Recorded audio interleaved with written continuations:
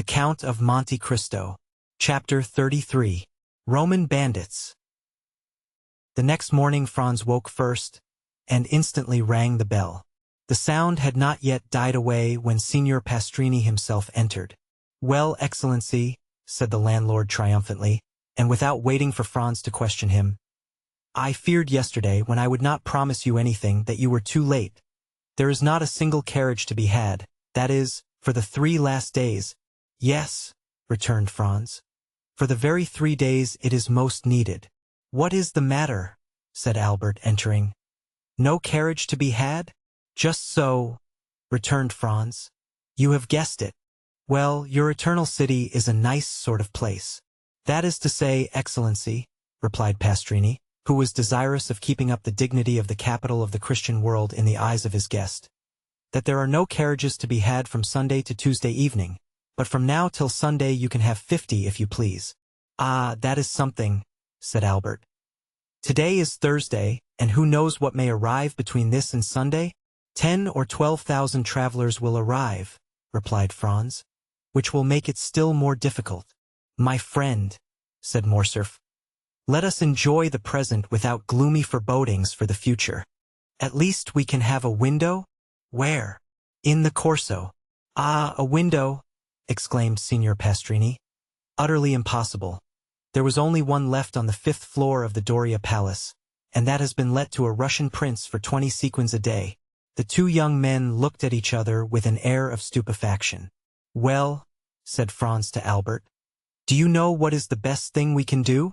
It is to pass the carnival at Venice.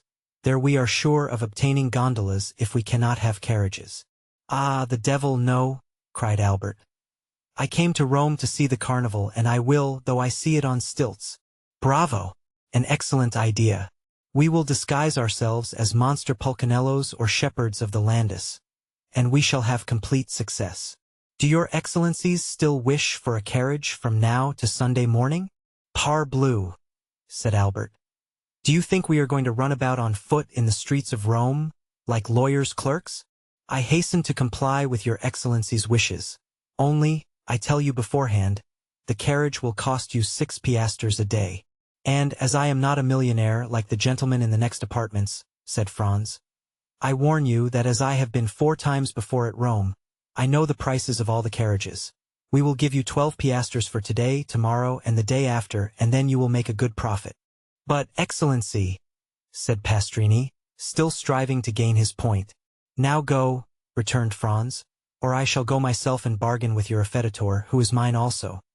He is an old friend of mine, who has plundered me pretty well already, and in the hope of making more out of me, he will take a less price than the one I offer you. You will lose the preference, and that will be your fault." "Do not give yourselves the trouble, Excellency," returned Signor Pastrini, with the smile peculiar to the Italian speculator when he confesses defeat. "I will do all I can, and I hope you will be satisfied. And now we understand each other. When do you wish the carriage to be here?" "In an hour. In an hour it will be at the door." An hour after the vehicle was at the door. It was a hack conveyance which was elevated to the rank of a private carriage in honor of the occasion. But, in spite of its humble exterior, the young men would have thought themselves happy to have secured it for the last 3 days of the carnival. "Excellency," cried the cicerone, seeing Franz approach the window, "shall I bring the carriage nearer to the palace?" Accustomed as Franz was to the Italian phraseology, his first impulse was to look round him, but these words were addressed to him. Franz was the Excellency. The vehicle was the carriage, and the Hotel de Londres was the palace. The genius for laudation characteristic of the race was in that phrase. Franz and Albert descended, the carriage approached the palace. Their Excellencies stretched their legs along the seats. The cicerone sprang into the seat behind. "Where do your Excellencies wish to go?" asked he. "To St. Peter's first, and then to the Colosseum," returned Albert. But Albert did not know that it takes a day to see St. Peter's, and a month to study it. The day was passed at St. Peter's alone. Suddenly the daylight began to fade away. Franz took out his watch. It was 4:30. They returned to the hotel. At the door Franz ordered the coachman to be ready at 8. He wished to show Albert the Colosseum by moonlight, as he had shown him St. Peter's by daylight. When we show a friend a city one has already visited, we feel the same pride as when we point out a woman whose lover we have been. He was to leave the city by the Porta del Popolo, skirt the outer wall, and re-enter by the Porta San Giovanni. Thus they would behold the Colosseum without finding their impressions dulled by first looking on the Capitol, the Forum, the Arch of Septimus Severus, the Temple of Antoninus and Faustina, and the Via Sacra. They sat down to dinner. Signor Pastrini had promised them a banquet. He gave them a tolerable repast. At the end of the dinner he entered in person. Franz thought that he came to hear his dinner praised, and began accordingly, but at the first words he was interrupted. "Excellency," said Pastrini, "I am delighted to have your approbation, but it was not for that I came." "Did you come to tell us you have procured a carriage?" asked Albert, lighting his cigar. "No, and your excellencies will do well not to think of that any longer. At Rome things can or cannot be done. When you are told anything cannot be done, there is an end of it. It is much more convenient at Paris. When anything cannot be done, you pay double, and it is done directly." "That is what all the French say," returned Signor Pastrini, somewhat piqued. "For that reason I do not understand why they travel." "But," said Albert, emitting a volume of smoke and balancing his chair on its hind legs, "only madmen or blockheads like us ever do travel. Men in their senses do not quit their hotel in the Rue du Helder, their walk on the Boulevard de Gand, and the Café de Paris." It is of course understood that Albert resided in the aforesaid street, appeared every day on the fashionable walk, and dined frequently at the only restaurant where you can really dine, that is, if you are on good terms with its waiters. Signor Pastrini remained silent a short time. It was evident that he was musing over this answer, which did not seem very clear. "But," said Franz, in his turn interrupting his host's meditations, "you had some motive for coming here, may I beg to know what it was?" "Ah, yes. You have ordered your carriage at 8 o'clock precisely?" "I have." "You intend visiting Il Colosseo." "You mean the Colosseum?" "It is the same thing. You have told your coachman to leave the city by the Porta del Popolo, to drive round the walls, and re-enter by the Porta San Giovanni." "These are my words exactly." "Well, this route is impossible." "Impossible." "Very dangerous, to say the least." "Dangerous. And why?" "On account of the famous Luigi Vampa." "Pray, who may this famous Luigi Vampa be?" inquired Albert. "He may be very famous at Rome, but I can assure you he is quite unknown at Paris." "What? Do you not know him?" "I have not that honor." "You have never heard his name?" "Never." "Well, then, he is a bandit, compared to whom the Decessoris and the Gasparones were mere children." "Now then, Albert," cried Franz, "here is a bandit for you at last. I forewarn you, Signor Pastrini, that I shall not believe one word of what you are going to tell us. Having told you this, begin. Once upon a time—" "Well, go on." Signor Pastrini turned toward Franz, who seemed to him the more reasonable of the two. We must do him justice. He had had a great many Frenchmen in his house, but had never been able to comprehend them. "Excellency," said he gravely, addressing Franz, "if you look upon me as a liar, it is useless for me to say anything. It was for your interest I—" "Albert does not say you are a liar, Signor Pastrini," said Franz, "but that he will not believe what you are going to tell us. But I will believe all you say, so proceed." "But if your excellency doubt my veracity—" "Signor Pastrini," returned Franz, "you are more susceptible than Cassandra, who was a prophetess, and yet no one believed her, while you, at least, are sure of the credence of half your audience. Come, sit down, and tell us all about this Signor Vampa." "I had told your excellency, he is the most famous bandit we have had since the days of Mestrilla." "Well, what has this bandit to do with the order I have given the coachman to leave the city by the Porta del Popolo, and to re-enter by the Porta San Giovanni?" "This," replied Signor Pastrini, "that you will go out by one, but I very much doubt your returning by the other." "Why?" asked Franz. "Because, after nightfall, you are not safe 50 yards from the gates." "On your honor, is that true?" cried Albert. "Count," returned Signor Pastrini, hurt at Albert's repeated doubts of the truth of his assertions, "I do not say this to you, but to your companion, who knows Rome and knows, too, that these things are not to be laughed at." "My dear fellow," said Albert, turning to Franz. "Here is an admirable adventure.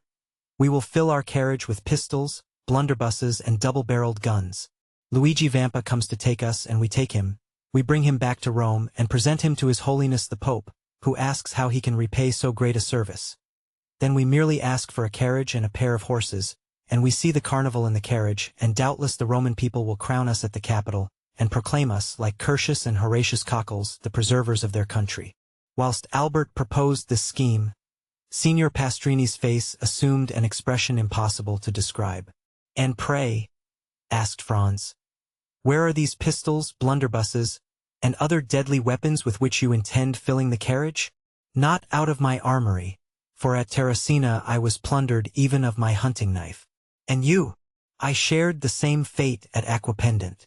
"Do you know, Signor Pastrini," said Albert, lighting a second cigar at the first, "that this practice is very convenient for bandits, and that it seems to be due to an arrangement of their own."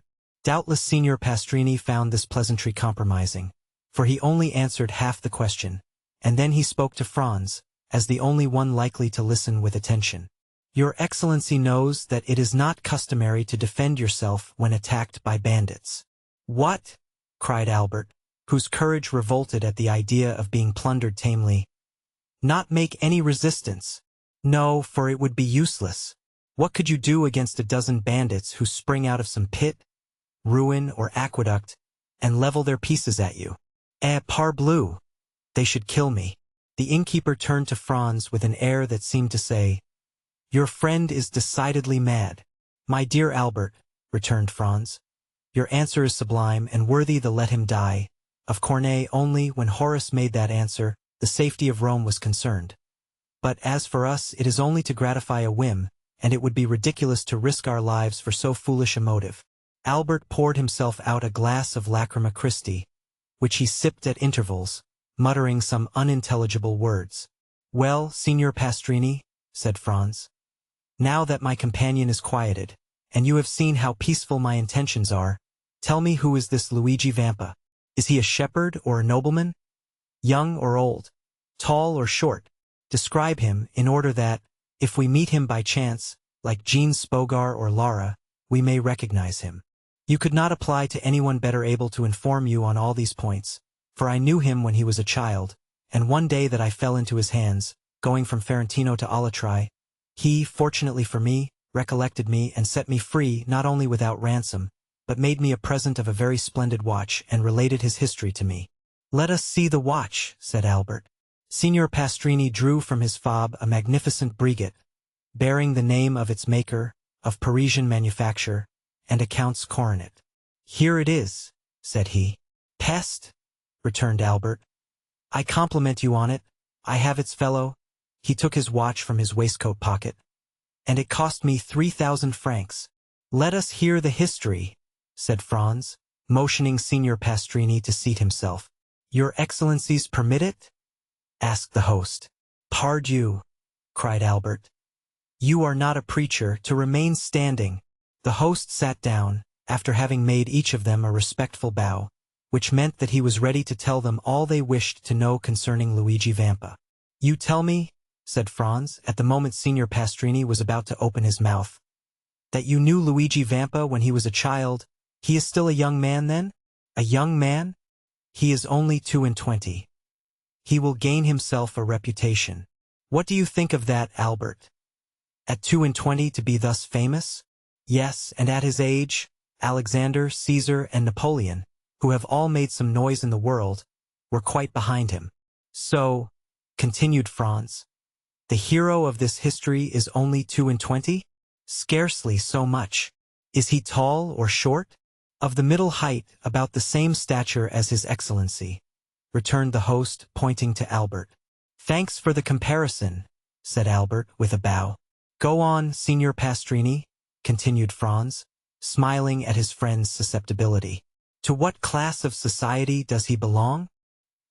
"He was a shepherd boy attached to the farm of the Count of San Felice, situated between Palestrina and the Lake of Gabri.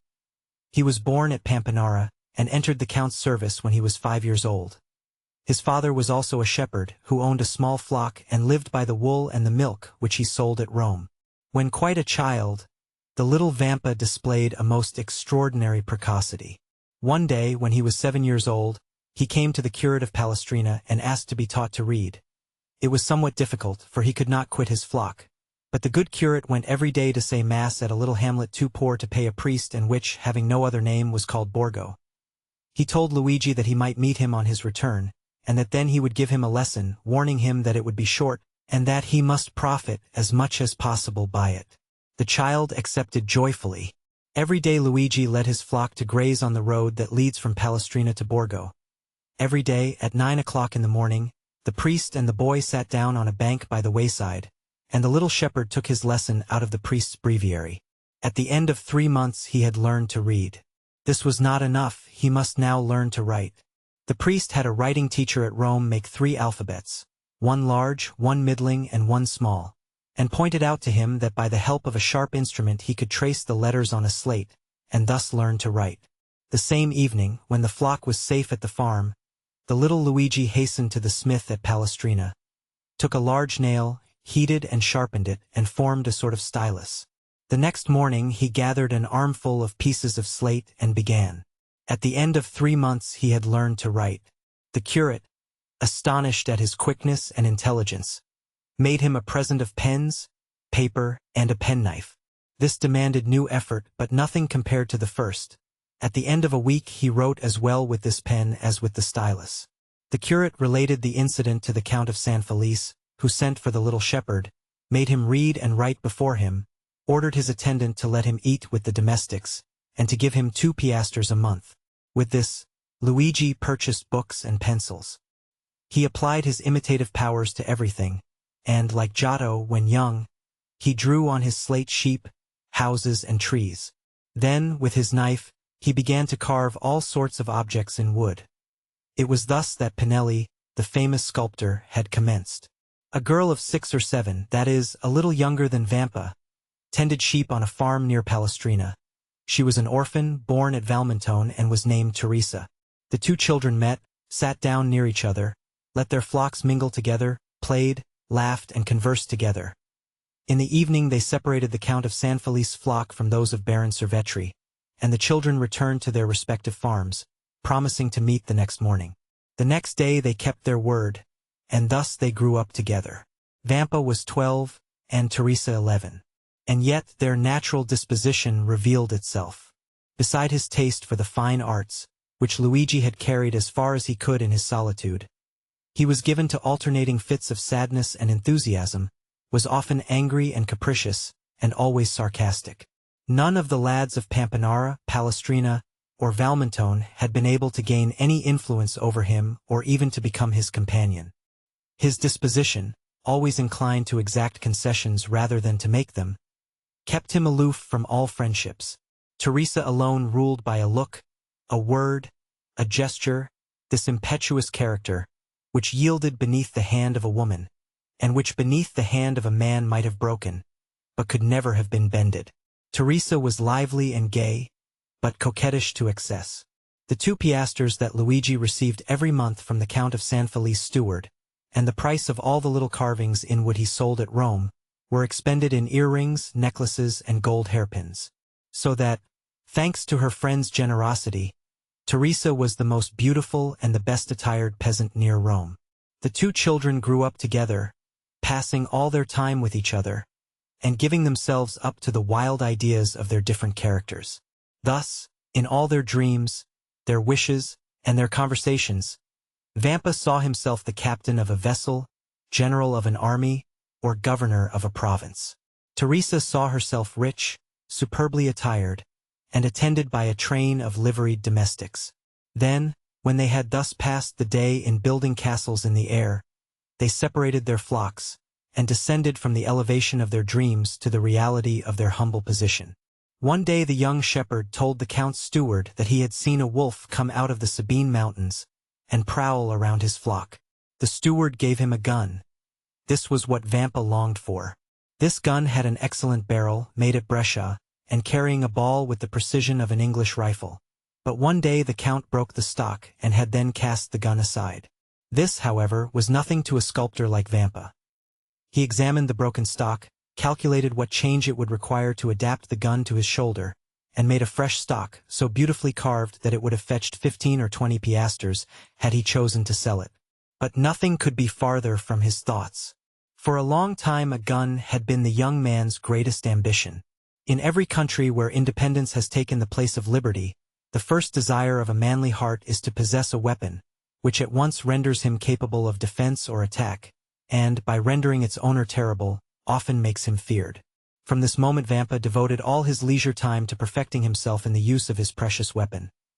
He purchased powder and ball, and everything served him for a mark: the trunk of some old and moss-grown olive tree that grew on the Sabine mountains, the fox as he quitted his earth on some marauding excursion, the eagle that soared above their heads, and thus he soon became so expert that Teresa overcame the terror she at first felt at the report, and amused herself by watching him direct the ball wherever he pleased, with as much accuracy as if he placed it by hand.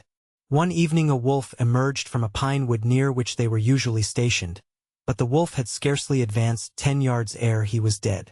Proud of this exploit, Vampa took the dead animal on his shoulders and carried him to the farm. These exploits had gained Luigi considerable reputation. The man of superior abilities always finds admirers, go where he will.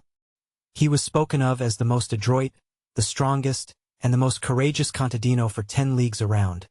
And although Teresa was universally allowed to be the most beautiful girl of the Sabines, no one had ever spoken to her of love, because it was known that she was beloved by Vampa. And yet the two young people had never declared their affection. They had grown together like two trees whose roots are mingled, whose branches intertwined, and whose intermingled perfume rises to the heavens. Only their wish to see each other had become a necessity, and they would have preferred death to a day's separation. Teresa was 16, and Vampa 17. About this time, a band of brigands that had established itself in the Lepini Mountains began to be much spoken of. The brigands have never been really extirpated from the neighborhood of Rome. Sometimes a chief is wanted, but when a chief presents himself he rarely has to wait long for a band of followers. The celebrated Cucumetto, pursued in the Abruzzo, driven out of the kingdom of Naples, where he had carried on a regular war, had crossed the Garigliano, like Manfred, and had taken refuge on the banks of the Amasine between Sannino and Juperno. He strove to collect a band of followers, and followed the footsteps of Decesarus and Gasparone, whom he hoped to surpass. Many young men of Palestrina, Frascati, and Pampinara had disappeared. Their disappearance at first caused much disquietude, but it was soon known that they had joined Cucumetto. After some time Cucumetto became the object of universal attention. The most extraordinary traits of ferocious daring and brutality were related of him.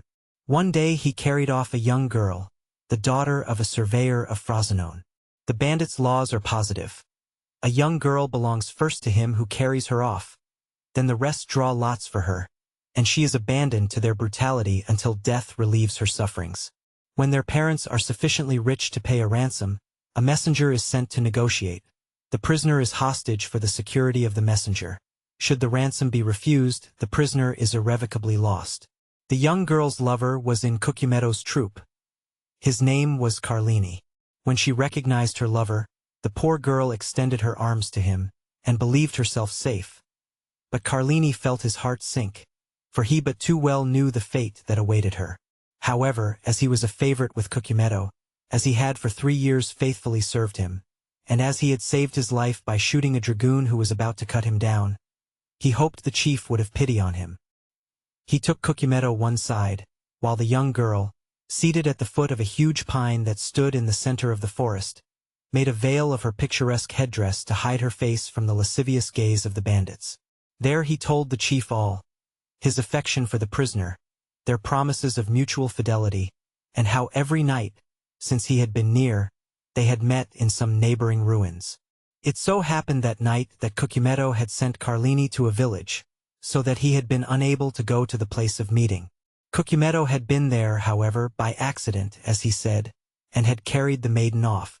Carlini besought his chief to make an exception in Rita's favor, as her father was rich, and could pay a large ransom. Cucumetto seemed to yield to his friend's entreaties, and bade him find a shepherd to send to Rita's father at Frosinone. Carlini flew joyfully to Rita, telling her she was saved, and bidding her write to her father, to inform him what had occurred, and that her ransom was fixed at 300 piastres. 12 hours delay was all that was granted, that is, until 9 the next morning. The instant the letter was written, Carlini seized it, and hastened to the plain to find a messenger. He found a young shepherd watching his flock. The natural messengers of the bandits are the shepherds who live between the city and the mountains, between civilized and savage life. The boy undertook the commission, promising to be in Frosinone in less than an hour. Carlini returned, anxious to see his mistress, and announced the joyful intelligence. He found the troop in the glade, supping off the provisions exacted as contributions from the peasants, but his eye vainly sought Rita and Cucumetto among them. He inquired where they were, and was answered by a burst of laughter. A cold perspiration burst from every pore, and his hair stood on end. He repeated his question.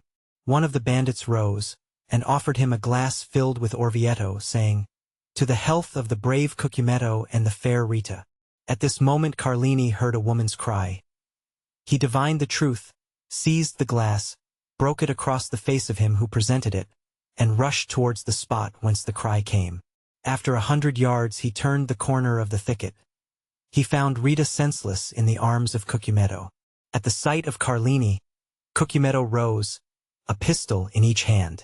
The two brigands looked at each other for a moment, the one with a smile of lasciviousness on his lips, the other with the pallor of death on his brow. A terrible battle between the two men seemed imminent. But by degrees Carlini's features relaxed. His hand, which had grasped one of the pistols in his belt, fell to his side. Rita lay between them. The moon lighted the group.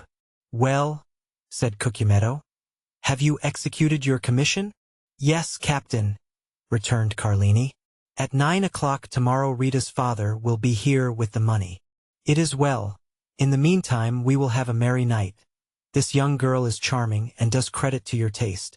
Now, as I am not egotistical, we will return to our comrades and draw lots for her." "You have determined, then, to abandon her to the common law?" said Carlini. "Why should an exception be made in her favor? I thought that my entreaties—" "What right have you, any more than the rest, to ask for an exception?" "It is true. But never mind," continued Cucumetto, laughing. "Sooner or later your turn will come." Carlini's teeth clenched convulsively. "Now, then," said Cucumetto, advancing towards the other bandits. "Are you coming? I follow you." Cucumetto departed, without losing sight of Carlini, for, doubtless, he feared lest he should strike him unawares, but nothing betrayed a hostile design on Carlini's part. He was standing, his arms folded, near Rita, who was still insensible.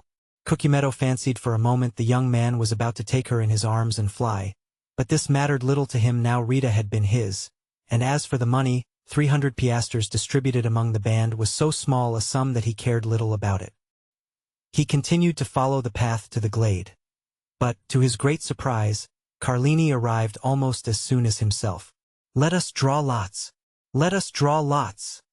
cried all the brigands, when they saw the chief. Their demand was fair, and the chief inclined his head in sign of acquiescence. The eyes of all shone fiercely as they made their demand, and the red light of the fire made them look like demons. The names of all, including Carlini, were placed in a hat, and the youngest of the band drew forth a ticket. The ticket bore the name of Diavolaccio.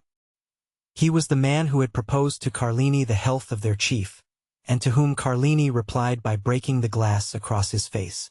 A large wound, extending from the temple to the mouth, was bleeding profusely. Diavolaccio, seeing himself thus favored by fortune, burst into a loud laugh. "Captain," said he, "just now Carlini would not drink your health when I proposed it to him. Propose mine to him, and let us see if he will be more condescending to you than to me." Everyone expected an explosion on Carlini's part, but to their great surprise, he took a glass in one hand and a flask in the other, and filling it, "Your health, Diavolaccio," said he calmly, and he drank it off, without his hand trembling in the least. Then sitting down by the fire, "My supper," said he. "My expedition has given me an appetite." "Well done, Carlini," cried the brigands. That is acting like a good fellow. And they all formed a circle round the fire, while Diavolaccio disappeared. Carlini ate and drank as if nothing had happened. The bandits looked on with astonishment at this singular conduct until they heard footsteps. They turned round, and saw Diavolaccio bearing the young girl in his arms. Her head hung back, and her long hair swept the ground. As they entered the circle, the bandits could perceive, by the firelight, the unearthly pallor of the young girl and of Diavolaccio. This apparition was so strange and so solemn, that everyone rose, with the exception of Carlini, who remained seated, and ate and drank calmly. Diavolaccio advanced amidst the most profound silence, and laid Rita at the captain's feet. Then everyone could understand the cause of the unearthly pallor in the young girl and the bandit. A knife was plunged up to the hilt in Rita's left breast. Everyone looked at Carlini. The sheath at his belt was empty. Ah, said the chief. I now understand why Carlini stayed behind. All savage natures appreciate a desperate deed. No other of the bandits would, perhaps, have done the same. But they all understood what Carlini had done. Now then, cried Carlini, rising in his turn, and approaching the corpse, his hand on the butt of one of his pistols. Does anyone dispute the possession of this woman with me? No, returned the chief, she is thine. Carlini raised her in his arms, and carried her out of the circle of firelight. Cucumetto placed his sentinels for the night, and the bandits wrapped themselves in their cloaks, and lay down before the fire. At midnight the sentinel gave the alarm, and in an instant all were on the alert. It was Rita's father, who brought his daughter's ransom in person. Here, said he to Cucumetto, here are 300 piastres. Give me back my child. But the chief, without taking the money, made a sign to him to follow. The old man obeyed. They both advanced beneath the trees, through whose branches streamed the moonlight. Cucumetto stopped at last, and pointed to two persons grouped at the foot of a tree. There, said he, demand thy child of Carlini. He will tell thee what has become of her. And he returned to his companions. The old man remained motionless. He felt that some great and unforeseen misfortune hung over his head. At length he advanced toward the group, the meaning of which he could not comprehend. As he approached, Carlini raised his head, and the forms of two persons became visible to the old man's eyes. A woman lay on the ground, her head resting on the knees of a man, who was seated by her. As he raised his head, the woman's face became visible. The old man recognized his child, and Carlini recognized the old man. I expected thee, said the bandit to Rita's father. Wretch, returned the old man, what hast thou done? And he gazed with terror on Rita, pale and bloody, a knife buried in her bosom. A ray of moonlight poured through the trees, and lighted up the face of the dead. Cucumetto had violated thy daughter, said the bandit. I loved her, therefore I slew her, for she would have served as the sport of the whole band. The old man spoke not and grew pale as death. Now, continued Carlini, if I have done wrongly, avenge her. And withdrawing the knife from the wound in Rita's bosom, he held it out to the old man with one hand, while with the other he tore open his vest. Thou hast done well, returned the old man in a hoarse voice. Embrace me, my son. Carlini threw himself, sobbing like a child, into the arms of his mistress's father. These were the first tears the man of blood had ever wept. Now, said the old man, aid me to bury my child. Carlini fetched 2 pickaxes, and the father and the lover began to dig at the foot of a huge oak, beneath which the young girl was to repose. When the grave was formed, the father embraced her first, and then the lover. Afterwards, one taking the head, the other the feet, they placed her in the grave. Then they knelt on each side of the grave, and said the prayers of the dead. Then, when they had finished, they cast the earth over the corpse, until the grave was filled. Then, extending his hand, the old man said, I thank you, my son, and now leave me alone. Yet, replied Carlini, leave me, I command you. Carlini obeyed, rejoined his comrades, folded himself in his cloak, and soon appeared to sleep as soundly as the rest. It had been resolved the night before to change their encampment. An hour before daybreak, Cucumetto aroused his men and gave the word to march.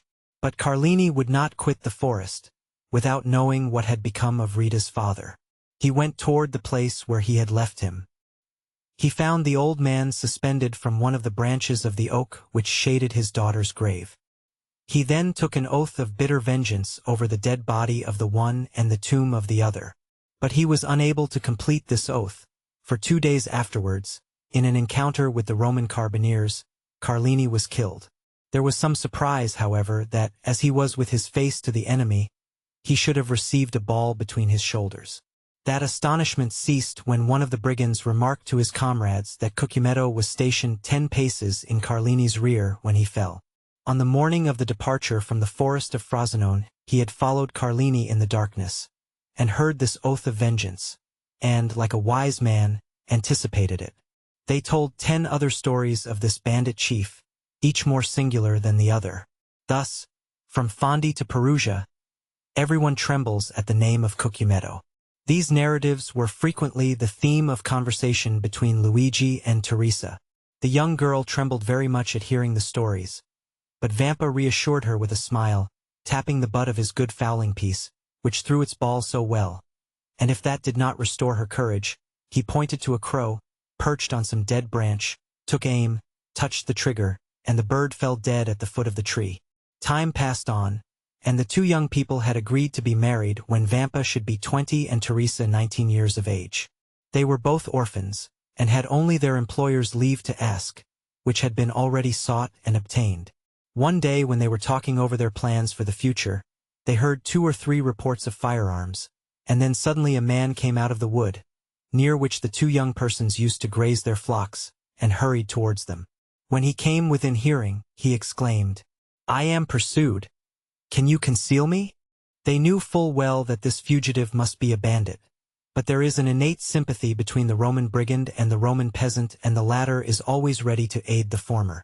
Vampa, without saying a word, hastened to the stone that closed up the entrance to their grotto, drew it away, made a sign to the fugitive to take refuge there, in a retreat unknown to everyone, closed the stone upon him, and then went and resumed his seat by Teresa.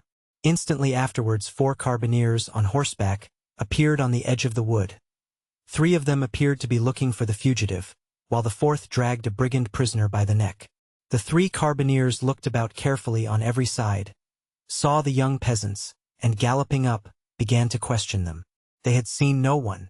"That is very annoying," said the brigadier, "for the man we are looking for is the chief." "Cucumetto?" cried Luigi and Teresa at the same moment. "Yes," replied the brigadier, "and as his head is valued at 1,000 Roman crowns, there would have been 500 for you if you had helped us to catch him." The 2 young persons exchanged looks. The brigadier had a moment's hope. 500 Roman crowns are 3,000 lire, and 3,000 lire are a fortune for 2 poor orphans who are going to be married. "Yes, it is very annoying," said Vampa, "but we have not seen him." Then the carbineers scoured the country in different directions, but in vain. Then, after a time, they disappeared. Vampa then removed the stone, and Cucumetto came out. Through the crevices in the granite, he had seen the 2 young peasants talking with the carbineers, and guessed the subject of their parley. He had read in the countenances of Luigi and Teresa their steadfast resolution not to surrender him, and he drew from his pocket a purse full of gold, which he offered to them. But Vampa raised his head proudly. As to Teresa, her eyes sparkled when she thought of all the fine gowns and gay jewelry she could buy with this purse of gold. Cucumetto was a cunning fiend, and had assumed the form of a brigand instead of a serpent, and this look from Teresa showed to him that she was a worthy daughter of Eve, and he returned to the forest, pausing several times on his way, under the pretext of saluting his protectors. Several days elapsed, and they neither saw nor heard of Cucumetto. The time of the carnival was at hand. The Count of San Felice announced a grand masked ball, to which all that were distinguished in Rome were invited. Teresa had a great desire to see this ball. Luigi asked permission of his protector, the steward, that she and he might be present amongst the servants of the house. This was granted. The ball was given by the Count for the particular pleasure of his daughter Carmela, whom he adored. Carmela was precisely the age and figure of Teresa, and Teresa was as handsome as Carmela. On the evening of the ball, Teresa was attired in her best, her most brilliant ornaments in her hair, and gayest glass beads. She was in the costume of the women of Frascati. Luigi wore the very picturesque garb of the Roman peasant at holiday time. They both mingled, as they had leave to do, with the servants and peasants. The festa was magnificent. Not only was the villa brilliantly illuminated, but thousands of colored lanterns were suspended from the trees in the garden, and very soon the palace overflowed to the terraces, and the terraces to the garden walks. At each crosspath was an orchestra, and tables spread with refreshments. The guests stopped, formed quadrilles, and danced in any part of the grounds they pleased. Carmela was attired like a woman of Sannino. Her cap was embroidered with pearls. The pins in her hair were of gold and diamonds. Her girdle was of Turkey silk, with large embroidered flowers. Her bodice and skirt were of cashmere, her apron of Indian muslin, and the buttons of her corset were of jewels. Two of her companions were dressed, the one as a woman of Nettuno, and the other as a woman of La Riccia. For young men of the richest and noblest families of Rome accompanied them with that Italian freedom which has not its parallel in any other country in the world. They were attired as peasants of Albano, Velletri, Civita Castellana, and Sora. We need hardly add that these peasant costumes, like those of the young women, were brilliant with gold and jewels. Carmela wished to form a quadrille, but there was one lady wanting. Carmela looked all around her, but not one of the guests had a costume similar to her own, or those of her companions. The Count of San Felice pointed out Teresa, who was hanging on Luigi's arm in a group of peasants. "Will you allow me, father?" said Carmela. "Certainly," replied the Count. "Are we not in carnival time?" Carmela turned towards the young man who was talking with her, and saying a few words to him, pointed with her finger to Teresa. The young man looked, bowed in obedience, and then went to Teresa, and invited her to dance in a quadrille directed by the Count's daughter. Teresa felt a flush pass over her face. She looked at Luigi, who could not refuse his assent. Luigi slowly relinquished Teresa's arm, which he had held beneath his own, and Teresa, accompanied by her elegant cavalier, took her appointed place with much agitation in the aristocratic quadrille. Certainly, in the eyes of an artist, the exact and strict costume of Teresa had a very different character from that of Carmela and her companions. And Teresa was frivolous and coquettish, and thus the embroidery and muslins, the cashmere waist-girdles, all dazzled her, and the reflection of sapphires and diamonds almost turned her giddy brain. Luigi felt a sensation hitherto unknown arising in his mind. It was like an acute pain which gnawed at his heart, and then thrilled through his whole body. He followed with his eye each movement of Teresa and her cavalier. When their hands touched, he felt as though he should swoon. Every pulse beat with violence, and it seemed as though a bell were ringing in his ears. When they spoke, although Teresa listened timidly and with downcast eyes to the conversation of her cavalier, as Luigi could read in the ardent looks of the good-looking young man that his language was that of praise, it seemed as if the whole world was turning round with him, and all the voices of hell were whispering in his ears ideas of murder and assassination. Then, fearing that his paroxysm might get the better of him, he clutched with one hand the branch of a tree against which he was leaning, and with the other convulsively grasped the dagger with a carved handle which was in his belt, and which, unwittingly, he drew from the scabbard from time to time. Luigi was jealous. He felt that, influenced by her ambitions and coquettish disposition, Teresa might escape him. The young peasant girl, at first timid and scared, soon recovered herself. We have said that Teresa was handsome, but this is not all.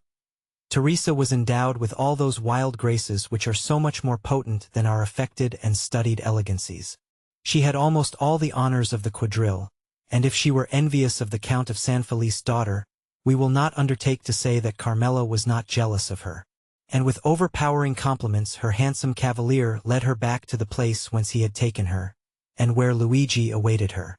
Twice or thrice during the dance the young girl had glanced at Luigi, and each time she saw that he was pale and that his features were agitated. Once even the blade of his knife, half drawn from its sheath, had dazzled her eyes with its sinister glare. Thus, it was almost tremblingly that she resumed her lover's arm. The quadrille had been most perfect, and it was evident there was a great demand for a repetition, Carmela alone objecting to it. But the Count of San Felice besought his daughter so earnestly that she acceded. One of the cavaliers then hastened to invite Teresa, without whom it was impossible for the quadrille to be formed, but the young girl had disappeared. The truth was that Luigi had not felt the strength to support another such trial, and, half by persuasion and half by force, he had removed Teresa toward another part of the garden. Teresa had yielded in spite of herself, but when she looked at the agitated countenance of the young man, she understood by his silence and trembling voice that something strange was passing within him. She herself was not exempt from internal emotion, and without having done anything wrong, yet fully comprehended that Luigi was right in reproaching her. Why, she did not know, but yet she did not the less feel that these reproaches were merited. However, to Teresa's great astonishment, Luigi remained mute, and not a word escaped his lips the rest of the evening. When the chill of the night had driven away the guests from the gardens, and the gates of the villa were closed on them for the festa indoors, he took Teresa quite away, and as he left her at her home, he said, "Teresa, what were you thinking of as you danced opposite the young Countess of San Felice?" "I thought," replied the young girl, with all the frankness of her nature, "that I would give half my life for a costume such as she wore." "And what said your cavalier to you?" "He said it only depended on myself to have it, and I had only one word to say." "He was right," said Luigi. "Do you desire it as ardently as you say?" "Yes." "Well, then, you shall have it." The young girl, much astonished, raised her head to look at him, but his face was so gloomy and terrible that her words froze to her lips. As Luigi spoke thus, he left her. Teresa followed him with her eyes into the darkness as long as she could, and when he had quite disappeared, she went into the house with a sigh. That night a memorable event occurred, due, no doubt, to the imprudence of some servant who had neglected to extinguish the lights. The villa of San Felice took fire in the rooms adjoining the very apartment of the lovely Carmela. Awakened in the night by the light of the flames, she sprang out of bed, wrapped herself in a dressing gown, and attempted to escape by the door, but the corridor by which she hoped to fly was already a prey to the flames. She then returned to her room, calling for help as loudly as she could, when suddenly her window, which was 20 feet from the ground, was opened. A young peasant jumped into the chamber, seized her in his arms, and with superhuman skill and strength conveyed her to the turf of the grass plot, where she fainted. When she recovered, her father was by her side. All the servants surrounded her, offering her assistance. An entire wing of the villa was burnt down. But what of that, as long as Carmela was safe and uninjured? Her preserver was everywhere sought for, but he did not appear. He was inquired after, but no one had seen him. Carmela was greatly troubled that she had not recognized him. As the Count was immensely rich, accepting the danger Carmela had run, and the marvelous manner in which she had escaped, made that appear to him rather a favor of Providence than a real misfortune. The loss occasioned by the conflagration was to him but a trifle. The next day, at the usual hour, the two young peasants were on the borders of the forest. Luigi arrived first. He came toward Teresa in high spirits, and seemed to have completely forgotten the events of the previous evening. The young girl was very pensive, but seeing Luigi so cheerful, she on her part assumed a smiling air, which was natural to her when she was not excited or in a passion. Luigi took her arm beneath his own, and led her to the door of the grotto. Then he paused. The young girl, perceiving that there was something extraordinary, looked at him steadfastly. "Teresa," said Luigi, "yesterday evening you told me you would give all the world to have a costume similar to that of the Count's daughter." "Yes," replied Teresa with astonishment. "But I was mad to utter such a wish, and I replied, 'Very well, you shall have it.'" "Yes," replied the young girl, whose astonishment increased at every word uttered by Luigi. "But of course your reply was only to please me." "I have promised no more than I have given you, Teresa," said Luigi proudly. "Go into the grotto and dress yourself." At these words he drew away the stone and showed Teresa the grotto, lighted up by 2 wax lights, which burnt on each side of a splendid mirror. On a rustic table, made by Luigi, were spread out the pearl necklace and the diamond pins, and on a chair at the side was laid the rest of the costume. Teresa uttered a cry of joy, and, without inquiring whence this attire came, or even thanking Luigi, darted into the grotto, transformed into a dressing room. Luigi pushed the stone behind her, for on the crest of a small adjacent hill which cut off the view toward Palestrina, he saw a traveler on horseback, stopping a moment as if uncertain of his road, and thus presenting against the blue sky that perfect outline which is peculiar to distant objects in southern climes. When he saw Luigi, he put his horse into a gallop and advanced toward him. Luigi was not mistaken. The traveler, who was going from Palestrina to Tivoli, had mistaken his way.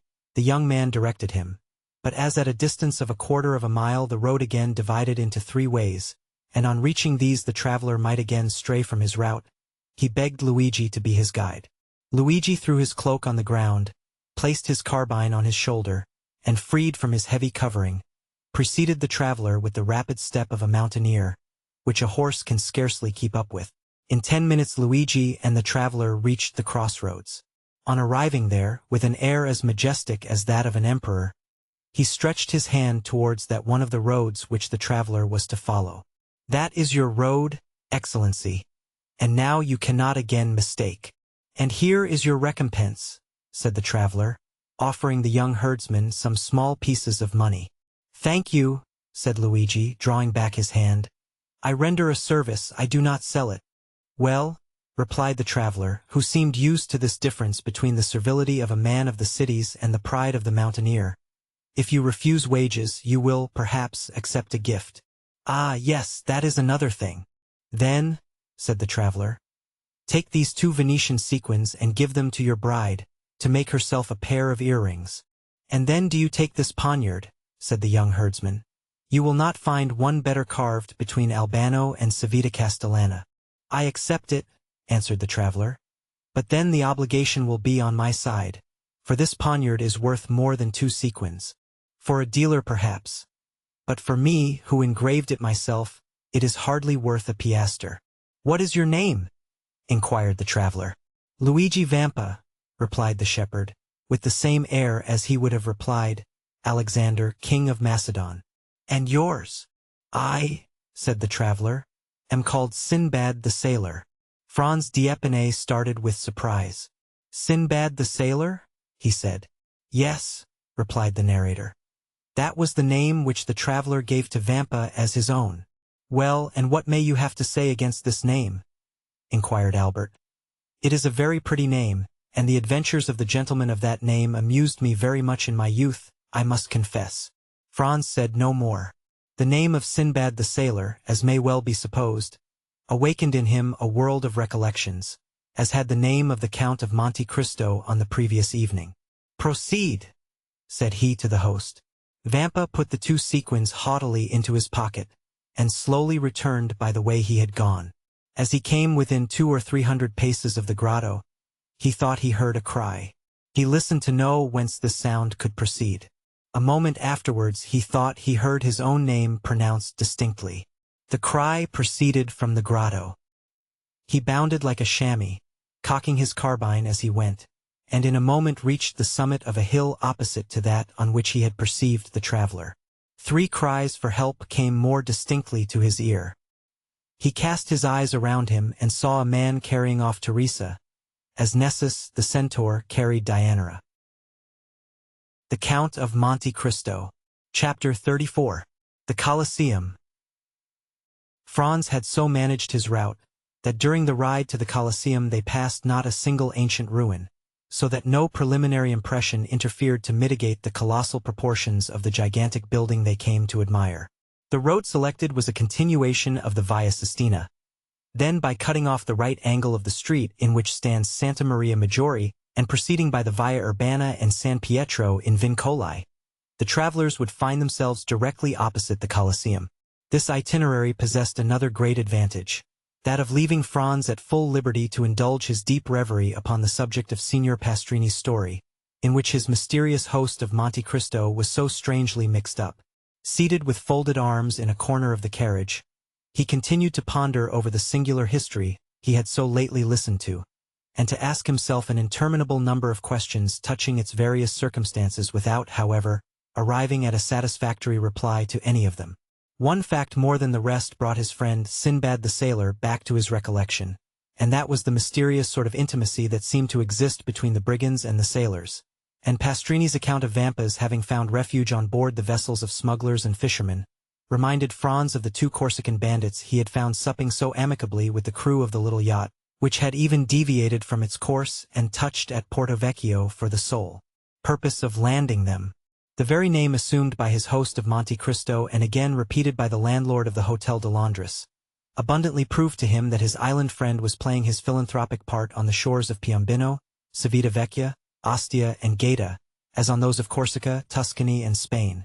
And further, Franz bethought him of having heard his singular entertainer speak both of Tunis and Palermo, proving thereby how largely his circle of acquaintances extended. But however the mind of the young man might be absorbed in these reflections, they were at once dispersed at the sight of the dark frowning ruins of the stupendous Colosseum, through the various openings of which the pale moonlight played and flickered like the unearthly gleam from the eyes of the wandering dead. The carriage stopped near the Meta Sudans. The door was opened, and the young men, eagerly alighting, found themselves opposite a cicerone, who appeared to have sprung up from the ground, so unexpected was his appearance. The usual guide from the hotel having followed them, they had paid 2 conductors, nor is it possible, at Rome, to avoid this abundant supply of guides. Besides the ordinary cicerone who seizes upon you directly you set foot in your hotel, and never quits you while you remain in the city, there is also a special cicerone belonging to each monument, nay, almost to each part of a monument. It may, therefore, be easily imagined there is no scarcity of guides at the Colosseum, that wonder of all ages, which Martial thus eulogizes. Let Memphis cease to boast the barbarous miracles of her pyramids, and the wonders of Babylon be talked of no more among us. All must bow to the superiority of the gigantic labor of the Caesars, and the many voices of fame spread far and wide the surpassing merits of this incomparable monument. As for Albert and Franz, they essayed not to escape from their Ciceronian tyrants, and indeed it would have been so much the more difficult to break their bondage, as the guides alone are permitted to visit these monuments with torches in their hands. Thus, then, the young men made no attempt at resistance, but blindly and confidingly surrendered themselves into the care and custody of their conductors. Franz had already made 7 or 8 similar excursions to the Colosseum, while his less favored companion trod for the first time in his life the classic ground forming the monument of Flavius Vespasian.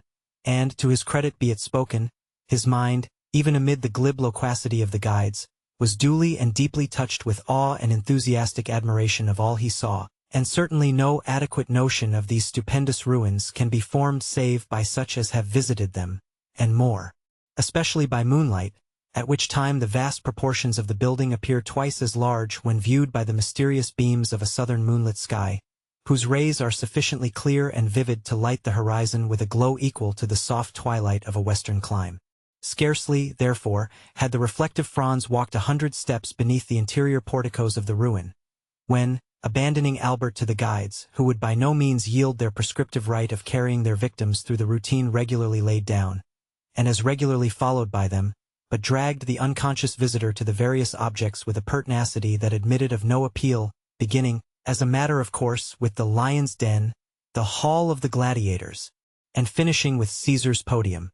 To escape a jargon and mechanical survey of the wonders by which he was surrounded, Franz ascended a half-dilapidated staircase, and, leaving them to follow their monotonous round, seated himself at the foot of a column, and immediately opposite a large aperture, which permitted him to enjoy a full and undisturbed view of the gigantic dimensions of the majestic ruin. Franz had remained for nearly a quarter of an hour perfectly hidden by the shadow of the vast column at whose base he had found a resting place, and from whence his eyes followed the motions of Albert and his guides, who, holding torches in their hands, had emerged from a vomitorium at the opposite extremity of the Colosseum, and then again disappeared down the steps conducting to the seats reserved for the Vestal Virgins, resembling, as they glided along, some restless shades following the flickering glare of so many ignis fatui. All at once his ear caught a sound resembling that of a stone rolling down the staircase opposite the one by which he had himself ascended. There was nothing remarkable in the circumstance of a fragment of granite giving way and falling heavily below, but it seemed to him that the substance that fell gave way beneath the pressure of a foot, and also that someone, who endeavored as much as possible to prevent his footsteps from being heard, was approaching the spot where he sat. Conjecture soon became certainty, for the figure of a man was distinctly visible to Franz, gradually emerging from the staircase opposite, upon which the moon was at that moment pouring a full tide of silvery brightness. The stranger thus presenting himself was probably a person who, like Franz, preferred the enjoyment of solitude and his own thoughts to the frivolous gabble of the guides. And his appearance had nothing extraordinary in it, but the hesitation with which he proceeded, stopping and listening with anxious attention at every step he took, convinced Franz that he expected the arrival of some person. By a sort of instinctive impulse, Franz withdrew as much as possible behind his pillar. About 10 feet from the spot where he and the stranger were, the roof had given way, leaving a large round opening, through which might be seen the blue vault of heaven, thickly studded with stars. Around this opening, which had, possibly, for ages permitted a free entrance to the brilliant moonbeams that now illumined the vast pile, grew a quantity of creeping plants, whose delicate green branches stood out in bold relief against the clear azure of the firmament, while large masses of thick, strong fibrous shoots forced their way through the chasm, and hung floating to and fro, like so many waving strings. The person whose mysterious arrival had attracted the attention of Franz stood in a kind of half-light, that rendered it impossible to distinguish his features, although his dress was easily made out. He wore a large brown mantle, one fold of which, thrown over his left shoulder, served likewise to mask the lower part of his countenance, while the upper part was completely hidden by his broad-brimmed hat. The lower part of his dress was more distinctly visible by the bright rays of the moon, which, entering through the broken ceiling, shed their refulgent beams on feet cased in elegantly made boots of polished leather, over which descended fashionably cut trousers of black cloth. From the imperfect means Franz had of judging, he could only come to one conclusion, that the person whom he was thus watching certainly belonged to no inferior station of life. Some few minutes had elapsed, and the stranger began to show manifest signs of impatience, when a slight noise was heard outside the aperture in the roof, and almost immediately a dark shadow seemed to obstruct the flood of light that had entered it, and the figure of a man was clearly seen gazing with eager scrutiny on the immense space beneath him. Then, as his eye caught sight of him in the mantle, he grasped a floating mass of thickly matted boughs, and glided down by their help to within 3 or 4 feet of the ground, and then leaped lightly on his feet. The man who had performed this daring act with so much indifference wore the Transtever costume. "I beg your Excellency's pardon for keeping you waiting," said the man in the Roman dialect, "but I don't think I'm many minutes after my time. 10 o'clock has just struck by the clock of St. John Lateran." "Say not a word about being late," replied the stranger in purest Tuscan. "'Tis I who am too soon, but even if you had caused me to wait a little while, I should have felt quite sure that the delay was not occasioned by any fault of yours." "Your Excellency is perfectly right in so thinking," said the man. "I came here direct from the castle of St. Angelo, and I had an immense deal of trouble before I could get a chance to speak to Beppo." "And who is Beppo?" "Oh, Beppo is employed in the prison, and I give him so much a year to let me know what is going on within His Holiness's castle." "Indeed, you are a provident person, I see." "Why, you see, no one knows what may happen. Perhaps some of these days I may be entrapped, like poor Peppino, and may be very glad to have some little nibbling mouse to gnaw the meshes of my net, and so help me out of prison." "Briefly, what did you learn?" "That 2 executions of considerable interest will take place the day after tomorrow at 2 o'clock, as is customary at Rome at the commencement of all great festivals. One of the culprits will be mazzillato. 3, he is an atrocious villain, who murdered the priest who brought him up, and deserves not the smallest pity. The other sufferer is sentenced to be decapitato. 4, and he, your Excellency, is poor Peppino. The fact is that you have inspired not only the pontifical government, but also the neighboring states with such extreme fear that they are glad of all opportunity of making an example. But Peppino did not even belong to my band. He was merely a poor shepherd, whose only crime consisted in furnishing us with provisions, which makes him your accomplice to all intents and purposes. But mark the distinction with which he is treated. Instead of being knocked on the head as you would be if once they caught hold of you, he is simply sentenced to be guillotined, by which means, too, the amusements of the day are diversified, and there is a spectacle to please every spectator, without reckoning the wholly unexpected one I am preparing to surprise them with." "My good friend," said the man in the cloak, Excuse me for saying that you seem to me precisely in the mood to commit some wild or extravagant act. Perhaps I am, but one thing I have resolved on, and that is, to stop at nothing to restore a poor devil to liberty, who has got into this scrape solely from having served me. I should hate and despise myself as a coward did I desert the brave fellow in his present extremity. And what do you mean to do? To surround the scaffold with 20 of my best men, who, at a signal from me, will rush forward directly Peppino is brought for execution, and, by the assistance of their stilettos, drive back the guard and carry off the prisoner. That seems to me as hazardous as uncertain, and convinces me that my scheme is far better than yours. And what is your Excellency's project? Just this. I will so advantageously bestow 2,000 piastres, that the person receiving them shall obtain a respite till next year for Peppino, and during that year, another skillfully placed 1,000 piastres will afford him the means of escaping from his prison. And do you feel sure of succeeding? Pardieu! Exclaimed the man in the cloak, suddenly expressing himself in French. What did your Excellency say? Inquired the other. I said, my good fellow, that I would do more single-handed by the means of gold than you and all your troop could effect with stilettos, pistols, carbines, and blunderbusses included. Leave me, then, to act, and have no fears for the result. At least, there can be no harm in myself and party being in readiness, in case your Excellency should fail. None whatever. Take what precautions you please, if it is any satisfaction to you to do so, but rely upon my obtaining the reprieve I seek.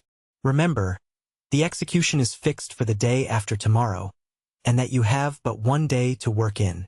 And what of that? Is not a day divided into 24 hours, each hour into 60 minutes, and every minute subdivided into 60 seconds? Now, in 86,400 seconds very many things can be done. And how shall I know whether your Excellency has succeeded or not? Oh, that is very easily arranged. I have engaged the 3 lower windows at the Café Rospoli. Should I have obtained the requisite pardon for Peppino, the 2 outside windows will be hung with yellow damasks, and the center with white, having a large cross in red marked on it. And whom will you employ to carry the reprieve to the officer directing the execution? Send one of your men, disguised as a penitent friar, and I will give it to him. His dress will procure him the means of approaching the scaffold itself, and he will deliver the official order to the officer, who, in his turn, will hand it to the executioner. In the meantime, it will be as well to acquaint Peppino with what we have determined on, if it be only to prevent his dying of fear or losing his senses, because in either case a very useless expense will have been incurred. Your Excellency, said the man, you are fully persuaded of my entire devotion to you, are you not? Nay, I flatter myself that there can be no doubt of it, replied the cavalier in the cloak. Well, then, only fulfill your promise of rescuing Peppino, and henceforward you shall receive not only devotion, but the most absolute obedience from myself and those under me that one human being can render to another.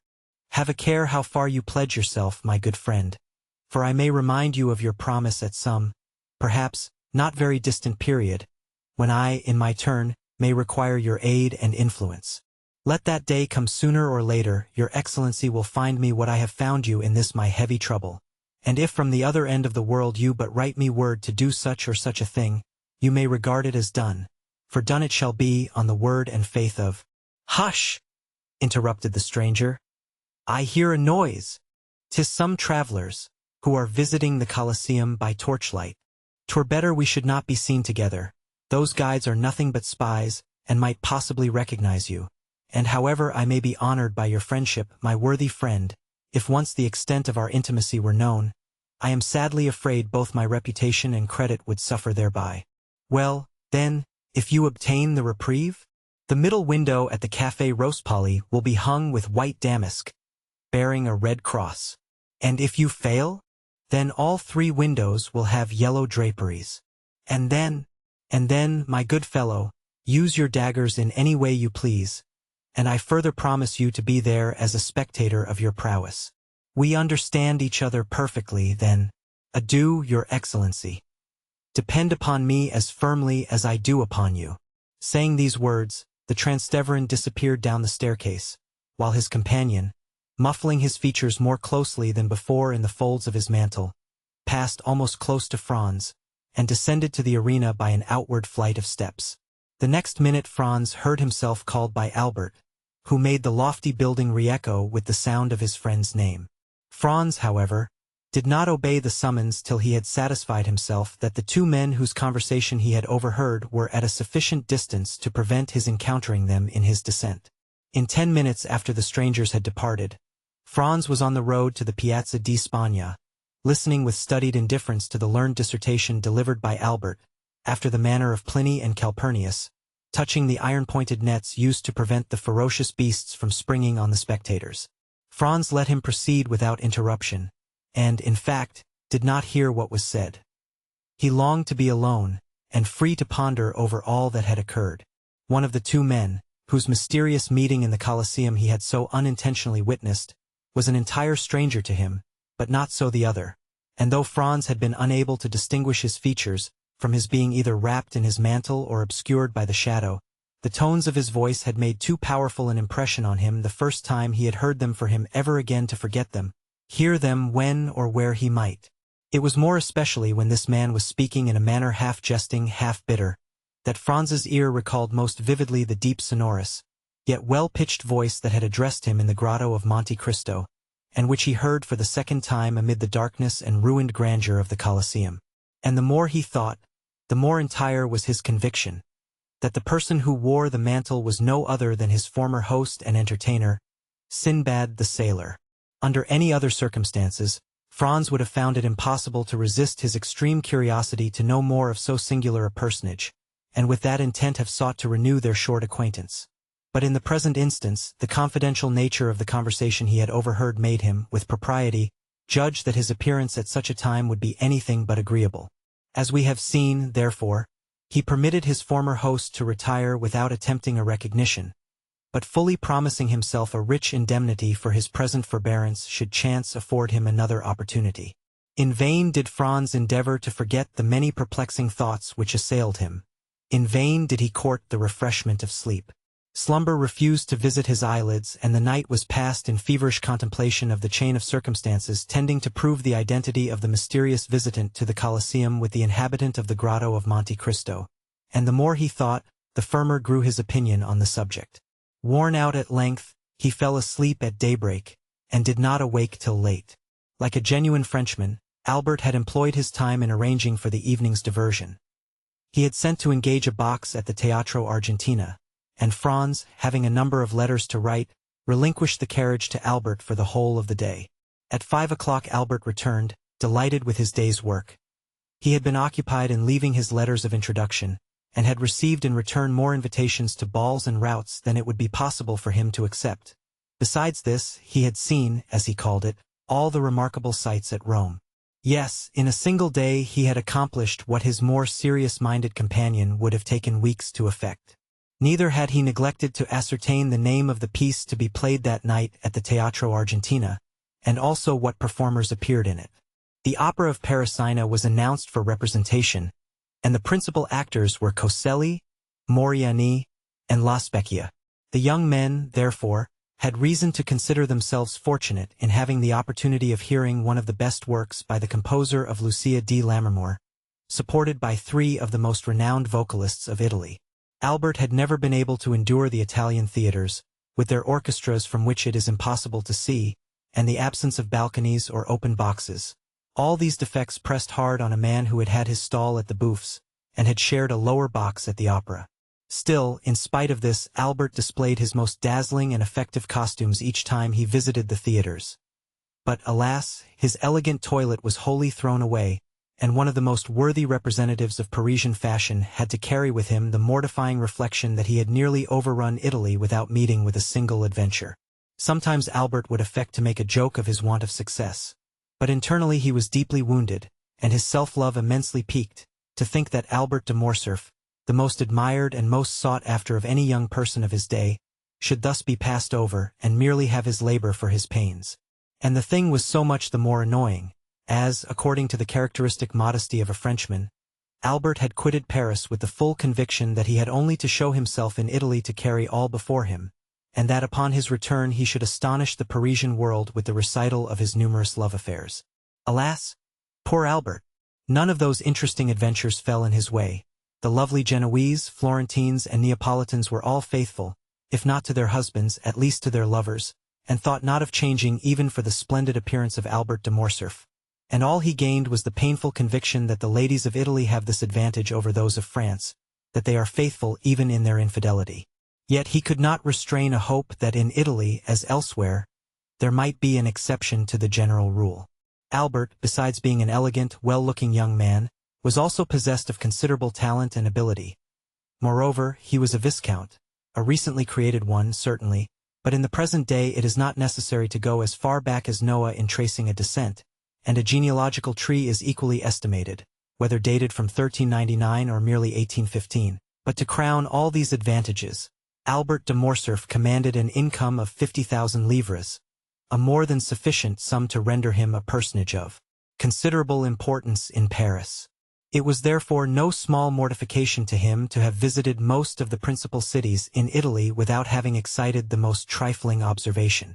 Albert, however, hoped to indemnify himself for all these slights and indifferences during the carnival, knowing full well that among the different states and kingdoms in which this festivity is celebrated, Rome is the spot where even the wisest and gravest throw off the usual rigidity of their lives, and deign to mingle in the follies of this time of liberty and relaxation. The carnival was to commence on the morrow. Therefore Albert had not an instant to lose in setting forth the program of his hopes, expectations, and claims to notice. With this design he had engaged a box in the most conspicuous part of the theater, and exerted himself to set off his personal attractions by the aid of the most rich and elaborate toilet. The box taken by Albert was in the first circle, although each of the 3 tiers of boxes is deemed equally aristocratic, and is, for this reason, generally styled the nobility's boxes.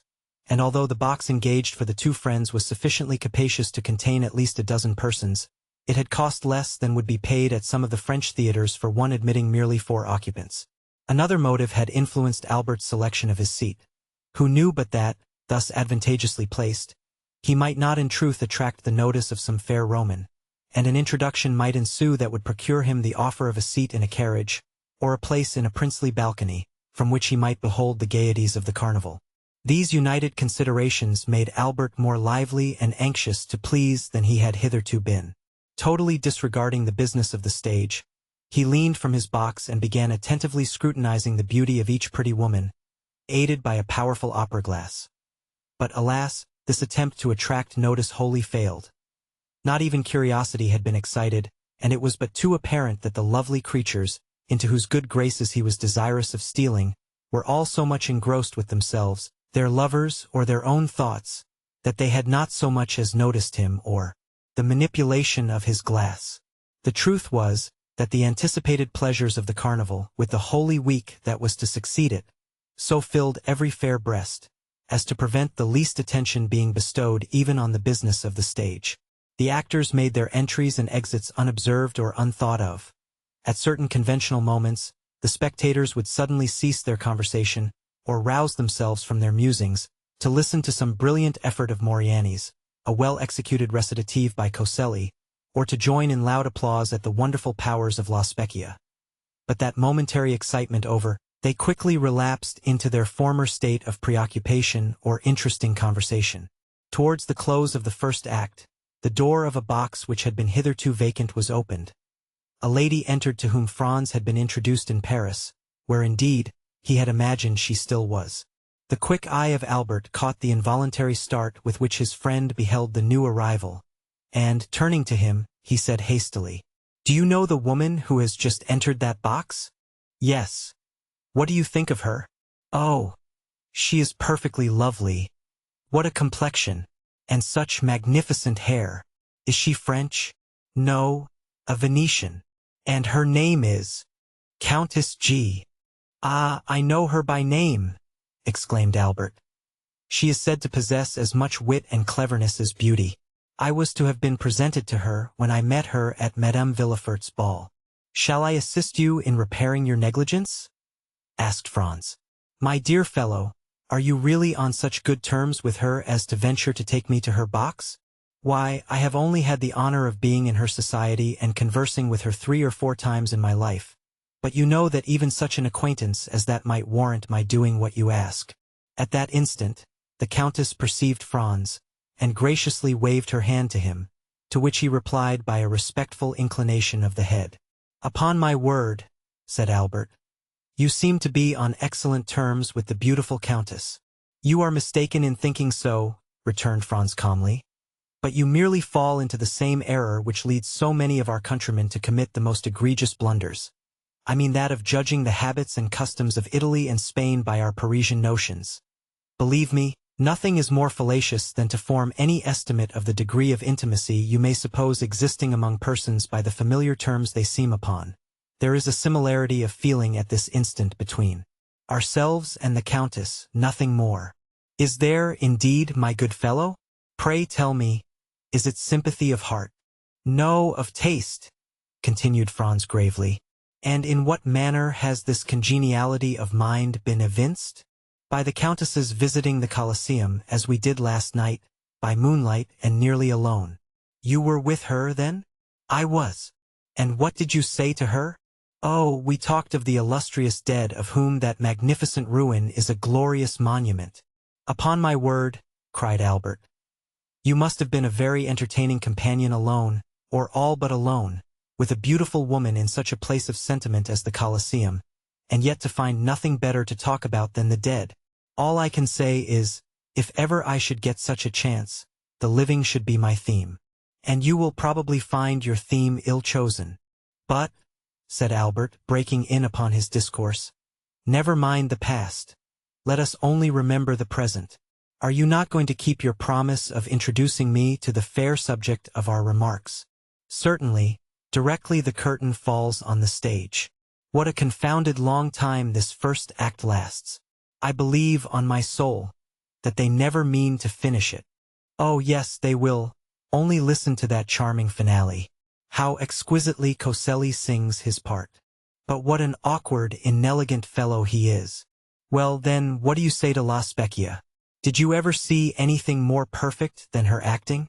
Why, you know, my dear fellow, when one has been accustomed to Malibran and Sontag, such singers as these don't make the same impression on you they perhaps do on others. At least, you must admire Moriani's style and execution. I never fancied men of his dark, ponderous appearance singing with a voice like a woman's." "My good friend," said Franz, turning to him, while Albert continued to point his glass at every box in the theater. "You seem determined not to approve. You are really too difficult to please." The curtain at length fell on the performances, to the infinite satisfaction of the Viscount of Morcerf, who seized his hat, rapidly passed his fingers through his hair, arranged his cravat and wristbands, and signified to Franz that he was waiting for him to lead the way. Franz, who had mutely interrogated the Countess, and received from her a gracious smile in token that he would be welcome, sought not to retard the gratification of Albert's eager impatience, but began at once the tour of the house, closely followed by Albert, who availed himself of the few minutes required to reach the opposite side of the theater to settle the height and smoothness of his collar, and to arrange the lappets of his coat. This important task was just completed as they arrived at the Countess's box. At the knock, the door was immediately opened, and the young man who was seated beside the Countess, in obedience to the Italian custom, instantly rose and surrendered his place to the strangers, who, in turn, would be expected to retire upon the arrival of other visitors. Franz presented Albert as one of the most distinguished young men of the day, both as regarded his position in society and extraordinary talents. Nor did he say more than the truth, for in Paris and the circle in which the Viscount moved, he was looked upon and cited as a model of perfection.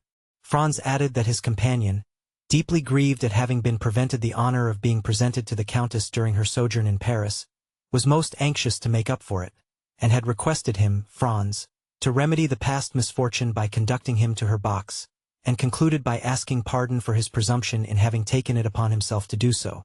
The Countess, in reply, bowed gracefully to Albert and extended her hand with cordial kindness to Franz. Then, inviting Albert to take the vacant seat beside her, she recommended Franz to take the next best, if he wished to view the ballet, and pointed to the one behind her own chair. Albert was soon deeply engrossed in discoursing upon Paris and Parisian matters, speaking to the Countess of the various persons they both knew there. Franz perceived how completely he was in his element, and, unwilling to interfere with the pleasure he so evidently felt, took up Albert's glass, and began in his turn to survey the audience. Sitting alone in the front of a box immediately opposite, but situated on the third row, was a woman of exquisite beauty, dressed in a Greek costume, which evidently, from the ease and grace with which she wore it, was her national attire. Behind her, but in deep shadow, was the outline of a masculine figure. But the features of this latter personage it was not possible to distinguish. Franz could not forbear breaking in upon the apparently interesting conversation passing between the Countess and Albert, to inquire of the former if she knew who was the fair Albanian opposite, since beauty such as hers was well worthy of being observed by either sex. "All I can tell about her," replied the Countess, "is that she has been at Rome since the beginning of the season, for I saw her where she now sits the very first night of the season, and since then she has never missed a performance. Sometimes she is accompanied by the person who is now with her, and at others she is merely attended by a black servant." "And what do you think of her personal appearance?" "Oh, I consider her perfectly lovely. She is just my idea of what Medora must have been." Franz and the Countess exchanged a smile, and then the latter resumed her conversation with Albert, while Franz returned to his previous survey of the house and company. The curtain rose on the ballet, which was one of those excellent specimens of the Italian school, admirably arranged and put on the stage by Henri, who has established for himself a great reputation throughout Italy for his taste and skill in the choreographic art, one of those masterly productions of grace, method, and elegance in which the whole corps de ballet, from the principal dancers to the humblest supernumerary, are all engaged on the stage at the same time, and 150 persons may be seen exhibiting the same attitude, or elevating the same arm or leg with a simultaneous movement, that would lead you to suppose that but one mind, one act of volition influenced the moving mass. The ballet was called Poliska. However much the ballet might have claimed his attention, Franz was too deeply occupied with the beautiful Greek to take any note of it, while she seemed to experience an almost childlike delight in watching it, her eager, animated looks contrasting strongly with the utter indifference of her companion, who, during the whole time the piece lasted, never even moved, not even when the furious, crashing din produced by the trumpets, cymbals, and Chinese bells sounded their loudest from the orchestra. Of this he took no heed, but was, as far as appearances might be trusted, enjoying soft repose and bright celestial dreams. The ballet at length came to a close, and the curtain fell amid the loud, unanimous plaudits of an enthusiastic and delighted audience. Owing to the very judicious plan of dividing the two acts of the opera with a ballet, the pauses between the performances are very short, the singers in the opera having time to repose themselves and change their costume, when necessary, while the dancers are executing their pirouettes and exhibiting their graceful steps. The overture to the second act began, and at the first sound of the leader's bow across his violin, Franz observed the sleeper slowly arise and approach the Greek girl, who turned around to say a few words to him, and then, leaning forward again on the railing of her box, she became as absorbed as before in what was going on. The countenance of the person who had addressed her remained so completely in the shade, that, though Franz tried his utmost, he could not distinguish a single feature. The curtain rose, and the attention of Franz was attracted by the actors, and his eyes turned from the box containing the Greek girl and her strange companion to watch the business of the stage. Most of my readers are aware that the second act of Parisina opens with the celebrated and effective duet in which Parisina, while sleeping, betrays to Azo the secret of her love for Hugo. The injured husband goes through all the emotions of jealousy, until conviction seizes on his mind, and then, in a frenzy of rage and indignation, he awakens his guilty wife to tell her that he knows her guilt and to threaten her with his vengeance. This duet is one of the most beautiful, expressive, and terrible conceptions that has ever emanated from the fruitful pen of Donizetti. Franz now listened to it for the third time, yet its notes, so tenderly expressive and fearfully grand as the wretched husband and wife give vent to their different griefs and passions, thrilled through the soul of Franz with an effect equal to his first emotions upon hearing it. Excited beyond his usual calm demeanor, Franz rose with the audience, and was about to join the loud, enthusiastic applause that followed. But suddenly his purpose was arrested, his hands fell by his sides, and the half-uttered bravos expired on his lips.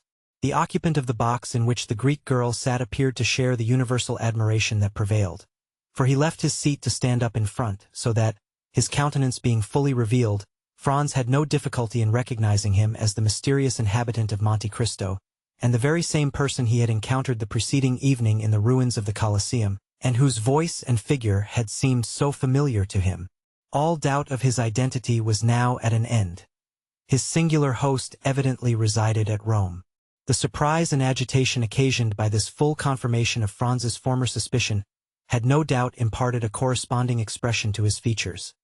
For the Countess, after gazing with a puzzled look at his face, burst into a fit of laughter, and begged to know what had happened. "Countess," returned Franz, totally unheeding her raillery, "I asked you a short time since if you knew any particulars respecting the Albanian lady opposite.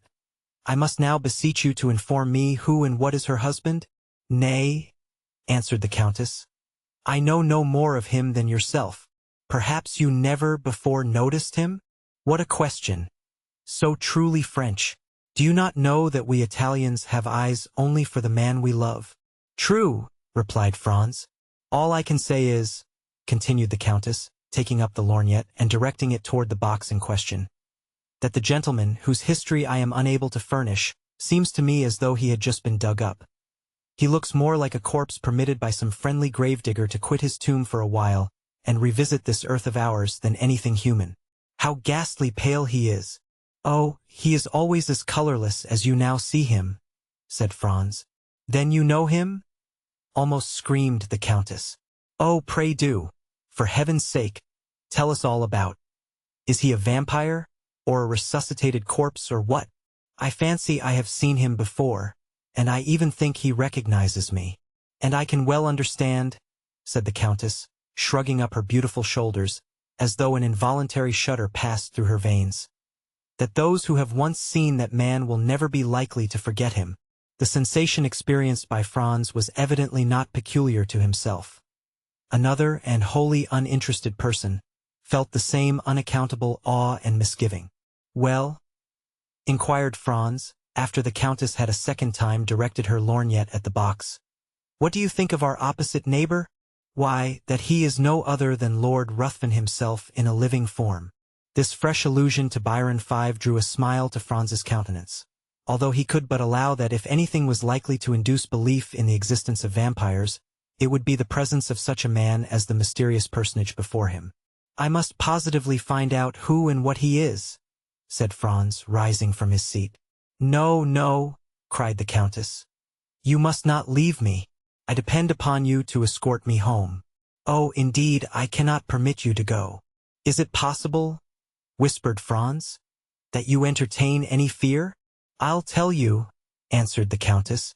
"Byron had the most perfect belief in the existence of vampires, and even assured me that he had seen them. The description he gave me perfectly corresponds with the features and character of the man before us. Oh, he is the exact personification of what I have been led to expect. The coal-black hair, large, bright, glittering eyes, in which a wild, unearthly fire seems burning, the same ghastly paleness. Then observe, too, that the woman with him is altogether unlike all others of her sex. She is a foreigner, a stranger. Nobody knows who she is, or where she comes from. No doubt she belongs to the same horrible race he does, and is, like himself, a dealer in magical arts. I entreat of you not to go near him, at least tonight, and if tomorrow your curiosity still continues as great, pursue your researches if you will, but tonight you neither can nor shall. For that purpose I mean to keep you all to myself." Franz protested he could not defer his pursuit till the following day, for many reasons. "Listen to me," said the Countess, "and do not be so very headstrong. I am going home. I have a party at my house tonight, and therefore cannot possibly remain till the end of the opera. Now, I cannot for one instant believe you so devoid of gallantry as to refuse a lady your escort when she even condescends to ask you for it." There was nothing else left for Franz to do but to take up his hat, open the door of the box, and offer the Countess his arm. It was quite evident, by her manner, that her uneasiness was not feigned, and Franz himself could not resist a feeling of superstitious dread, so much the stronger in him, as it arose from a variety of corroborative recollections, while the terror of the Countess sprang from an instinctive belief, originally created in her mind by the wild tales she had listened to till she believed them truths. Franz could even feel her arm tremble as he assisted her into the carriage. Upon arriving at her hotel, Franz perceived that she had deceived him when she spoke of expecting company. On the contrary, her own return before the appointed hour seemed greatly to astonish the servants. "Excuse my little subterfuge," said the Countess, in reply to her companion's half-reproachful observation on the subject. "But that horrid man had made me feel quite uncomfortable, and I longed to be alone, that I might compose my startled mind." Franz essayed to smile.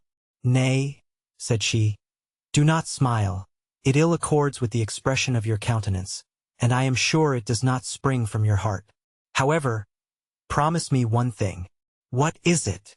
"Promise me, I say. I will do anything you desire, except relinquish my determination of finding out who this man is. I have more reasons than you can imagine for desiring to know who he is, from whence he came, and whither he is going. Where he comes from I am ignorant, but I can readily tell you where he is going to, and that is down below without the least doubt." "Let us only speak of the promise you wished me to make," said Franz. "Well, then, you must give me your word to return immediately to your hotel, and make no attempt to follow this man tonight. There are certain affinities between the persons we quit and those we meet afterwards. For heaven's sake, do not serve as a conductor between that man and me. Pursue your chase after him tomorrow as eagerly as you please, but never bring him near me, if you would not see me die of terror. And now, good night. Go to your rooms and try to sleep away all recollections of this evening. For my own part, I am quite sure I shall not be able to close my eyes." So saying, the Countess quitted Franz, leaving him unable to decide whether she were merely amusing herself at his expense, or whether her fears and agitations were genuine. Upon his return to the hotel, Franz found Albert in his dressing gown and slippers, listlessly extended on a sofa, smoking a cigar. "My dear fellow," cried he, springing up, "is it really you? Why, I did not expect to see you before tomorrow." "My dear Albert," replied Franz, "I am glad of this opportunity to tell you, once and forever, that you entertain a most erroneous notion concerning Italian women. I should have thought the continual failures you have met with in all your own love affairs might have taught you better by this time. Upon my soul, these women would puzzle the very devil to read them aright. Why, here, they give you their hand, they press yours in return, they keep up a whispering conversation, permit you to accompany them home. Why, if a Parisian were to indulge in a quarter of these marks of flattering attention, her reputation would be gone forever. And the very reason why the women of this fine country, where sounds the SI, as Dante writes, put so little restraint on their words and actions, is because they live so much in public, and have really nothing to conceal. Besides, you must have perceived that the Countess was really alarmed. At what? At the sight of that respectable gentleman sitting opposite to us in the same box with the lovely Greek girl? Now, for my part, I met them in the lobby after the conclusion of the piece. And hang me if I can guess where you took your notions of the other world from. I can assure you that this hobgoblin of yours is a deuced fine-looking fellow, admirably dressed. Indeed, I feel quite sure, from the cut of his clothes, they are made by a first-rate Paris tailor, probably Blin or Human. He was rather too pale, certainly. But then, you know, paleness is always looked upon as a strong proof of aristocratic descent and distinguished breeding. Franz smiled. For he well remembered that Albert particularly prided himself on the entire absence of color in his own complexion. "Well, that tends to confirm my own ideas," said Franz. "That the Countess's suspicions were destitute alike of sense and reason. Did he speak in your hearing? And did you catch any of his words?" "I did, but they were uttered in the Romaic dialect. I knew that from the mixture of Greek words. I don't know whether I ever told you that when I was at college I was rather strong in Greek." "He spoke the Romaic language, did he?" "I think so." "That settles it," murmured Franz. "'Tis he, past all doubt." "What do you say?" "Nothing, nothing. But tell me, what were you thinking about when I came in?" "Oh, I was arranging a little surprise for you." "Indeed? Of what nature?" "Why, you know it is quite impossible to procure a carriage." "Certainly. And I also know that we have done all that human means afforded to endeavor to get one. Now, then, In this difficulty a bright idea has flashed across my brain. Franz looked at Albert as though he had not much confidence in the suggestions of his imagination. I tell you what, Franz, cried Albert. You deserve to be called out for such a misgiving and incredulous glance as that you were pleased to bestow on me just now. And I promise to give you the satisfaction of a gentleman if your scheme turns out as ingenious as you assert. Well then, hearken to me. I listen. You agree, do you not, that obtaining a carriage is out of the question? I do. Neither can we procure horses? True. We have offered any sum, but have failed. Well now, what do you say to a cart? I dare say such a thing might be had. Very possibly. And a pair of oxen? As easily found as the cart. Then you see, my good fellow, with a cart and a couple of oxen our business can be managed. The cart must be tastefully ornamented. And if you and I dress ourselves as Neapolitan reapers, we may get up a striking tableau, after the manner of that splendid picture by Leopold Robert. It would add greatly to the effect if the Countess would join us in the costume of a peasant from Pizzoli or Sorrento. Our group would then be quite complete, more especially as the Countess is quite beautiful enough to represent a Madonna. Well, said Franz. This time, Albert, I am bound to give you credit for having hit upon a most capital idea. And quite a national one, too, replied Albert with gratified pride. A mere mask borrowed from our own festivities. Ha ha, you Romans! You thought to make us, unhappy strangers, trot at the heels of your processions, like so many Lazzaroni, because no carriages or horses are to be had in your beggarly city. But you don't know us. When we can't have one thing, we invent another.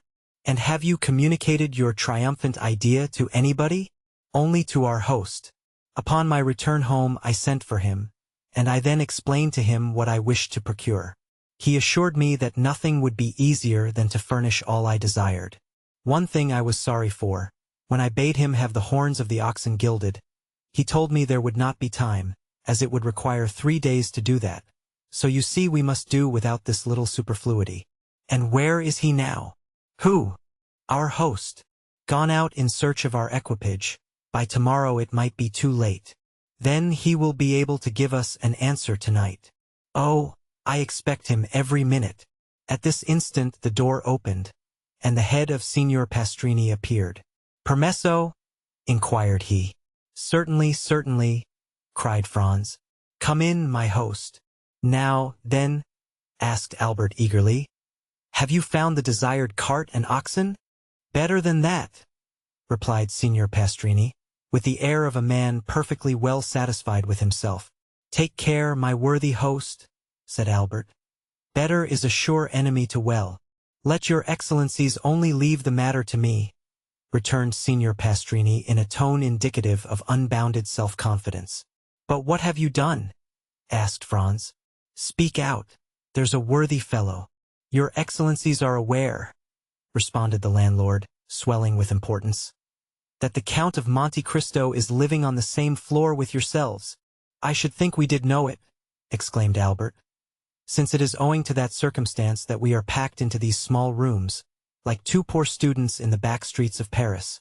When, then, the Count of Monte Cristo, hearing of the dilemma in which you are placed, has sent to offer you seats in his carriage and 2 places at his windows in the Palazzo Rospoli. The friends looked at each other with unutterable surprise. But do you think, asked Albert, that we ought to accept such offers from a perfect stranger? What sort of person is this Count of Monte Cristo? Asked Franz of his host. A very great nobleman, but whether Maltese or Sicilian I cannot exactly say. But this I know, that he is noble as a Borghese and rich as a gold mine. It seems to me, said Franz, speaking in an undertone to Albert, that if this person merited the high panegyrics of our landlord, he would have conveyed his invitation through another channel, and not permitted it to be brought to us in this unceremonious way. He would have written or... At this instant someone knocked at the door. Come in, said Franz. A servant, wearing a livery of considerable style and richness, appeared at the threshold, and, placing 2 cards in the landlord's hands, who forthwith presented them to the 2 young men, he said, Please to deliver these, from the Count of Monte Cristo to Vicomte Albert de Morcerf and M. Franz d'Épinay. The Count of Monte Cristo, continued the servant, begs these gentlemen's permission to wait upon them as their neighbor, and he will be honored by an intimation of what time they will please to receive him. Faith, Franz, whispered Albert, there is not much to find fault with here. Tell the Count, replied Franz, that we will do ourselves the pleasure of calling on him. The servant bowed and retired. That is what I call an elegant mode of attack, said Albert. You were quite correct in what you said, Signor Pastrini. The Count of Monte Cristo is unquestionably a man of first-rate breeding and knowledge of the world. Then you accept his offer? Said the host. Of course we do, replied Albert. Still, I must own I am sorry to be obliged to give up the cart and the group of reapers. It would have produced such an effect, and were it not for the windows at the Palazzo Rospoli, by way of recompense for the loss of our beautiful scheme, I don't know but what I should have held on by my original plan.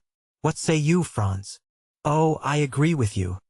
The windows in the Palazzo Rospoli alone decided me.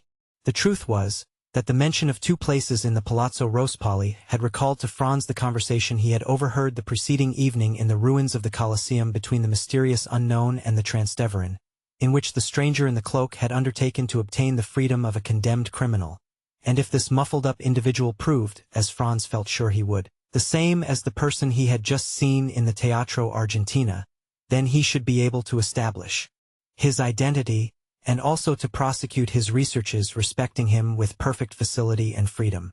Franz passed the night in confused dreams respecting the two meetings he had already had with his mysterious tormentor, and in waking speculations as to what the morrow would produce.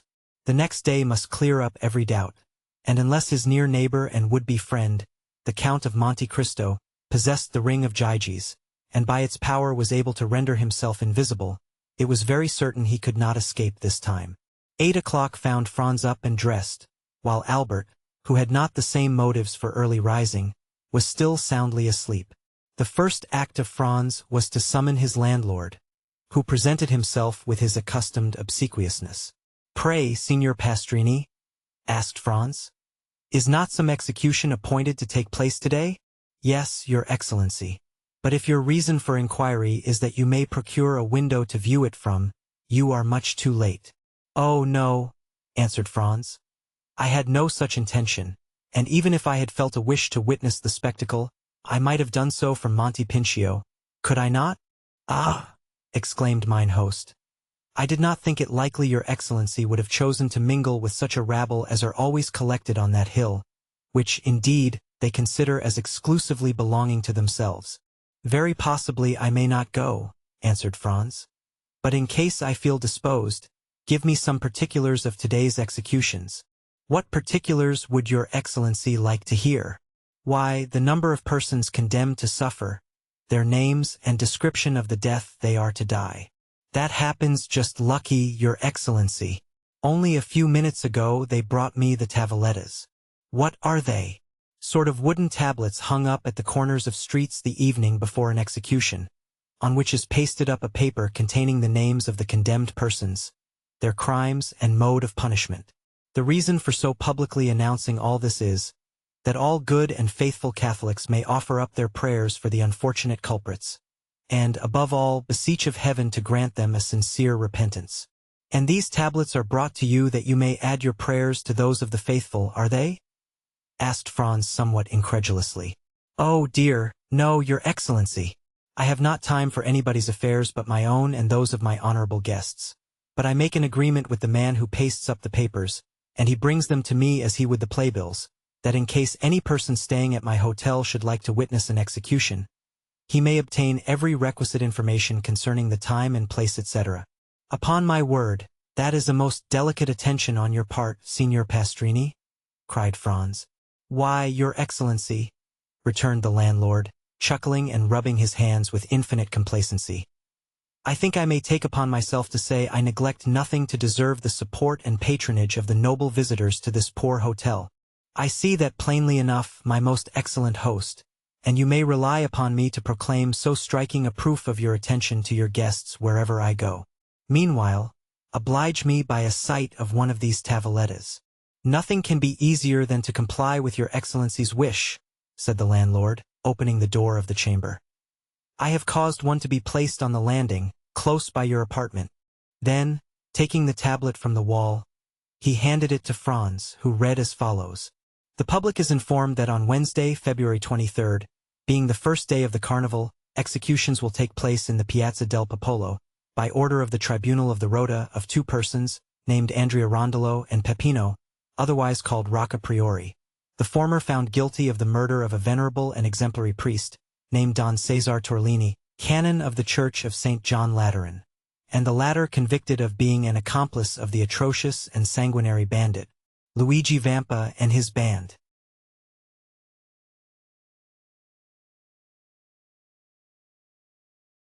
The Count of Monte Cristo.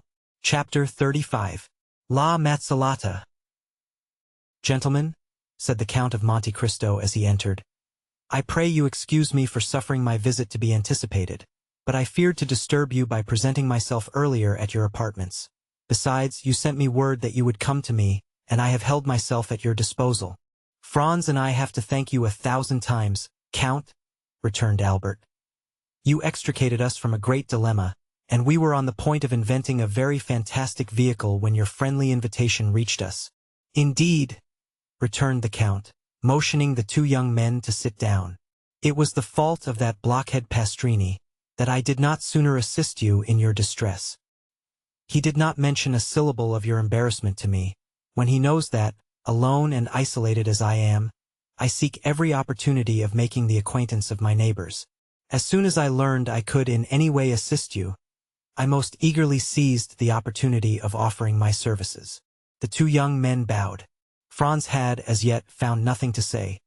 He had come to no determination, and as nothing in the Count's manner manifested the wish that he should recognize him, he did not know whether to make any allusion to the past or wait until he had more proof.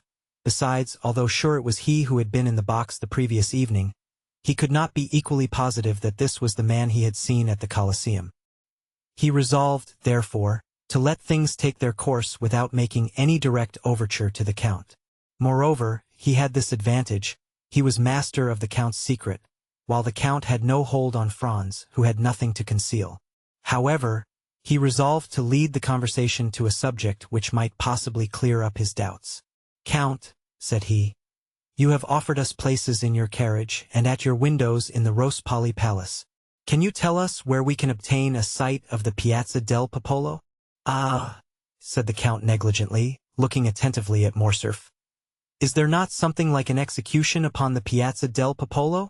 "Yes," returned Franz, finding that the Count was coming to the point he wished. "Stay, I think I told my steward yesterday to attend to this. Perhaps I can render you this slight service also." He extended his hand, and rang the bell thrice.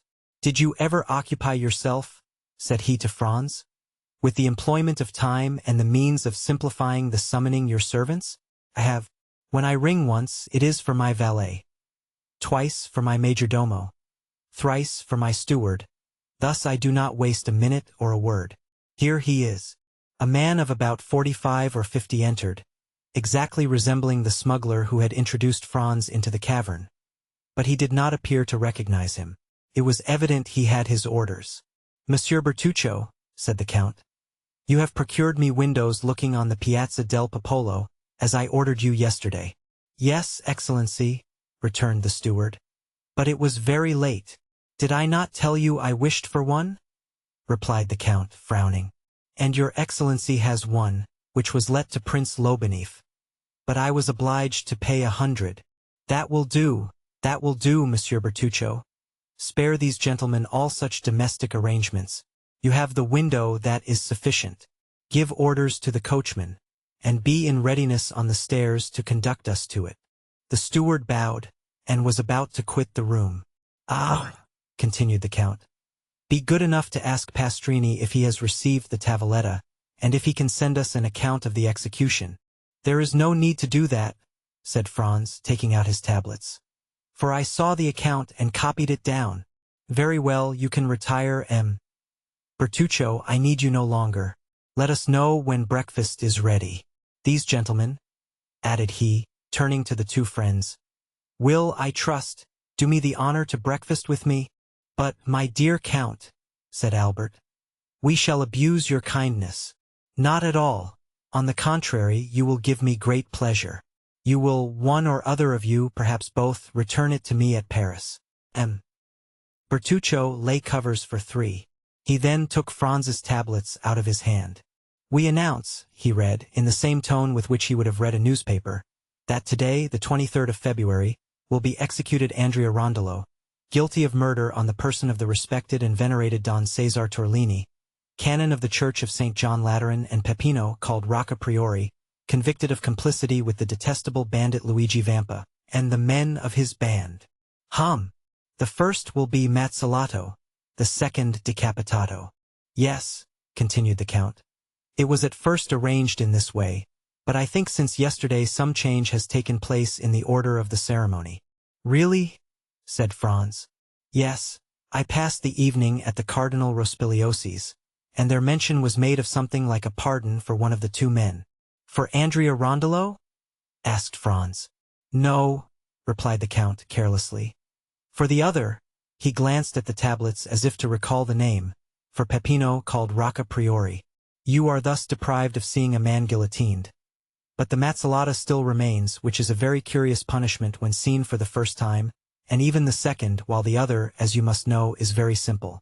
The mandia 6 never fails, never trembles, never strikes 30 times ineffectually, like the soldier who beheaded the Count of Chile, and to whose tender mercy Richelieu had doubtless recommended the sufferer. Ah, added the Count in a contemptuous tone. Do not tell me of European punishments, they are in the infancy, or rather the old age, of cruelty. Really, Count, replied Franz. One would think that you had studied the different tortures of all the nations of the world. There are, at least, few that I have not seen, said the Count coldly. And you took pleasure in beholding these dreadful spectacles? My first sentiment was horror, the second indifference, the third curiosity. Curiosity. That is a terrible word. Why so? In life, our greatest preoccupation is death. Is it not, then, curious to study the different ways by which the soul and body can part, and how, according to their different characters, temperaments, and even the different customs of their countries, different persons bear the transition from life to death, from existence to annihilation? As for myself, I can assure you of one thing. The more men you see die, the easier it becomes to die yourself. And in my opinion, death may be a torture, but it is not an expiation. I do not quite understand you, replied Franz. Pray explain your meaning, for you excite my curiosity to the highest pitch. Listen, said the Count, and deep hatred mounted to his face, as the blood would to the face of any other. If a man had by unheard of and excruciating tortures destroyed your father, your mother, your betrothed, a being who, when torn from you, left a desolation, a wound that never closes in your breast, do you think the reparation that society gives you is sufficient when it interposes the knife of the guillotine between the base of the occiput and the trapezial muscles of the murderer, and allows him who has caused us years of moral sufferings to escape with a few moments of physical pain? Yes, I know, said Franz, that human justice is insufficient to console us. She can give blood in return for blood, that is all. But you must demand from her only what it is in her power to grant. I will put another case to you, continued the Count, that where society, attacked by the death of a person, avenges death by death. But are there not 1,000 tortures by which a man may be made to suffer without society taking the least cognizance of them, or offering him even the insufficient means of vengeance, of which we have just spoken? Are there not crimes for which the impalement of the Turks, the augurs of the Persians, the stake and the brand of the Iroquois Indians, are inadequate tortures, and which are unpunished by society? Answer me, do not these crimes exist? Yes, answered Franz, and it is to punish them that dueling is tolerated. Ah, dueling, cried the Count. A pleasant manner, upon my soul, of arriving at your end when that end is vengeance. A man has carried off your mistress, a man has seduced your wife, a man has dishonored your daughter. He has rendered the whole life of one who had the right to expect from heaven that portion of happiness God has promised to every one of his creatures, an existence of misery and infamy, and you think you are avenged because you send a ball through the head, or pass a sword through the breast, of that man who has planted madness in your brain, and despair in your heart. And remember, moreover, that it is often he who comes off victorious from the strife, absolved of all crime in the eyes of the world. No, no, continued the Count. Had I to avenge myself, it is not thus I would take revenge. Then you disapprove of dueling? You would not fight a duel? Asked Albert in his turn, astonished at this strange theory.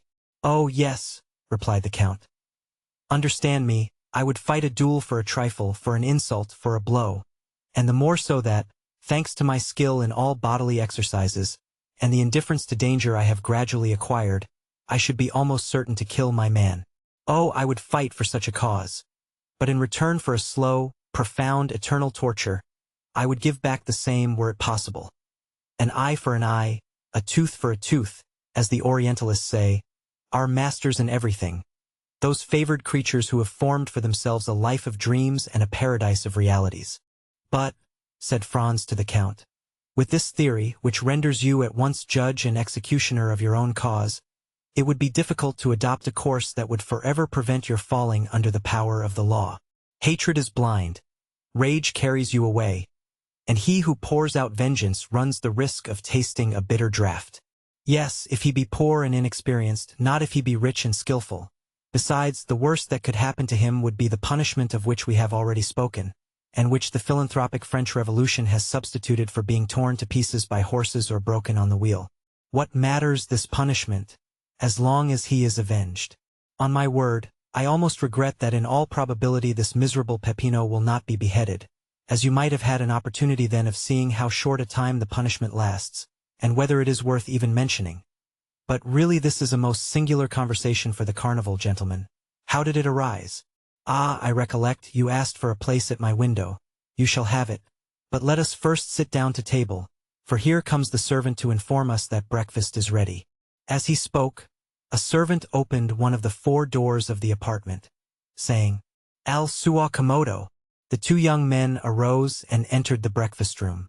During the meal, which was excellent and admirably served, Franz looked repeatedly at Albert, in order to observe the impressions which he doubted not had been made on him by the words of their entertainer. But whether with his usual carelessness he had paid but little attention to him, whether the explanation of the Count of Monte Cristo with regard to dueling had satisfied him, or whether the events which Franz knew of had had their effect on him alone, he remarked that his companion did not pay the least regard to them, but on the contrary ate like a man who for the last 4 or 5 months had been condemned to partake of Italian cookery, that is, the worst in the world. As for the Count, he just touched the dishes.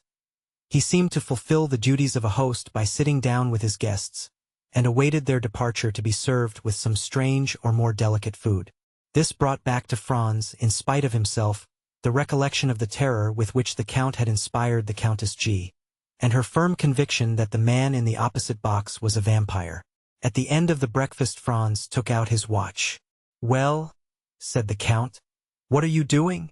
You must excuse us, Count, returned Franz. But we have still much to do. What may that be? We have no masks, and it is absolutely necessary to procure them. Do not concern yourself about that. We have, I think, a private room in the Piazza del Popolo. I will have whatever costumes you choose brought to us, and you can dress there. After the execution? Cried Franz. Before or after, whichever you please. Opposite the scaffold? The scaffold forms part of the fate. Count, I have reflected on the matter, said Franz. I thank you for your courtesy, but I shall content myself with accepting a place in your carriage and at your window at the Rospoli Palace, and I leave you at liberty to dispose of my place at the Piazza del Popolo. But I warn you, you will lose a very curious sight, returned the Count.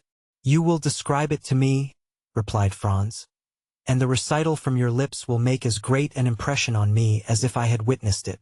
I have more than once intended witnessing an execution, but I have never been able to make up my mind. And you, Albert? I, replied the Viscount. I saw Casting executed, but I think I was rather intoxicated that day, for I had quitted college the same morning, and we had passed the previous night at a tavern.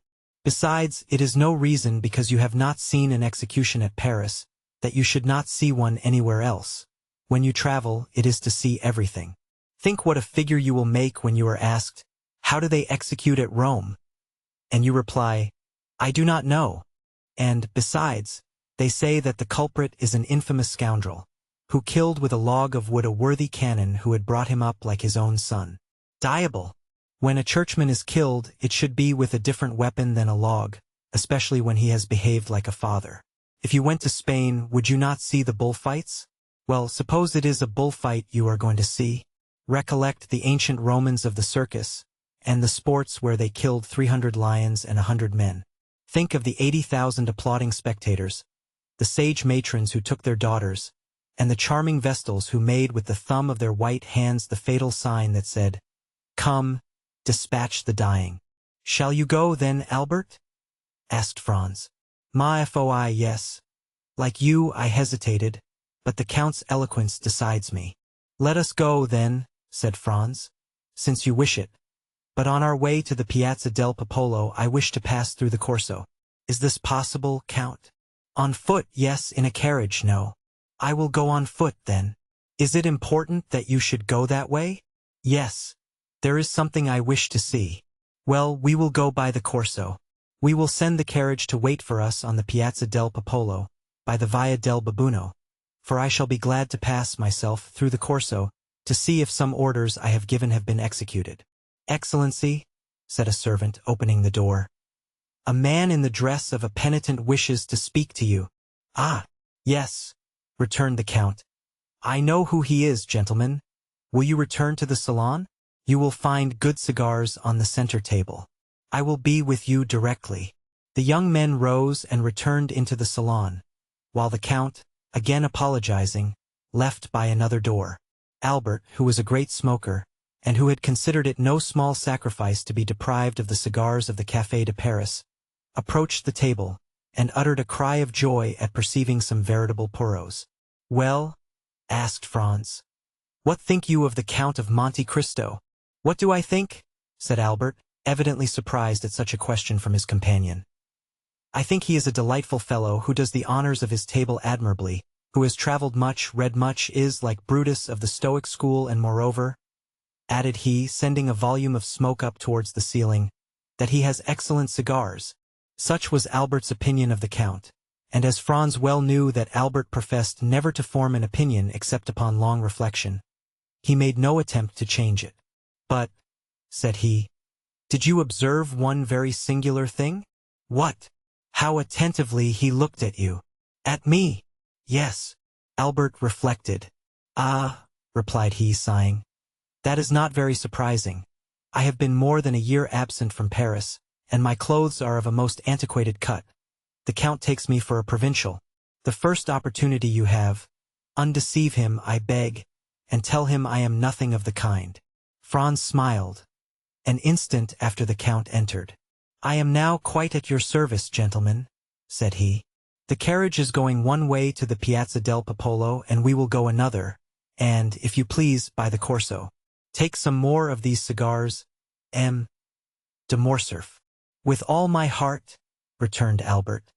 "Italian cigars are horrible. When you come to Paris, I will return all this. I will not refuse.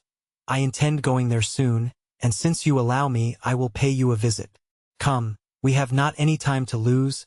It is 12:30. Let us set off." All three descended. The coachman received his master's orders, and drove down the Via del Babuino, while the three gentlemen walked along the Piazza di Spagna and the Via Frattina, which led directly between the Fiano and Rospoli palaces. Franz's attention was directed towards the windows of that last palace, for he had not forgotten the signal agreed upon between the man in the mantle and the Transtever peasant. "Which are your windows?" asked he of the Count, with as much indifference as he could assume. "The three last," returned he, with a negligence evidently unaffected, for he could not imagine with what intention the question was put. Franz glanced rapidly towards the three windows.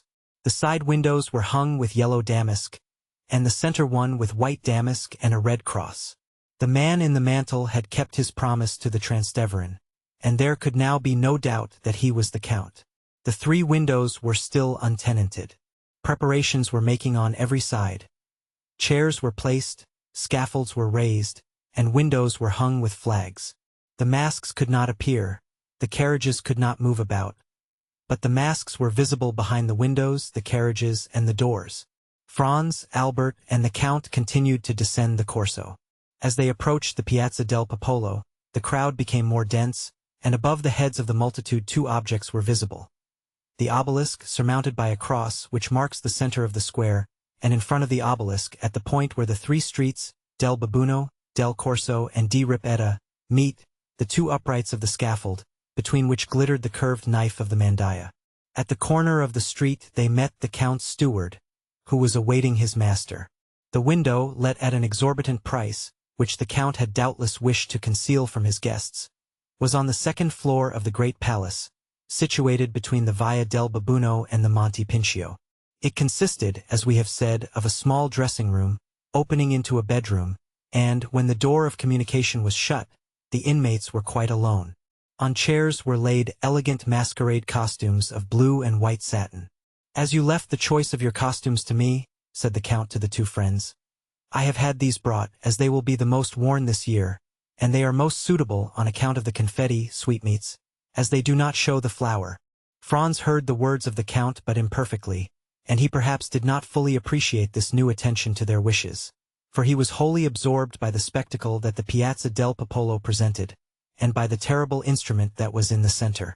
It was the first time Franz had ever seen a guillotine. We say guillotine because the Roman mandaia is formed on almost the same model as the French instrument .7. The knife, which is shaped like a crescent that cuts with the convex side, falls from a less height, and that is all the difference. Two men, seated on the movable plank on which the victim is laid, were eating their breakfasts, while waiting for the criminal. Their repast consisted apparently of bread and sausages. One of them lifted the plank, took out a flask of wine, drank some, and then passed it to his companion. These two men were the executioner's assistants. At this sight Franz felt the perspiration start forth upon his brow.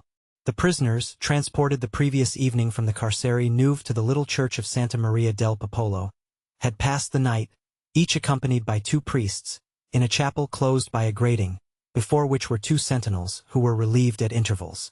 A double line of carbineers, placed on each side of the door of the church, reached to the scaffold and formed a circle around it, leaving a path about 10 feet wide, and around the guillotine a space of nearly 100 feet. All the rest of the square was paved with heads. Many women held their infants on their shoulders, and thus the children had the best view. The Monte Pincio seemed a vast amphitheater filled with spectators. The balconies of the two churches at the corner of the Via del Babuino and the Via di Ripetta were crammed. The steps even seemed a party-colored sea that was impelled towards the portico. Every niche in the wall held its living statue. What the Count said was true. The most curious spectacle in life is that of death. And yet, instead of the silence and the solemnity demanded by the occasion, laughter and jests arose from the crowd. It was evident that the execution was, in the eyes of the people, only the commencement of the carnival.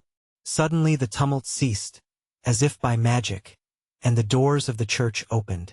A brotherhood of penitents, clothed from head to foot in robes of gray sackcloth, with holes for the eyes, and holding in their hands lighted tapers, appeared first. The chief marched at the head. Behind the penitents came a man of vast stature and proportions. He was naked, with the exception of cloth drawers at the left side of which hung a large knife in a sheath, and he bore on his right shoulder a heavy iron sledgehammer. This man was the executioner. He had, moreover, sandals bound on his feet by cords. Behind the executioner came, in the order in which they were to die, first Peppino and then Andrea. Each was accompanied by two priests. Neither had his eyes bandaged. Peppino walked with a firm step, doubtless aware of what awaited him. Andrea was supported by two priests. Each of them, from time to time, kissed the crucifix a confessor held out to them. At this sight alone Franz felt his legs tremble under him. He looked at Albert. He was as white as his shirt, and mechanically cast away his cigar, although he had not half smoked it. The Count alone seemed unmoved, nay more. A slight color seemed striving to rise in his pale cheeks. His nostrils dilated like those of a wild beast that scents its prey, and his lips, half opened, disclosed his white teeth, small and sharp like those of a jackal. And yet his features wore an expression of smiling tenderness, such as Franz had never before witnessed in them. His black eyes especially were full of kindness and pity. However, the two culprits advanced, and as they approached their faces became visible. Peppino was a handsome young man of 4 or 25, bronzed by the sun. He carried his head erect, and seemed on the watch to see on which side his liberator would appear. Andrea was short and fat. His visage, marked with brutal cruelty, did not indicate age. He might be 30. In prison he had suffered his beard to grow. His head fell on his shoulder, his legs bent beneath him, and his movements were apparently automatic and unconscious. "I thought," said Franz to the Count, "that you told me there would be but one execution." "I told you true," replied he coldly, "and yet here are two culprits." "Yes, but only one of these two is about to die. The other has many years to live. If the pardon is to come, there is no time to lose." "And see, here it is," said the Count. At the moment when Peppino reached the foot of the mandaia, a priest arrived in some haste, forced his way through the soldiers, and, advancing to the chief of the Brotherhood, gave him a folded paper. The piercing eye of Peppino had noticed all. The chief took the paper, unfolded it, and, raising his hand, "Heaven be praised, and His Holiness also," said he in a loud voice. "Here is a pardon for one of the prisoners." "A pardon!" cried the people with one voice. "A pardon!" At this cry Andrea raised his head. "Pardon for whom?" cried he. Peppino remained breathless. "A pardon for Peppino called Rocca Priori," said the principal friar, and he passed the paper to the officer commanding the carbineers, who read and returned it to him. "For Peppino!" cried Andrea, who seemed roused from the torpor in which he had been plunged. "Why for him and not for me? We ought to die together. I was promised he should die with me. You have no right to put me to death alone. I will not die alone. I will not." And he broke from the priest struggling and raving like a wild beast, and striving desperately to break the cords that bound his hands. The executioner made a sign, and his two assistants leaped from the scaffold and seized him. "What is going on?" asked Franz of the Count. For, as all the talk was in the Roman dialect, he had not perfectly understood it. "Do you not see," returned the Count, "that this human creature who is about to die is furious that his fellow sufferer does not perish with him? And, were he able, he would rather tear him to pieces with his teeth and nails than let him enjoy the life he himself is about to be deprived of. Oh man, race of crocodiles!" cried the Count, extending his clenched hands towards the crowd. "How well do I recognize you there, and that at all times you are worthy of yourselves." Meanwhile Andrea and the two executioners were struggling on the ground, and he kept exclaiming, "He ought to die! He shall die! I will not die alone!" "Look, look!"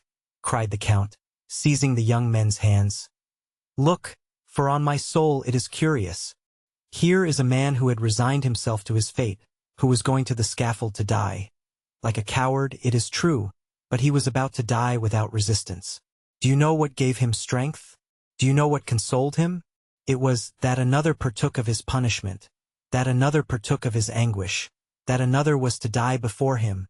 Lead 2 sheep to the butcher's, 2 oxen to the slaughterhouse, and make one of them understand that his companion will not die.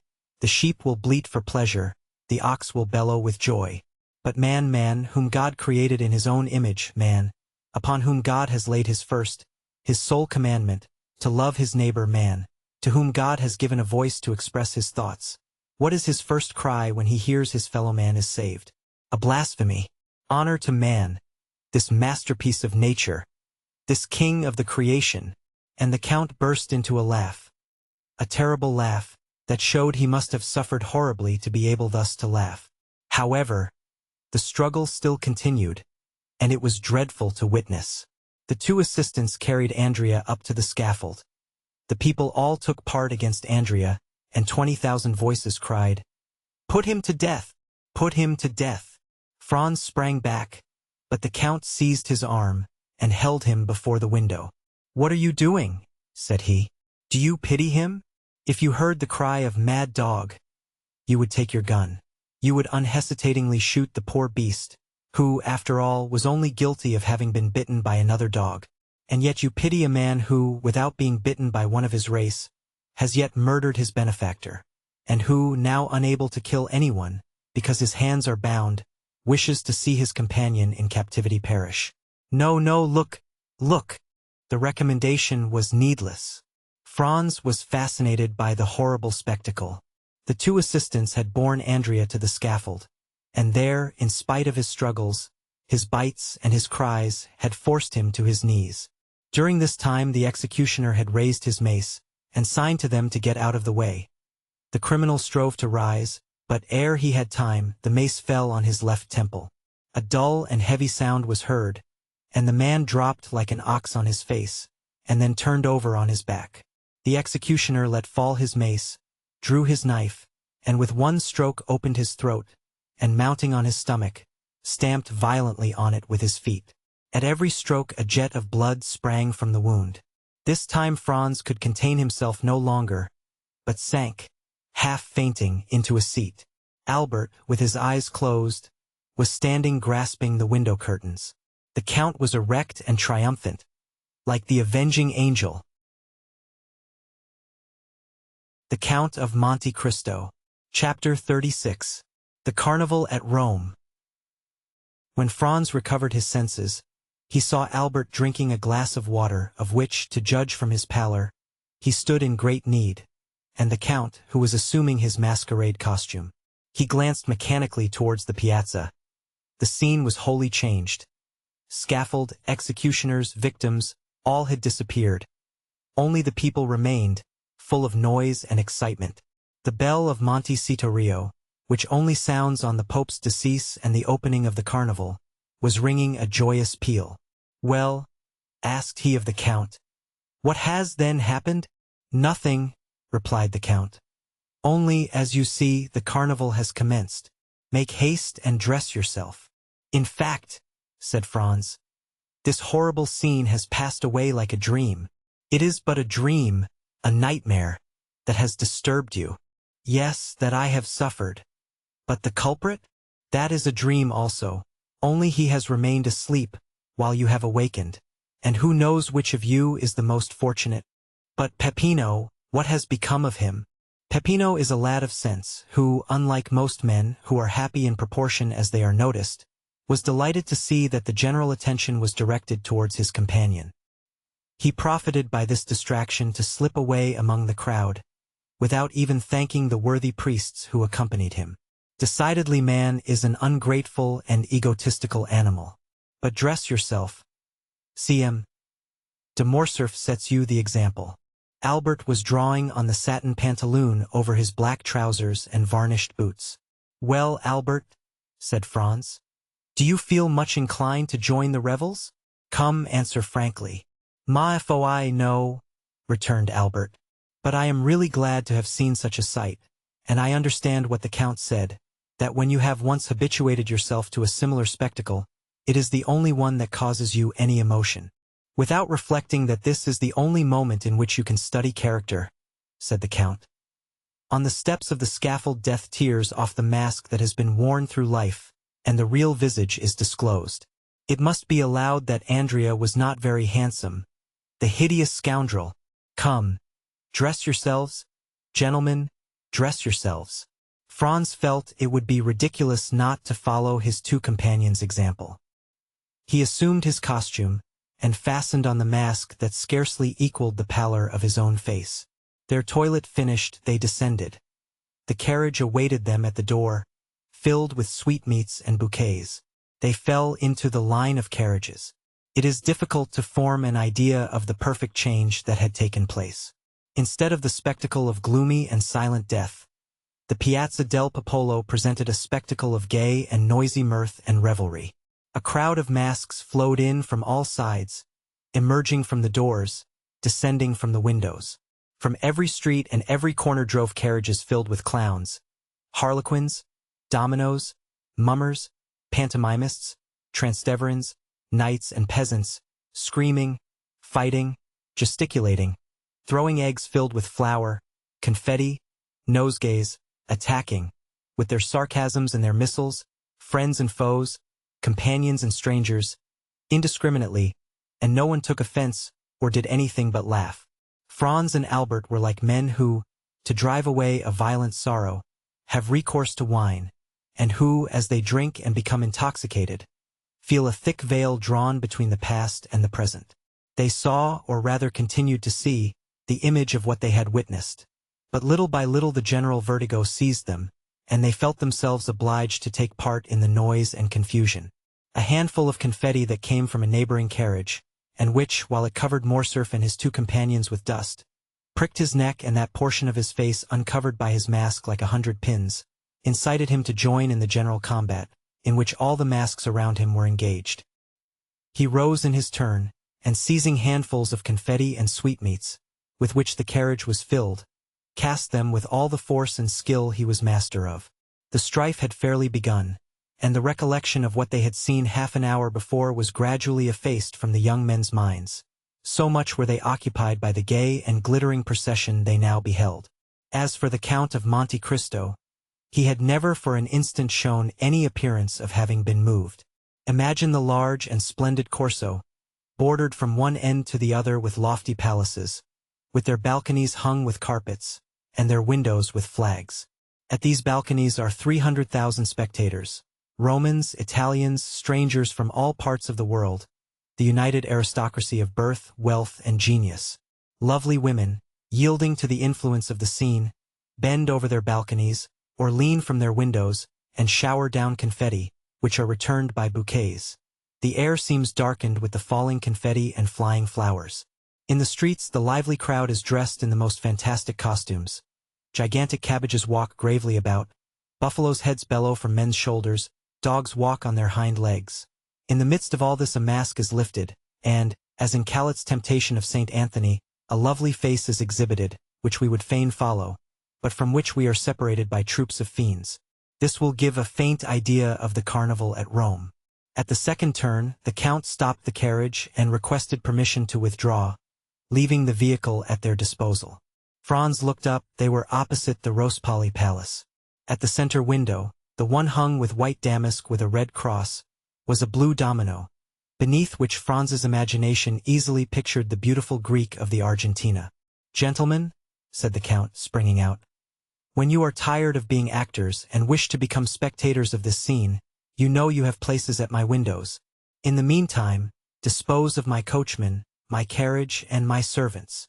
We have forgotten to mention that the Count's coachman was attired in a bearskin, exactly resembling Audrey's in The Bear and the Pasha, and the two footmen behind were dressed up as green monkeys with spring masks, with which they made grimaces at everyone who passed. Franz thanked the Count for his attention. As for Albert, he was busily occupied throwing bouquets at a carriage full of Roman peasants that was passing near him. Unfortunately for him, the line of carriages moved on again, and while he descended the Piazza del Popolo, the other ascended towards the Palazzo di Venezia. "Ah, my dear fellow," said he to Franz, "you did not see? What? There. That calash filled with Roman peasants." "No." "Well, I am convinced they are all charming women." "How unfortunate that you were masked, Albert," said Franz. Here was an opportunity of making up for past disappointments. "Oh," replied he, half laughing, half serious, "I hope the carnival will not pass without some amends in one shape or the other." But, in spite of Albert's hope, the day passed unmarked by any incident, excepting 2 or 3 encounters with the carriage full of Roman peasants. At one of these encounters, accidentally or purposely, Albert's mask fell off. He instantly rose and cast the remainder of the bouquets into the carriage. Doubtless one of the charming females Albert had detected beneath their coquettish disguise was touched by his gallantry. For, as the carriage of the two friends passed her, she threw a bunch of violets. Albert seized it, and as Franz had no reason to suppose it was meant for him, he suffered Albert to retain it. Albert placed it in his buttonhole, and the carriage went triumphantly on. "Well," said Franz to him, "there is the beginning of an adventure. Laugh if you please, I really think so. So I will not abandon this bouquet." "Pardieu," returned Franz, laughing, "in token of your ingratitude." The jest, however, soon appeared to become earnest, for when Albert and Franz again encountered the carriage with the contadini, the one who had thrown the violets to Albert clapped her hands when she beheld them in his buttonhole. "Bravo, bravo," said Franz. Things go wonderfully. Shall I leave you? Perhaps you would prefer being alone. No, replied he. I will not be caught like a fool at a first disclosure by a rendezvous under the clock, as they say at the opera balls. If the fair peasant wishes to carry matters any further, we shall find her, or rather, she will find us tomorrow. Then she will give me some sign or other, and I shall know what I have to do. On my word, said Franz. You are as wise as Nestor and prudent as Ulysses, and your fair Circe must be very skillful or very powerful if she succeed in changing you into a beast of any kind. Albert was right. The fair unknown had resolved, doubtless, to carry the intrigue no farther. For although the young men made several more turns, they did not again see the calash, which had turned up one of the neighboring streets. Then they returned to the Rospoli Palace. But the Count and the blue domino had also disappeared. The two windows, hung with yellow damask, were still occupied by the persons whom the Count had invited. At this moment the same bell that had proclaimed the beginning of the masquerada sounded the retreat. The file on the Corso broke the line, and in a second all the carriages had disappeared. Franz and Albert were opposite the Via del Murat. The coachman, without saying a word, drove up it, passed along the Piazza di Spagna and the Rospoli Palace and stopped at the door of the hotel. Signor Pastrini came to the door to receive his guests. Franz hastened to inquire after the Count, and to express regret that he had not returned in sufficient time. But Pastrini reassured him by saying that the Count of Monte Cristo had ordered a second carriage for himself, and that it had gone at 4 o'clock to fetch him from the Rospoli Palace. The Count had, moreover, charged him to offer the two friends the key of his box at the Argentina. Franz questioned Albert as to his intentions, but Albert had great projects to put into execution before going to the theater, and instead of making any answer, he inquired if Signor Pastrini could procure him a tailor. "A tailor," said the host. "And for what?" "To make us between now and tomorrow 2 Roman peasant costumes," returned Albert. The host shook his head. "To make you 2 costumes between now and tomorrow? I ask your Excellency's pardon, but this is quite a French demand. For the next week you will not find a single tailor who would consent to sew 6 buttons on a waistcoat if you paid him a crown apiece for each button." "Then I must give up the idea?" "No, we have them ready-made. Leave all to me. And tomorrow, when you awake, you shall find a collection of costumes with which you will be satisfied." "My dear Albert," said Franz, "leave all to our host. He has already proved himself full of resources. Let us dine quietly and afterwards go and see l'Italien or Alger." "Agreed," returned Albert. "But remember, Signor Pastrini, that both my friend and myself attach the greatest importance to having tomorrow the costumes we have asked for." The host again assured them they might rely on him, and that their wishes should be attended to, upon which Franz and Albert mounted to their apartments, and proceeded to disencumber themselves of their costumes. Albert, as he took off his dress, carefully preserved the bunch of violets. It was his token reserved for the morrow. The two friends sat down to table, but they could not refrain from remarking the difference between the Count of Monte Cristo's table and that of Signor Pastrini. Truth compelled Franz, in spite of the dislike he seemed to have taken to the Count, to confess that the advantage was not on Pastrini's side. During dessert, the servant inquired at what time they wished for the carriage. Albert and Franz looked at each other, fearing really to abuse the Count's kindness. The servant understood them. "His Excellency the Count of Monte Cristo had," he said, "given positive orders that the carriage was to remain at their lordships' orders all day, and they could therefore dispose of it without fear of indiscretion. They resolved to profit by the Count's courtesy, and ordered the horses to be harnessed, while they substituted evening dress for that which they had on, and which was somewhat the worse for the numerous combats they had sustained. This precaution taken, they went to the theater, and installed themselves in the Count's box. During the first act the Countess G. entered. Her first look was at the box where she had seen the Count the previous evening, so that she perceived Franz and Albert in the place of the very person concerning whom she had expressed so strange an opinion to Franz.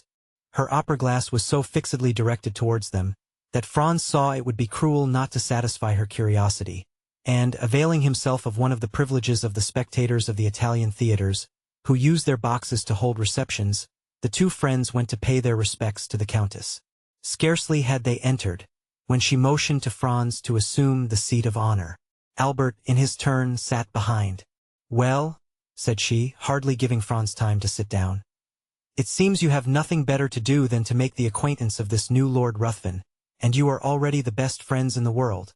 "Without being so far advanced as that, my dear Countess," returned Franz. "I cannot deny that we have abused his good nature all day." "All day?" "Yes, this morning we breakfasted with him. We rode in his carriage all day, and now we have taken possession of his box." "You know him, then?" "Yes and no." "How so?" "It is a long story. Tell it to me. It would frighten you too much. So much the more reason. At least wait until the story has a conclusion." "Very well. I prefer complete histories. But tell me how you made his acquaintance? Did anyone introduce you to him?" "No. It was he who introduced himself to us." "When?" "Last night after we left you." "Through what medium?" "The very prosaic one of our landlord." "He is staying, then, at the Hotel de Londres with you?" "Not only in the same hotel, but on the same floor." "What is his name? For, of course, you know." "The Count of Monte Cristo." "That is not a family name?" "No, it is the name of the island he has purchased." "And he is a count?" "A Tuscan count." "Well, we must put up with that," said the Countess, who was herself from one of the oldest Venetian families. "What sort of a man is he?" "Ask the Vicomte de Morcerf." "You hear M. de Morcerf, I am referred to you," said the Countess. "We should be very hard to please, madame," returned Albert. "Did we not think him delightful? A friend of 10 years' standing could not have done more for us, or with a more perfect courtesy."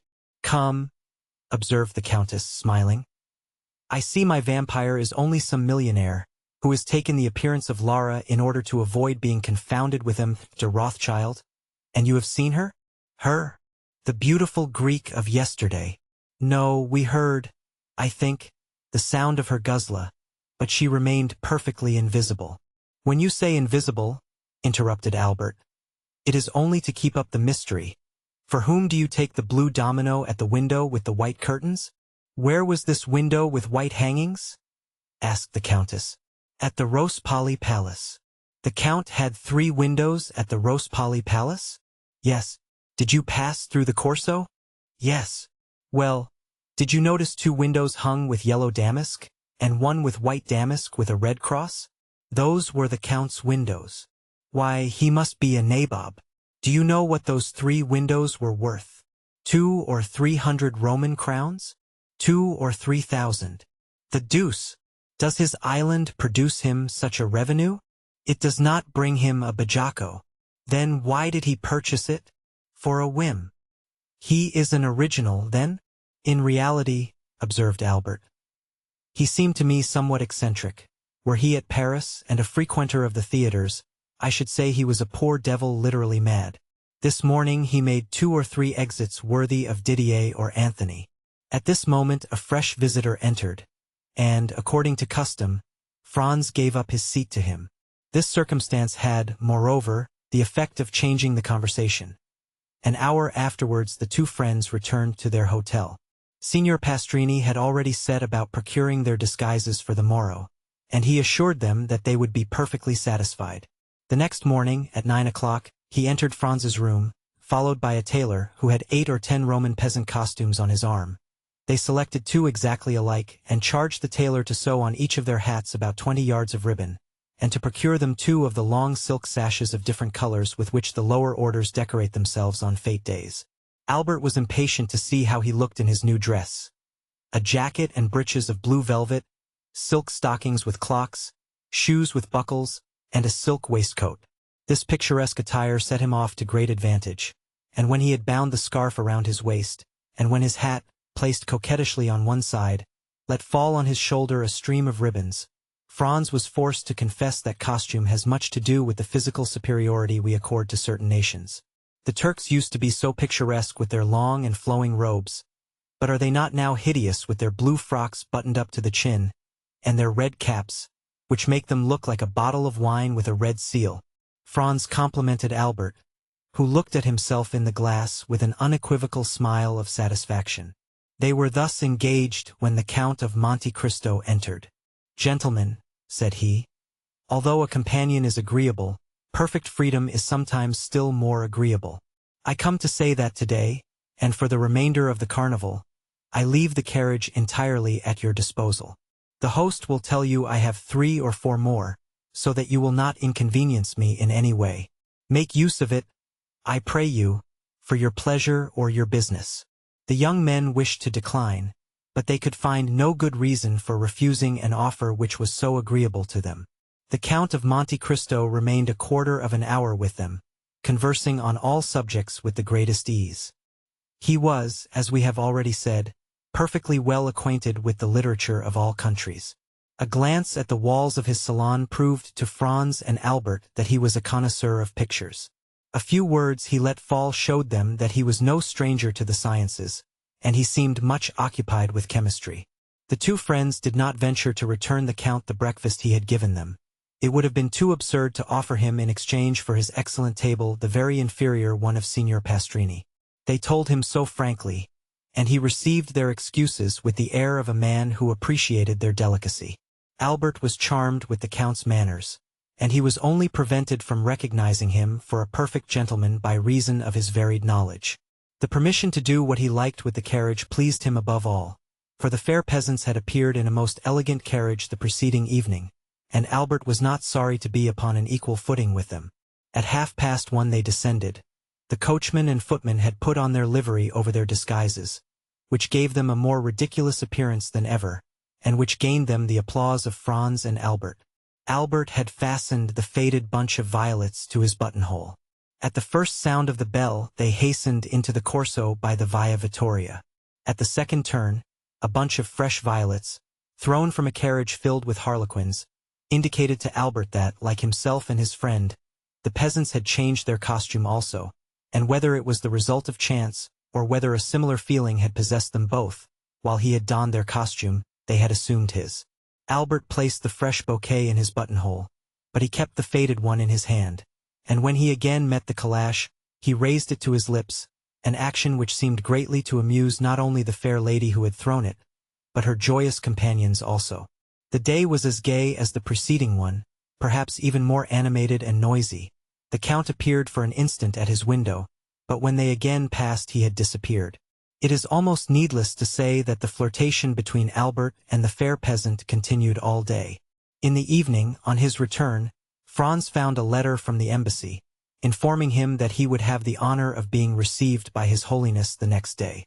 At each previous visit he had made to Rome, he had solicited and obtained the same favor, and incited as much by a religious feeling as by gratitude. He was unwilling to quit the capital of the Christian world without laying his respectful homage at the feet of one of St. Peter's successors who has set the rare example of all the virtues. He did not then think of the carnival, for in spite of his condescension and touching kindness, one cannot incline oneself without awe before the venerable and noble old man called Gregory XVI.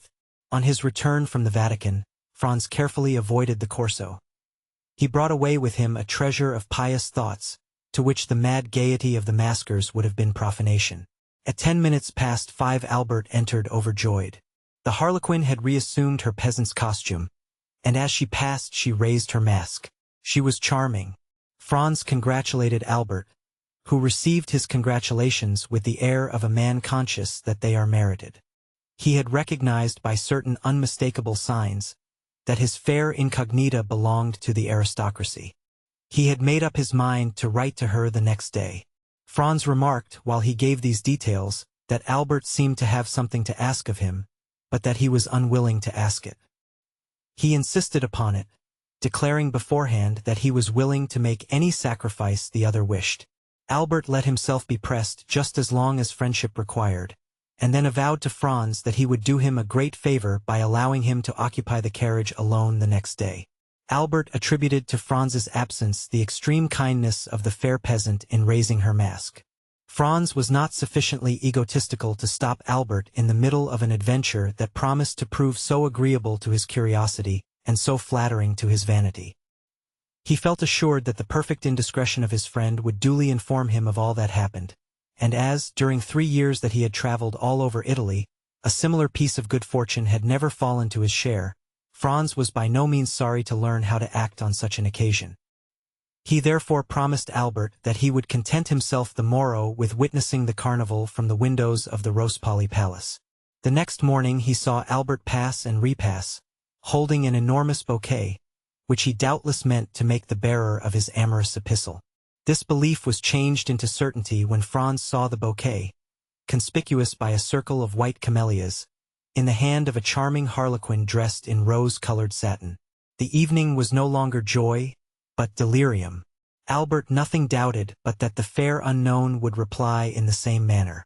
Franz anticipated his wishes by saying that the noise fatigued him, and that he should pass the next day in writing and looking over his journal. Albert was not deceived, for the next evening Franz saw him enter triumphantly shaking a folded paper which he held by one corner. "Well," said he, "was I mistaken?" "She has answered you," cried Franz. "Read." This word was pronounced in a manner impossible to describe. Franz took the letter and read, "Tuesday evening at 7 o'clock, descend from your carriage opposite the Via dei Pontefici, and follow the Roman peasant who snatches your torch from you. When you arrive at the first step of the church of San Giacomo, be sure to fasten a knot of rose-colored ribbons to the shoulder of your harlequin costume, in order that you may be recognized. Until then you will not see me. Constancy and discretion."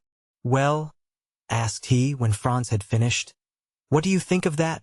"I think that the adventure is assuming a very agreeable appearance." "I think so also," replied Albert, "and I very much fear you will go alone to the Duke of Bracciano's ball."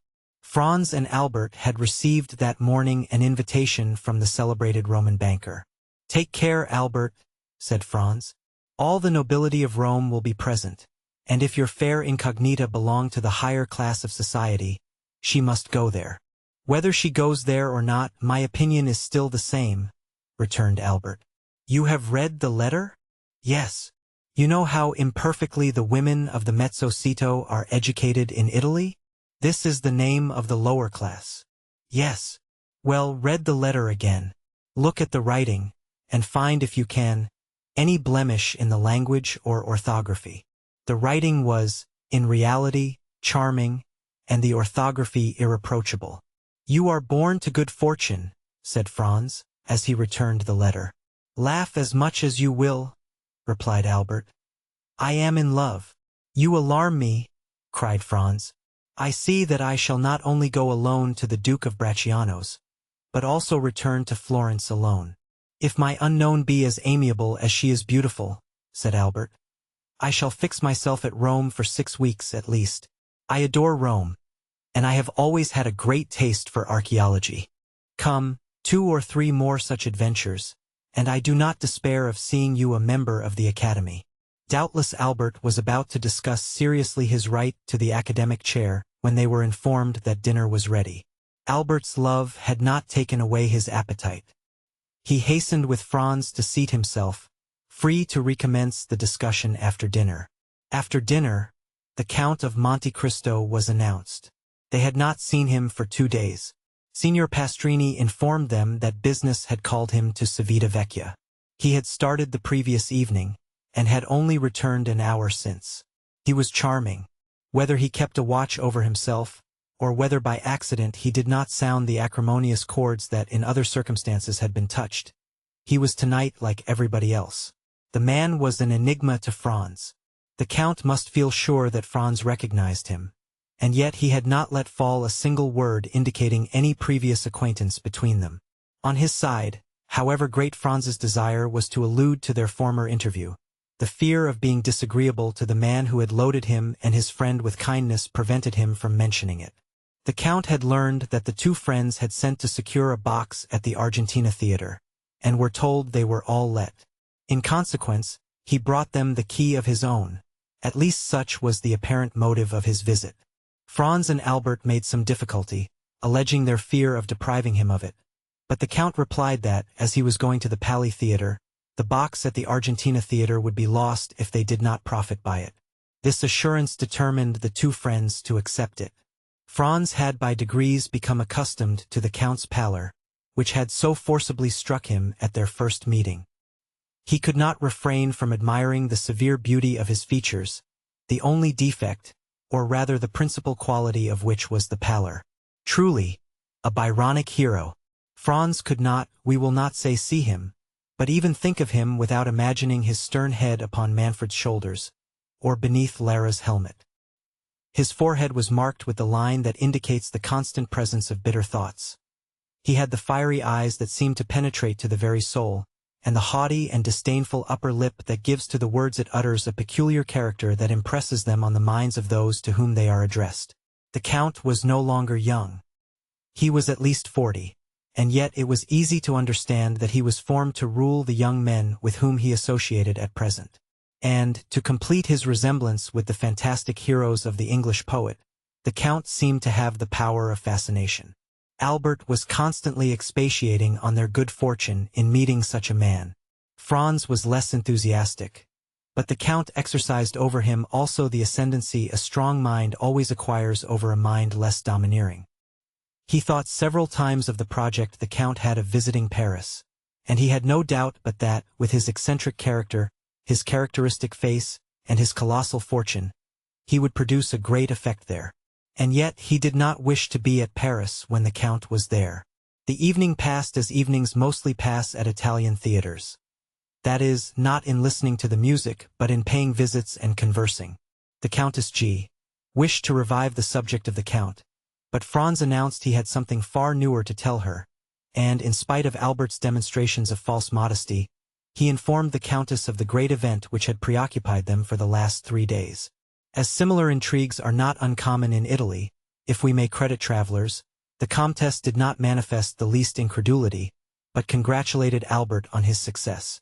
They promised, upon separating, to meet at the Duke of Bracciano's ball, to which all Rome was invited. The heroine of the bouquet kept her word. She gave Albert no sign of her existence the morrow or the day after. At length Tuesday came, the last and most tumultuous day of the carnival. On Tuesday, the theaters open at 10 o'clock in the morning, as Lent begins after 8 at night. On Tuesday, all those who through want of money, time, or enthusiasm have not been to see the carnival before, mingle in the gaiety, and contribute to the noise and excitement. From 2 o'clock till 5 Franz and Albert followed in the fete, exchanging handfuls of confetti with the other carriages and the pedestrians, who crowded amongst the horses' feet and the carriage wheels without a single accident, a single dispute, or a single fight. The fetes are veritable pleasure days to the Italians. The author of this history, who has resided 5 or 6 years in Italy, does not recollect to have ever seen a ceremony interrupted by one of those events so common in other countries. Albert was triumphant in his harlequin costume. A knot of rose-colored ribbons fell from his shoulder almost to the ground. In order that there might be no confusion, Franz wore his peasant's costume. As the day advanced, the tumult became greater. There was not on the pavement, in the carriages, at the windows, a single tongue that was silent, a single arm that did not move. It was a human storm, made up of a thunder of cries, and a hail of sweetmeats, flowers, eggs, oranges, and nosegays. At 3 o'clock the sound of fireworks, let off on the Piazza del Popolo and the Piazza di Venezia, heard with difficulty amid the din and confusion, announced that the races were about to begin. The races, like the Maquet, are one of the episodes peculiar to the last days of the carnival. At the sound of the fireworks the carriages instantly broke ranks, and retired by the adjacent streets. All these evolutions are executed with an inconceivable address and marvelous rapidity, without the police interfering in the matter. The pedestrians ranged themselves against the walls. Then the trampling of horses and the clashing of steel were heard. A detachment of carbineers, 15 abreast, galloped up the Corso in order to clear it for the Barbari. When the detachment arrived at the Piazza di Venezia, a second volley of fireworks was discharged, to announce that the street was clear. Almost instantly, in the midst of a tremendous and general outcry, 7 or 8 horses, excited by the shouts of 300,000 spectators, passed by like lightning. Then the castle of St. Angelo fired 3 cannon to indicate that number 3 had won. Immediately, without any other signal, the carriages moved on, flowing on towards the Corso, down all the streets, like torrents pent up for a while, which again flow into the parent river, and the immense stream again continued its course between its 2 granite banks. A new source of noise and movement was added to the crowd. The sellers of Maquet entered on the scene. The Maquet or Maquet are candles which vary in size from the Pascal taper to the rushlight, and which give to each actor in the great final scene of the carnival two very serious problems to grapple with. First, how to keep his own Maquet alight, and secondly, how to extinguish the Maquet of others. The Maquet is like life. Man has found but one means of transmitting it, and that one comes from God. But he has discovered 1,000 means of taking it away, and the devil has somewhat aided him. The Maquet is kindled by approaching it to a light. But who can describe the 1,000 means of extinguishing the Maquet? The gigantic bellows, the monstrous extinguishers, the superhuman fans. Everyone hastened to purchase Maquet, Franz and Albert among the rest. The night was rapidly approaching, and already at the cry of Maquet, repeated by the shrill voices of 1,000 vendors, 2 or 3 stars began to burn among the crowd. It was a signal. At the end of 10 minutes 50,000 lights glittered, descending from the Palazzo di Venezia to the Piazza del Popolo, and mounting from the Piazza del Popolo to the Palazzo di Venezia. It seemed like the fate of jack-o'-lanterns. It is impossible to form any idea of it without having seen it. Suppose that all the stars had descended from the sky and mingled in a wild dance on the face of the earth. The whole accompanied by cries that were never heard in any other part of the world.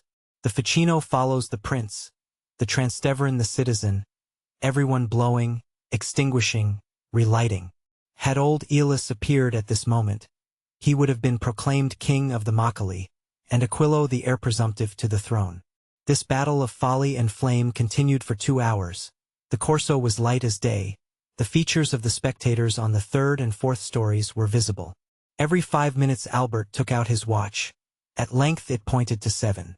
The 2 friends were in the Via dei Pontefici. Albert sprang out, bearing his Maquet in his hand. 2 or 3 masks strove to knock his Maquet out of his hand. But Albert, a first-rate pugilist, sent them rolling in the street, one after the other, and continued his course towards the church of San Giacomo. The steps were crowded with masks, who strove to snatch each other's torches. Franz followed Albert with his eyes, and saw him mount the first step. Instantly a mask, wearing the well-known costume of a peasant woman, snatched his Maquet from him without his offering any resistance. Franz was too far off to hear what they said.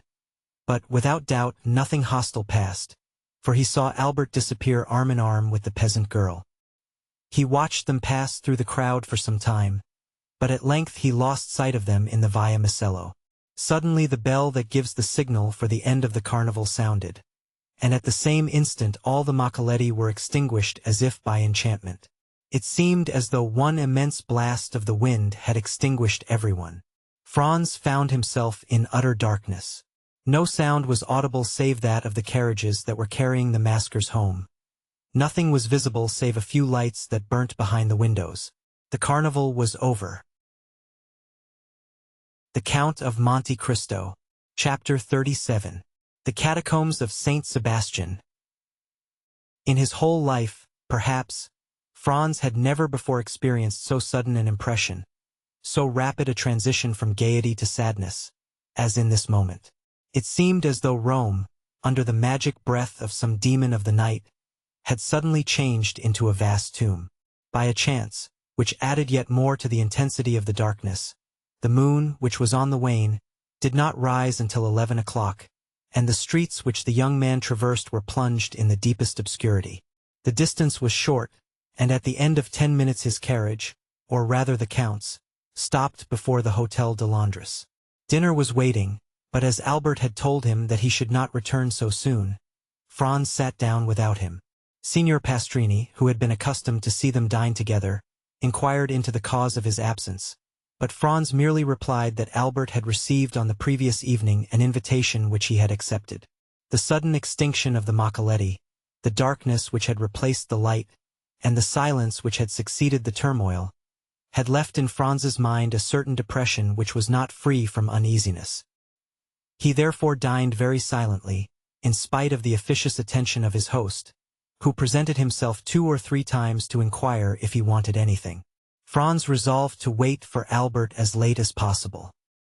He ordered the carriage, therefore, for 11 o'clock, desiring Signor Pastrini to inform him the moment that Albert returned to the hotel. At 11 o'clock Albert had not come back. Franz dressed himself and went out, telling his host that he was going to pass the night at the Duke of Bracciano's. The house of the Duke of Bracciano is one of the most delightful in Rome. The Duchess, one of the last heiresses of the Colonnas, does its honors with the most consummate grace, and thus their fates have a European celebrity. Franz and Albert had brought to Rome letters of introduction to them, and their first question on his arrival was to inquire the whereabouts of his traveling companion.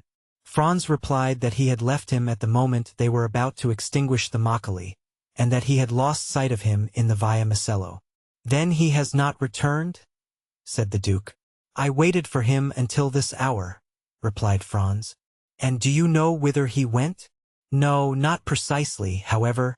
I think it was something very like a rendezvous." "Diavolo," said the Duke. "This is a bad day, or rather a bad night, to be out late. Is it not, Countess?"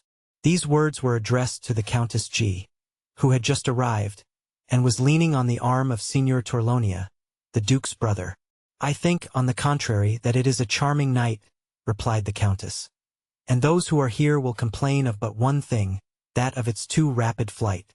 "I am not speaking," said the Duke with a smile, "of the persons who are here. The men run no other danger than that of falling in love with you, and the women of falling ill of jealousy at seeing you so lovely. I meant persons who were out in the streets of Rome." "Ah?" asked the Countess. "Who is out in the streets of Rome at this hour, unless it be to go to a ball?"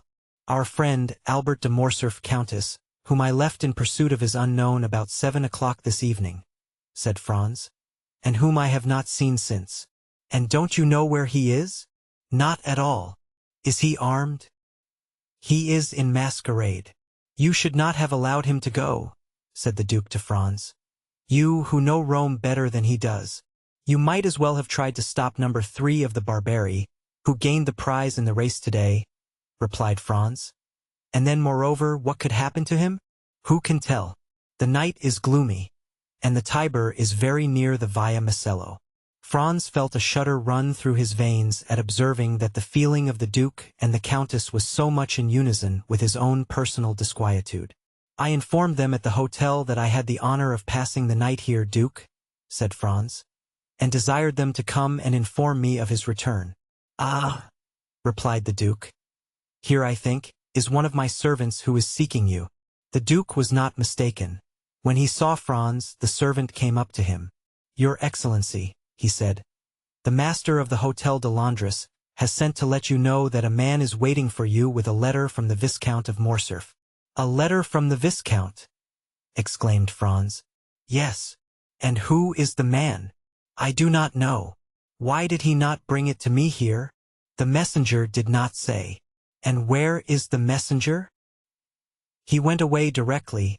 He saw me enter the ballroom to find you." "Oh," said the Countess to Franz. "Go with all speed, poor young man. Perhaps some accident has happened to him." "I will hasten," replied Franz. "Shall we see you again to give us any information?" inquired the Countess. "Yes, if it is not any serious affair. Otherwise I cannot answer as to what I may do myself." "Be prudent in any event," said the Countess. "Oh, pray be assured of that." Franz took his hat and went away in haste. He had sent away his carriage with orders for it to fetch him at 2 o'clock. Fortunately the Palazzo Bracciano, which is on one side in the Corso, and on the other in the Square of the Holy Apostles, is hardly 10 minutes' walk from the Hotel de Londres. As he came near the hotel, Franz saw a man in the middle of the street. He had no doubt that it was the messenger from Albert. The man was wrapped up in a large cloak. He went up to him, but, to his extreme astonishment, the stranger first addressed him. "What wants your Excellency of me?" inquired the man, retreating a step or two, as if to keep on his guard. "Are not you the person who brought me a letter?" inquired Franz. "From the Viscount of Morcerf? Your Excellency lodges at Pastrini's hotel?" "I do." "Your Excellency is the traveling companion of the Viscount?" "I am." "Your Excellency's name is the Baron Franz d'Épinay. Then it is to your Excellency that this letter is addressed." Is there any answer? Inquired Franz, taking the letter from him. Yes, your friend at least hopes so. Come upstairs with me, and I will give it to you. I prefer waiting here, said the messenger with a smile. And why? Your Excellency will know when you have read the letter. Shall I find you here, then? Certainly. Franz entered the hotel. On the staircase he met Signor Pastrini. Well? Said the landlord. Well, what? Responded Franz. You have seen the man who desired to speak with you from your friend? He asked of Franz. Yes, I have seen him, he replied. And he has handed this letter to me. Light the candles in my apartment, if you please. The innkeeper gave orders to a servant to go before Franz with a light. The young man had found Signor Pastrini looking very much alarmed, and this had only made him the more anxious to read Albert's letter, and so he went instantly towards the waxlight and unfolded it. It was written and signed by Albert. Franz read it twice before he could comprehend what it contained. It was thus worded. My dear fellow, the moment you have received this, have the kindness to take the letter of credit from my pocketbook, which you will find in the square drawer of the secrétaire. Add your own to it, if it be not sufficient. Run to Torlonia, draw from him instantly 4,000 piastres, and give them to the bearer. It is urgent that I should have this money without delay. I do not say more, relying on you as you may rely on me. Your friend, Albert de Morcerf. P.S. I now believe in Italian banditti. Below these lines were written, in a strange hand, the following in Italian. Se alle della mattina le 4.000 piastre non sono nelle mie mani. Alla sed il conte Alberto aver cessato di vivere. Luigi Vampa. If by 6 in the morning the 4,000 piastres are not in my hands, by 7 o'clock the Count Albert will have ceased to live. This second signature explained everything to Franz, who now understood the objection of the messenger to coming up into the apartment. The street was safer for him. Albert, then, had fallen into the hands of the famous bandit chief, in whose existence he had for so long a time refused to believe. There was no time to lose. He hastened to open the secrétaire and found the pocketbook in the drawer, and in it the letter of credit. There were in all 6,000 piastres, but of these 6,000 Albert had already expended 3,000. As to Franz, he had no letter of credit, as he lived at Florence, and had only come to Rome to pass 7 or 8 days. He had brought but 100 louis, and of these he had not more than 50 left. Thus 700 or 800 piastres were wanting to them both to make up the sum that Albert required. True, he might in such a case rely on the kindness of Signor Torlonia. He was, therefore, about to return to the Palazzo Bracciano without loss of time, when suddenly a luminous idea crossed his mind. He remembered the Count of Monte Cristo. Franz was about to ring for Signor Pastrini, when that worthy presented himself. My dear sir, he said hastily, do you know if the Count is within? Yes, your Excellency. He has this moment returned. Is he in bed? I should say no. Then ring at his door, if you please, and request him to be so kind as to give me an audience. Signor Pastrini did as he was desired, and returning 5 minutes after, he said, The Count awaits your Excellency. Franz went along the corridor, and a servant introduced him to the Count. He was in a small room which Franz had not yet seen, and which was surrounded with divans. The Count came towards him. Well, what good wind blows you hither at this hour? Said he. Have you come to sup with me? It would be very kind of you. No, I have come to speak to you of a very serious matter. A serious matter, said the Count, looking at Franz with the earnestness usual to him. And what may it be? Are we alone? Yes, replied the Count, going to the door and returning. Franz gave him Albert's letter. Read that, he said. The Count read it. Well, well, said he. Did you see the postscript? I did, indeed. Se alle della mattina le 4.000 piastre non sono nelle mie mani. Alla sed il conte Alberto aver cessato di vivere. Luigi Vampa. What think you of that? Inquired Franz. Have you the money he demands? Yes, all but 800 piastres. The Count went to his secrétaire, opened it, and pulling out a drawer filled with gold, said to Franz, I hope you will not offend me by applying to anyone but myself. You see, on the contrary, I come to you first and instantly, replied Franz. And I thank you, have what you will. And he made a sign to Franz to take what he pleased. Is it absolutely necessary, then, to send the money to Luigi Vampa? Asked the young man, looking fixedly in his turn at the Count.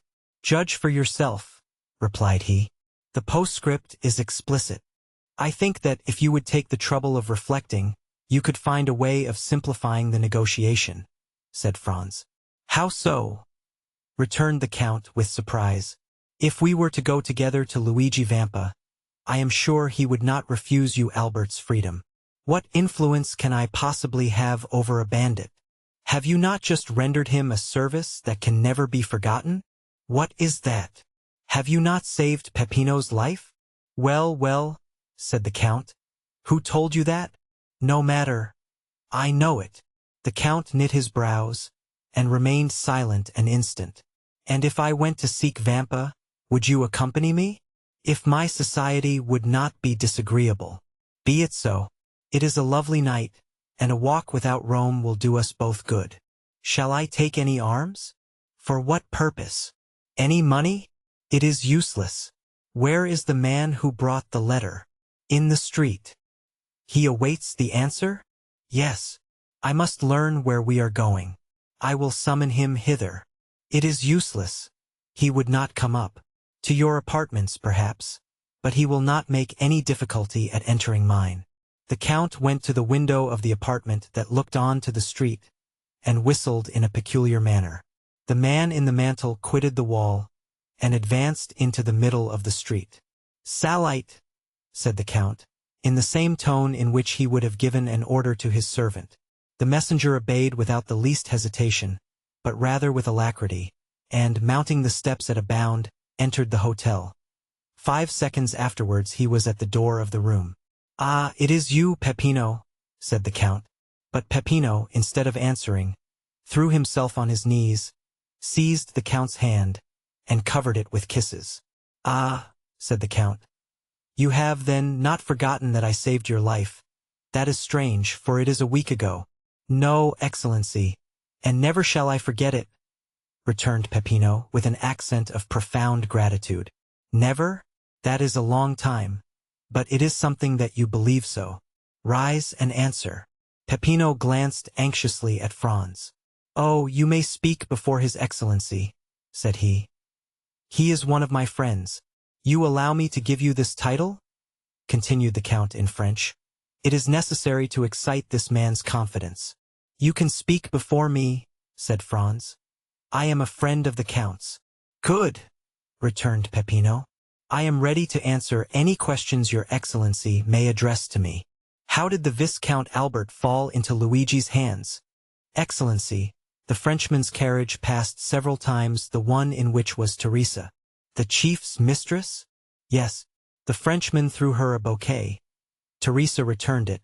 All this with the consent of the chief, who was in the carriage. What? Cried Franz. Was Luigi Vampa in the carriage with the Roman peasants? It was he who drove, disguised as the coachman, replied Peppino. Well, said the Count. Well, then, the Frenchman took off his mask. Teresa, with the chief's consent, did the same.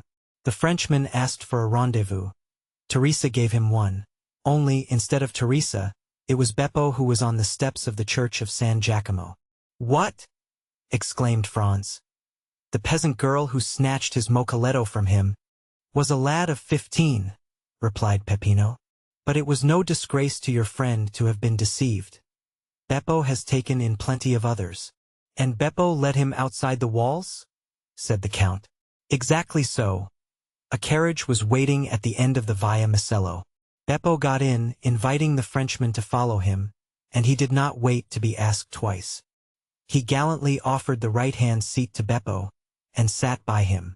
Beppo told him he was going to take him to a villa a league from Rome. The Frenchman assured him he would follow him to the end of the world. The coachman went up the Via di Ripetta and the Porta San Paolo, and when they were 200 yards outside, as the Frenchman became somewhat too forward, Beppo put a brace of pistols to his head. The coachman pulled up and did the same. At the same time, 4 of the band, who were concealed on the banks of the Almo, surrounded the carriage. The Frenchman made some resistance and nearly strangled Beppo, but he could not resist 5 armed men, and was forced to yield. They made him get out, walk along the banks of the river, and then brought him to Teresa and Luigi, who were waiting for him in the catacombs of Saint Sebastian. "Well," said the Count, turning towards Franz, "it seems to me that this is a very likely story. What do you say to it?" "Why, that I should think it very amusing," replied Franz, "if it had happened to anyone but poor Albert. And, in truth, if you had not found me here," said the Count, "it might have proved a gallant adventure which would have cost your friend dear. But now, be assured, his alarm will be the only serious consequence." "And shall we go and find him?" inquired Franz. "Oh, decidedly, sir. He is in a very picturesque place. Do you know the catacombs of Saint Sebastian? I was never in them, but I have often resolved to visit them. Well, here is an opportunity made to your hand, and it would be difficult to contrive a better. Have you a carriage?" "No. That is of no consequence. I always have one ready, day and night." "Always ready?" "Yes. I am a very capricious being, and I should tell you that sometimes when I rise, or after my dinner, or in the middle of the night, I resolve on starting for some particular point, and away I go." The Count rang, and a footman appeared. "Order out the carriage," he said, "and remove the pistols which are in the holsters. You need not awaken the coachman. Ali will drive." In a very short time the noise of wheels was heard, and the carriage stopped at the door. The Count took out his watch. 12:30, he said. "We might start at 5 o'clock and be in time, but the delay may cause your friend to pass an uneasy night, and therefore we had better go with all speed to extricate him from the hands of the infidels. Are you still resolved to accompany me?" "More determined than ever." "Well, then, come along." Franz and the Count went downstairs, accompanied by Peppino. At the door they found the carriage. Ali was on the box, in whom Franz recognized the dumb slave of the grotto of Monte Cristo. Franz and the Count got into the carriage. Peppino placed himself beside Ali, and they set off at a rapid pace. Ali had received his instructions and went down the Corso, crossed the Campo Vaccino, went up the Strada San Gregorio, and reached the gates of Saint Sebastian. Then the porter raised some difficulties, but the Count of Monte Cristo produced a permit from the governor of Rome, allowing him to leave or enter the city at any hour of the day or night. The portcullis was therefore raised, the porter had a louis for his trouble, and they went on their way. The road which the carriage now traversed was the ancient Appian Way, and bordered with tombs. From time to time, by the light of the moon, which began to rise, Franz imagined that he saw something like a sentinel appear at various points among the ruins, and suddenly retreat into the darkness on a signal from Peppino. A short time before they reached the baths of Caracalla the carriage stopped. Peppino opened the door, and the Count and Franz alighted. "In 10 minutes," said the Count to his companion, "we shall be there." He then took Peppino aside, gave him an order in a low voice, and Peppino went away, taking with him a torch, brought with them in the carriage. 5 minutes elapsed, during which Franz saw the shepherd going along a narrow path that led over the irregular and broken surface of the Campagna, and finally he disappeared in the midst of the tall red herbage, which seemed like the bristling mane of an enormous lion. "Now," said the Count, "let us follow him." Franz and the Count in their turn then advanced along the same path, which, at the distance of 100 paces, led them over a declivity to the bottom of a small valley. They then perceived 2 men conversing in the obscurity. "Ought we to go on?" asked Franz of the Count. "Or should we pause?" "Let us go on. Peppino will have warned the sentry of our coming." One of the 2 men was Peppino, and the other a bandit on the lookout. Franz and the Count advanced, and the bandit saluted them. "Your Excellency," said Peppino, addressing the Count, "if you will follow me, the opening of the catacombs is close at hand." "Go on, then," replied the Count. They came to an opening behind a clump of bushes and in the midst of a pile of rocks, by which a man could scarcely pass. Peppino glided first into this crevice. After they got along a few paces the passage widened. Peppino passed, lighted his torch, and turned to see if they came after him. The Count first reached an open space and Franz followed him closely. The passageway sloped in a gentle descent, enlarging as they proceeded. Still Franz and the Count were compelled to advance in a stooping posture, and were scarcely able to proceed abreast of one another. They went on 150 paces in this way, and then were stopped by, "Who comes there?" At the same time they saw the reflection of a torch on a carbine barrel. "A friend," responded Peppino, and advancing alone towards the sentry, he said a few words to him in a low tone, and then he, like the first, saluted the nocturnal visitors, making a sign that they might proceed. Behind the sentinel was a staircase with 20 steps. Franz and the Count descended these, and found themselves in a mortuary chamber. 5 corridors diverged like the rays of a star, and the walls, dug into niches, which were arranged one above the other in the shape of coffins, showed that they were at last in the catacombs. Down one of the corridors, whose extent it was impossible to determine, rays of light were visible. The Count laid his hand on Franz's shoulder. "Would you like to see a camp of bandits in repose?" he inquired. "Exceedingly," replied Franz. "Come with me, then." Peppino put out the torch. Peppino obeyed, and Franz and the Count were in utter darkness, except that 50 paces in advance of them a reddish glare, more evident since Peppino had put out his torch, was visible along the wall. They advanced silently, the Count guiding Franz as if he had the singular faculty of seeing in the dark.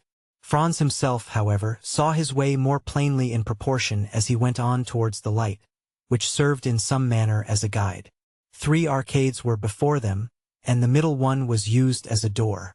These arcades opened on one side into the corridor where the Count and Franz were, and on the other into a large square chamber, entirely surrounded by niches similar to those of which we have spoken. In the midst of this chamber were 4 stones, which had formerly served as an altar, as was evident from the cross which still surmounted them.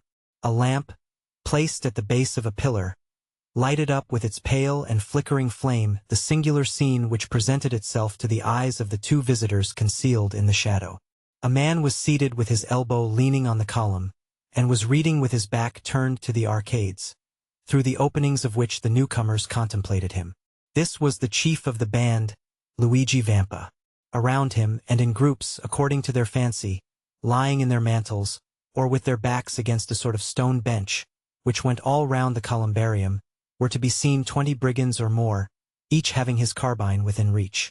At the other end, silent, scarcely visible and like a shadow, was a sentinel, who was walking up and down before a grotto, which was only distinguishable because in that spot the darkness seemed more dense than elsewhere. When the Count thought Franz had gazed sufficiently on this picturesque tableau, he raised his finger to his lips, to warn him to be silent, and, ascending the 3 steps which led to the corridor of the columbarium, entered the chamber by the middle arcade, and advanced towards Vampa, who was so intent on the book before him that he did not hear the noise of his footsteps. "Who comes there?" cried the sentinel, who was less abstracted, and who saw by the lamplight a shadow approaching his chief. At this challenge Vampa rose quickly, drawing at the same moment a pistol from his girdle. In a moment all the bandits were on their feet, and 20 carbines were leveled at the Count. "Well," said he in a voice perfectly calm, and no muscle of his countenance disturbed. "Well, my dear Vampa, it appears to me that you receive a friend with a great deal of ceremony." "Ground arms," exclaimed the chief, with an imperative sign of the hand, while with the other he took off his hat respectfully.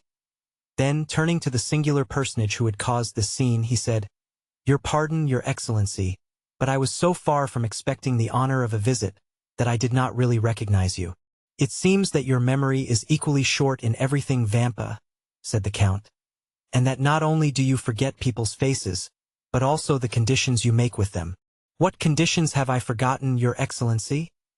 inquired the bandit, with the air of a man who, having committed an error, is anxious to repair it.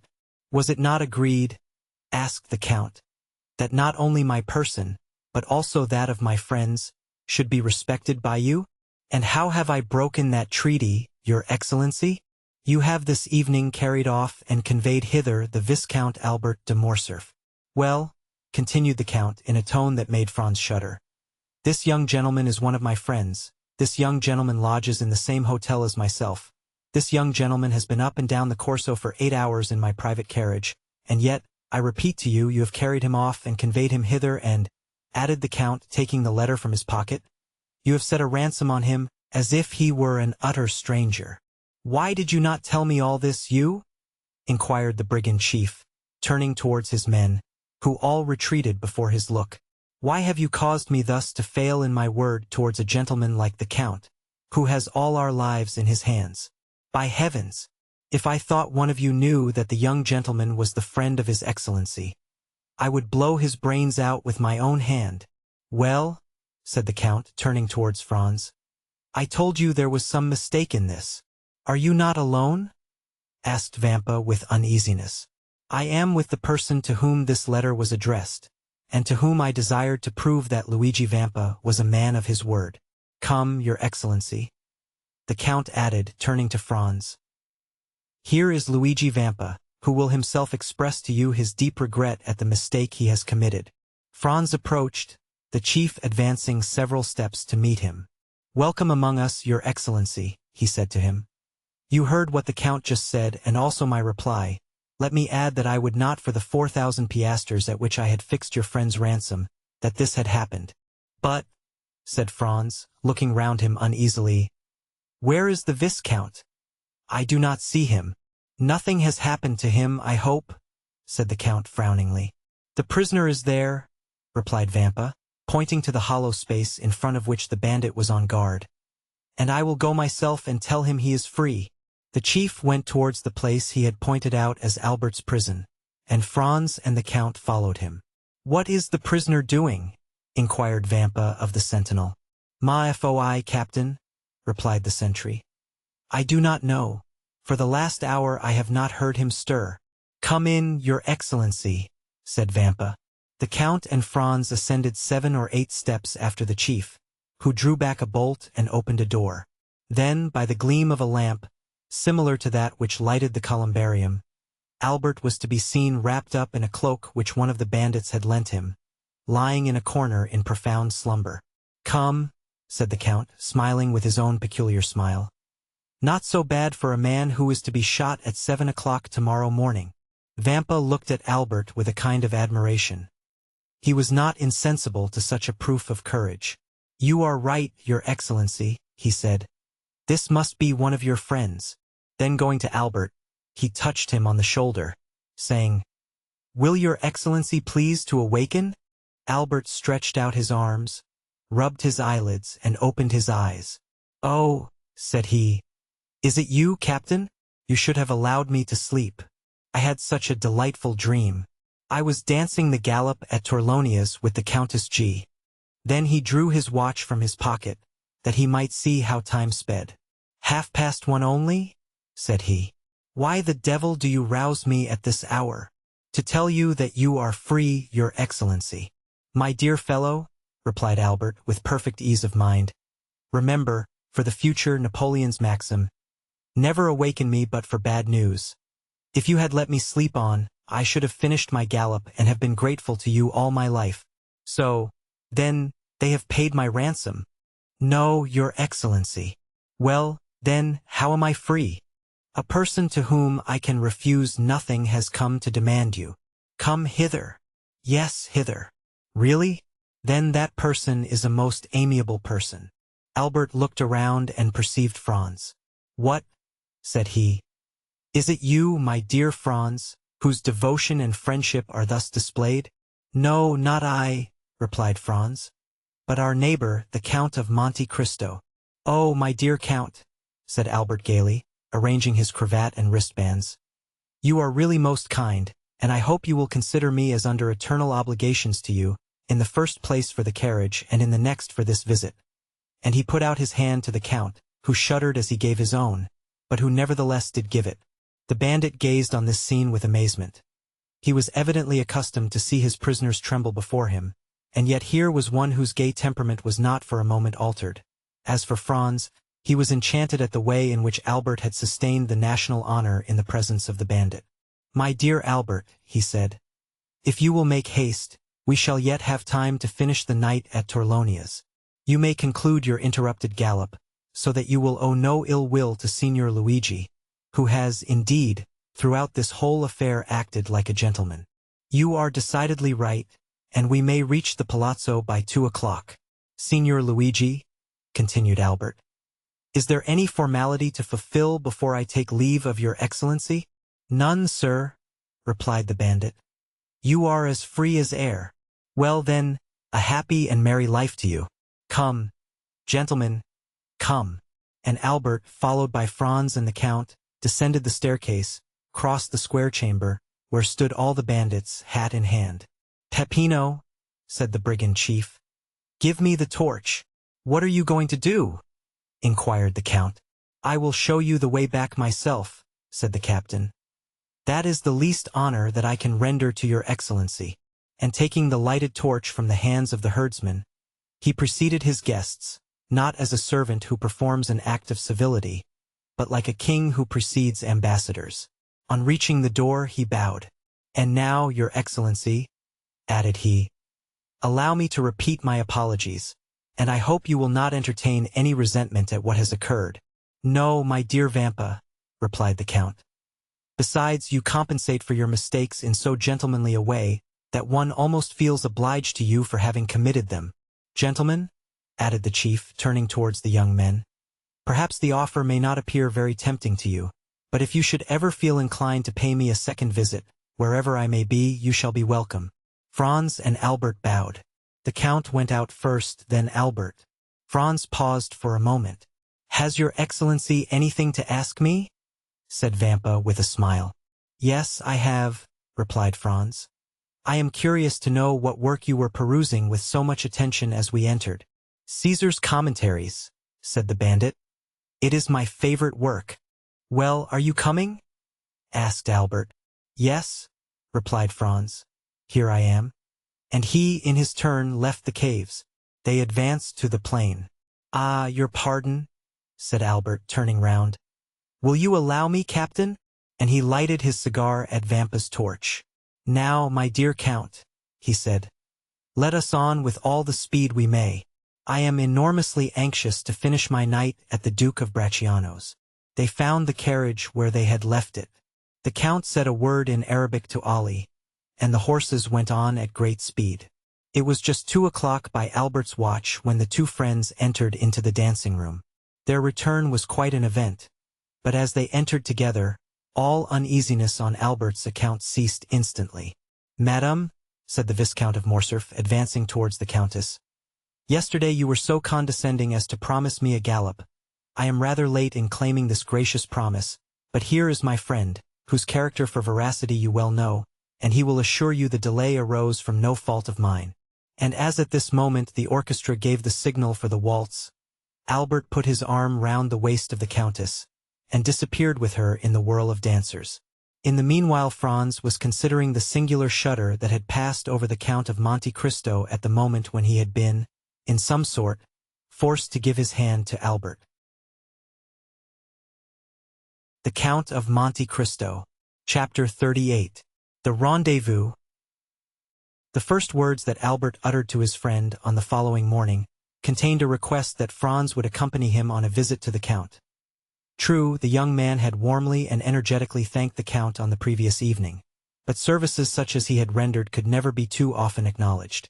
Franz, who seemed attracted by some invisible influence towards the Count, in which terror was strangely mingled, felt an extreme reluctance to permit his friend to be exposed alone to the singular fascination that this mysterious personage seemed to exercise over him, and therefore made no objection to Albert's request, but at once accompanied him to the desired spot, and, after a short delay, the Count joined them in the salon. My dear Count, said Albert, advancing to meet him, permit me to repeat the poor thanks I offered last night, and to assure you that the remembrance of all I owe to you will never be effaced from my memory. Believe me, as long as I live, I shall never cease to dwell with grateful recollection on the prompt and important service you rendered me, and also to remember that to you I am indebted even for my life. My very good friend and excellent neighbor, replied the Count with a smile. You really exaggerate my trifling exertions.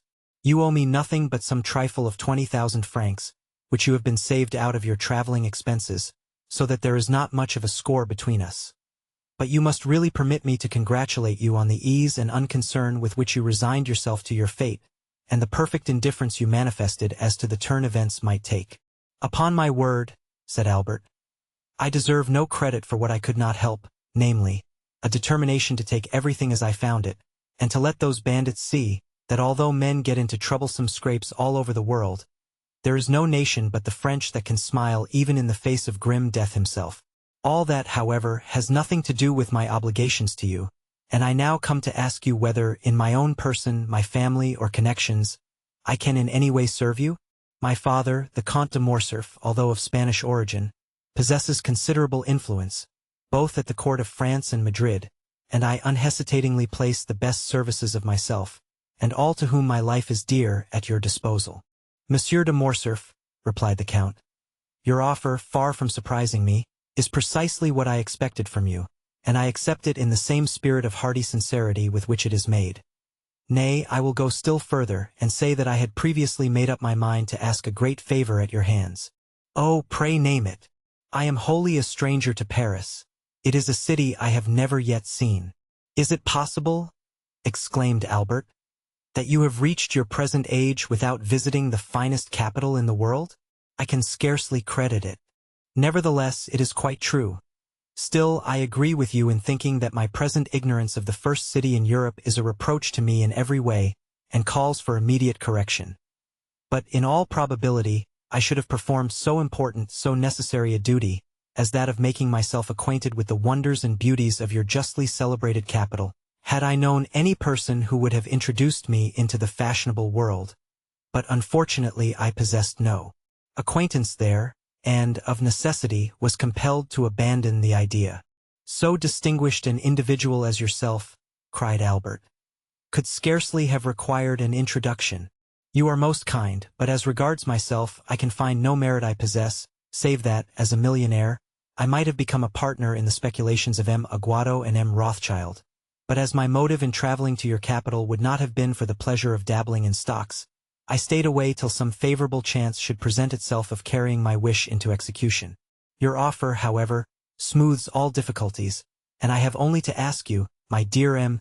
de Morcerf, these words were accompanied by a most peculiar smile, whether you undertake, upon my arrival in France, to open to me the doors of that fashionable world of which I know no more than a Huron or a native of Cochin China. Oh, that I do, and with infinite pleasure, answered Albert. And so much the more readily as a letter received this morning from my father summons me to Paris, in consequence of a treaty of marriage, my dear Franz, do not smile, I beg of you, with a family of high standing, and connected with the very cream of Parisian society. Connected by marriage, you mean? Said Franz, laughingly. Well, never mind how it is, answered Albert. It comes to the same thing in the end. Perhaps by the time you return to Paris, I shall be quite a sober, staid father of a family. A most edifying representative I shall make of all the domestic virtues. Don't you think so? But as regards your wish to visit our fine city, my dear Count, I can only say that you may command me and mine to any extent you please. Then it is settled, said the Count. And I give you my solemn assurance that I only waited an opportunity like the present to realize plans that I have long meditated. Franz did not doubt that these plans were the same concerning which the Count had dropped a few words in the grotto of Monte Cristo, and while the Count was speaking the young man watched him closely, hoping to read something of his purpose in his face, but his countenance was inscrutable, especially when, as in the present case, it was veiled in a sphinx-like smile. "But tell me now, Count," exclaimed Albert, delighted at the idea of having to chaperone so distinguished a person as Monte Cristo. "Tell me truly whether you are in earnest, or if this project of visiting Paris is merely one of the chimerical and uncertain air castles of which we make so many in the course of our lives, but which, like a house built on the sand, is liable to be blown over by the first puff of wind?" "I pledge you my honor," returned the Count, "that I mean to do as I have said. Both inclination and positive necessity compel me to visit Paris." "When do you propose going thither? Have you made up your mind when you shall be there yourself?" "Certainly I have. In a fortnight or 3 weeks' time, that is to say, as fast as I can get there." "Nay," said the Count, "I will give you 3 months ere I join you. You see, I make an ample allowance for all delays and difficulties." "And in 3 months' time," said Albert, You will be at my house? Shall we make a positive appointment for a particular day and hour? Inquired the Count. Only let me warn you that I am proverbial for my punctilious exactitude in keeping my engagements. Day for day, hour for hour, said Albert. That will suit me to a dot.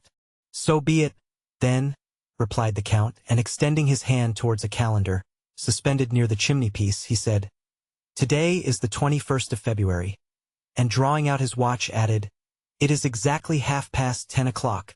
Now promise me to remember this, and expect me the 21st of May at the same hour in the forenoon. Capital, exclaimed Albert. Your breakfast shall be waiting. Where do you live?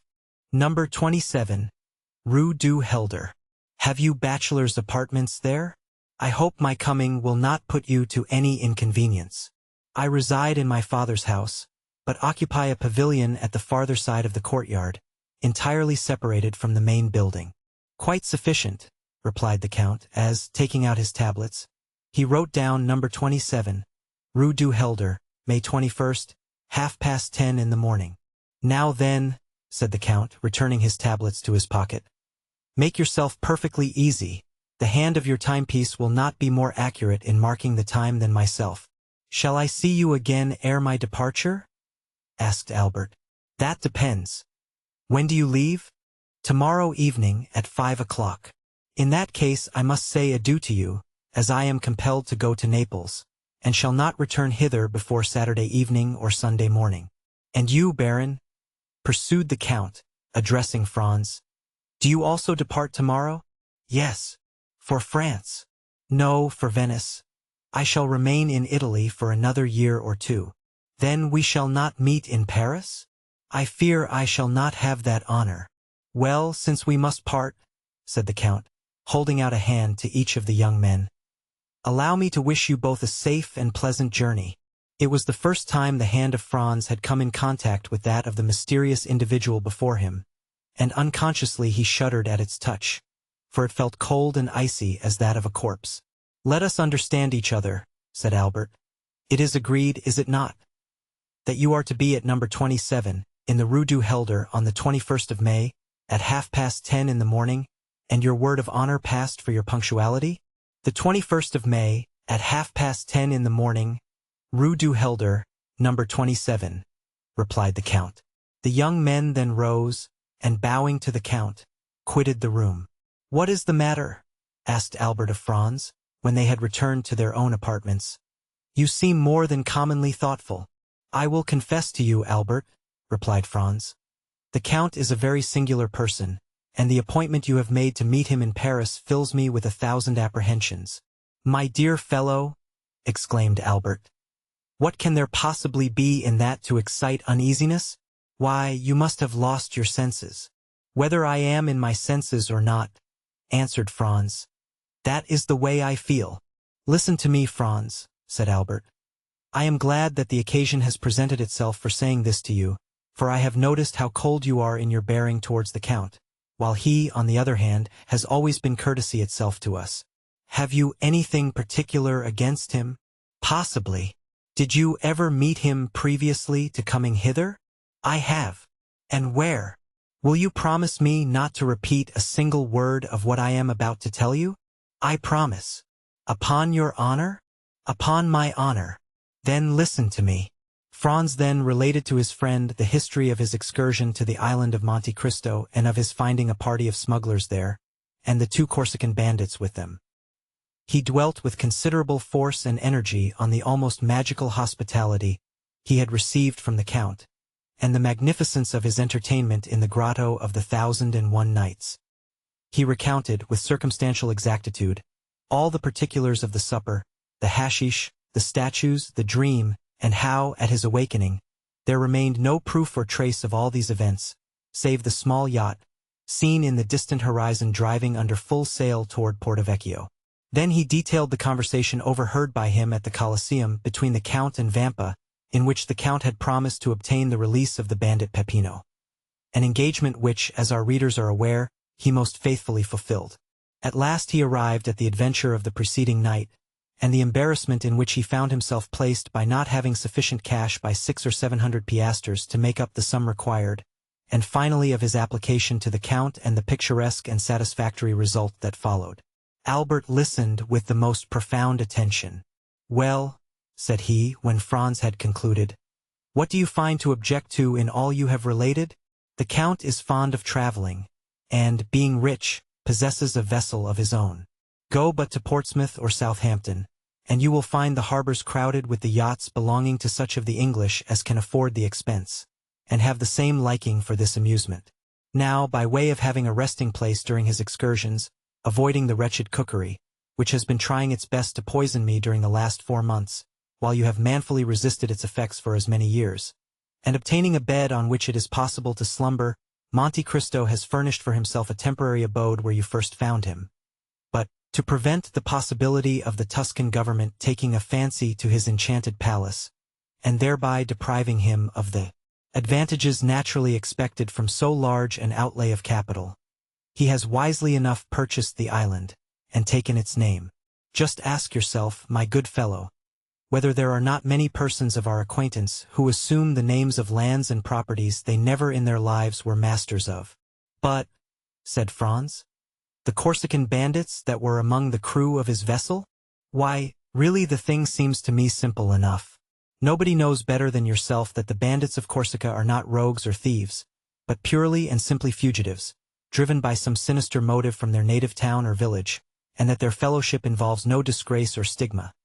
For my own part, I protest that, should I ever go to Corsica, my first visit, ere even I presented myself to the mayor or prefect, should be to the bandits of Colomba, if I could only manage to find them.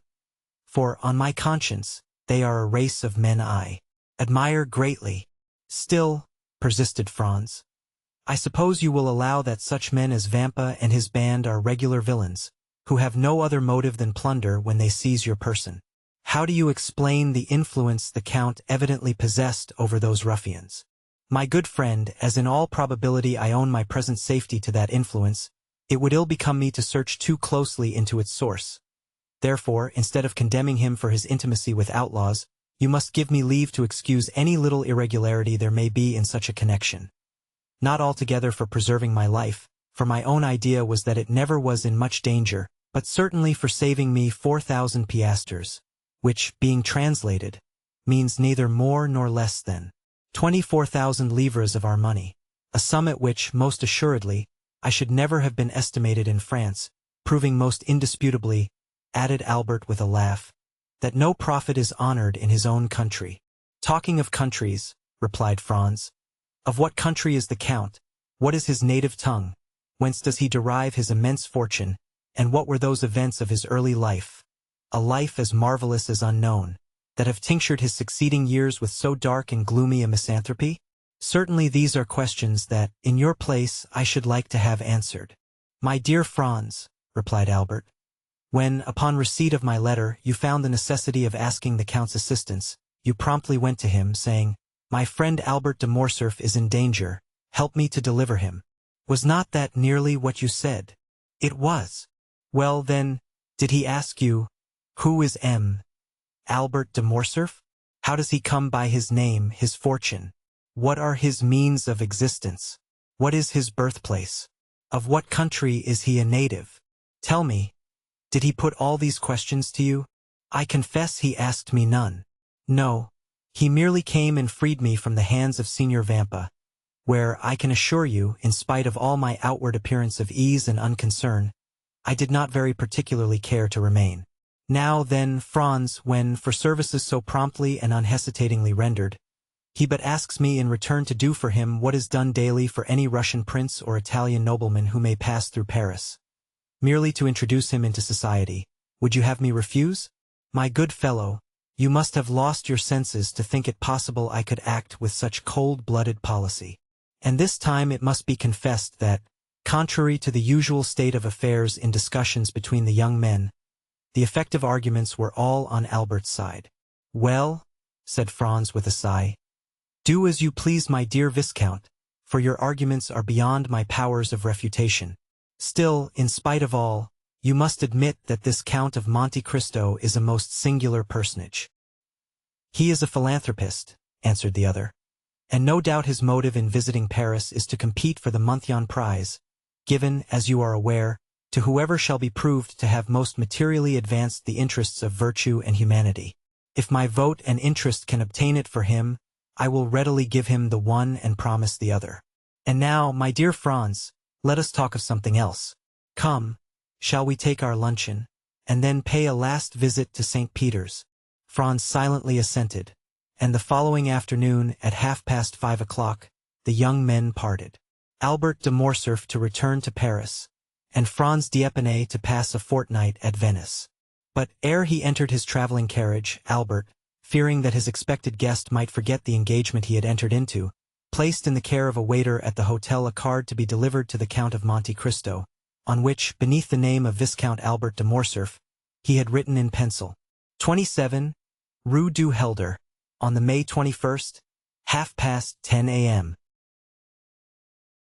The Count of Monte Cristo. Chapter 39. The Guests.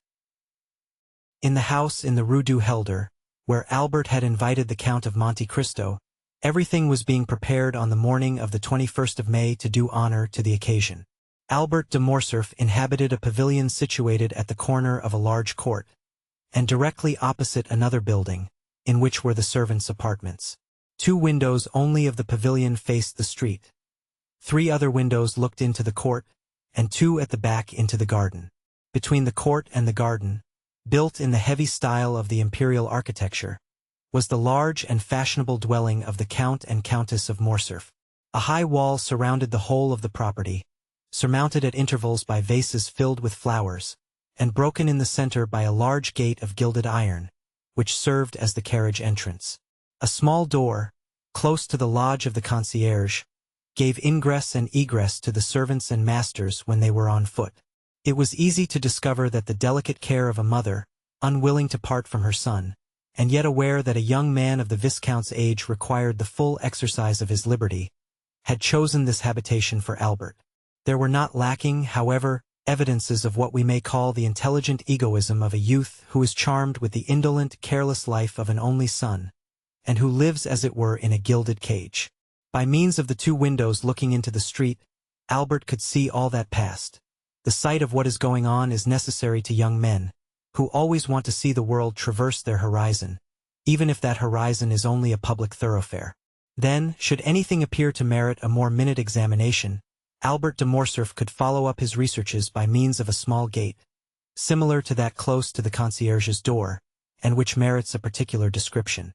It was a little entrance that seemed never to have been opened since the house was built, so entirely was it covered with dust and dirt. But the well-oiled hinges and locks told quite another story. This door was a mockery to the concierge, from whose vigilance and jurisdiction it was free, and like that famous portal in the Arabian Nights, opening at the sesame of Ali Baba, it was wont to swing backward at a cabalistic word or a concerted tap from without from the sweetest voices or whitest fingers in the world. At the end of a long corridor, with which the door communicated and which formed the antechamber, was, on the right, Albert's breakfast room, looking into the court, and on the left the salon, looking into the garden.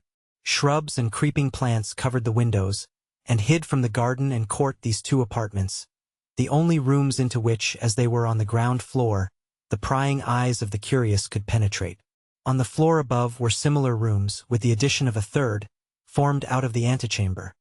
These 3 rooms were a salon, a boudoir, and a bedroom. The salon downstairs was only an Algerian divan, for the use of smokers. The boudoir upstairs communicated with the bedchamber by an invisible door on the staircase. It was evident that every precaution had been taken. Above this floor was a large atelier, which had been increased in size by pulling down the partitions, a pandemonium, in which the artist and the dandy strove for preeminence. There were collected and piled up all Albert's successive caprices, hunting horns, bass viols, flutes, a whole orchestra, for Albert had had not a taste but a fancy for music. Easels, palettes, brushes, pencils, for music had been succeeded by painting. Foils, boxing gloves, broadswords, and single sticks, for, following the example of the fashionable young men of the time, Albert de Morcerf cultivated, with far more perseverance than music and drawing, the 3 arts that complete a dandy's education, i.e. fencing, boxing, and single stick, and it was here that he received Grisier, Cooks, and Charles Leboucher. The rest of the furniture of this privileged apartment consisted of old cabinets, filled with Chinese porcelain and Japanese vases, Luca della Robbia faïences, and Palissy platters, of old armchairs, in which perhaps had sat Henry IV, or Sully, Louis XIII, or Richelieu, for two of these armchairs, adorned with a carved shield, on which were engraved the fleur-de-lis of France on an azure field, evidently came from the Louvre or, at least, some royal residence. Over these dark and somber chairs were thrown splendid stuffs, dyed beneath Persia's sun, or woven by the fingers of the women of Calcutta or of Chandernagor. What these stuffs did there, it was impossible to say. They awaited, while gratifying the eyes, a destination unknown to their owner himself. In the meantime they filled the place with their golden and silky reflections. In the center of the room was a roller and Blanchett baby grand piano in rosewood, but holding the potentialities of an orchestra in its narrow and sonorous cavity, and groaning beneath the weight of the chefs d'oeuvre of Beethoven, Weber, Mozart, Haydn, Grétry, and Porpora.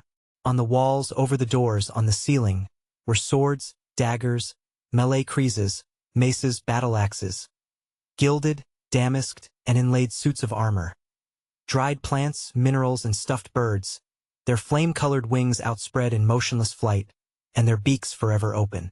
This was Albert's favorite lounging place. However, the morning of the appointment, the young man had established himself in the small salon downstairs.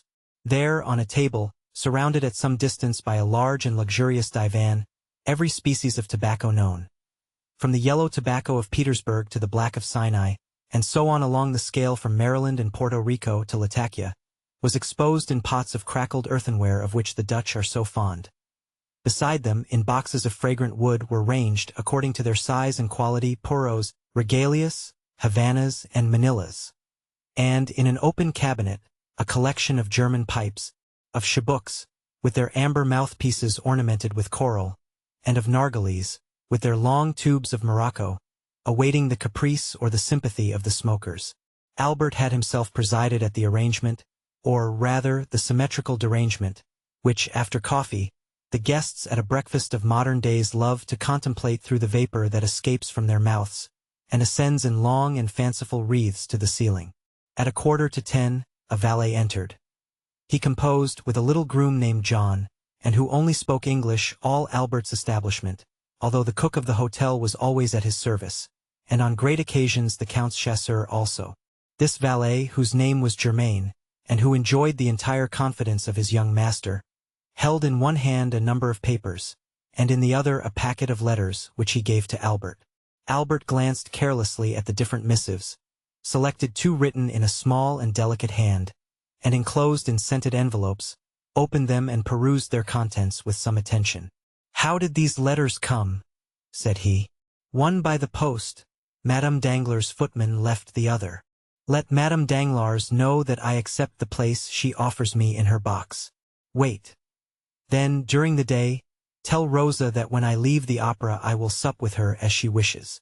Take her 6 bottles of different wine, Cyprus, sherry, and Malaga, and a barrel of Ostend oysters. Get them at Borel's, and be sure you say they are for me. At what o'clock, sir? Do you breakfast? What time is it now? 9:45. Very well, at 10:30. Debray will, perhaps, be obliged to go to the minister, and besides, Albert looked at his tablets. It is the hour I told the Count, May 21st at 10:30, and though I do not much rely upon his promise, I wish to be punctual. Is the Countess up yet? If you wish, I will inquire. Yes, ask her for one of her liqueur cellarettes, mine is incomplete, and tell her I shall have the honor of seeing her about 3 o'clock, and that I request permission to introduce someone to her.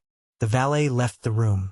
Albert threw himself on the divan, tore off the cover of 2 or 3 of the papers, looked at the theater announcements, made a face seeing they gave an opera, and not a ballet, hunted vainly amongst the advertisements for a new tooth powder of which he had heard, and threw down, one after the other, the 3 leading papers of Paris, muttering, "These papers become more and more stupid every day." A moment after, a carriage stopped before the door, and the servant announced M. Lucien Debray, a tall young man with light hair, clear gray eyes, and thin and compressed lips, dressed in a blue coat with beautifully carved gold buttons, a white neckcloth, and a tortoiseshell eyeglass suspended by a silken thread, and which, by an effort of the superciliary and zygomatic muscles, he fixed in his eye, entered with a half-official air, without smiling or speaking. "Good morning, Lucien, good morning," said Albert. "Your punctuality really alarms me. What do I say? Punctuality! You, whom I expected last, you arrive at 5 minutes to 10, when the time fixed was half-past. Has the ministry resigned?" "No, my dear fellow," returned the young man, seating himself on the divan. "Reassure yourself. We are tottering always, but we never fall, and I begin to believe that we shall pass into a state of immobility, and then the affairs of the peninsula will completely consolidate us." "Ah, true. You drive Don Carlos out of Spain." "No, no, my dear fellow, do not confound our plans. We take him to the other side of the French frontier, and offer him hospitality at Bourges." "At Bourges?" "Yes, he has not much to complain of. Bourges is the capital of Charles VII.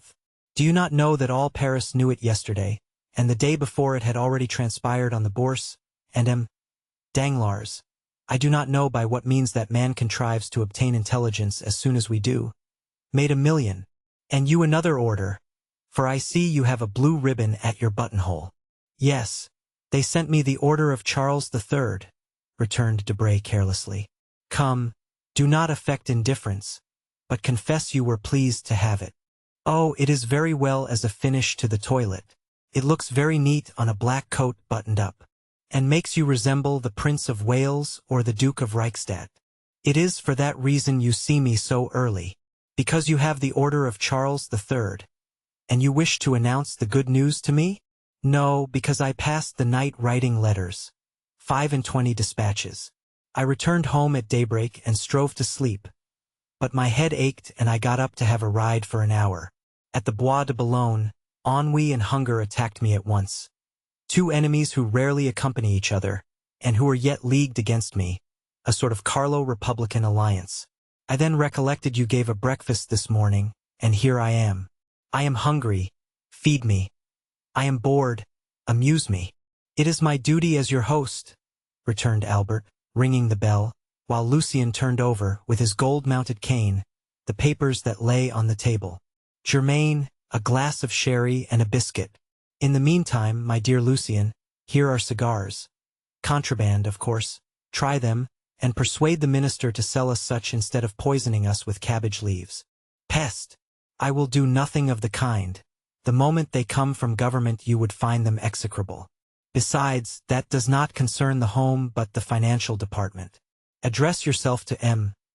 Human, section of the indirect contributions, Corridor A, number 26. "On my word," said Albert, "you astonish me by the extent of your knowledge. Take a cigar." "Really, my dear Albert," replied Lucien, lighting a manila at a rose-colored taper that burnt in a beautifully enameled stand, "how happy you are to have nothing to do. You do not know your own good fortune." "And what would you do, my dear diplomatist," replied Morcerf with a slight degree of irony in his voice, "if you did nothing?" "What? Private secretary to a minister, plunged at once into European cabals and Parisian intrigues, having kings and, better still, queens to protect, parties to unite, elections to direct, making more use of your cabinet with your pen and your telegraph than Napoleon did of his battlefields with his sword and his victories, possessing 25,000 francs a year, besides your place, a horse, for which Châteaurenaud offered you 400 louis, and which you would not part with, a tailor who never disappoints you, with the opera, the jockey club, and other diversions. Can you not amuse yourself? Well, I will amuse you. How? By introducing to you a new acquaintance. A man or a woman? A man. I know so many men already. But you do not know this man. Where does he come from? The end of the world. Farther still, perhaps. The deuce. I hope he does not bring our breakfast with him. Oh no, our breakfast comes from my father's kitchen. Are you hungry? Humiliating as such a confession is, I am. But I dined at M. de Villefort's, and lawyers always give you very bad dinners. You would think they felt some remorse. Did you ever remark that? Ah, depreciate other persons' dinners. You ministers give such splendid ones. Yes. But we do not invite people of fashion. If we were not forced to entertain a parcel of country boobies because they think and vote with us, we should never dream of dining at home, I assure you. Well, take another glass of sherry and another biscuit. Willingly. Your Spanish wine is excellent. You see, we were quite right to pacify that country. Yes. But Don Carlos? Well, Don Carlos will drink Bordeaux, and in 10 years we will marry his son to the little queen.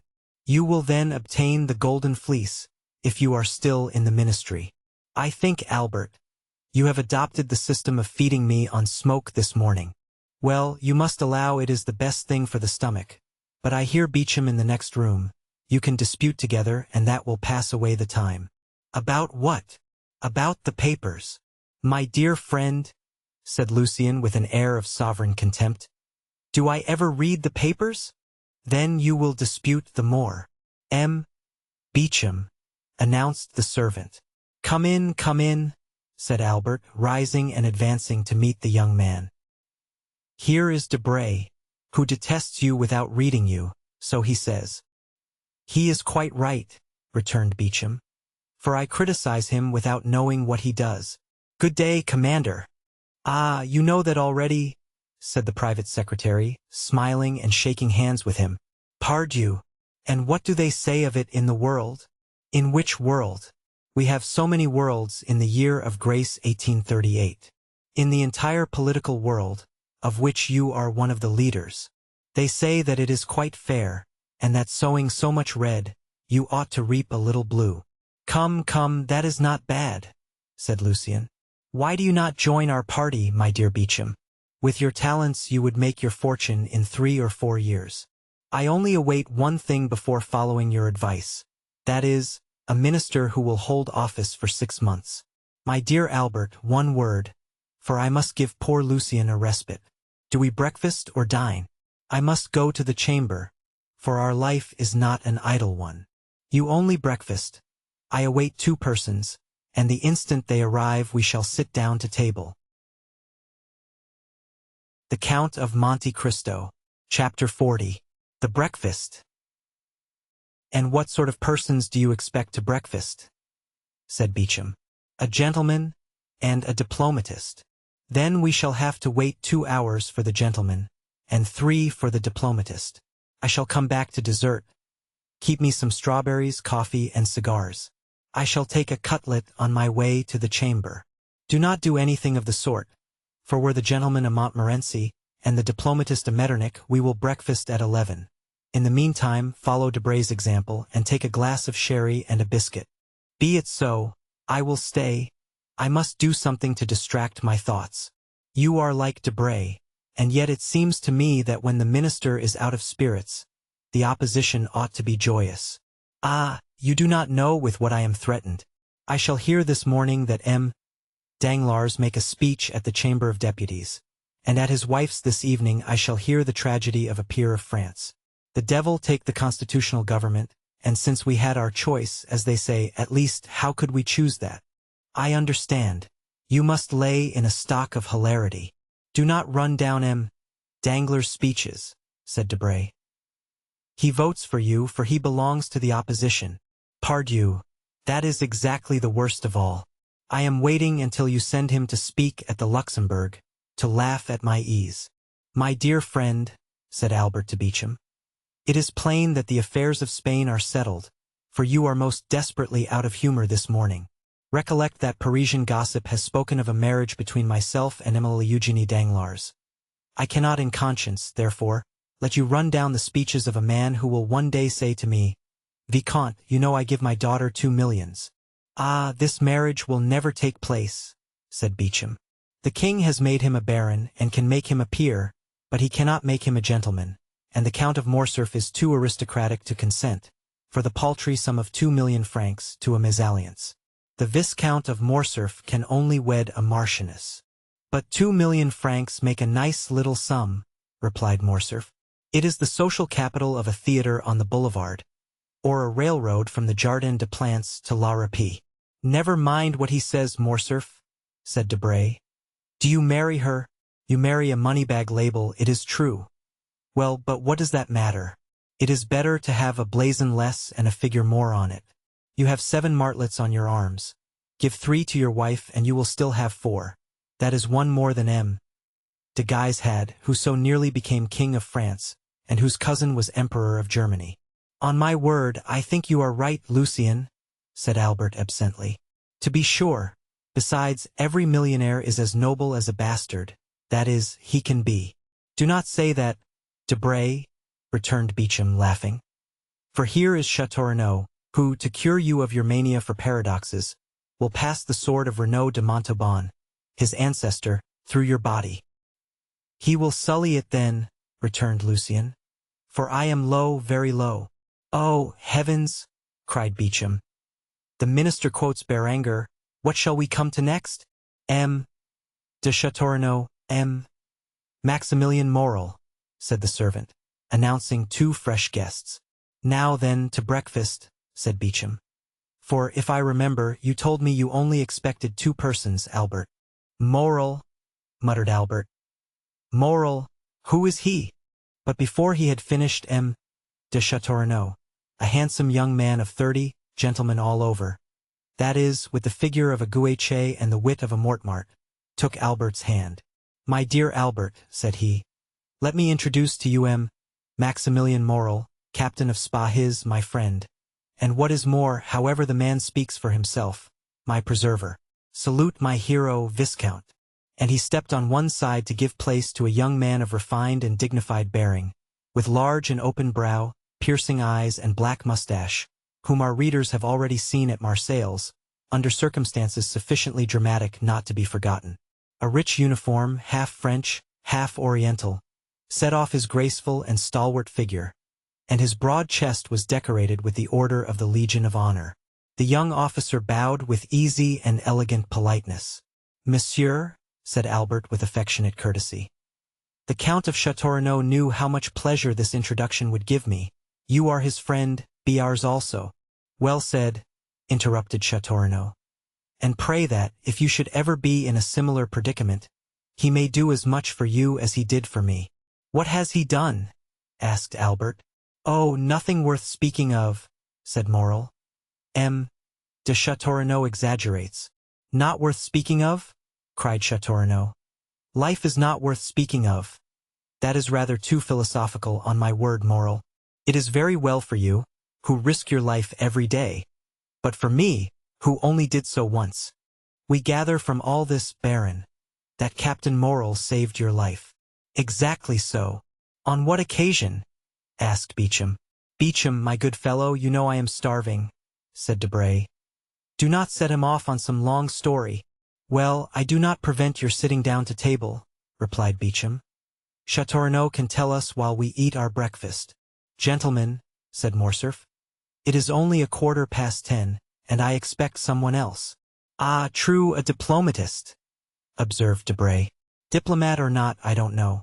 I only know that he charged himself on my account with a mission, which he terminated so entirely to my satisfaction, that had I been king, I should have instantly created him knight of all my orders, even had I been able to offer him the golden fleece and the garter.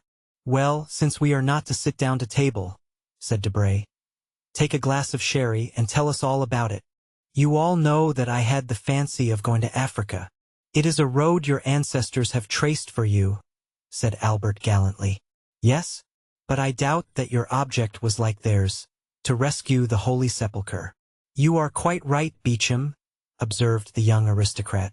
It was only to fight as an amateur. I cannot bear dueling ever since 2 seconds, whom I had chosen to arrange an affair, forced me to break the arm of one of my best friends, one whom you all know, poor Franz d'Épinay. Ah, true, said Debray. You did fight some time ago. About what? The devil take me if I remember, returned Châteaurenaud. But I recollect perfectly one thing, that, being unwilling to let such talents as mine sleep, I wished to try upon the Arabs the new pistols that had been given to me. In consequence I embarked for Oran, and went from thence to Constantine, where I arrived just in time to witness the raising of the siege. I retreated with the rest for 48 hours. I endured the rain during the day, and the cold during the night tolerably well, but the third morning my horse died of cold. Poor brute! Accustomed to be covered up and to have a stove in the stable, the Arabian finds himself unable to bear 10 degrees of cold in Arabia. "That's why you want to purchase my English horse," said Debray. "You think he will bear the cold better. You are mistaken, for I have made a vow never to return to Africa." "You were very much frightened, then?" asked Beauchamp. "Well, yes, and I had good reason to be so," replied Châteaurenaud. "I was retreating on foot, for my horse was dead. 6 Arabs came up, full gallop, to cut off my head. I shot 2 with my double-barreled gun and 2 more with my pistols, but I was then disarmed and 2 were still left. One seized me by the hair, that is why I now wear it so short, for no one knows what may happen. The other swung a yataghan, and I already felt the cold steel on my neck, when this gentleman whom you see here charged them, shot the one who held me by the hair and cleft the skull of the other with his saber. He had assigned himself the task of saving a man's life that day. Chance caused that man to be myself. When I am rich, I will order a statue of Chance from Clagman or Marichetti." "Yes," said Morel, smiling. "It was the 5th of September, the anniversary of the day on which my father was miraculously preserved. Therefore, as far as it lies in my power, I endeavor to celebrate it by some heroic action," interrupted Châteaurenaud. "I was chosen, but that is not all. After rescuing me from the sword, he rescued me from the cold, not by sharing his cloak with me, like Saint Martin, but by giving me the whole. Then from hunger by sharing with me, guess what?" "A Strasbourg pie?" asked Beauchamp. "No, his horse, of which we each of us ate a slice with a hearty appetite. It was very hard." "The horse?" said Morcerf, laughing. "No, the sacrifice," returned Châteaurenaud. "Ask Debray if he would sacrifice his English steed for a stranger?" "Not for a stranger," said Debray, "but for a friend I might, perhaps." "I divined that you would become mine, Count," replied Morel. "Besides, as I had the honor to tell you, heroism or not, sacrifice or not, that day I owed an offering to bad fortune in recompense for the favors good fortune had on other days granted to us. The history to which M. Morel alludes," continued Châteaurenaud, "is an admirable one, which he will tell you some day when you are better acquainted with him. Today let us fill our stomachs and not our memories. What time do you breakfast, Albert?" "At 10:30. "Precisely?" asked Debray, taking out his watch. "Oh, you will give me 5 minutes' grace," replied Morcerf, "for I also expect a preserver." "Of whom?" "Of myself," cried Morcerf. "Parbleu! Do you think I cannot be saved as well as anyone else, and that there are only Arabs who cut off heads? Our breakfast is a philanthropic one, and we shall have at table, at least I hope so, 2 benefactors of humanity." "What shall we do?" said Debray. "We have only 1 Monthyon prize." "Well, it will be given to someone who has done nothing to deserve it," said Beauchamp. "That is the way the Academy mostly escapes from the dilemma." "And where does he come from?" asked Debray. "You have already answered the question once, but so vaguely that I venture to put it a second time." "Really," said Albert, "I do not know. When I invited him 3 months ago, he was then at Rome, but since that time who knows where he may have gone?" "And you think him capable of being exact?" demanded Debray. "I think him capable of everything." "Well, with the 5 minutes' grace, we have only 10 left. I will profit by them to tell you something about my guest." "I beg pardon," interrupted Beauchamp. "Are there any materials for an article in what you are going to tell us?" "Yes, and for a most curious one." "Go on, then, for I see I shall not get to the chamber this morning, and I must make up for it. I was at Rome during the last carnival." "We know that," said Beauchamp. "Yes, but what you do not know is that I was carried off by bandits." "There are no bandits," cried Debray. "Yes, there are, and most hideous, or rather most admirable ones, for I found them ugly enough to frighten me." "Come, my dear Albert," said Debray. "Confess that your cook is behindhand, that the oysters have not arrived from Ostend or Marennes, and that, like Madame de Maintenon, you are going to replace the dish by a story. Say so at once. We are sufficiently well-bred to excuse you, and to listen to your history, fabulous as it promises to be. And I say to you, fabulous as it may seem, I tell it as a true one from beginning to end. The brigands had carried me off, and conducted me to a gloomy spot, called the Catacombs of Saint Sebastian.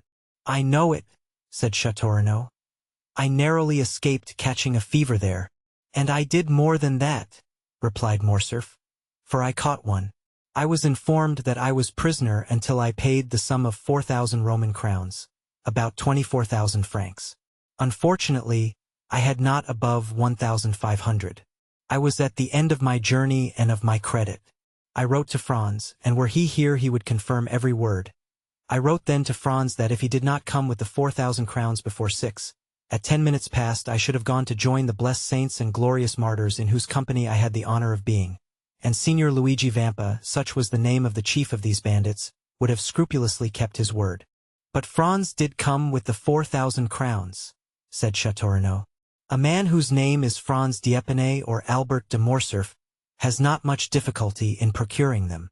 No, he arrived accompanied simply by the guest I am going to present to you.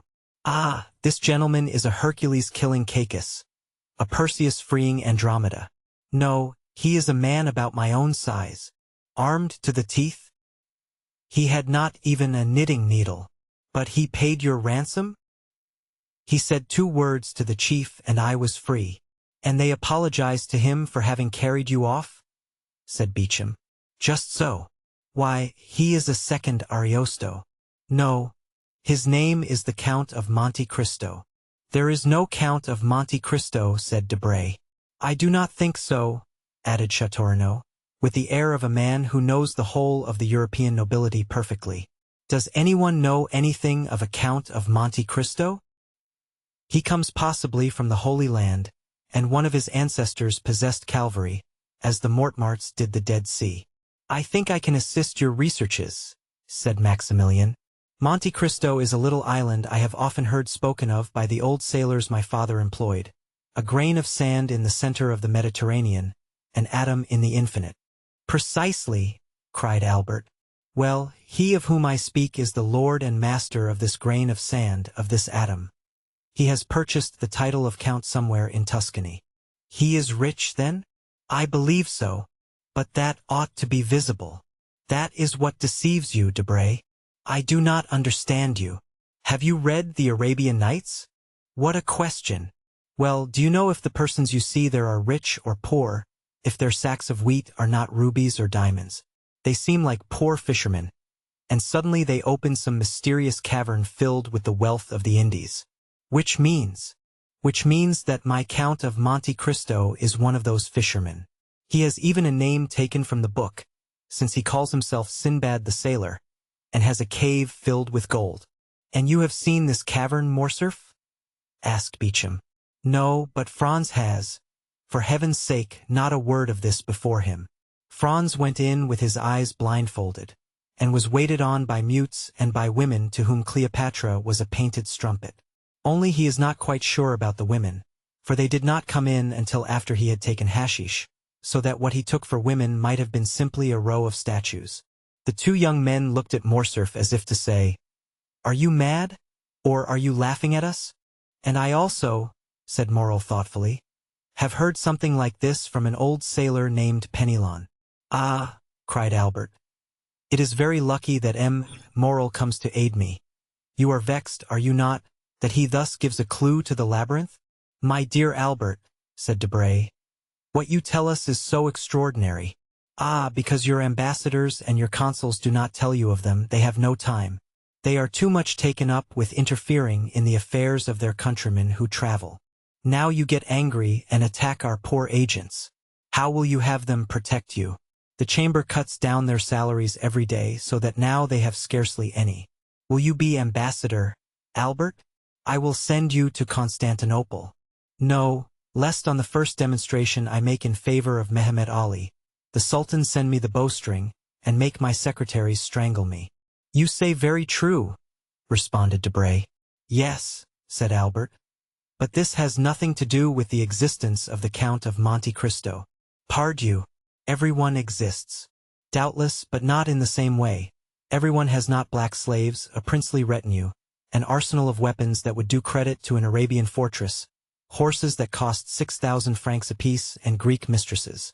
Have you seen the Greek mistress? I have both seen and heard her.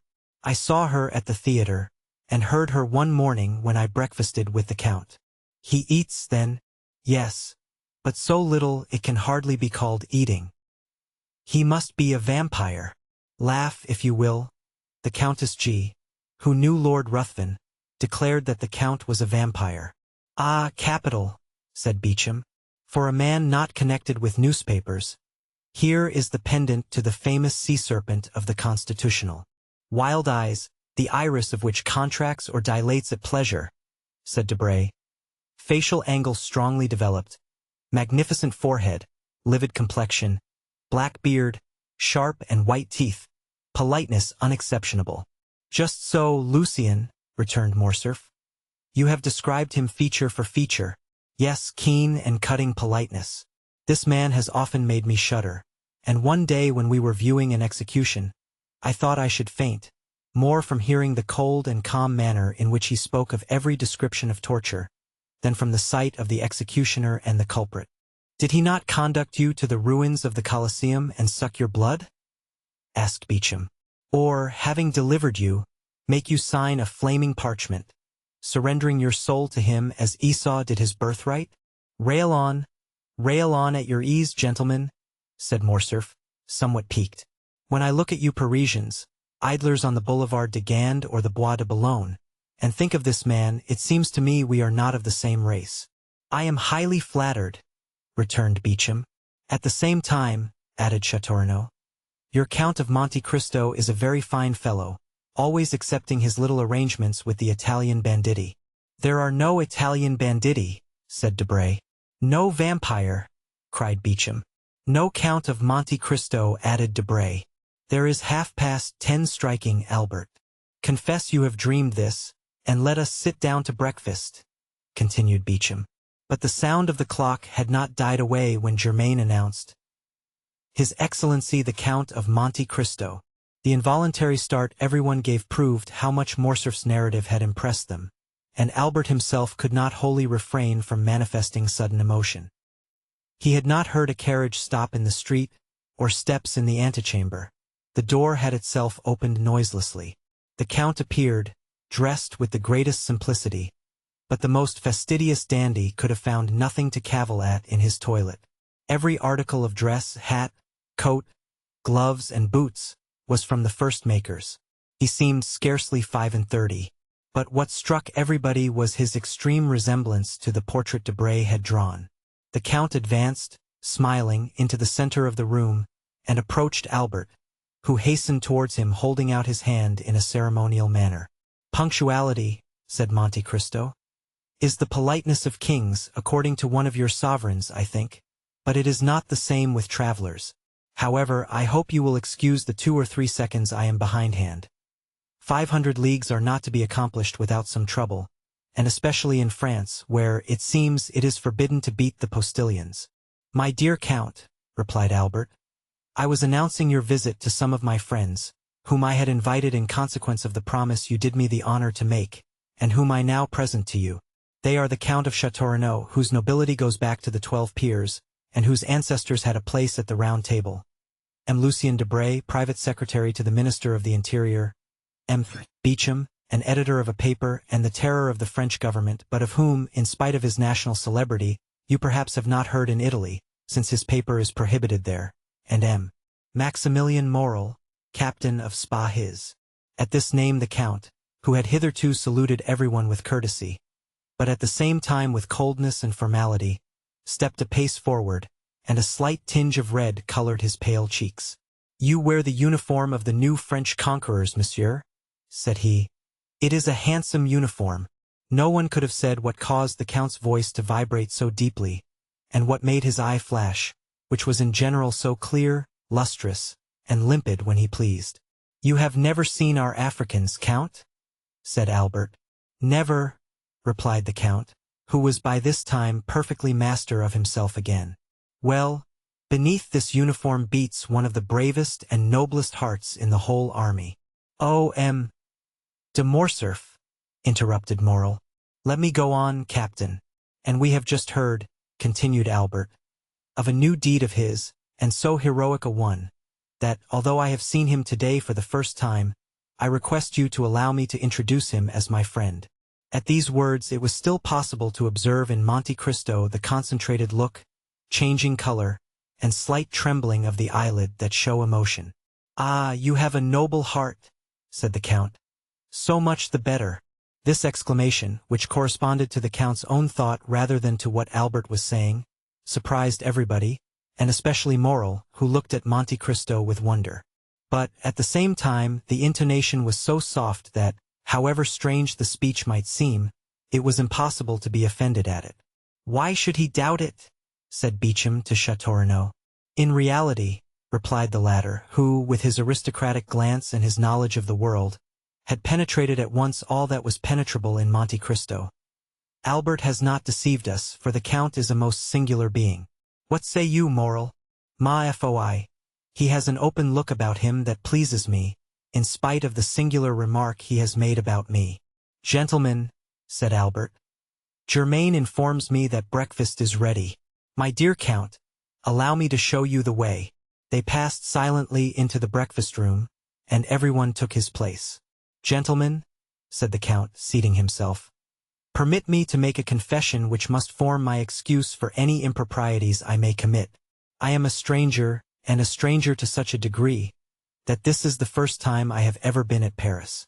The French way of living is utterly unknown to me, and up to the present time I have followed the Eastern customs, which are entirely in contrast to the Parisian. I beg you, therefore, to excuse if you find anything in me too Turkish, too Italian, or too Arabian. Now then, let us breakfast." "With what an air he says all this," muttered Beauchamp. "Decidedly he is a great man." "A great man in his own country," added Debray. "A great man in every country, M. Debray," said Châteaurenaud. The Count was, it may be remembered, a most temperate guest. Albert remarked this, expressing his fears lest, at the outset, the Parisian mode of life should displease the traveler in the most essential point. "My dear Count," said he, "I fear one thing, and that is, that the fare of the Rue du Helder is not so much to your taste as that of the Piazza di Spagna. I ought to have consulted you on the point, and have had some dishes prepared expressly." "Did you know me better?" returned the Count, smiling. "You would not give one thought of such a thing for a traveler like myself, who has successively lived on macaroni at Naples, polenta at Milan, olla podrida at Valencia, pulao at Constantinople, curry in India, and swallows' nests in China. I eat everywhere, and of everything, only I eat but little. And today, that you reproach me with my want of appetite, is my day of appetite, for I have not eaten since yesterday morning." "What?" cried all the guests. "You have not eaten for 24 hours?" "No," replied the Count.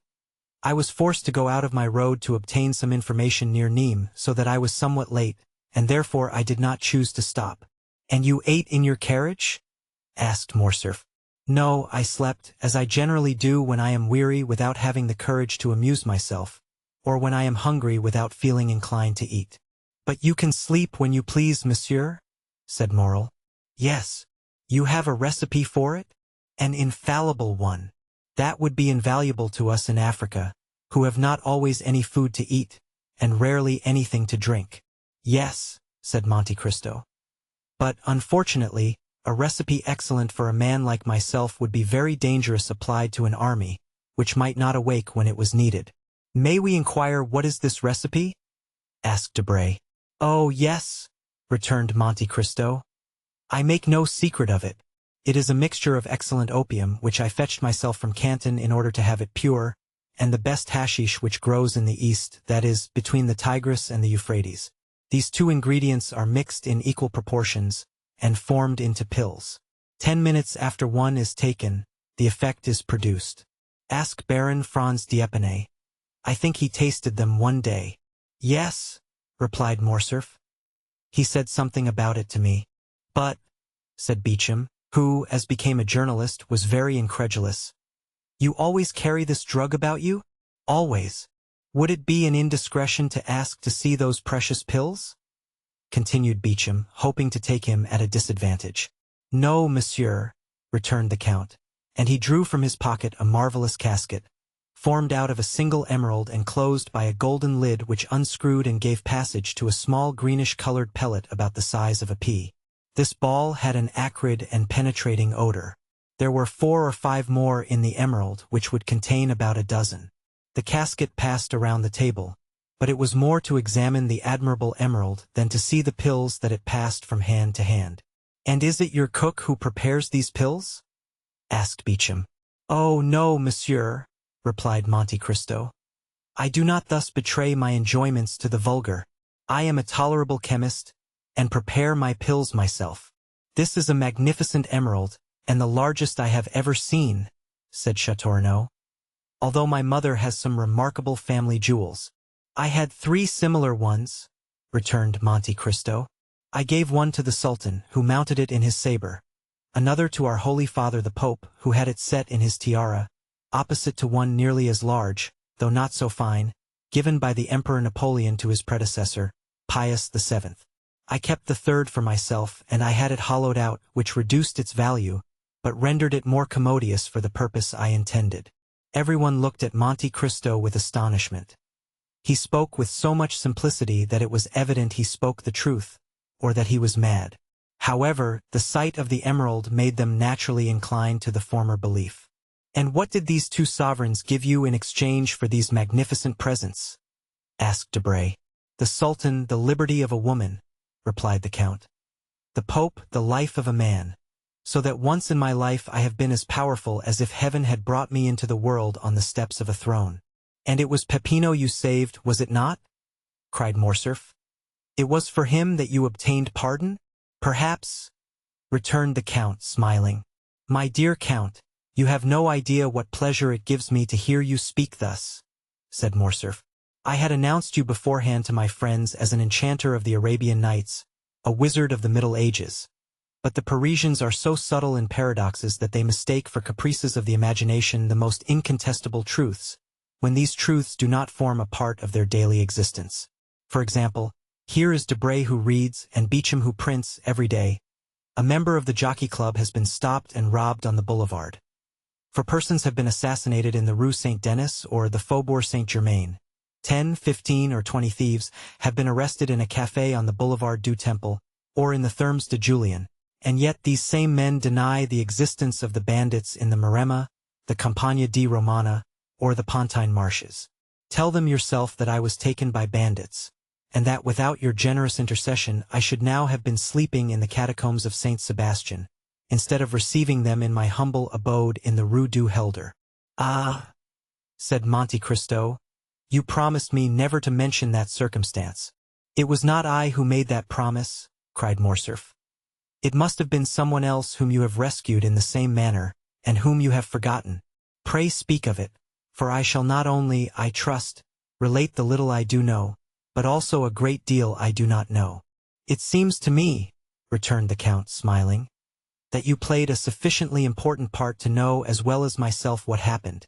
Well, you promise me, if I tell all I know, to relate, in your turn, all that I do not know?"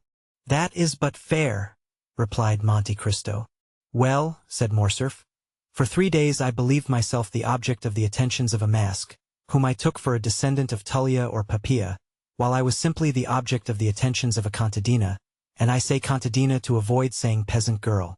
What I know is that, like a fool, a greater fool than he of whom I spoke just now, I mistook for this peasant girl a young bandit of 15 or 16, with a beardless chin and slim waist, and who, just as I was about to imprint a chaste salute on his lips, placed a pistol to my head, and, aided by 7 or 8 others, led or rather dragged me to the catacombs of Saint Sebastian, where I found a highly educated brigand chief perusing Caesar's commentaries, and who deigned to leave off reading to inform me that unless the next morning, before 6 o'clock, 4,000 piastres were paid into his account at his banker's, at 6:15 I should have ceased to exist.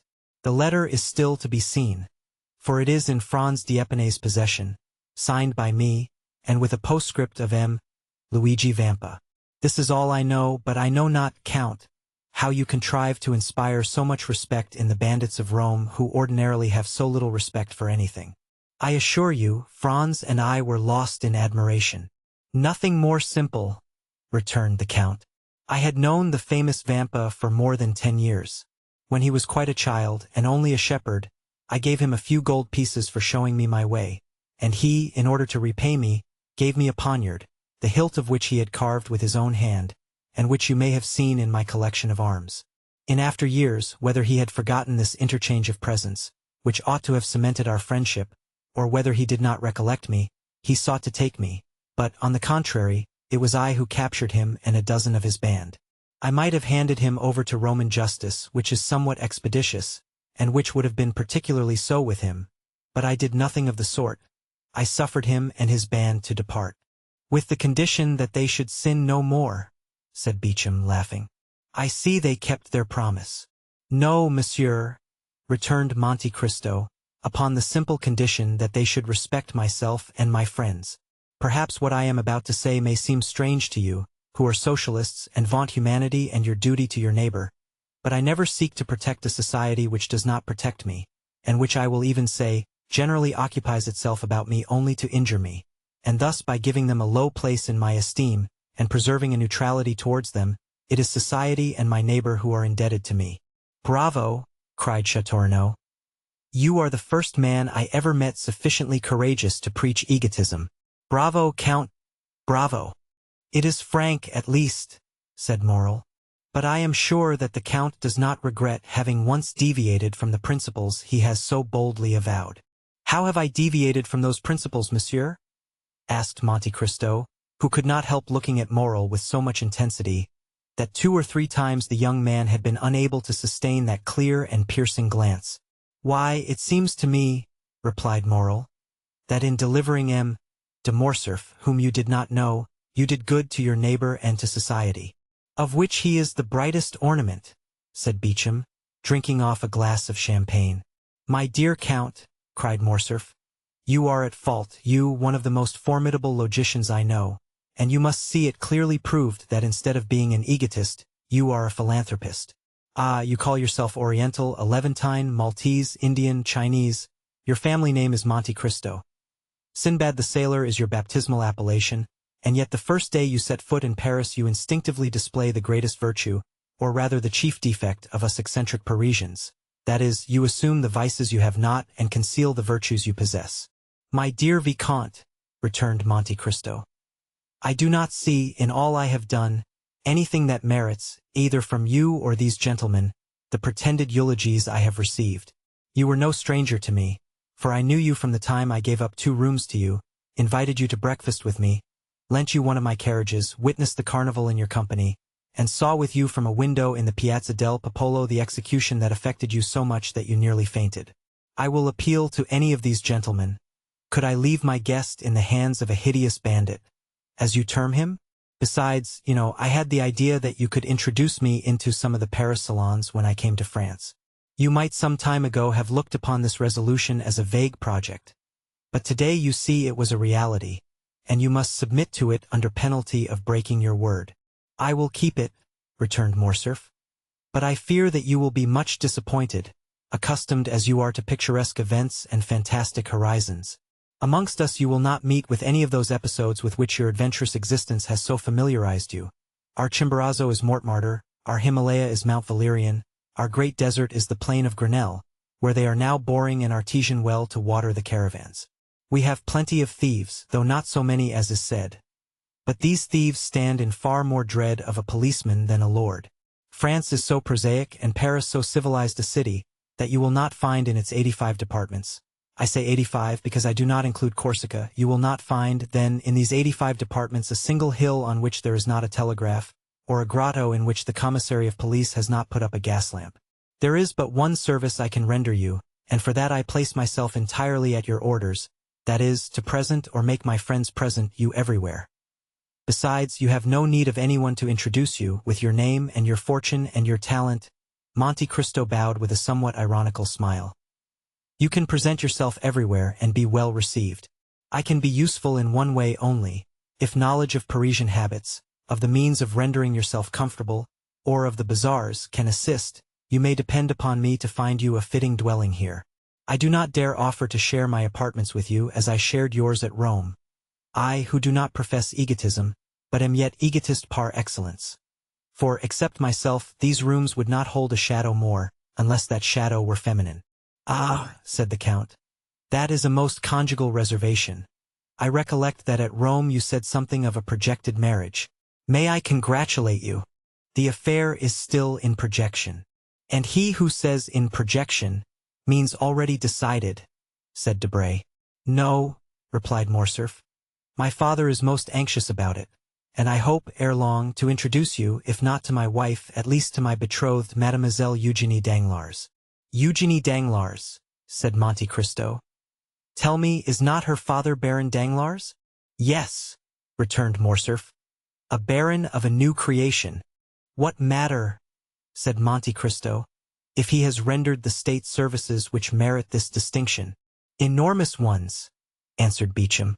Although in reality a liberal, he negotiated a loan of 6 millions for Charles X, in 1829, who made him a baron and chevalier of the Legion of Honor, so that he wears the ribbon, not, as you would think, in his waistcoat pocket, but at his buttonhole.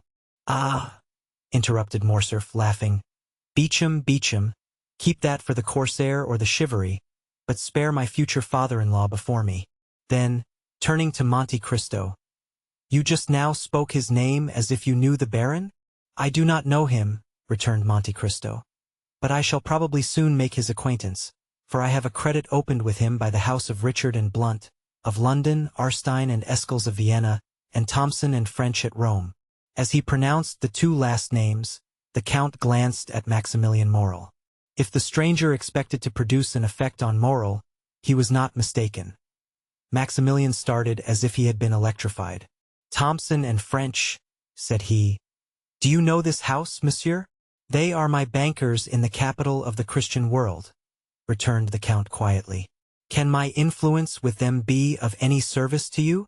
Oh, Count, you could assist me perhaps in researches which have been, up to the present, fruitless. This house, in past years, did ours a great service, and has, I know not for what reason, always denied having rendered us this service. I shall be at your orders, said Monte Cristo, bowing. But, continued Morcerf, à propos of Danglars, we have strangely wandered from the subject. We were speaking of a suitable habitation for the Count of Monte Cristo. Come, gentlemen, let us all propose some place. Where shall we lodge this new guest in our great capital? Faubourg Saint-Germain, said Châteaurenaud. The Count will find there a charming hotel with a court and garden. Bah, Châteaurenaud, returned Debray. You only know your dull and gloomy Faubourg Saint-Germain. Do not pay any attention to him, Count. Live in the Chaussée d'Antin, that's the real center of Paris. Boulevard de l'Opéra, said Beauchamp. The second floor, a house with a balcony.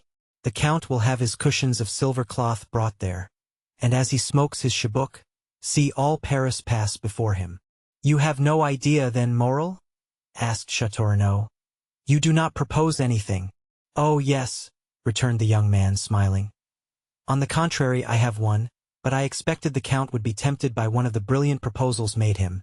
Yet as he has not replied to any of them, I will venture to offer him a suite of apartments in a charming hotel, in the Pompadour style, that my sister has inhabited for a year in the Rue Meslay. You have a sister? Asked the Count. Yes, monsieur. A most excellent sister. Married. Nearly 9 years. Happy? Asked the Count again. As happy as it is permitted to a human creature to be, replied Maximilian. She married the man she loved, who remained faithful to us in our fallen fortunes. Emmanuel Herbot. Monte Cristo smiled imperceptibly. I live there during my leave of absence, continued Maximilian. And I shall be, together with my brother-in-law Emmanuel, at the disposition of the Count, whenever he thinks fit to honor us. 1 minute, cried Albert, without giving Monte Cristo the time to reply. Take care, you are going to immure a traveler, Sinbad the sailor, a man who comes to see Paris.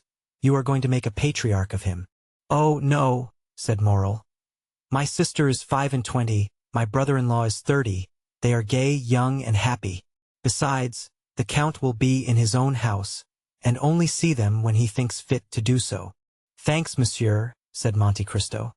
I shall content myself with being presented to your sister and her husband, if you will do me the honor to introduce me, but I cannot accept the offer of any one of these gentlemen, since my habitation is already prepared." "What?" cried Morcerf. "You are, then, going to a hotel? That will be very dull for you." "Was I so badly lodged at Rome?" said Monte Cristo, smiling. "Parbleu! At Rome you spent 50,000 piastres in furnishing your apartments, but I presume that you are not disposed to spend a similar sum every day." "It is not that which deterred me," replied Monte Cristo. "But as I determined to have a house to myself, I sent on my valet de chambre, and he ought by this time to have bought the house and furnished it." "But you have, then, a valet de chambre who knows Paris?" said Beauchamp. "It is the first time he has ever been in Paris." "He is black and cannot speak," returned Monte Cristo. "It is Ali!" cried Albert, in the midst of the general surprise. "Yes, Ali himself, my Nubian mute, whom you saw, I think, at Rome." "Certainly," said Morcerf. "I recollect him perfectly. But how could you charge a Nubian to purchase a house, and a mute to furnish it?" "He will do everything wrong." "Undeceive yourself, monsieur," replied Monte Cristo. "I am quite sure that, on the contrary, he will choose everything as I wish. He knows my tastes, my caprices, my wants. He has been here a week, with the instinct of a hound, hunting by himself. He will arrange everything for me. He knew that I should arrive today at 10 o'clock. He was waiting for me at 9 at the Barrière de Fontainebleau. He gave me this paper. It contains the number of my new abode. Read it yourself." And Monte Cristo passed a paper to Albert. "Ah, that is really original," said Beauchamp. "And very princely," added Châteaurenaud. "What, do you not know your house?" asked Debray. "No," said Monte Cristo. "I told you I did not wish to be behind my time.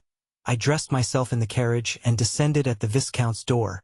The young men looked at each other. They did not know if it was a comedy Monte Cristo was playing, but every word he uttered had such an air of simplicity that it was impossible to suppose what he said was false. Besides, why should he tell a falsehood? "We must content ourselves, then," said Beauchamp, "with rendering the Count all the little services in our power. I, in my quality of journalist, open all the theaters to him." "Thanks, monsieur," returned Monte Cristo. "My steward has orders to take a box at each theater." "Is your steward also a Nubian?" asked Debray. "No, he is a countryman of yours, if a Corsican is a countryman of anyone's. But you know him, M. de Morcerf. Is it that excellent M. Bertuccio, who understands hiring windows so well?" "Yes, you saw him the day I had the honor of receiving you. He has been a soldier, a smuggler, in fact everything.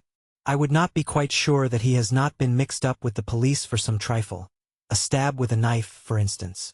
"And you have chosen this honest citizen for your steward," said Debray. "Of how much does he rob you every year?" "On my word," replied the Count, "not more than another. I am sure he answers my purpose, knows no impossibility, and so I keep him." "Then," continued Châteaurenaud, "since you have an establishment, a steward, and a hotel in the Champs-Élysées, you only want a mistress." Albert smiled.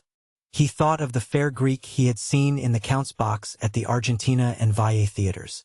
"I have something better than that," said Monte Cristo. "I have a slave. You procure your mistresses from the opera, the vaudeville, or the varietés. I purchased mine at Constantinople. It cost me more, but I have nothing to fear." "But you forget," replied Debray, laughing, "that we are Franks by name and Franks by nature, as King Charles said, and that the moment she puts her foot in France your slave becomes free." "Who will tell her?" "The first person who sees her. She only speaks Romaic." "That is different." "But at least we shall see her," said Beauchamp. "Or do you keep eunuchs as well as mutes?" "Oh, no," replied Monte Cristo. "I do not carry brutalism so far. Everyone who surrounds me is free to quit me, and when they leave me will no longer have any need of me or anyone else. It is for that reason, perhaps, that they do not quit me." They had long since passed to dessert and cigars. "My dear Albert," said Debray, rising, "it is 2:30. Your guest is charming, but you leave the best company to go into the worst sometimes. I must return to the minister's. I will tell him of the Count, and we shall soon know who he is." "Take care," returned Albert. "No one has been able to accomplish that." Oh, we have 3 millions for our police. It is true they are almost always spent beforehand, but no matter, we shall still have 50,000 francs to spend for this purpose. And when you know, will you tell me? I promise you. Au revoir, Albert. Gentlemen, good morning. As he left the room, Debray called out loudly, "My carriage!" "Bravo," said Beauchamp to Albert. "I shall not go to the chamber, but I have something better to offer my readers than a speech of M. Danglars." "For heaven's sake, Beauchamp," returned Morcerf, "do not deprive me of the merit of introducing him everywhere. Is he not peculiar?" "He is more than that," replied Châteaurenaud. "He is one of the most extraordinary men I ever saw in my life. Are you coming, Morel? Directly I have given my card to the Count, who has promised to pay us a visit at Rue Meslay, number 14. Be sure I shall not fail to do so," returned the Count, bowing. And Maximilien Morel left the room with the Baron de Châteaurenaud, leaving Monte Cristo alone with Morcerf. The Count of Monte Cristo. Chapter 41. The Presentation. When Albert found himself alone with Monte Cristo, "My dear Count," said he, "allow me to commence my services as cicerone by showing you a specimen of a bachelor's apartment. You, who are accustomed to the palaces of Italy, can amuse yourself by calculating in how many square feet a young man who is not the worst lodged in Paris can live. As we pass from one room to another, I will open the windows to let you breathe." Monte Cristo had already seen the breakfast room and the salon on the ground floor. Albert led him first to his atelier, which was, as we have said, his favorite apartment. Monte Cristo quickly appreciated all that Albert had collected here: old cabinets, Japanese porcelain, oriental stuffs, Venetian glass, arms from all parts of the world. Everything was familiar to him, and at the first glance he recognized their date, their country, and their origin. Morcerf had expected he should be the guide. On the contrary, it was he who, under the Count's guidance, followed a course of archaeology, mineralogy, and natural history. They descended to the first floor. Albert led his guest into the salon. The salon was filled with the works of modern artists. There were landscapes by Dupré, with their long reeds and tall trees, their lowing oxen and marvelous skies. Delacroix's Arabian cavaliers, with their long white burnouses, their shining belts, their damasked arms, their horses, who tore each other with their teeth while their riders contended fiercely with their maces. Aquarelles of Boulanger, representing Notre Dame de Paris with that vigor that makes the artist the rival of the poet. There were paintings by Diaz, who makes his flowers more beautiful than flowers, his suns more brilliant than the sun. Designs by Decamp, as vividly colored as those of Salvator Rosa, but more poetic. Pastels by Giroux and Mahler, representing children like angels and women with the features of a virgin. Sketches torn from the album of Dozat's Travels in the East, that had been made in a few seconds on the saddle of a camel, or beneath the dome of a mosque. In a word, all that modern art can give in exchange and as recompense for the art lost and gone with ages long since past.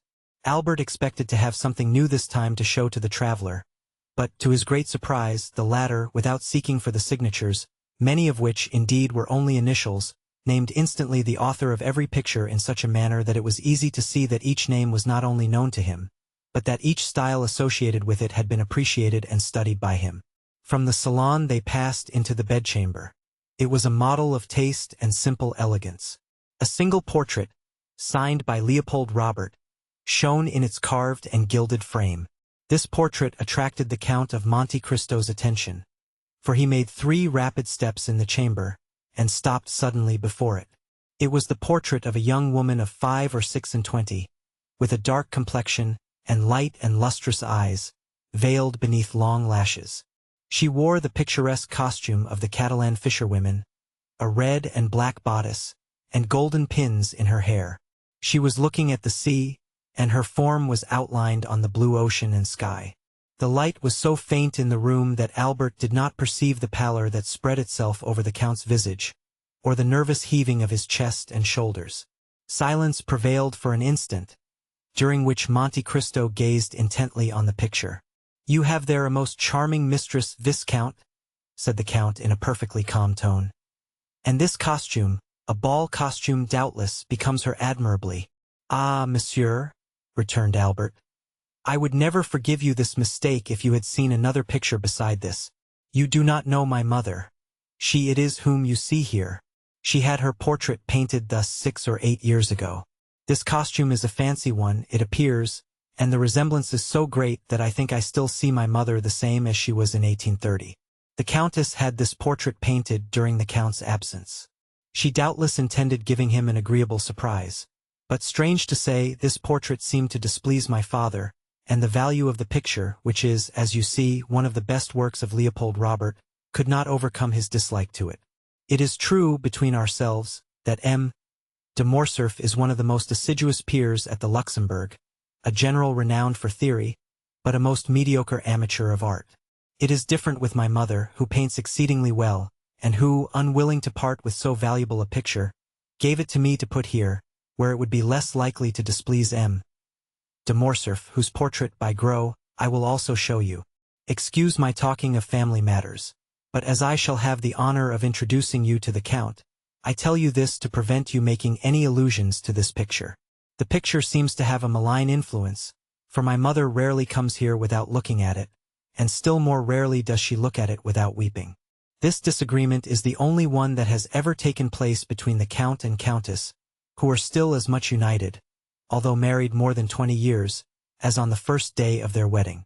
Monte Cristo glanced rapidly at Albert, as if to seek a hidden meaning in his words, but it was evident the young man uttered them in the simplicity of his heart.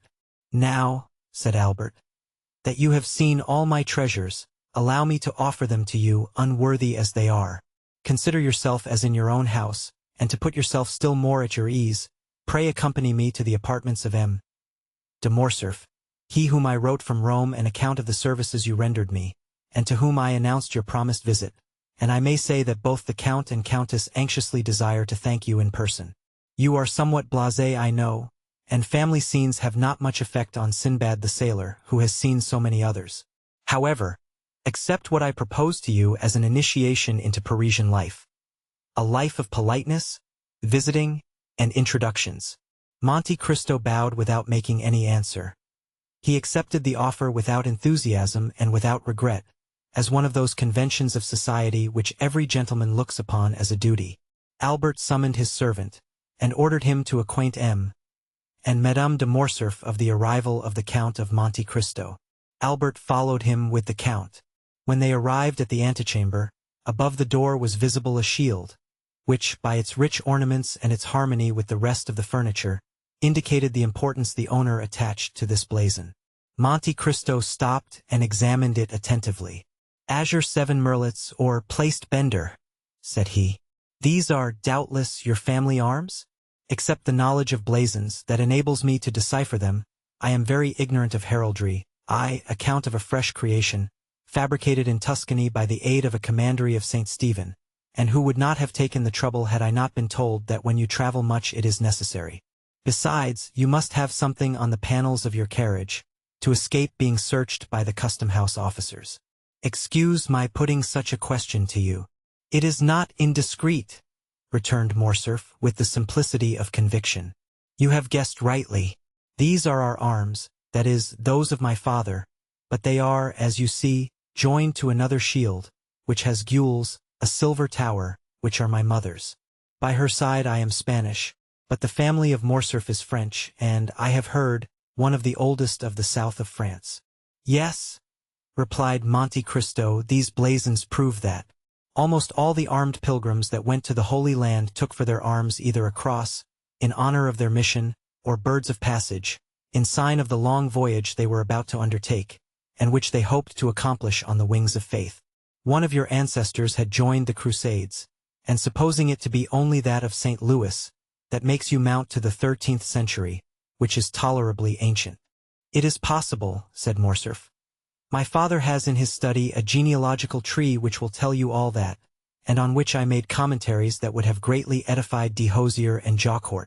At present I no longer think of it, and yet I must tell you that we are beginning to occupy ourselves greatly with these things under our popular government. Well, then, your government would do well to choose from the past something better than the things that I have noticed on your monuments, and which have no heraldic meaning whatever.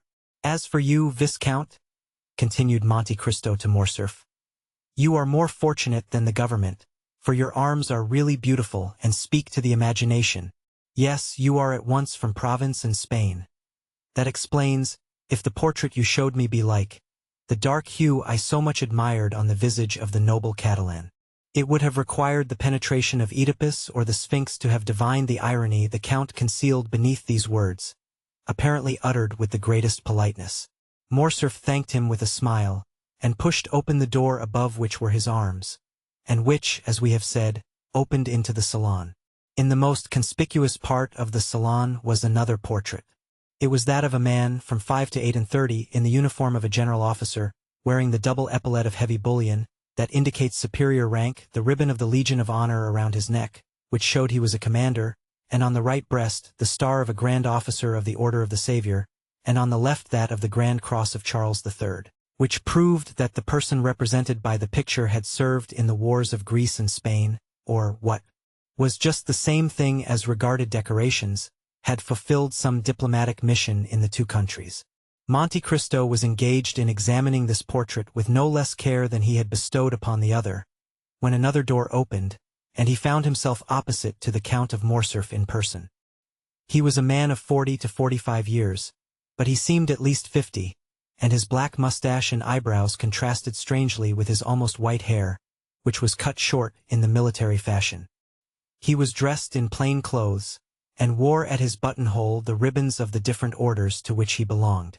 He entered with a tolerably dignified step and some little haste. Monte Cristo saw him advance towards him without making a single step. It seemed as if his feet were rooted to the ground, and his eyes on the Count of Morcerf. "Father," said the young man, "I have the honor of presenting to you the Count of Monte Cristo, the generous friend whom I had the good fortune to meet in the critical situation of which I have told you." "You are most welcome, monsieur," said the Count of Morcerf, saluting Monte Cristo with a smile. "And monsieur has rendered our house, in preserving its only heir, a service which ensures him our eternal gratitude." As he said these words, the Count of Morcerf pointed to a chair, while he seated himself in another opposite the window. Monte Cristo, in taking the seat Morcerf offered him, placed himself in such a manner as to remain concealed in the shadow of the large velvet curtains, and read on the careworn and livid features of the Count a whole history of secret griefs written in each wrinkle time had planted there. "The Countess," said Morcerf, "was at her toilet when she was informed of the visit she was about to receive. She will, however, be in the salon in 10 minutes. "It is a great honor to me," returned Monte Cristo, "to be thus, on the first day of my arrival in Paris, brought in contact with a man whose merit equals his reputation, and to whom fortune has for once been equitable. But has she not still on the plains of Mitidja, or in the mountains of Atlas, a marshal's staff to offer you?" "Oh," replied Morcerf, reddening slightly, "I have left the service, monsieur. Made a peer at the Restoration, I served through the first campaign under the orders of Marshal Bourmont. I could, therefore, expect a higher rank, and who knows what might have happened had the elder branch remained on the throne. But the Revolution of July was, it seems, sufficiently glorious to allow itself to be ungrateful, and it was so for all services that did not date from the imperial period.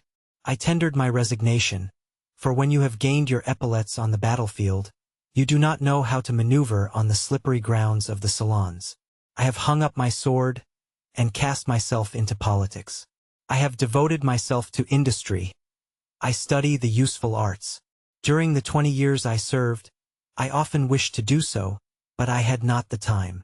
These are the ideas that render your nation superior to any other," returned Monte Cristo.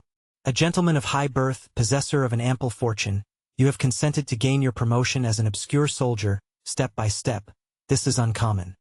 Then become general, peer of France, commander of the Legion of Honor, you consent to again commence a second apprenticeship, without any other hope or any other desire than that of one day becoming useful to your fellow creatures. This, indeed, is praiseworthy, nay, more, it is sublime." Albert looked on and listened with astonishment. He was not used to see Monte Cristo give vent to such bursts of enthusiasm. "Alas," continued the stranger, doubtless to dispel the slight cloud that covered Morcerf's brow, "we do not act thus in Italy. We grow according to our race and our species, and we pursue the same lines, and often the same uselessness all our lives. But, monsieur," said the Count of Morcerf. "For a man of your merit, Italy is not a country, and France opens her arms to receive you. Respond to her call. France will not, perhaps, be always ungrateful. She treats her children ill, but she always welcomes strangers." "Ah, father," said Albert with a smile. "It is evident you do not know the Count of Monte Cristo. He despises all honors, and contents himself with those written on his passport." "That is the most just remark," replied the stranger, "I ever heard made concerning myself." "You have been free to choose your career," observed the Count of Morcerf with a sigh. "And you have chosen the path strewed with flowers." "Precisely, monsieur," replied Monte Cristo with one of those smiles that a painter could never represent or a physiologist analyze. "If I did not fear to fatigue you," said the general, evidently charmed with the Count's manners, "I would have taken you to the chamber. There is a debate very curious to those who are strangers to our modern senators. I shall be most grateful, monsieur, if you will, at some future time, renew your offer, but I have been flattered with the hope of being introduced to the Countess, and I will therefore wait." "Ah, here is my mother," cried the Viscount. Monte Cristo turned round hastily, and saw Madame de Morcerf at the entrance of the salon, at the door opposite to that by which her husband had entered, pale and motionless. When Monte Cristo turned round, she let fall her arm, which for some unknown reason had been resting on the gilded doorpost. She had been there some moments, and had heard the last words of the visitor. The latter rose and bowed to the Countess, who inclined herself without speaking. "Ah, good heavens, madam," said the Count. "Are you ill, or is it the heat of the room that affects you?" "Are you ill, mother?" cried the Viscount, springing towards her. She thanked them both with a smile. "No," returned she, "but I feel some emotion on seeing, for the first time, the man without whose intervention we should have been in tears and desolation. Monsieur," continued the Countess, advancing with the majesty of a queen, "I owe to you the life of my son, and for this I bless you. Now, I thank you for the pleasure you give me in thus affording me the opportunity of thanking you as I have blessed you, from the bottom of my heart." The Count bowed again, but lower than before. He was even paler than Mercedes. "Madam," said he, "the Count and yourself recompense too generously a simple action. To save a man, to spare a father's feelings, or a mother's sensibility, is not to do a good action, but a simple deed of humanity." At these words, uttered with the most exquisite sweetness and politeness, Madame de Morcerf replied, "It is very fortunate for my son, monsieur, that he found such a friend, and I thank God that things are thus." And Mercedes raised her fine eyes to heaven with so fervent an expression of gratitude, that the Count fancied he saw tears in them. M. de Morcerf approached her. "Madam," said he, "I have already made my excuses to the Count for quitting him, and I pray you to do so also. The sitting commences at 2. It is now 3, and I am to speak." "Go, then, and monsieur and I will strive our best to forget your absence," replied the Countess, with the same tone of deep feeling. "Monsieur," continued she, turning to Monte Cristo, "will you do us the honor of passing the rest of the day with us? Believe me, madam, I feel most grateful for your kindness, but I got out of my traveling carriage at your door this morning, and I am ignorant how I am installed in Paris, which I scarcely know. This is but a trifling inquietude, I know, but one that may be appreciated." "We shall have the pleasure another time," said the Countess. "You promise that?" Monte Cristo inclined himself without answering, but the gesture might pass for assent. "I will not detain you, monsieur," continued the Countess. "I would not have our gratitude become indiscreet or importunate." "My dear Count," said Albert, "I will endeavor to return your politeness at Rome, and place my coupe at your disposal until your own be ready." "A thousand thanks for your kindness, Viscount," returned the Count of Monte Cristo, "but I suppose that M. Bertuccio has suitably employed the 4 hours and a half I have given him, and that I shall find a carriage of some sort ready at the door." Albert was used to the Count's manner of proceeding. He knew that, like Nero, he was in search of the impossible, and nothing astonished him, but wishing to judge with his own eyes how far the Count's orders had been executed, he accompanied him to the door of the house. Monte Cristo was not deceived. As soon as he appeared in the Count of Morcerf's antechamber, a footman, the same who at Rome had brought the Count's card to the 2 young men, and announced his visit, sprang into the vestibule, and when he arrived at the door the illustrious traveler found his carriage awaiting him. It was a coupe of Kohler's building, and with horses and harness for which Drake had, to the knowledge of all the lions of Paris, refused on the previous day 700 guineas. "Monsieur," said the Count to Albert, "I do not ask you to accompany me to my house, as I can only show you a habitation fitted up in a hurry, and I have, as you know, a reputation to keep up as regards not being taken by surprise. Give me, therefore, one more day before I invite you. I shall then be certain not to fail in my hospitality. If you ask me for a day, Count, I know what to anticipate. It will not be a house I shall see, but a palace. You have decidedly some genius at your control."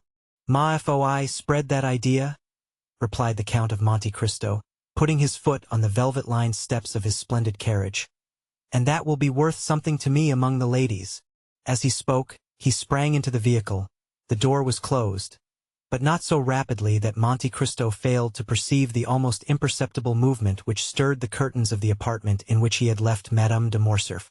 When Albert returned to his mother, he found her in the boudoir reclining in a large velvet armchair, the whole room so obscure that only the shining spangle, fastened here and there to the drapery, and the angles of the gilded frames of the pictures, showed with some degree of brightness in the gloom. Albert could not see the face of the Countess, as it was covered with a thin veil she had put on her head, and which fell over her features in misty folds, but it seemed to him as though her voice had altered. He could distinguish amid the perfumes of the roses and heliotropes in the flower-stands, the sharp and fragrant odor of volatile salts, and he noticed in one of the chased cups on the mantelpiece the Countess's smelling bottle, taken from its shagreen case, and exclaimed in a tone of uneasiness, as he entered, "My dear mother, have you been ill during my absence?" "No, no, Albert, but you know these roses, tuberoses, and orange flowers throw out at first, before one is used to them, such violent perfumes." "Then, my dear mother," said Albert, putting his hand to the bell, "they must be taken into the antechamber. You are really ill, and just now were so pale as you came into the room." "Was I pale, Albert?" "Yes, a pallor that suits you admirably, mother, but which did not the less alarm my father and myself." "Did your father speak of it?" inquired Mercedes eagerly. "No, madam. But do you not remember that he spoke of the fact to you?" "Yes, I do remember," replied the Countess. A servant entered, summoned by Albert's ring of the bell. "Take these flowers into the anteroom or dressing-room," said the Viscount. "They make the Countess ill." The footman obeyed his orders. A long pause ensued, which lasted until all the flowers were removed. "What is this name of Monte Cristo?" inquired the Countess, when the servant had taken away the last vase of flowers. "Is it a family name, or the name of the estate, or a simple title?" "I believe, mother, it is merely a title. The Count purchased an island in the Tuscan archipelago, and, as he told you today, has founded a commandery. You know the same thing was done for St. Stephen of Florence, St. George Constantinian of Parma, and even for the Order of Malta. Except this, he has no pretension to nobility, and calls himself a chance count, although the general opinion at Rome is that the Count is a man of very high distinction." "His manners are admirable," said the Countess. "At least, as far as I could judge in the few minutes he remained here. They are perfect, mother, so perfect, that they surpass by far all I have known in the leading aristocracy of the three proudest nobilities of Europe, the English, the Spanish, and the German." The Countess paused a moment. Then, after a slight hesitation, she resumed. "You have seen, my dear Albert, I ask the question as a mother, you have seen M. de Monte Cristo in his house, you are quick-sighted, have much knowledge of the world, more tact than is usual at your age. Do you think the Count is really what he appears to be?" "What does he appear to be?" "Why, you have just said, a man of high distinction. I told you, my dear mother, he was esteemed such. But what is your own opinion, Albert?" "I must tell you that I have not come to any decided opinion respecting him, but I think him a Maltese. I do not ask you of his origin, but what he is." "Ah, what he is. That is quite another thing. I have seen so many remarkable things in him, that if you would have me really say what I think, I shall reply that I really do look upon him as one of Byron's heroes, whom misery has marked with a fatal brand." Some Manfred, some Lara, some Werner, one of those wrecks, as it were, of some ancient family, who, disinherited of their patrimony, have achieved one by the force of their adventurous genius, which has placed them above the laws of society. You say. I say that Monte Cristo is an island in the midst of the Mediterranean, without inhabitants or garrison, the resort of smugglers of all nations, and pirates of every flag. Who knows whether or not these industrious worthies do not pay to their feudal lord some dues for his protection? That is possible, said the Countess, reflecting. Never mind, continued the young man. Smuggler or not, you must agree, mother dear, as you have seen him, that the Count of Monte Cristo is a remarkable man, who will have the greatest success in the salons of Paris. Why, this very morning, in my rooms, he made his entrée amongst us by striking every man of us with amazement, not even excepting Chateau Renaud. And what do you suppose is the Count's age? Inquired Mercedes, evidently attaching great importance to this question. 35 or 36, mother. So young, it is impossible, said Mercedes, replying at the same time to what Albert said as well as to her own private reflection. It is the truth, however. 3 or 4 times he has said to me, and certainly without the slightest premeditation. At such a period I was 5 years old, at another 10 years old, at another 12. And I, induced by curiosity, which kept me alive to these details, have compared the dates and never found him inaccurate. The age of this singular man, who is of no age, is then, I am certain, 35. Besides, mother, remark how vivid his eye, how raven-black his hair, and his brow, though so pale, is free from wrinkles. He is not only vigorous, but also young. The Countess bent her head, as if beneath a heavy wave of bitter thoughts. And has this man displayed a friendship for you, Albert? She asked with a nervous shudder. I am inclined to think so. And do you like him? Why, he pleases me in spite of Franz d'Épinay, who tries to convince me that he is a being returned from the other world. The Countess shuddered. Albert, she said, in a voice which was altered by emotion, I have always put you on your guard against new acquaintances. Now you are a man and are able to give me advice. Yet I repeat to you, Albert, be prudent. Why, my dear mother, it is necessary, in order to make your advice turn to account, that I should know beforehand what I have to distrust. The Count never plays, he only drinks pure water tinged with a little sherry, and is so rich that he cannot, without intending to laugh at me, try to borrow money. What, then, have I to fear from him? You are right, said the Countess. And my fears are weakness, especially when directed against a man who has saved your life. How did your father receive him, Albert? It is necessary that we should be more than complaisant to the Count. De Morcerf is sometimes occupied. His business makes him reflective, and he might, without intending it. Nothing could be in better taste than my father's demeanor, madame, said Albert. Nay, more, he seemed greatly flattered at 2 or 3 compliments which the Count very skillfully and agreeably paid him with as much ease as if he had known him these 30 years. Each of these little tickling arrows must have pleased my father, added Albert with a laugh. And thus they parted the best possible friends. And de Morcerf even wished to take him to the chamber to hear the speakers. The Countess made no reply. She fell into so deep a reverie that her eyes gradually closed. The young man, standing up before her, gazed upon her with that filial affection which is so tender and endearing with children whose mothers are still young and handsome. Then, after seeing her eyes closed, and hearing her breathe gently, he believed she had dropped asleep, and left the apartment on tiptoe, closing the door after him with the utmost precaution. This devil of a fellow, he muttered, shaking his head. I said at the time he would create a sensation here, and I measure his effect by an infallible thermometer. My mother has noticed him, and he must therefore, perforce, be remarkable.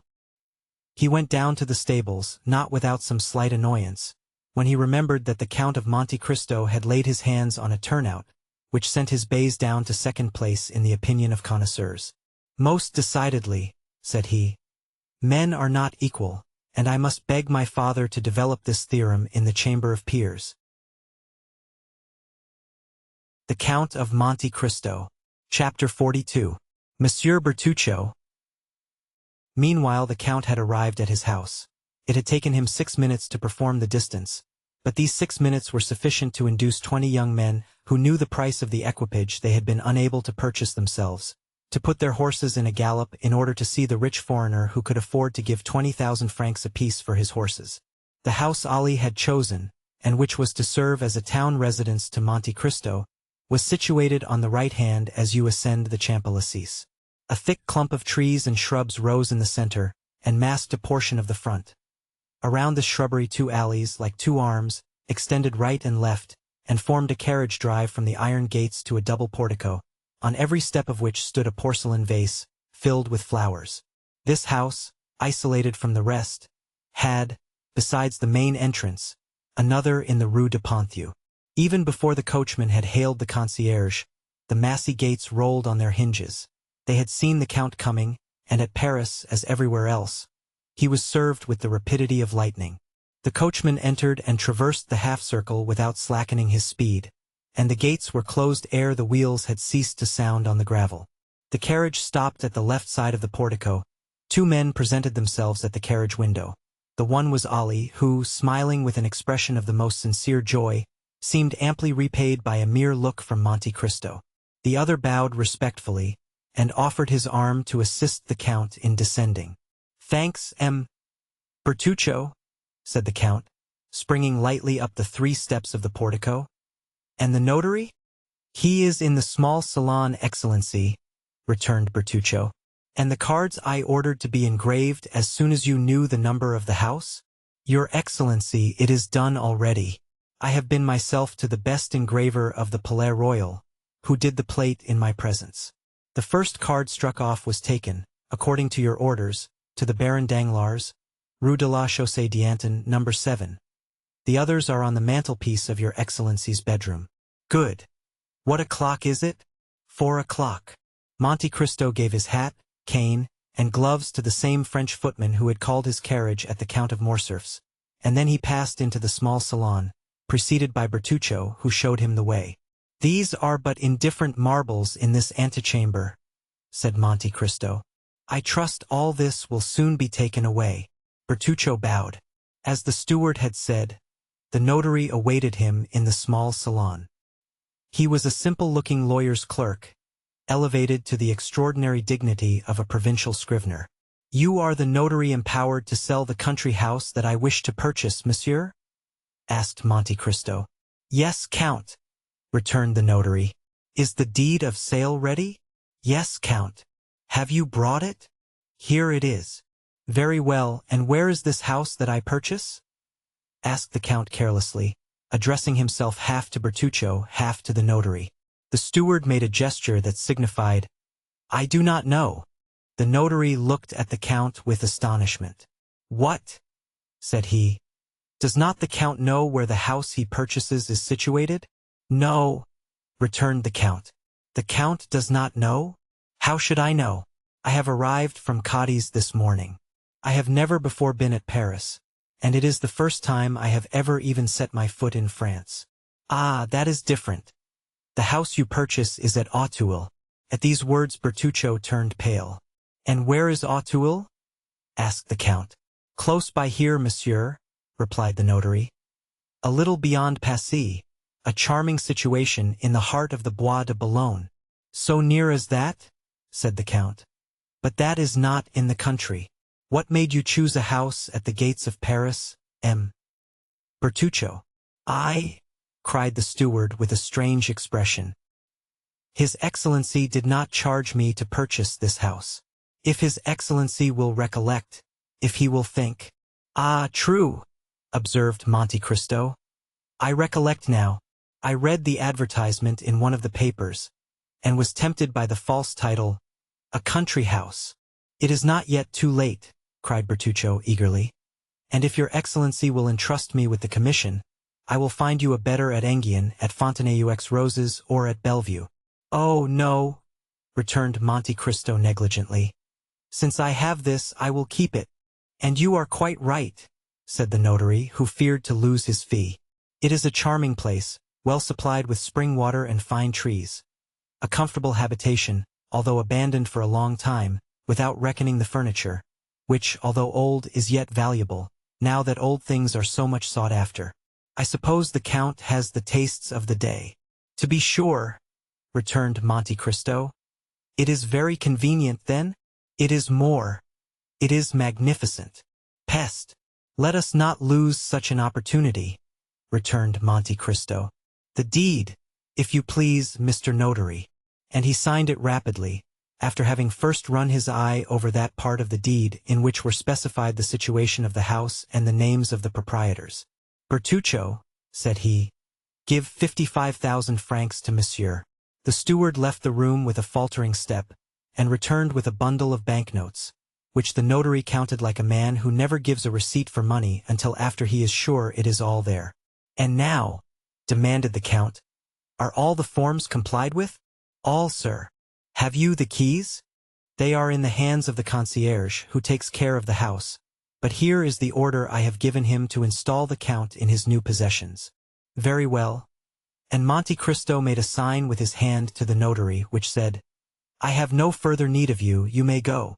But, observed the honest notary, the Count is, I think, mistaken. It is only 50,000 francs, everything included. And your fee is included in this sum. But have you not come from Auteuil here? Yes, certainly. Well, then, it is but fair that you should be paid for your loss of time and trouble, said the Count, and he made a gesture of polite dismissal. The notary left the room backwards and bowing down to the ground. It was the first time he had ever met a similar client.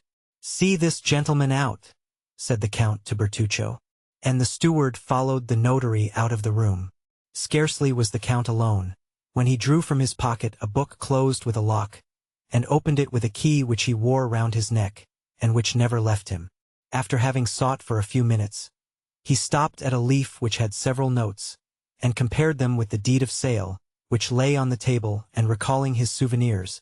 Auteuil, Rue de la Fontaine, number 28. It is indeed the same, said he. And now, am I to rely upon an avowal extorted by religious or physical terror? However, in an hour I shall know all. Bertuccio, cried he, striking a light hammer with a pliant handle on a small gong. Bertuccio. The steward appeared at the door. Monsieur Bertuccio, said the Count, did you never tell me that you had traveled in France? In some parts of France, yes, Excellency. You know the environs of Paris, then? No, Excellency, no, returned the steward with a sort of nervous trembling, which Monte Cristo, a connoisseur in all emotions, rightly attributed to great disquietude. It is unfortunate, returned he, that you have never visited the environs, for I wish to see my new property this evening, and had you gone with me, you could have given me some useful information. To Auteuil, cried Bertuccio, whose copper complexion became livid. I go to Auteuil? Well, what is there surprising in that? When I live at Auteuil, you must come there, as you belong to my service. Bertuccio hung down his head before the imperious look of his master, and remained motionless, without making any answer. Why, what has happened to you? Are you going to make me ring a second time for the carriage? Asked Monte Cristo in the same tone that Louis XIV pronounced the famous, I have been almost obliged to wait. Bertuccio made but one bound to the antechamber, and cried in a hoarse voice, His Excellency's horses. Monte Cristo wrote 2 or 3 notes, and, as he sealed the last, the steward appeared. Your Excellency's carriage is at the door, said he. Well, take your hat and gloves, returned Monte Cristo. Am I to accompany you, Your Excellency? Cried Bertuccio. Certainly, you must give the orders, for I intend residing at the house. It was unexampled for a servant of the Count's to dare to dispute an order of his, so the steward, without saying a word, followed his master, who got into the carriage and signed to him to follow, which he did, taking his place respectfully on the front seat. The Count of Monte Cristo. Chapter 43. The House at Auteuil. Monte Cristo noticed, as they descended the staircase, that Bertuccio signed himself in the Corsican manner. That is, had formed the sign of the cross in the air with his thumb, and as he seated himself in the carriage, muttered a short prayer. Anyone but a man of exhaustless thirst for knowledge would have had pity on seeing the steward's extraordinary repugnance for the Count's projected drive without the walls. But the Count was too curious to let Bertuccio off from this little journey. In 20 minutes they were at Auteuil. The steward's emotion had continued to augment as they entered the village. Bertuccio, crouched in the corner of the carriage, began to examine with a feverish anxiety every house they passed. "Tell them to stop at Rue de la Fontaine, number 28, said the Count, fixing his eyes on the steward, to whom he gave this order. Bertuccio's forehead was covered with perspiration. However, he obeyed, and, leaning out of the window, he cried to the coachman, "Rue de la Fontaine, number 28. Number 28 was situated at the extremity of the village. During the drive night had set in, and darkness gave the surroundings the artificial appearance of a scene on the stage. The carriage stopped, the footman sprang off the box and opened the door. "Well," said the Count, "you do not get out, Bertuccio, you are going to stay in the carriage, then? What are you thinking of this evening?" Bertuccio sprang out and offered his shoulder to the Count, who, this time, leaned upon it as he descended the 3 steps of the carriage. "Knock," said the Count, "and announce me." Bertuccio knocked, the door opened, and the concierge appeared. "What is it?" asked he. "It is your new master, my good fellow," said the footman, and he held out to the concierge the notary's order. "The house is sold, then?" demanded the concierge. "And this gentleman is coming to live here?" "Yes, my friend," returned the Count, "and I will endeavor to give you no cause to regret your old master." "Oh, monsieur," said the concierge, "I shall not have much cause to regret him, for he came here but seldom. It is 5 years since he was here last, and he did well to sell the house, for it did not bring him in anything at all." "What was the name of your old master?" said Monte Cristo. "The Marquis of Saint Méran."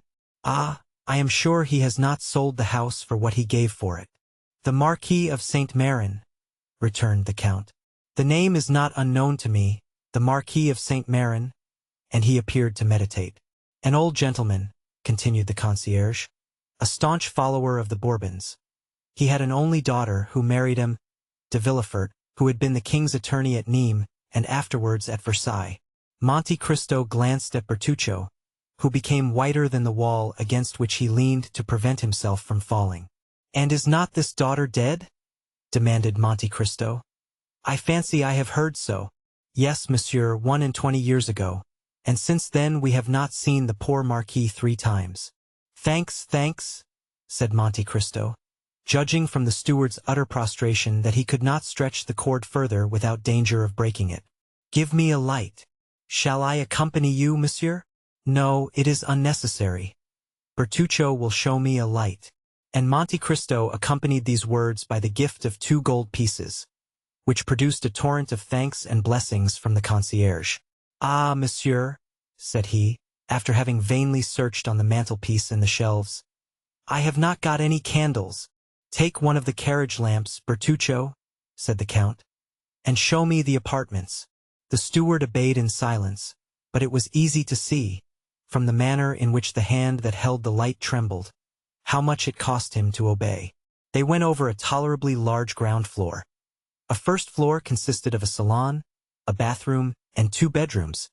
Near one of the bedrooms they came to a winding staircase that led down to the garden.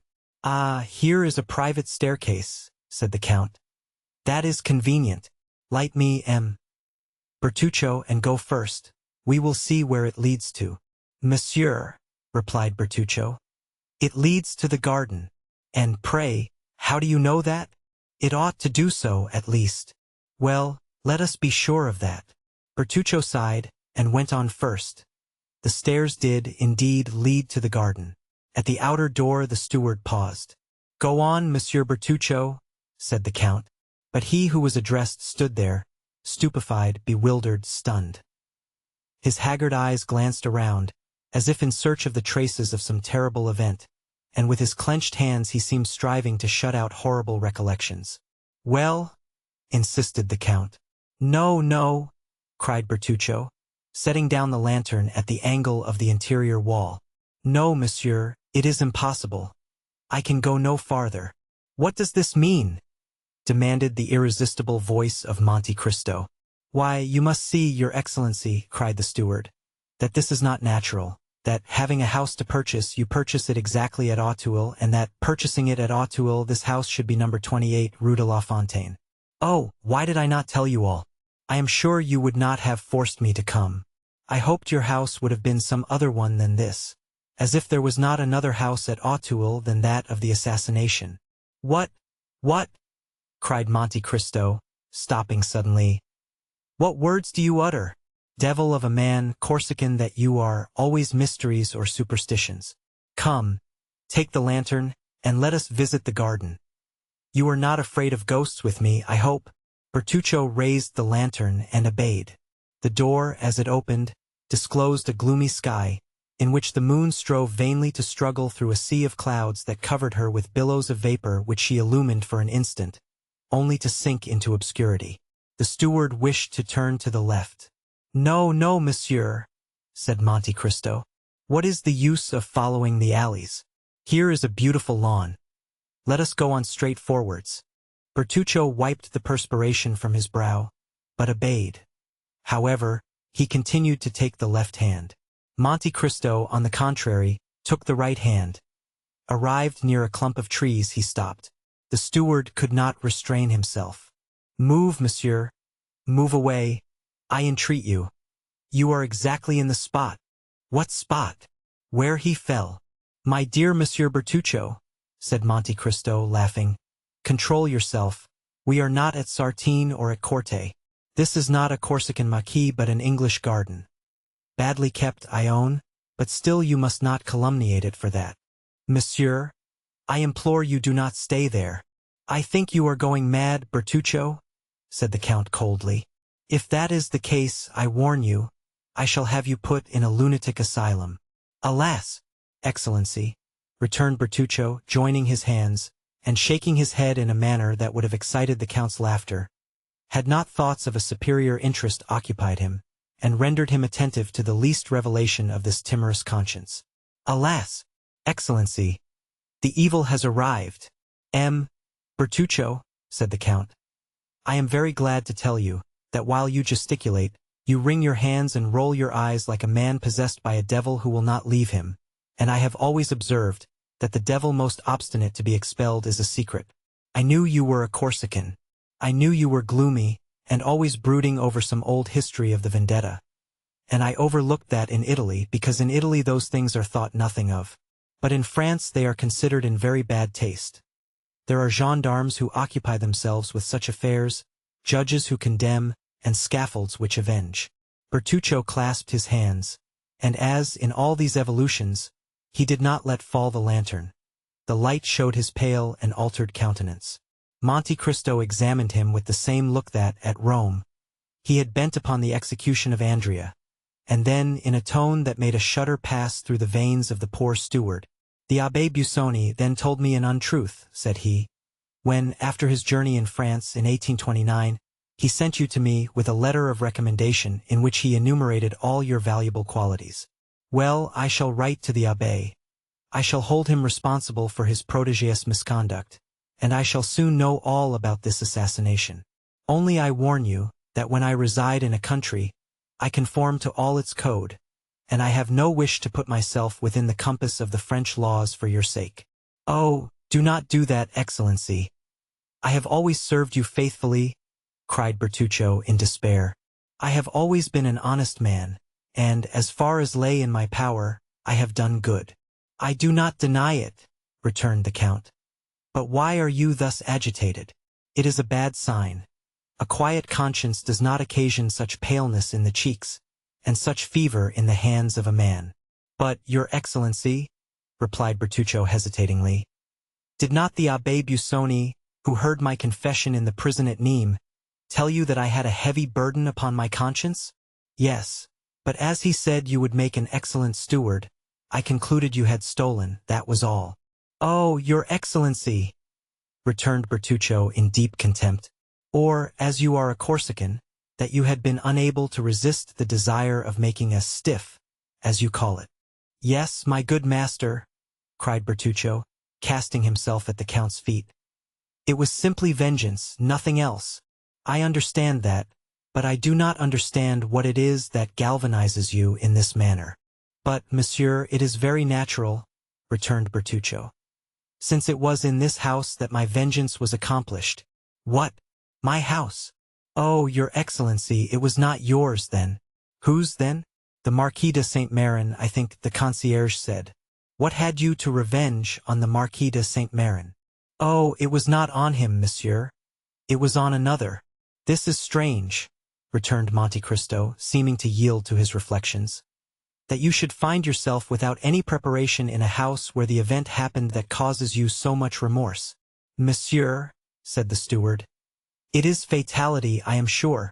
First, you purchase a house at Auteuil. This house is the one where I have committed an assassination. You descend to the garden by the same staircase by which he descended. You stop at the spot where he received the blow, and 2 paces farther is the grave in which he had just buried his child. This is not chance, for chance, in this case, is too much like Providence. Well, amiable Corsican, let us suppose it is Providence. I always suppose anything people please, and, besides, you must concede something to diseased minds. Come, collect yourself, and tell me all.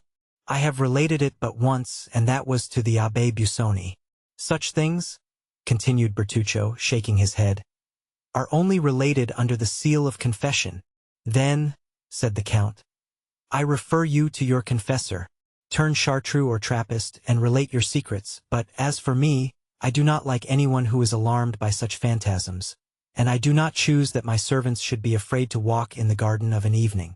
I confess I am not very desirous of a visit from the commissary of police, for, in Italy, justice is only paid when silent. In France she is paid only when she speaks. Peste! I thought you somewhat Corsican, a great deal smuggler, and an excellent steward, but I see you have other strings to your bow. You are no longer in my service, Monsieur Bertuccio. Oh, your excellency, cried the steward, struck with terror at this threat. If that is the only reason I cannot remain in your service, I will tell all, for if I quit you, it will only be to go to the scaffold. That is different, replied Monte Cristo. But if you intend to tell an untruth, reflect it were better not to speak at all. No, monsieur, I swear to you, by my hopes of salvation, I will tell you all, for the Abbé Busoni himself only knew a part of my secret. But, I pray you, go away from that plane tree. The moon is just bursting through the clouds.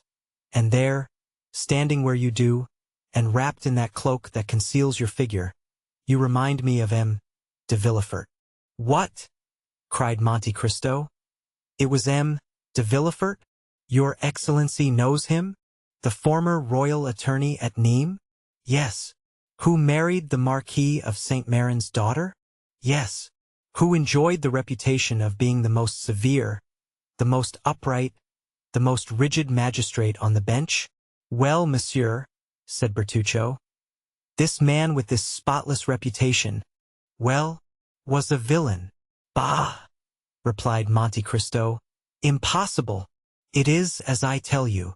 Ah, really? Said Monte Cristo. Have you proof of this? I had it, and you have lost it. How stupid! Yes, but by careful search it might be recovered. Really, returned the Count. Relate it to me, for it begins to interest me. And the Count, humming an air from Lucia, went to sit down on a bench, while Bertuccio followed him, collecting his thoughts. Bertuccio remained standing before him. The Count of Monte Cristo. Chapter 44. The Vendetta. At what point shall I begin my story, your excellency? Asked Bertuccio. Where you please, returned Monte Cristo, since I know nothing at all of it. I thought the Abbé Busoni had told your excellency. Some particulars, doubtless, but that is 7 or 8 years ago, and I have forgotten them. Then I can speak without fear of tiring your excellency. Go on, M. Bertuccio, you will supply the want of the evening papers. The story begins in 1815. Ah, said Monte Cristo. 1815 is not yesterday. No, monsieur, and yet I recollect all things as clearly as if they had happened but then. I had a brother, an elder brother, who was in the service of the emperor. He had become lieutenant in a regiment composed entirely of Corsicans. This brother was my only friend. We became orphans, I at 5, he at 18. He brought me up as if I had been his son, and in 1814 he married. When the emperor returned from the island of Elba, my brother instantly joined the army, was slightly wounded at Waterloo, and retired with the army beyond the Loire. But that is the history of the 100 Days, Bertuccio, said the count. Unless I am mistaken, it has been already written. Excuse me, Excellency, but these details are necessary, and you promised to be patient. Go on. I will keep my word. One day we received a letter. I should tell you that we lived in the little village of Rogliano, at the extremity of Cap Corse. This letter was from my brother. He told us that the army was disbanded, and that he should return by Châteauroux, Clermont-Ferrand, Le Puy and Nîmes, and if I had any money, he prayed me to leave it for him at Nîmes with an innkeeper with whom I had dealings. In the smuggling line? Said Monte Cristo. Your Excellency? Everyone must live. Certainly, go on. I loved my brother tenderly, as I told your Excellency, and I resolved not to send the money, but to take it to him myself. I possessed 1,000 francs. I left 500 with Assunta, my sister-in-law, and with the other 500 I set off for Nîmes. It was easy to do so, and as I had my boat and a lading to take in at sea, everything favored my project. But after we had taken in our cargo, the wind became contrary, so that we were 4 or 5 days without being able to enter the Rhône. At last, however, we succeeded and worked up to Alls. I left the boat between Bellegarde and Beaucaire, and took the road to Nîmes. We are getting to the story now? Yes, your Excellency. Excuse me, but as you will see, I only tell you what is absolutely necessary. Just at this time the famous massacres took place in the south of France. 3 brigands called Trestalen, Truffamy, and Graffan publicly assassinated everybody whom they suspected of Bonapartism. You have doubtless heard of these massacres, your Excellency? Vaguely. I was far from France at that period. Go on. As I entered Nîmes, I literally waded in blood. At every step you encountered dead bodies and bands of murderers, who killed, plundered, and burned. At the sight of this slaughter and devastation I became terrified, not for myself, for I, a simple Corsican fisherman, had nothing to fear. On the contrary, that time was most favorable for us smugglers, but for my brother, a soldier of the Empire, returning from the army of the Loire, with his uniform and his epaulettes, there was everything to apprehend. I hastened to the innkeeper. My misgivings had been but too true. My brother had arrived the previous evening at Nîmes, and, at the very door of the house where he was about to demand hospitality, he had been assassinated. I did all in my power to discover the murderers, but no one durst tell me their names, so much were they dreaded. I then thought of that French justice of which I had heard so much, and which feared nothing, and I went to the king's attorney. And this king's attorney was named Villefort? Asked Monte Cristo carelessly. Yes, your Excellency. He came from Marseilles, where he had been deputy procureur. His zeal had procured him advancement, and he was said to be one of the first who had informed the government of the departure from the island of Elba. Then, said Monte Cristo, you went to him? Monsieur, I said, my brother was assassinated yesterday in the streets of Nîmes. I know not by whom, but it is your duty to find out. You are the representative of justice here, and it is for justice to avenge those she has been unable to protect. Who was your brother? Asked he. A lieutenant in the Corsican battalion. A soldier of the usurper, then? A soldier of the French army. Well, replied he has smitten with the sword, and he has perished by the sword. You are mistaken, monsieur, I replied. He has perished by the poniard. What do you want me to do? Asked the magistrate. I have already told you. Avenge him. On whom? On his murderers. How should I know who they are? Order them to be sought for. Why, your brother has been involved in a quarrel and killed in a duel. All these old soldiers commit excesses which were tolerated in the time of the emperor, but which are not suffered now, for the people here do not like soldiers of such disorderly conduct. Monsieur, I replied, it is not for myself that I entreat your interference. I should grieve for him or avenge him, but my poor brother had a wife, and were anything to happen to me, the poor creature would perish from want, for my brother's pay alone kept her. Pray, try and obtain a small government pension for her. Every revolution has its catastrophes, returned M. de Villefort. Your brother has been the victim of this. It is a misfortune, and government owes nothing to his family. If we are to judge by all the vengeance that the followers of the usurper exercised on the partisans of the king, when, in their turn, they were in power, your brother would be today, in all probability, condemned to death. What has happened is quite natural, and in conformity with the law of reprisals. What? Cried I. Do you, a magistrate, speak thus to me? All these Corsicans are mad, on my honor, replied M. de Villefort. They fancy that their countryman is still emperor. You have mistaken the time. You should have told me this 2 months ago. It is too late now. Go now, at once, or I shall have you put out. I looked at him an instant to see if there was anything to hope from further entreaty. But he was a man of stone. I approached him and said in a low voice, Well, since you know the Corsicans so well, you know that they always keep their word.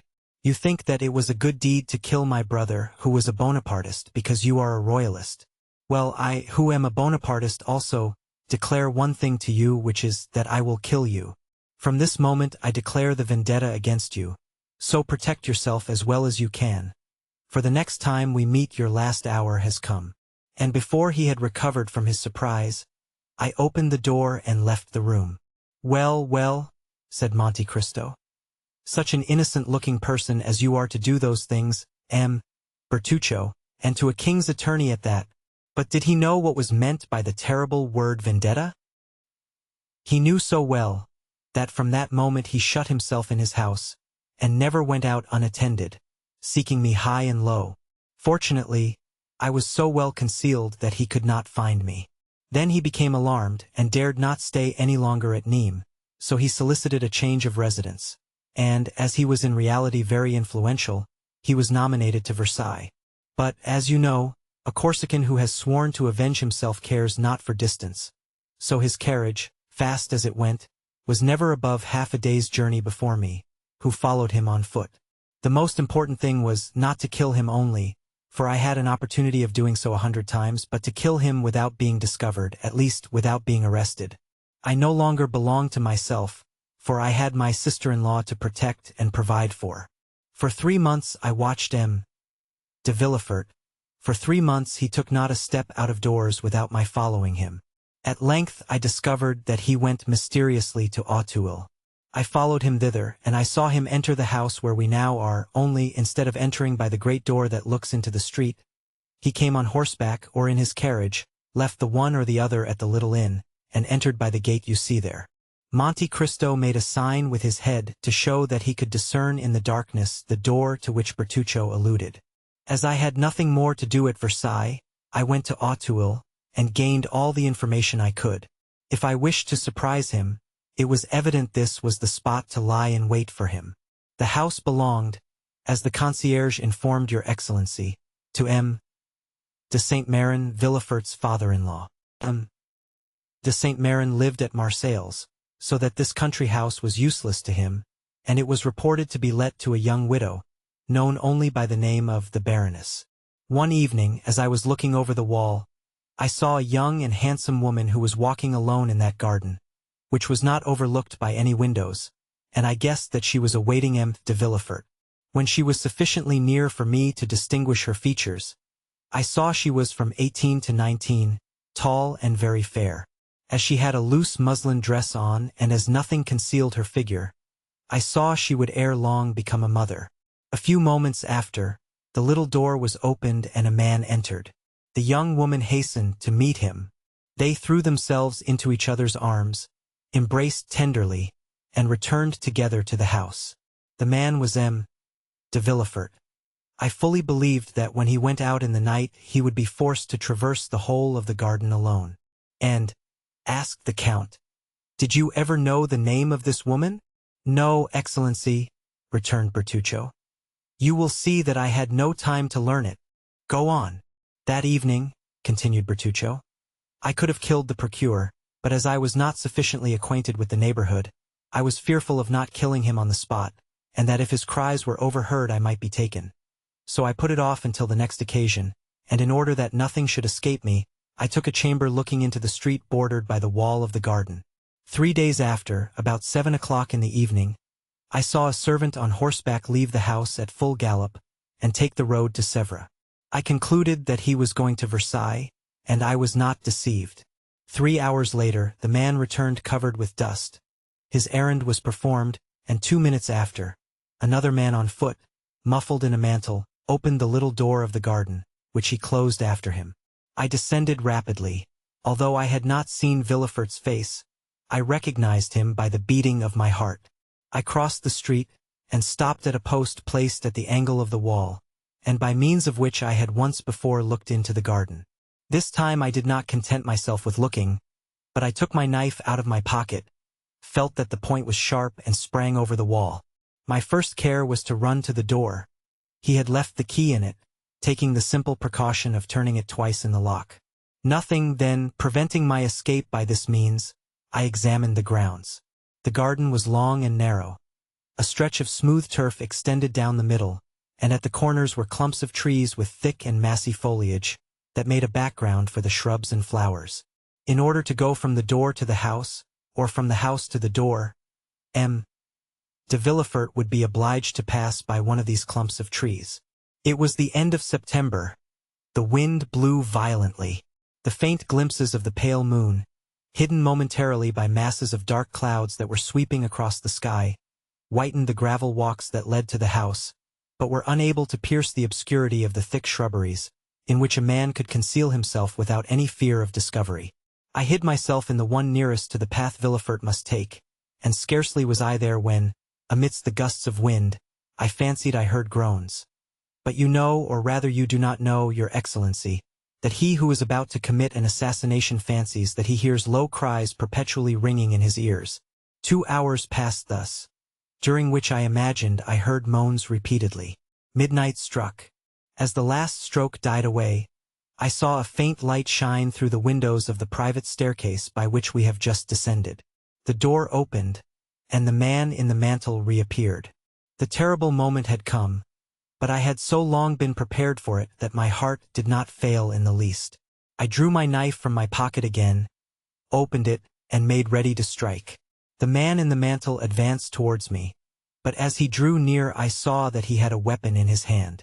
I was afraid not of a struggle but of a failure. When he was only a few paces from me, I saw that what I had taken for a weapon was only a spade. I was still unable to divine for what reason M. de Villefort had this spade in his hands, when he stopped close to the thicket where I was, glanced round, and began to dig a hole in the earth. I then perceived that he was hiding something under his mantle, which he laid on the grass in order to dig more freely. Then, I confess, curiosity mingled with hatred. I wished to see what Villefort was going to do there, and I remained motionless, holding my breath. Then an idea crossed my mind, which was confirmed when I saw the procureur lift from under his mantle a box, 2 feet long, and 6 or 8 inches deep. I let him place the box in the hole he had made. Then, while he stamped with his feet to remove all traces of his occupation, I rushed on him and plunged my knife into his breast, exclaiming, "I am Giovanni Bertuccio, thy death for my brothers, thy treasure for his widow. Thou sayest that my vengeance is more complete than I had hoped." I know not if he heard these words. I think he did not, for he fell without a cry. I felt his blood gush over my face, but I was intoxicated. I was delirious, and the blood refreshed, instead of burning me. In a second I had disinterred the box. Then, that it might not be known I had done so, I filled up the hole, threw the spade over the wall, and rushed through the door, which I double-locked, carrying off the key. "Ah," said Monte Cristo, "it seems to me this was nothing but murder and robbery." "No, Your Excellency," returned Bertuccio. "It was a vendetta followed by restitution." "And was the sum a large one?" "It was not money." "Ah, I recollect," replied the Count. "Did you not say something of an infant?" "Yes, Excellency." I hastened to the river, sat down on the bank, and with my knife forced open the lock of the box. In a fine linen cloth was wrapped a newborn child. Its purple visage and its violet-colored hands showed that it had perished from suffocation, but as it was not yet cold, I hesitated to throw it into the water that ran at my feet. After a moment I fancied that I felt a slight pulsation of the heart, and as I had been assistant at the hospital at Bastia, I did what a doctor would have done. I inflated the lungs by blowing air into them, and at the expiration of a quarter of an hour it began to breathe and cried feebly. In my turn I uttered a cry, but a cry of joy. "God has not cursed me then," I cried, "since he permits me to save the life of a human creature, in exchange for the life I have taken away." "And what did you do with the child?" asked Monte Cristo. It was an embarrassing load for a man seeking to escape. I had not for a moment the idea of keeping it, but I knew that at Paris there was an asylum where they receive such creatures. As I passed the city gates I declared that I had found the child on the road, and I inquired where the asylum was. The box confirmed my statement. The linen proved that the infant belonged to wealthy parents. The blood with which I was covered might have proceeded from the child as well as from anyone else. No objection was raised, but they pointed out the asylum, which was situated at the upper end of the Rue d'Offer, and after having taken the precaution of cutting the linen in 2 pieces, so that one of the 2 letters which marked it was on the piece wrapped around the child, while the other remained in my possession, I rang the bell and fled with all speed. A fortnight after I was at Rogliano, and I said to Assunta, "Console thyself, sister. Israel is dead, but he is avenged." She demanded what I meant, and when I had told her all, "Giovanni," said she, "you should have brought this child with you. We would have replaced the parents it has lost, have called it Benedetto, and then, in consequence of this good action, God would have blessed us." In reply, I gave her the half of the linen I had kept in order to reclaim him if we became rich. "What letters were marked on the linen?" said Monte Cristo. "An H and an N, surmounted by a baron's coronet. By heaven, Bertuccio, you make use of heraldic terms. Where did you study heraldry?" "In your service, Excellency, where everything is learned." "Go on, I am curious to know 2 things. What are they, Your Excellency? What became of this little boy? For I think you told me it was a boy, Bertuccio." "No, Excellency, I do not recollect telling you that." "I thought you did. I must have been mistaken." "No, you were not, for it was in reality a little boy. But Your Excellency wished to know 2 things. What was the second?"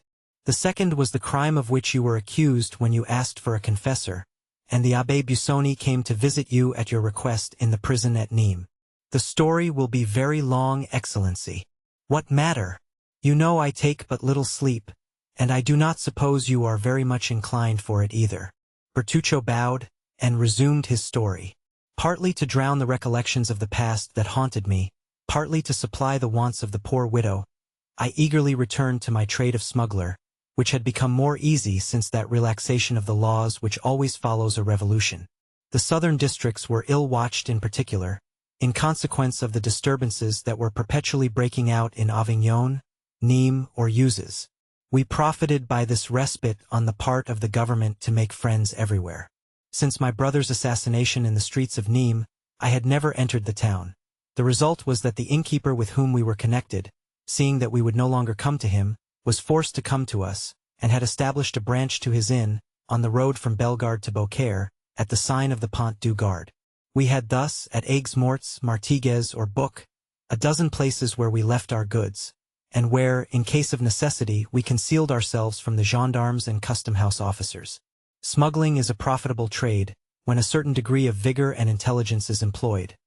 As for myself, brought up in the mountains, I had a double motive for fearing the gendarmes and custom-house officers, as my appearance before the judges would cause an inquiry, and an inquiry always looks back into the past. And in my past life they might find something far more grave than the selling of smuggled cigars, or barrels of brandy without a permit. So, preferring death to capture, I accomplished the most astonishing deeds, and which, more than once, showed me that the too great care we take of our bodies is the only obstacle to the success of those projects which require rapid decision and vigorous and determined execution. In reality, when you have once devoted your life to your enterprises, you are no longer the equal of other men, or, rather, other men are no longer your equals, and whosoever has taken this resolution feels his strength and resources doubled. Philosophy, Bertuccio, interrupted the Count. You have done a little of everything in your life. Oh, Excellency! No, but philosophy at 10:30 at night is somewhat late. Yet I have no other observation to make, for what you say is correct, which is more than can be said for all philosophy. My journeys became more and more extensive and more productive. Assunta took care of all, and our little fortune increased. One day as I was setting off on an expedition, "Go," said she. "At your return I will give you a surprise." I questioned her, but in vain. She would tell me nothing, and I departed. Our expedition lasted nearly 6 weeks. We had been to Lucca to take in oil, to Leghorn for English cottons, and we ran our cargo without opposition, and returned home full of joy. When I entered the house, the first thing I beheld in the middle of Assunta's chamber was a cradle that might be called sumptuous compared with the rest of the furniture, and in it a baby 7 or 8 months old. I uttered a cry of joy. The only moments of sadness I had known since the assassination of the procureur were caused by the recollection that I had abandoned this child. For the assassination itself I had never felt any remorse. Poor Assunta had guessed all. She had profited by my absence, and furnished with the half of the linen, and having written down the day and hour at which I had deposited the child at the asylum, had set off for Paris, and had reclaimed it. No objection was raised, and the infant was given up to her. Ah, I confess, Your Excellency, when I saw this poor creature sleeping peacefully in its cradle, I felt my eyes filled with tears. "Ah, Assunta," cried I, "you are an excellent woman, and heaven will bless you." "This," said Monte Cristo, "is less correct than your philosophy. It is only faith." "Alas, Your Excellency is right," replied Bertuccio. "And God made this infant the instrument of our punishment. Never did a perverse nature declare itself more prematurely, and yet it was not owing to any fault in his bringing up. He was a most lovely child, with large blue eyes, of that deep color that harmonizes so well with the blonde complexion. Only his hair, which was too light, gave his face a most singular expression, and added to the vivacity of his look and the malice of his smile. Unfortunately, there is a proverb which says that red is either altogether good or altogether bad. The proverb was but too correct as regarded Benedetto, and even in his infancy he manifested the worst disposition. It is true that the indulgence of his foster mother encouraged him. This child, for whom my poor sister would go to the town, 5 or 6 leagues off, to purchase the earliest fruits and the most tempting sweetmeats, preferred to Palma grapes or Genoese preserves, the chestnuts stolen from a neighbor's orchard, or the dried apples in his loft, when he could eat as well of the nuts and apples that grew in my garden. One day, when Benedetto was about 5 or 6, our neighbor Wasilio, who, according to the custom of the country, never locked up his purse or his valuables, for, as Your Excellency knows, there are no thieves in Corsica, complained that he had lost a louis out of his purse. We thought he must have made a mistake in counting his money, but he persisted in the accuracy of his statement. One day, Benedetto, who had been gone from the house since morning, to our great anxiety, did not return until late in the evening, dragging a monkey after him, which he said he had found chained to the foot of a tree. For more than a month past, the mischievous child, who knew not what to wish for, had taken it into his head to have a monkey. A boatman, who had passed by Rogliano, and who had several of these animals, whose tricks had greatly diverted him, had, doubtless, suggested this idea to him. "Monkeys are not found in our woods chained to trees," said I. "Confess how you obtained this animal." Benedetto maintained the truth of what he had said, and accompanied it with details that did more honor to his imagination than to his veracity. I became angry. He began to laugh, I threatened to strike him, and he made 2 steps backwards. "You cannot beat me," said he. "You have no right, for you are not my father." We never knew who had revealed this fatal secret, which we had so carefully concealed from him. However, it was this answer, in which the child's whole character revealed itself, that almost terrified me, and my arm fell without touching him. The boy triumphed, and this victory rendered him so audacious, that all the money of Assunta, whose affection for him seemed to increase as he became more unworthy of it, was spent in caprices she knew not how to contend against, and follies she had not the courage to prevent. When I was at Rogliano everything went on properly, but no sooner was my back turned than Benedetto became master, and everything went ill. When he was only 11, he chose his companions from among the young men of 18 or 20, the worst characters in Bastia, or, indeed, in Corsica, and they had already, for some mischievous pranks, been several times threatened with a prosecution. I became alarmed, as any prosecution might be attended with serious consequences. I was compelled, at this period, to leave Corsica on an important expedition. I reflected for a long time, and with the hope of averting some impending misfortune, I resolved that Benedetto should accompany me. I hoped that the active and laborious life of a smuggler, with the severe discipline on board, would have a salutary effect on his character, which was now well nigh, if not quite, corrupt. I spoke to Benedetto alone, and proposed to him to accompany me, endeavoring to tempt him by all the promises most likely to dazzle the imagination of a child of 12. He heard me patiently, and when I had finished, burst out laughing. "Are you mad, uncle?" He called me by this name when he was in good humor. "Do you think I am going to change the life I lead for your mode of existence? My agreeable indolence for the hard and precarious toil you impose on yourself, exposed to the bitter frost at night, and the scorching heat by day, compelled to conceal yourself, and when you are perceived, receive a volley of bullets, all to earn a paltry sum? Why, I have as much money as I want. Mother Assunta always furnishes me when I ask for it. You see that I should be a fool to accept your offer." The arguments, and his audacity, perfectly stupefied me.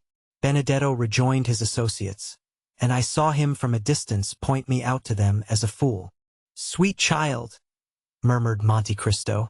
"Oh, had he been my own son," replied Bertuccio, "or even my nephew, I would have brought him back to the right road, for the knowledge that you are doing your duty gives you strength. But the idea that I was striking a child whose father I had killed made it impossible for me to punish him. I gave my sister, who constantly defended the unfortunate boy, good advice, and as she confessed that she had several times missed money to a considerable amount, I showed her a safe place in which to conceal our little treasure for the future. My mind was already made up. Benedetto could read, write, and cipher perfectly, for when the fit seized him, he learned more in a day than others in a week. My intention was to enter him as a clerk in some ship, and without letting him know anything of my plan, to convey him some morning on board. By this means his future treatment would depend upon his own conduct. I set off for France, after having fixed upon the plan. Our cargo was to be landed in the Gulf of Lions, and this was a difficult thing to do because it was then the year 1829.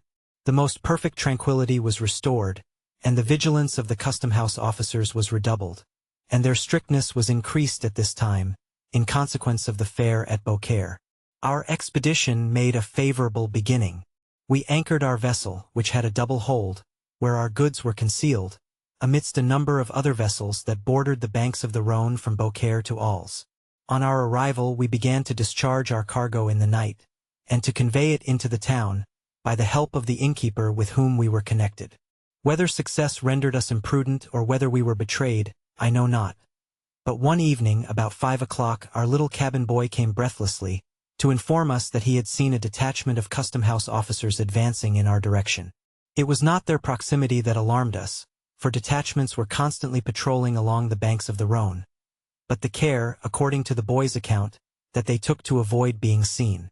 In an instant we were on the alert, but it was too late.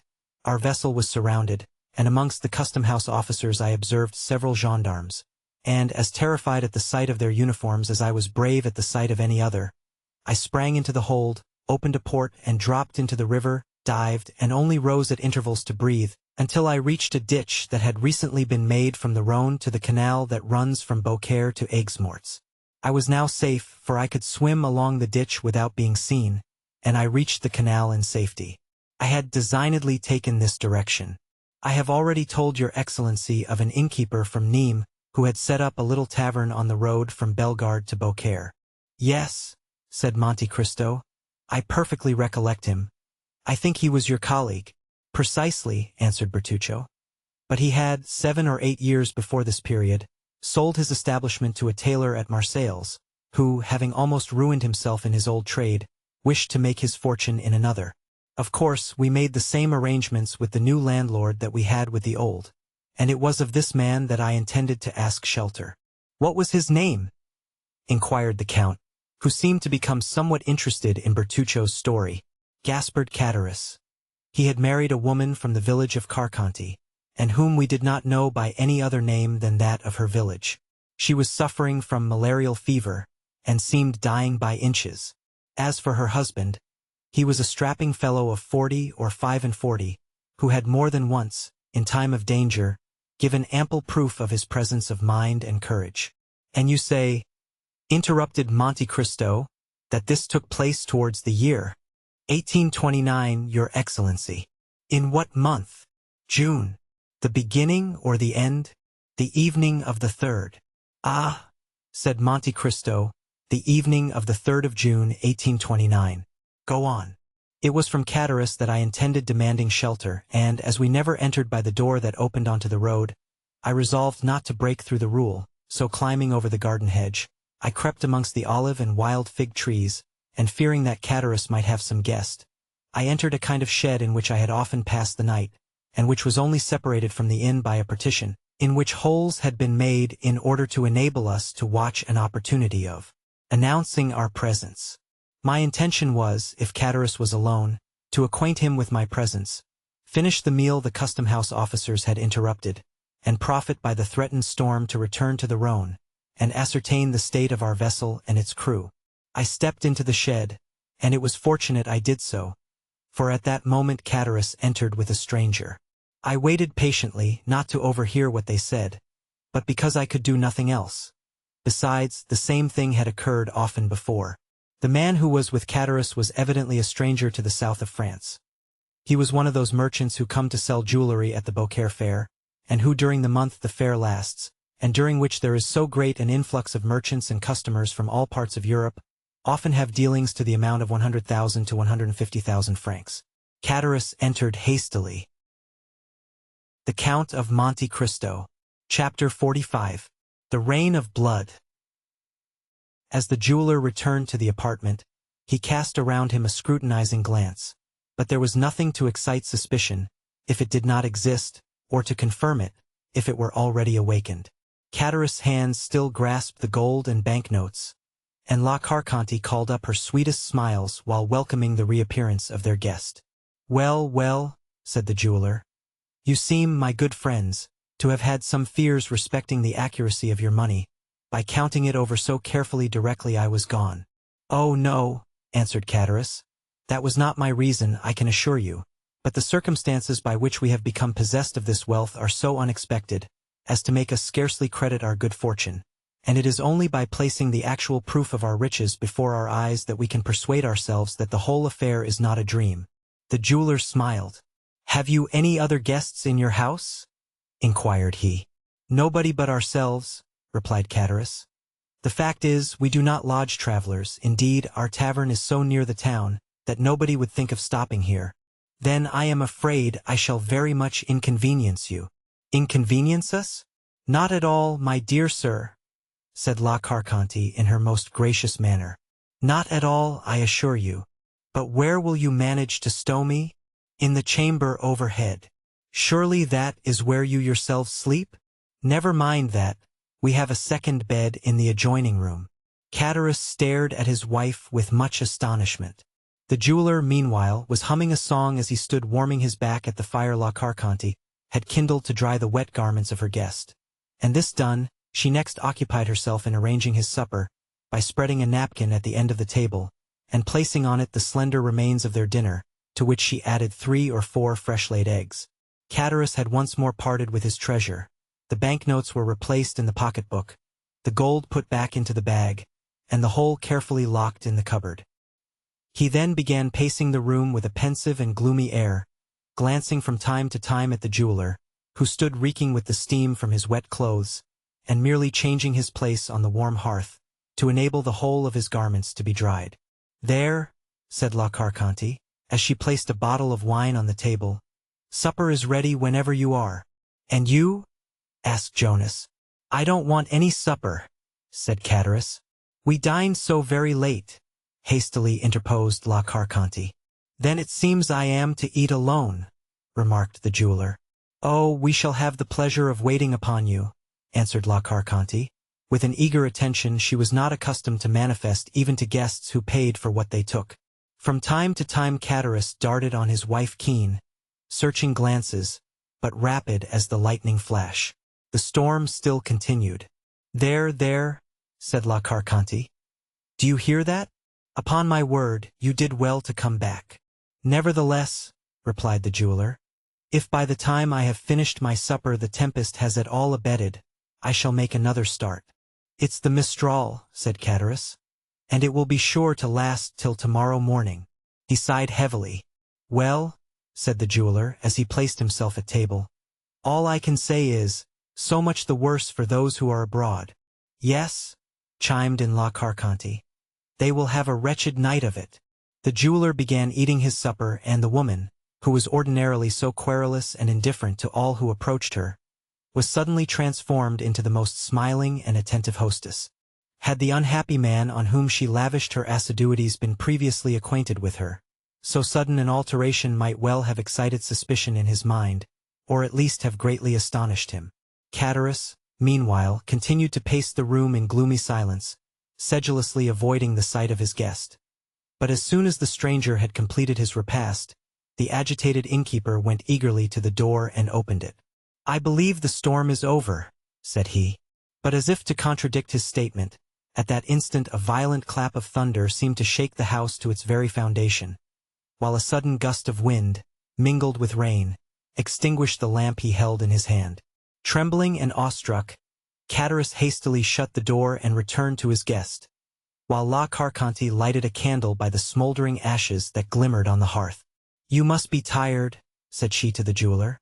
"I have spread a pair of white sheets on your bed. Go up when you are ready and sleep well." Jonas stayed for a while to see whether the storm seemed to abate in its fury, but a brief space of time sufficed to assure him that, instead of diminishing, the violence of the rain and thunder momentarily increased. Resigning himself, therefore, to what seemed inevitable, he bade his host good night and mounted the stairs. He passed over my head, and I heard the flooring creak beneath his footsteps. The quick, eager glance of La Carconte followed him as he ascended, while Chatteris, on the contrary, turned his back and seemed most anxiously to avoid even glancing at him. All these circumstances did not strike me as painfully at the time as they have since done.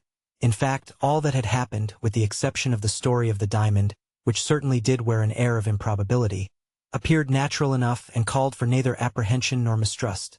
But worn out as I was with fatigue, and fully purposing to proceed onwards directly the tempest abated, I determined to obtain a few hours' sleep.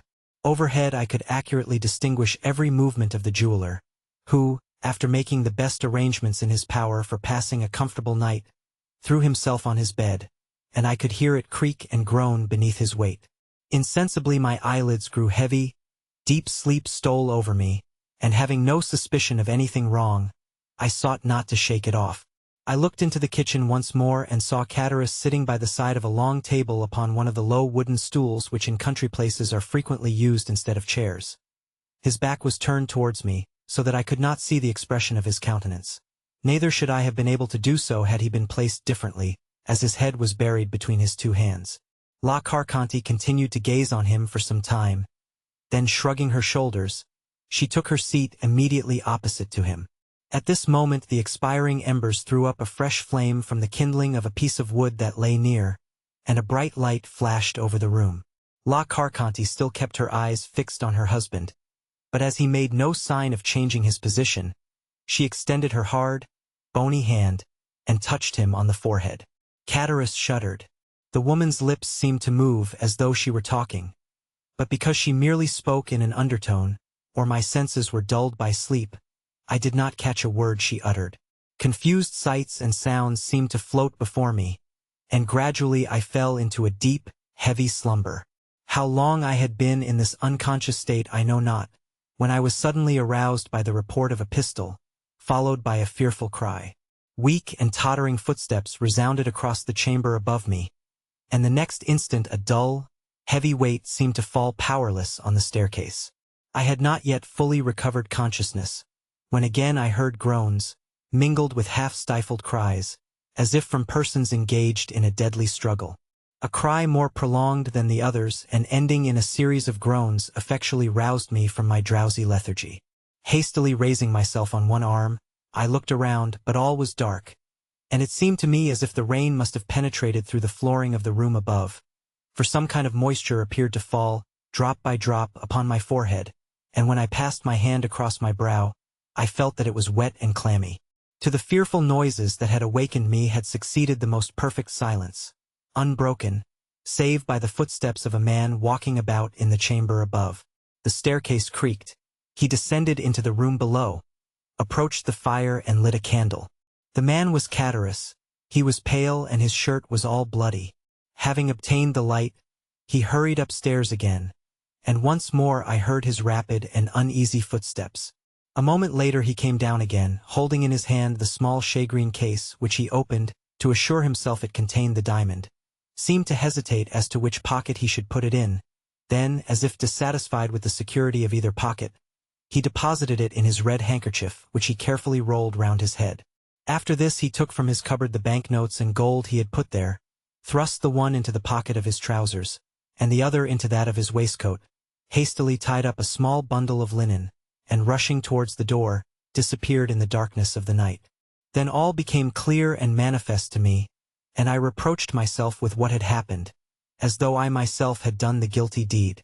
I fancied that I still heard faint moans, and imagining that the unfortunate jeweler might not be quite dead, I determined to go to his relief, by way of atoning in some slight degree, not for the crime I had committed, but for that which I had not endeavored to prevent. For this purpose I applied all the strength I possessed to force an entrance from the cramped spot in which I lay to the adjoining room. The poorly fastened boards which alone divided me from it yielded to my efforts, and I found myself in the house. Hastily snatching up the lighted candle, I hurried to the staircase. About midway a body was lying quite across the stairs. It was that of La Carconte. The pistol I had heard had doubtless been fired at her. The shot had frightfully lacerated her throat, leaving 2 gaping wounds from which, as well as the mouth, the blood was pouring in floods. She was stone dead. I strode past her, and ascended to the sleeping chamber, which presented an appearance of the wildest disorder. The furniture had been knocked over in the deadly struggle that had taken place there, and the sheets, to which the unfortunate jeweler had doubtless clung, were dragged across the room. The murdered man lay on the floor, his head leaning against the wall, and about him was a pool of blood which poured forth from 3 large wounds in his breast. There was a 4th gash in which a long table knife was plunged up to the handle. I stumbled over some object. I stooped to examine. It was the 2nd pistol, which had not gone off, probably from the powder being wet. I approached the jeweler, who was not quite dead, and at the sound of my footsteps and the creaking of the floor, he opened his eyes, fixed them on me with an anxious and inquiring gaze, moved his lips as though trying to speak, then, overcome by the effort, fell back and expired. This appalling sight almost bereft me of my senses, and finding that I could no longer be of service to anyone in the house, my only desire was to fly. I rushed towards the staircase, clutching my hair, and uttering a groan of horror. Upon reaching the room below, I found 5 or 6 custom-house officers, and 2 or 3 gendarmes, all heavily armed. They threw themselves upon me. I made no resistance. I was no longer master of my senses. When I strove to speak, a few inarticulate sounds alone escaped my lips. As I noticed the significant manner in which the whole party pointed to my blood-stained garments, I involuntarily surveyed myself, and then I discovered that the thick warm drops that had so bedewed me as I lay beneath the staircase must have been the blood of La Carconte. I pointed to the spot where I had concealed myself. "What does he mean?"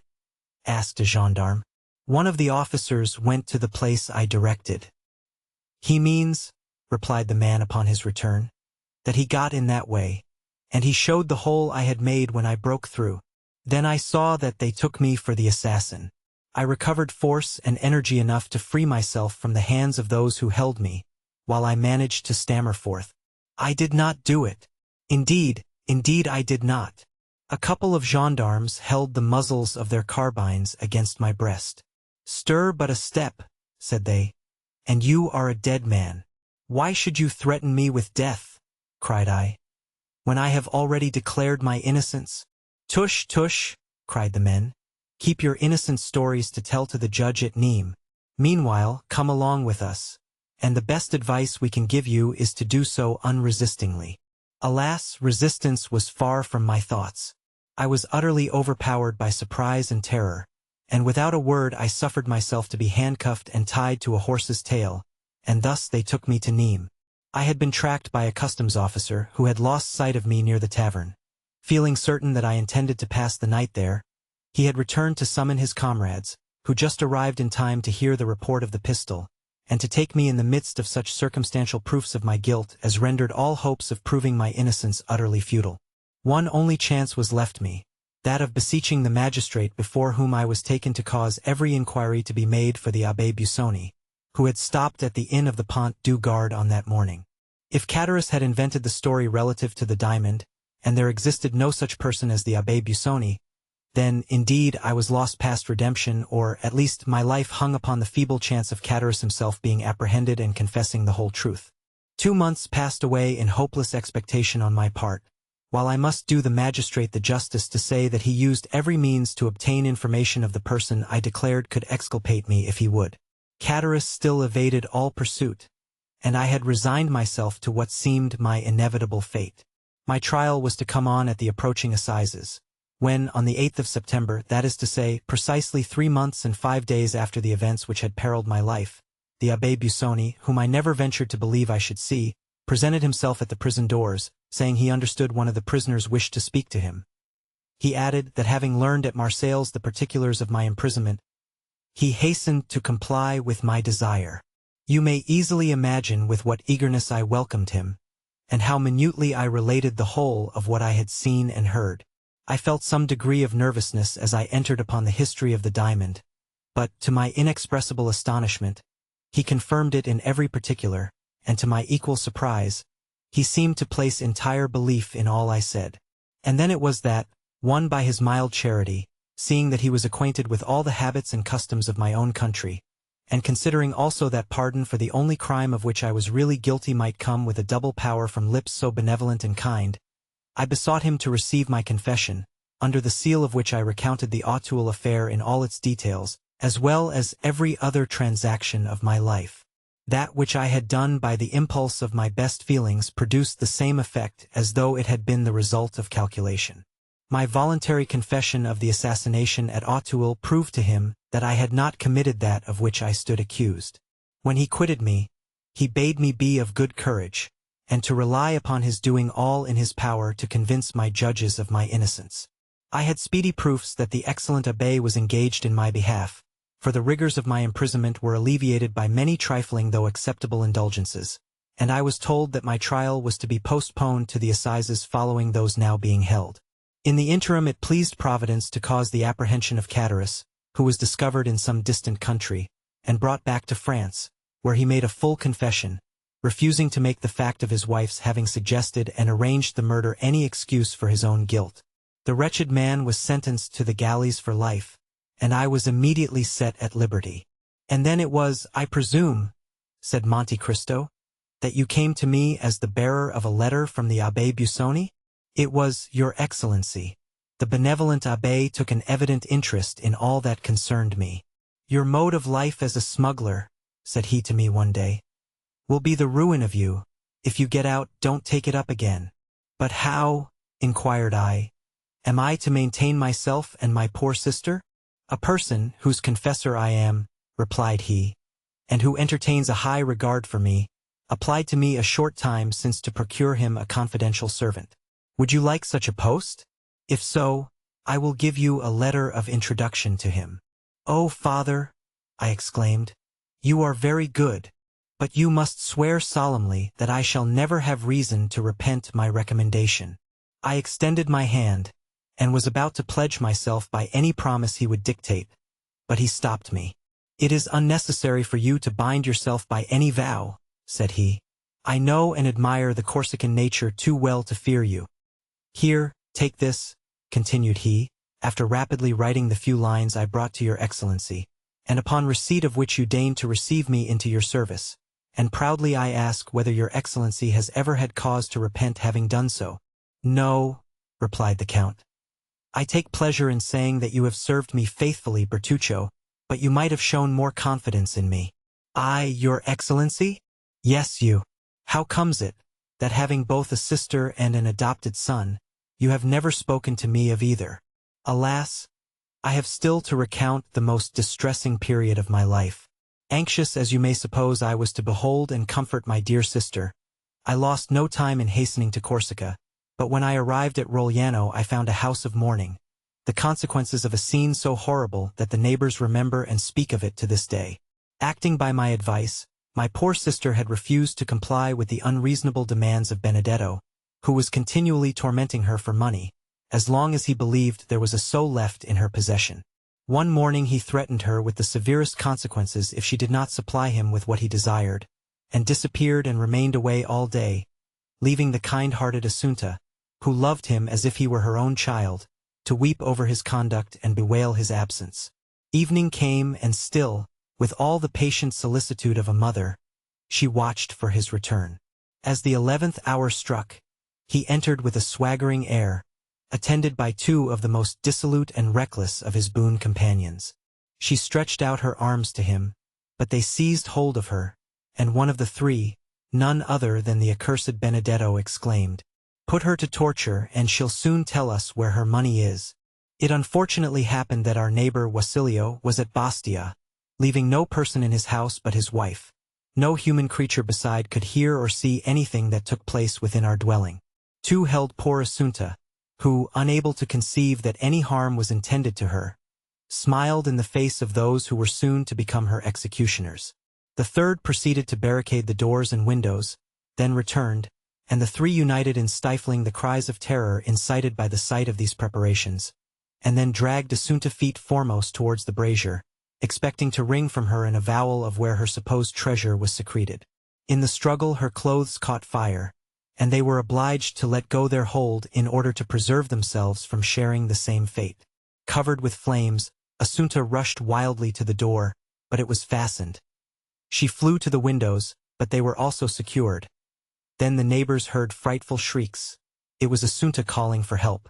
The cries died away in groans, and next morning, as soon as Wasilio's wife could muster up courage to venture abroad, she caused the door of our dwelling to be opened by the public authorities, when Assunta, although dreadfully burnt, was found still breathing. Every drawer and closet in the house had been forced open, and the money stolen. Benedetto never again appeared at Rogliano. Neither have I since that day either seen or heard anything concerning him. It was subsequently to these dreadful events that I waited on your Excellency, to whom it would have been folly to have mentioned Benedetto, since all trace of him seemed entirely lost, or of my sister, since she was dead. "And in what light did you view the occurrence?" inquired Monte Cristo. "As a punishment for the crime I had committed," answered Bertuccio. "Oh, those Villeforts are an accursed race." "Truly they are," murmured the Count in a lugubrious tone. "And now," resumed Bertuccio, "your Excellency may, perhaps, be able to comprehend that this place, which I revisit for the first time, this garden, the actual scene of my crime, must have given rise to reflections of no very agreeable nature, and produced that gloom and depression of spirits which excited the notice of your Excellency, who was pleased to express a desire to know the cause. At this instant a shudder passes over me as I reflect that possibly I am now standing on the very grave in which lies M. de Villefort, by whose hand the ground was dug to receive the corpse of his child." "Everything is possible," said Monte Cristo, rising from the bench on which he had been sitting. "Even," he added in an inaudible voice, "even that the procureur be not dead. The Abbé Busoni did right to send you to me," he went on in his ordinary tone, "and you have done well in relating to me the whole of your history, as it will prevent my forming any erroneous opinions concerning you in future. As for that Benedetto, who so grossly belied his name, have you never made any effort to trace out whither he has gone, or what has become of him?" "No, far from wishing to learn whither he has betaken himself, I should shun the possibility of meeting him as I would a wild beast. Thank God, I have never heard his name mentioned by any person, and I hope and believe he is dead." "Do not think so, Bertuccio," replied the Count, "for the wicked are not so easily disposed of, for God seems to have them under his special watch care to make of them instruments of his vengeance." "So be it," responded Bertuccio. "All I ask of heaven is that I may never see him again. And now, your Excellency," he added, bowing his head, "you know everything. You are my judge on earth, as the Almighty is in heaven. Have you for me no words of consolation? My good friend, I can only repeat the words addressed to you by the Abbé Busoni. Villefort merited punishment for what he had done to you, and, perhaps, to others. Benedetto, if still living, will become the instrument of divine retribution in some way or other, and then be duly punished in his turn. As far as you yourself are concerned, I see but one point in which you are really guilty. Ask yourself wherefore, after rescuing the infant from its living grave, you did not restore it to its mother? There was the crime, Bertuccio. That was where you became really culpable. True, Excellency, that was the crime, the real crime, for in that I acted like a coward. My first duty, directly I had succeeded in recalling the babe to life, was to restore it to its mother. But, in order to do so, I must have made close and careful inquiry, which would, in all probability, have led to my own apprehension, and I clung to life partly on my sister's account, and partly from that feeling of pride inborn in our hearts of desiring to come off untouched and victorious in the execution of our vengeance. Perhaps, too, the natural and instinctive love of life made me wish to avoid endangering my own. And then, again, I am not as brave and courageous as was my poor brother. Bertuccio hid his face in his hands as he uttered these words, while Monte Cristo fixed on him a look of inscrutable meaning. After a brief silence, rendered still more solemn by the time and place, the Count said, in a tone of melancholy wholly unlike his usual manner, "In order to bring this conversation to a fitting termination, the last we shall ever hold upon this subject, I will repeat to you some words I have heard from the lips of the Abbé Busoni. For all evils there are two remedies, time and silence. And now leave me, Monsieur Bertuccio, to walk alone here in the garden. The very circumstances which inflict on you, as a principal in the tragic scene enacted here, such painful emotions, are to me, on the contrary, a source of something like contentment, and serve but to enhance the value of this dwelling in my estimation. The chief beauty of trees consists in the deep shadow of their umbrageous boughs, while fancy pictures a moving multitude of shapes and forms flitting and passing beneath that shade. Here I have a garden laid out in such a way as to afford the fullest scope for the imagination, and furnished with thickly grown trees, beneath whose leafy screen a visionary like myself may conjure up phantoms at will. This to me, who expected but to find a blank enclosure surrounded by a straight wall, is, I assure you, a most agreeable surprise. I have no fear of ghosts, and I have never heard it said that so much harm had been done by the dead during 6,000 years as is wrought by the living in a single day. Retire within, Bertuccio, and tranquilize your mind. Should your confessor be less indulgent to you in your dying moments than you found the Abbé Busoni, send for me, if I am still on earth, and I will soothe your ears with words that shall effectually calm and soothe your parting soul ere it goes forth to traverse the ocean called eternity." Bertuccio bowed respectfully, and turned away, sighing heavily. Monte Cristo, left alone, took 3 or 4 steps onwards and murmured, "Here, beneath this plane tree, must have been where the infant's grave was dug. There is the little door opening into the garden. At this corner is the private staircase communicating with the sleeping apartment. There will be no necessity for me to make a note of these particulars, for there, before my eyes, beneath my feet, all around me, I have the plan sketched with all the living reality of truth." After making the tour of the garden a second time, the Count re-entered his carriage, while Bertuccio, who perceived the thoughtful expression of his master's features, took his seat beside the driver without uttering a word. The carriage proceeded rapidly towards Paris. That same evening, upon reaching his abode in the Champs-Élysées, the Count of Monte Cristo went over the whole building with the air of one long acquainted with each nook or corner.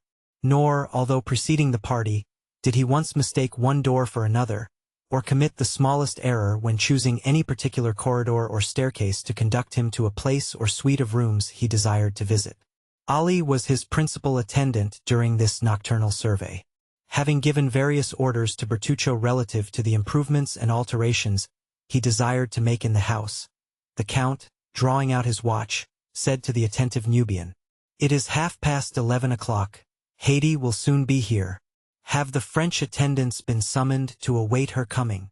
Ali extended his hands towards the apartments destined for the fair Greek, which were so effectually concealed by means of a tapestried entrance, that it would have puzzled the most curious to have divined their existence.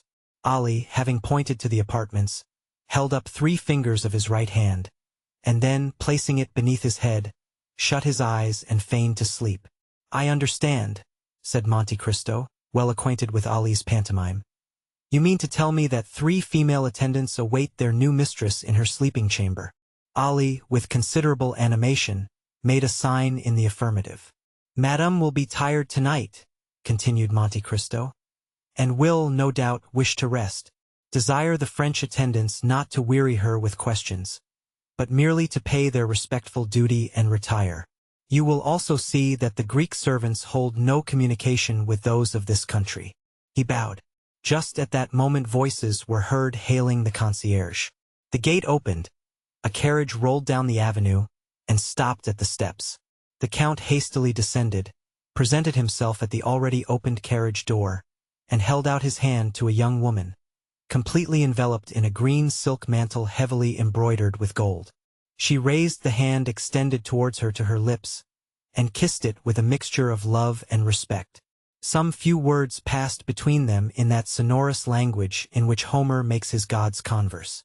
The young woman spoke with an expression of deep tenderness, while the Count replied with an air of gentle gravity. Preceded by Ali, who carried a rose-colored flambeau in his hand, the young lady, who was no other than the lovely Greek who had been Monte Cristo's companion in Italy, was conducted to her apartments, while the Count retired to the pavilion reserved for himself. In another hour every light in the house was extinguished, and it might have been thought that all its inmates slept. The Count of Monte Cristo. Chapter 46. Unlimited Credit. About 2 o'clock the following day a calash, drawn by a pair of magnificent English horses, stopped at the door of Monte Cristo, and a person, dressed in a blue coat, with buttons of a similar color, a white waistcoat, over which was displayed a massive gold chain, brown trousers, and a quantity of black hair descending so low over his eyebrows as to leave it doubtful whether it were not artificial, so little did its jetty glossiness assimilate with the deep wrinkles stamped on his features. Person, in a word, who, although evidently past 50, desired to be taken for not more than 40, bent forwards from the carriage door, on the panels of which were emblazoned the armorial bearings of a baron, and directed his groom to inquire at the porter's lodge whether the Count of Monte Cristo resided there, and if he were within. While waiting, the occupant of the carriage surveyed the house, the garden as far as he could distinguish it, and the livery of servants who passed to and fro, with an attention so close as to be somewhat impertinent. His glance was keen but showed cunning rather than intelligence. His lips were straight, and so thin that, as they closed, they were drawn in over the teeth. His cheekbones were broad and projecting, a never-failing proof of audacity and craftiness, while the flatness of his forehead, and the enlargement of the back of his skull, which rose much higher than his large and coarsely shaped ears, combined to form a physiognomy anything but prepossessing, save in the eyes of such as considered that the owner of so splendid an equipage must needs be all that was admirable and enviable, more especially when they gazed on the enormous diamond that glittered in his shirt, and the red ribbon that depended from his buttonhole. The groom, in obedience to his orders, tapped at the window of the porter's lodge, saying, "Pray, does not the Count of Monte Cristo live here?" "His Excellency does reside here," replied the concierge. "But," added he, glancing an inquiring look at Ali. Ali returned a sign in the negative. "But what?" asked the groom. "His Excellency does not receive visitors today." "Then here is my master's card, the Baron Danglars. You will take it to the Count, and say that, although in haste to attend the chamber, my master came out of his way to have the honor of calling upon him." "I never speak to His Excellency," replied the concierge. "The valet de chamber will carry your message." The groom returned to the carriage. "Well?" asked Danglars. The man, somewhat crestfallen by the rebuke he had received, repeated what the concierge had said. "Bless me," murmured Baron Danglars. "This must surely be a prince instead of a count by their styling him Excellency, and only venturing to address him by the medium of his valet de chamber. However, it does not signify. He has a letter of credit on me, so I must see him when he requires his money." Then, throwing himself back in his carriage, Danglars called out to his coachman, in a voice that might be heard across the road, "To the Chamber of Deputies." Apprised in time of the visit paid him, Monte Cristo had, from behind the blinds of his pavilion, as minutely observed the Baron, by means of an excellent lorgnette, as Danglars himself had scrutinized the house, garden, and servants. "That fellow has a decidedly bad countenance," said the Count in a tone of disgust, as he shut up his glass into its ivory case. "How comes it that all do not retreat in aversion at sight of that flat, receding, serpent-like forehead, round, vulture-shaped head, and sharp-hooked nose, like the beak of a buzzard? Ali!" cried he, striking at the same time on the brazen gong. Ali appeared. "Summon Bertuccio," said the Count. Almost immediately Bertuccio entered the apartment. "Did your Excellency desire to see me?" inquired he. "I did," replied the Count. "You no doubt observed the horses standing a few minutes since at the door?" "Certainly, your Excellency. I noticed them for their remarkable beauty." "Then how comes it," said Monte Cristo with a frown, "that, when I desired you to purchase for me the finest pair of horses to be found in Paris, there is another pair, fully as fine as mine, not in my stables?" At the look of displeasure, added to the angry tone in which the Count spoke, Ali turned pale and held down his head. "It is not your fault, my good Ali," said the Count in the Arabic language, and with a gentleness none would have thought him capable of showing, either in voice or face. "It is not your fault. You do not understand the points of English horses." The countenance of poor Ali recovered its serenity. "Permit me to assure your Excellency," said Bertuccio, "that the horses you speak of were not to be sold when I purchased yours." Monte Cristo shrugged his shoulders. "It seems, Sir Steward," said he, "that you have yet to learn that all things are to be sold to such as care to pay the price.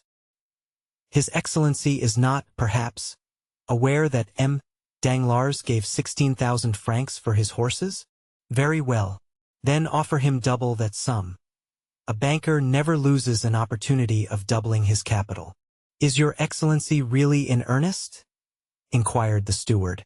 Monte Cristo regarded the person who durst presume to doubt his words with the look of one equally surprised and displeased.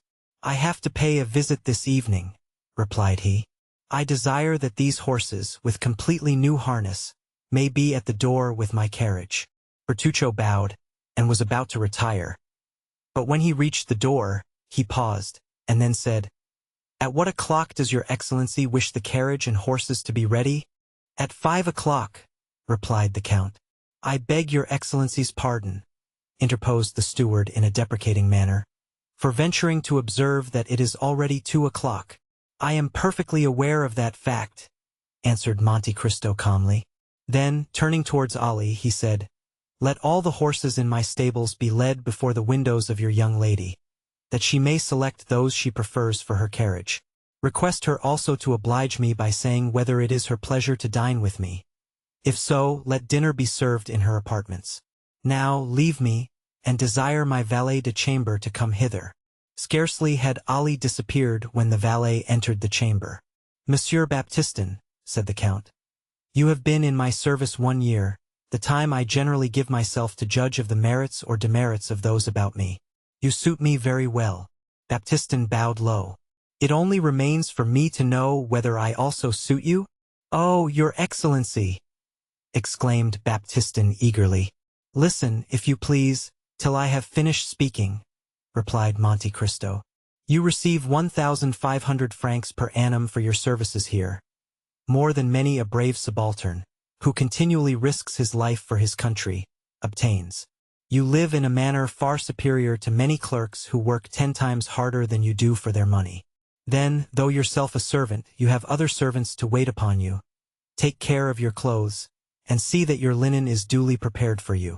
Again, you make a profit upon each article you purchase for my toilet, amounting in the course of a year to a sum equaling your wages. Nay, indeed, your Excellency, I am not condemning you for this, Monsieur Baptistin, but let your profits end here. It would be long indeed ere you would find so lucrative a post as that you have now the good fortune to fill. I neither ill-use nor ill-treat my servants by word or action. An error I readily forgive, but willful negligence or forgetfulness, never. My commands are ordinarily short, clear, and precise, and I would rather be obliged to repeat my words twice, or even 3 times, than they should be misunderstood. I am rich enough to know whatever I desire to know, and I can promise you I am not wanting in curiosity. If, then, I should learn that you had taken upon yourself to speak of me to anyone favorably or unfavorably, to comment on my actions, or watch my conduct, that very instant you would quit my service. You may now retire. I never caution my servants a second time. Remember that." Baptistin bowed, and was proceeding towards the door. "I forgot to mention to you," said the Count, "that I lay yearly aside a certain sum for each servant in my establishment. Those whom I am compelled to dismiss lose, as a matter of course, all participation in this money, while their portion goes to the fund accumulating for those domestics who remain with me, and among whom it will be divided at my death. You have been in my service a year, your fund has already begun to accumulate. Let it continue to do so." This address, delivered in the presence of Ali, who, not understanding one word of the language in which it was spoken, stood wholly unmoved, produced an effect on M. Baptistin only to be conceived by such as have occasion to study the character and disposition of French domestics. "I assure your Excellency," said he, "that at least it shall be my study to merit your approbation in all things, and I will take Ali as my model." "By no means," replied the Count in the most frigid tones. "Ali has many faults mixed with most excellent qualities. He cannot possibly serve you as a pattern for your conduct, not being, as you are, a paid servant, but a mere slave, a dog, who, should he fail in his duty towards me, I should not discharge from my service, but kill." Baptistin opened his eyes with astonishment. "You seem incredulous," said Monte Cristo, who repeated to Ali in the Arabic language what he had just been saying to Baptistin in French. The Nubian smiled assentingly to his master's words. Then, kneeling on one knee, respectfully kissed the hand of the Count. This corroboration of the lesson he had just received put the finishing stroke to the wonder and stupefaction of M. Baptistin. The Count then motioned the valet de chambre to retire, and to Ali to follow to his study, where they conversed long and earnestly together. As the hand of the clock pointed to 5, the Count struck thrice upon his gong. When Ali was wanted, 1 stroke was given, 2 summoned Baptistin, and 3 Bertuccio. The steward entered. "My horses," said Monte Cristo. "They are at the door harnessed to the carriage as your Excellency desired. Does your Excellency wish me to accompany him?" "No, the coachman, Ali, and Baptistin will go." The Count descended to the door of his mansion, and beheld his carriage drawn by the very pair of horses he had so much admired in the morning as the property of Danglars. As he passed them he said, "They are extremely handsome certainly, and you have done well to purchase them, although you were somewhat remiss not to have procured them sooner. Indeed, your Excellency, I had very considerable difficulty in obtaining them, and, as it is, they have cost an enormous price." "Does the sum you gave for them make the animals less beautiful?" inquired the Count, shrugging his shoulders. "Nay, if your Excellency is satisfied, it is all that I could wish." "Whither does your Excellency desire to be driven?" "To the residence of Baron Danglars, Rue de la Chaussée d'Antin." This conversation had passed as they stood upon the terrace, from which a flight of stone steps led to the carriage drive. As Bertuccio, with a respectful bow, was moving away, the Count called him back. "I have another commission for you, M. Bertuccio," said he. "I am desirous of having an estate by the seaside in Normandy, for instance, between Le Havre and Boulogne. You see, I give you a wide range. It will be absolutely necessary that the place you may select have a small harbor, creek, or bay, into which my corvette can enter and remain at anchor. She draws only 15 feet. She must be kept in constant readiness to sail immediately I think proper to give the signal. Make the requisite inquiries for a place of this description, and when you have met with an eligible spot, visit it, and if it possess the advantages desired, purchase it at once in your own name. The corvette must now, I think, be on her way to Fécamp, must she not?" "Certainly, your Excellency. I saw her put to sea the same evening we quitted Marseilles." "And the yacht?" "Was ordered to remain at Martigues." "'Tis well. I wish you to write from time to time to the captains in charge of the 2 vessels, so as to keep them on the alert." "And the steamboat? She is at Chalons?" "Yes. The same orders for her as for the 2 sailing vessels." "Very good. When you have purchased the estate I desire, I want constant relays of horses at 10 leagues apart along the northern and southern road. Your Excellency may depend upon me." The Count made a gesture of satisfaction, descended the terrace steps, and sprang into his carriage, which was whirled along swiftly to the banker's house. Danglars was engaged at that moment, presiding over a railroad committee. But the meeting was nearly concluded when the name of his visitor was announced. As the Count's title sounded on his ear, he rose, and addressing his colleagues, who were members of one or the other chamber, he said, "Gentlemen, pardon me for leaving you so abruptly, but a most ridiculous circumstance has occurred, which is this: Thomson and French, the Roman bankers, have sent to me a certain person calling himself the Count of Monte Cristo, and have given him an unlimited credit with me.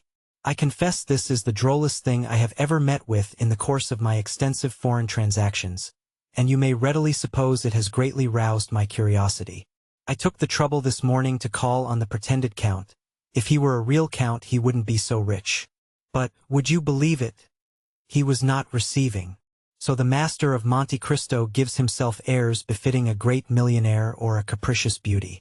I made inquiries, and found that the house in the Champs-Élysées is his own property, and certainly it was very decently kept up.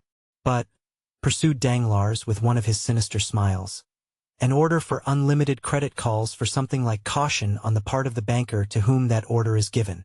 I am very anxious to see this man. I suspect a hoax is intended, but the instigators of it little knew whom they had to deal with. They laugh best who laugh last." Having delivered himself of this pompous address, uttered with a degree of energy that left the Baron almost out of breath, he bowed to the assembled party and withdrew to his drawing-room, whose sumptuous furnishings of white and gold had caused a great sensation in the Chaussée d'Antin.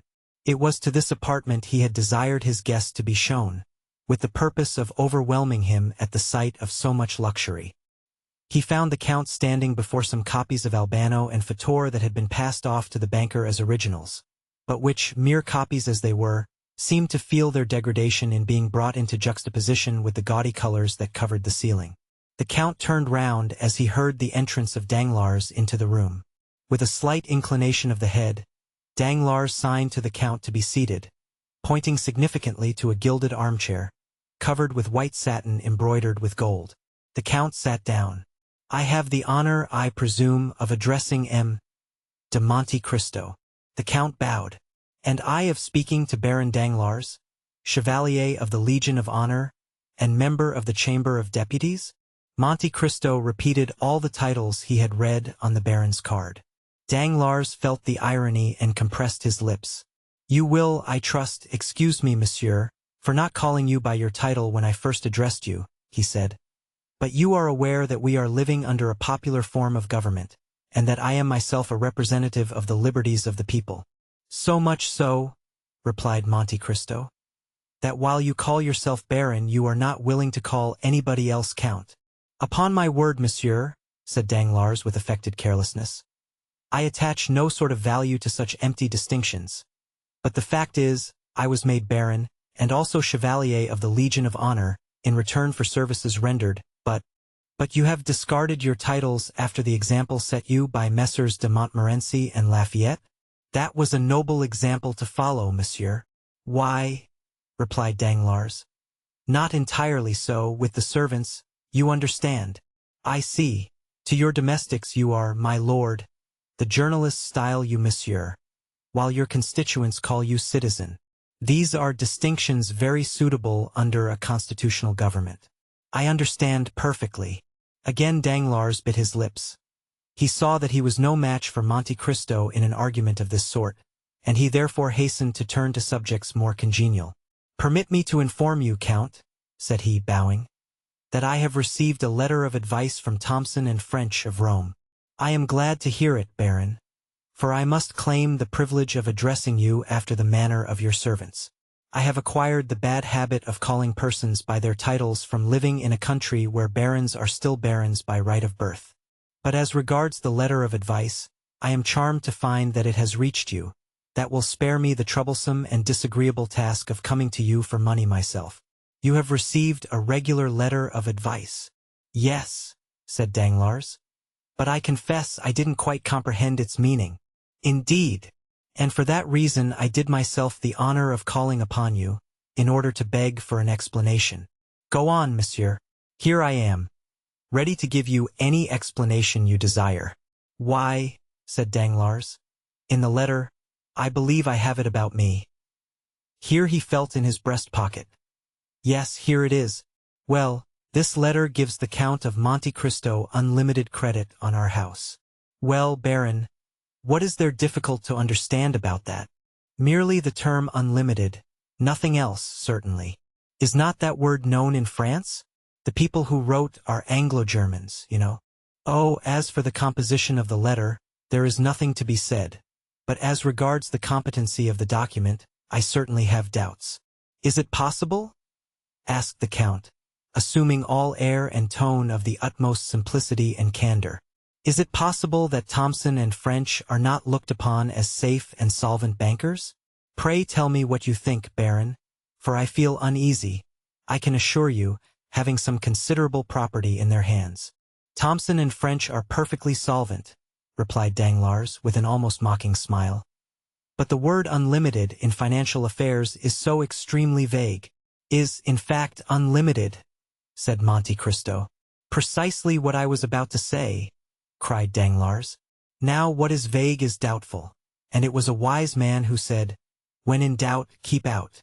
Meaning to say, rejoined Monte Cristo, that however Thomson and French may be inclined to commit acts of imprudence and folly, the Baron Danglars is not disposed to follow their example. Not at all. Plainly enough, Messrs. Thomson and French set no bounds to their engagements, while those of M. Danglars have their limits. He is a wise man, according to his own showing. Monsieur, replied the banker, drawing himself up with a haughty air, the extent of my resources has never yet been questioned. It seems, then, reserved for me, said Monte Cristo coldly, to be the first to do so. By what right, sir? By right of the objections you have raised, and the explanations you have demanded, which certainly must have some motive. Once more Danglars bit his lips. It was the second time he had been worsted, and this time on his own ground. His forced politeness sat awkwardly upon him, and approached almost to impertinence. Monte Cristo, on the contrary, preserved a graceful suavity of demeanor, aided by a certain degree of simplicity he could assume at pleasure, and thus possessed the advantage. Well, sir, resumed Danglars after a brief silence, I will endeavor to make myself understood, by requesting you to inform me for what sum you propose to draw upon me? Why, truly, replied Monte Cristo, determined not to lose an inch of the ground he had gained. My reason for desiring an unlimited credit was precisely because I did not know how much money I might need. The banker thought the time had come for him to take the upper hand. So throwing himself back in his armchair, he said, with an arrogant and purse-proud air, let me beg of you not to hesitate in naming your wishes. You will then be convinced that the resources of the house of Danglars, however limited, are still equal to meeting the largest demands. And were you even to require 1,000,000— I beg your pardon, interposed Monte Cristo. I said 1,000,000, replied Danglars with the confidence of ignorance. But could I do with 1,000,000? Retorted the Count. My dear sir, if a trifle like that could suffice me, I should never have given myself the trouble of opening an account. 1,000,000? Excuse my smiling when you speak of a sum I am in the habit of carrying in my pocketbook or dressing case. And with these words Monte Cristo took from his pocket a small case containing his visiting cards, and drew forth 2 orders on the treasury for 500,000 francs each, payable at sight to the bearer. A man like Danglars was wholly inaccessible to any gentler method of correction. The effect of the present revelation was stunning. He trembled and was on the verge of apoplexy. The pupils of his eyes, as he gazed at Monte Cristo, dilated horribly. Come, come, said Monte Cristo. Confess honestly that you have not perfect confidence in Thomson and French. I understand, and foreseeing that such might be the case, I took, in spite of my ignorance of affairs, certain precautions. See, here are 2 similar letters to that you have yourself received. One from the house of Arstein and Escles of Vienna, to Baron Rothschild, the other drawn by Baring of London upon M. Lafitte. Now, sir, you have but to say the word, and I will spare you all uneasiness by presenting my letter of credit to one or other of these two firms." The blow had struck home, and Danglars was entirely vanquished. With a trembling hand he took the two letters from the Count, who held them carelessly between finger and thumb, and proceeded to scrutinize the signatures, with a minuteness that the Count might have regarded as insulting, had it not suited his present purpose to mislead the banker. "Oh, sir," said Danglars, after he had convinced himself of the authenticity of the documents he held, and rising as if to salute the power of gold personified in the man before him, "3 letters of unlimited credit. I can be no longer mistrustful, but you must pardon me, my dear Count, for confessing to some degree of astonishment." "Nay," answered Monte Cristo with the most gentlemanly air, "'tis not for such trifling sums as these that your banking house is to be incommoded. Then you can let me have some money, can you not? Whatever you say, my dear Count, I am at your orders." "Why," replied Monte Cristo, "since we mutually understand each other, for such I presume is the case?" Danglars bowed assentingly. "You are quite sure that not a lurking doubt or suspicion lingers in your mind?" "Oh, my dear Count," exclaimed Danglars, "I never for an instant entertained such a feeling towards you. No, you merely wish to be convinced, nothing more. But now that we have come to so clear an understanding, and that all distrust and suspicion are laid at rest, we may as well fix a sum as the probable expenditure of the first year. Suppose we say 6 millions to— 6 millions! Gasped Danglars. "So be it. Then, if I should require more," continued Monte Cristo in a careless manner, "why, of course, I should draw upon you. But my present intention is not to remain in France more than a year, and during that period I scarcely think I shall exceed the sum I mentioned. However, we shall see. Be kind enough, then, to send me 500,000 francs tomorrow. I shall be at home till midday, or if not, I will leave a receipt with my steward. The money you desire shall be at your house by 10 o'clock tomorrow morning, my dear Count," replied Danglars. "How would you like to have it? In gold, silver, or notes?" "Half in gold, and the other half in banknotes, if you please," said the Count, rising from his seat. "I must confess to you, Count," said Danglars, "that I have hitherto imagined myself acquainted with the degree of all the great fortunes of Europe, and still wealth such as yours has been wholly unknown to me. May I presume to ask whether you have long possessed it?" "It has been in the family a very long while," returned Monte Cristo. "A sort of treasure expressly forbidden to be touched for a certain period of years, during which the accumulated interest has doubled the capital. The period appointed by the testator for the disposal of these riches occurred only a short time ago, and they have only been employed by me within the last few years. Your ignorance on the subject, therefore, is easily accounted for. However, you will be better informed as to me and my possessions ere long." And the Count, while pronouncing these latter words, accompanied them with one of those ghastly smiles that used to strike terror into poor Franz d'Épinay. "With your tastes, and means of gratifying them," continued Danglars, "you will exhibit a splendor that must effectually put us poor miserable millionaires quite in the shade. If I mistake not, you are an admirer of paintings. At least I judged so from the attention you appeared to be bestowing on mine when I entered the room. If you will permit me, I shall be happy to show you my picture gallery, composed entirely of works by the ancient masters, warranted as such. Not a modern picture among them. I cannot endure the modern school of painting. You are perfectly right in objecting to them, for this one great fault, that they have not yet had time to become old.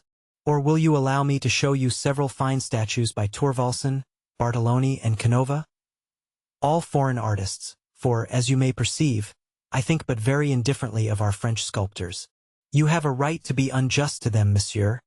They are your compatriots. But all this may come later, when we shall be better known to each other. For the present, I will confine myself, if perfectly agreeable to you, to introducing you to the Baroness Danglars. Excuse my impatience, my dear Count, but a client like you is almost like a member of the family." Monte Cristo bowed, in sign that he accepted the proffered honor. Danglars rang and was answered by a servant in a showy livery. "Is the Baroness at home?" inquired Danglars. "Yes, my lord," answered the man. "And alone?" "No, my lord, Madame has visitors." "Have you any objection to meet any persons who may be with Madame?" Or do you desire to preserve a strict incognito? No, indeed, replied Monte Cristo with a smile. I do not arrogate to myself the right of so doing. And who is with Madame M. Debray? Inquired Danglars, with an air of indulgence and good nature that made Monte Cristo smile, acquainted as he was with the secrets of the banker's domestic life. Yes, my lord, replied the servant. M. Debray is with Madame. Danglars nodded his head. Then, turning to Monte Cristo, said, M. Lucien Debray is an old friend of ours, and private secretary to the Minister of the Interior. As for my wife, I must tell you, she lowered herself by marrying me, for she belongs to one of the most ancient families in France. Her maiden name was de Servières, and her first husband was Colonel the Marquis of Nargonne.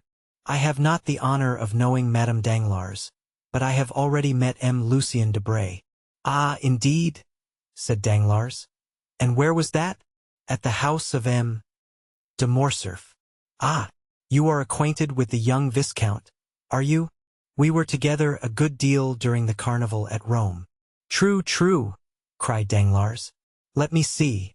Have I not heard talk of some strange adventure with bandits or thieves hid in ruins, and of his having had a miraculous escape? I forget how, but I know he used to amuse my wife and daughter by telling them about it after his return from Italy. Her ladyship is waiting to receive you, gentlemen, said the servant, who had gone to inquire the pleasure of his mistress. With your permission, said Danglars, bowing, I will precede you to show you the way. By all means, replied Monte Cristo. I follow you. The Count of Monte Cristo. Chapter 47. The Dappled Greys. The Baron, followed by the Count, traversed a long series of apartments, in which the prevailing characteristics were heavy magnificence and the gaudiness of ostentatious wealth, until he reached the boudoir of Madame Danglars, a small octagonal-shaped room, hung with pink satin, covered with white Indian muslin. The chairs were of ancient workmanship and materials.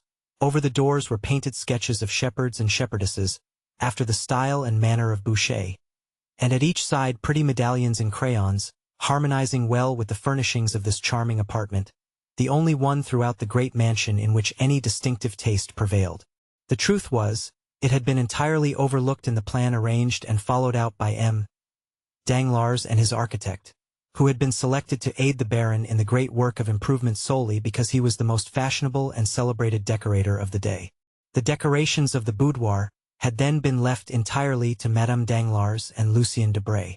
M. Danglars, however, while possessing a great admiration for the antique, as it was understood during the time of the Directory, entertained the most sovereign contempt for the simple elegance of his wife's favorite sitting-room, where, by the way, he was never permitted to intrude, unless, indeed, he excused his own appearance by ushering in some more agreeable visitor than himself, and even then he had rather the air and manner of a person who was himself introduced, than that of being the presenter of another, his reception being cordial or frigid, in proportion as the person who accompanied him chanced to please or displease the Baroness. Madame Danglars, who, although past the first bloom of youth, was still strikingly handsome, was now seated at the piano, a most elaborate piece of cabinet and inlaid work, while Lucien Debray, standing before a small work-table, was turning over the pages of an album. Lucien had found time, preparatory to the Count's arrival, to relate many particulars respecting him to Madame Danglars. It will be remembered that Monte Cristo had made a lively impression on the minds of all the party assembled at the breakfast given by Albert de Morcerf, and although Debray was not in the habit of yielding to such feelings, he had never been able to shake off the powerful influence excited in his mind by the impressive look and manner of the Count. Consequently, the description given by Lucien to the Baroness bore the highly colored tinge of his own heated imagination. Already excited by the wonderful stories related of the Count by de Morcerf, it is no wonder that Madame Danglars eagerly listened to, and fully credited, all the additional circumstances detailed by Debray. This posing at the piano and over the album was only a little ruse adopted by way of precaution. A most gracious welcome and unusual smile were bestowed on M. Danglars. The Count, in return for his gentlemanly bow, received a formal though graceful courtesy, while Lucien exchanged with the Count a sort of distant recognition, and with Danglars a free and easy nod. "Baroness," said Danglars, Give me leave to present to you the Count of Monte Cristo, who has been most warmly recommended to me by my correspondents at Rome. I need but mention one fact to make all the ladies in Paris court his notice, and that is, that he has come to take up his abode in Paris for a year, during which brief period he proposes to spend 6 millions of money. That means balls, dinners, and lawn parties without end, in all of which I trust the Count will remember us. As he may depend upon it, we shall him, in our own humble entertainments. In spite of the gross flattery and coarseness of this address, Madame Danglars could not forbear gazing with considerable interest on a man capable of expending 6 millions in 12 months, and who had selected Paris for the scene of his princely extravagance. "And when did you arrive here?" inquired she. "Yesterday morning, madam." "Coming, as usual, I presume, from the extreme end of the globe?" "Pardon me. At least, such I have heard is your custom." "Nay, madam. This time I have merely come from Cadiz." "You have selected a most unfavorable moment for your first visit. Paris is a horrible place in summer. Balls, parties, and fêtes are over. The Italian opera is in London. The French opera everywhere except in Paris. As for the Théâtre Français, you know, of course, that it is nowhere. The only amusements left us are the indifferent races at the Champ de Mars and Saderie. Do you propose entering any horses at either of these races, Count?" "I shall do whatever they do at Paris, madame, if I have the good fortune to find someone who will initiate me into the prevalent ideas of amusement." "Are you fond of horses, Count?" "I have passed a considerable part of my life in the East, madame, and you are doubtless aware that the Orientals value only two things, the fine breeding of their horses and the beauty of their women." "Nay, Count," said the Baroness.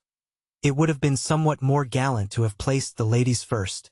You see, madame, how rightly I spoke when I said I required a preceptor to guide me in all my sayings and doings here." At this instant the favorite attendant of Madame Danglars entered the boudoir. Approaching her mistress, she spoke some words in an undertone. Madame Danglars turned very pale, then exclaimed, "I cannot believe it. The thing is impossible." "I assure you, madame," replied the woman, "it is as I have said." Turning impatiently towards her husband, Madame Danglars demanded, "Is this true?" "Is what true, madame?" inquired Danglars, visibly agitated. "What my maid tells me." "But what does she tell you?" "That when my coachman was about to harness the horses to my carriage, he discovered that they had been removed from the stables without his knowledge." "I desire to know what is the meaning of this." "Be kind enough, madame, to listen to me," said Danglars. "Oh, yes, I will listen, monsieur, for I am most curious to hear what explanation you will give. These two gentlemen shall decide between us. But first I will state the case to them. Gentlemen," continued the Baroness, "among the 10 horses in the stables of Baron Danglars are 2 that belong exclusively to me, a pair of the handsomest and most spirited creatures to be found in Paris. But to you, at least, M.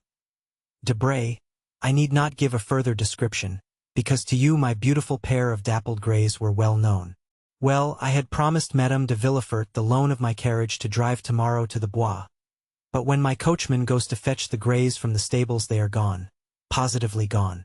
No doubt M.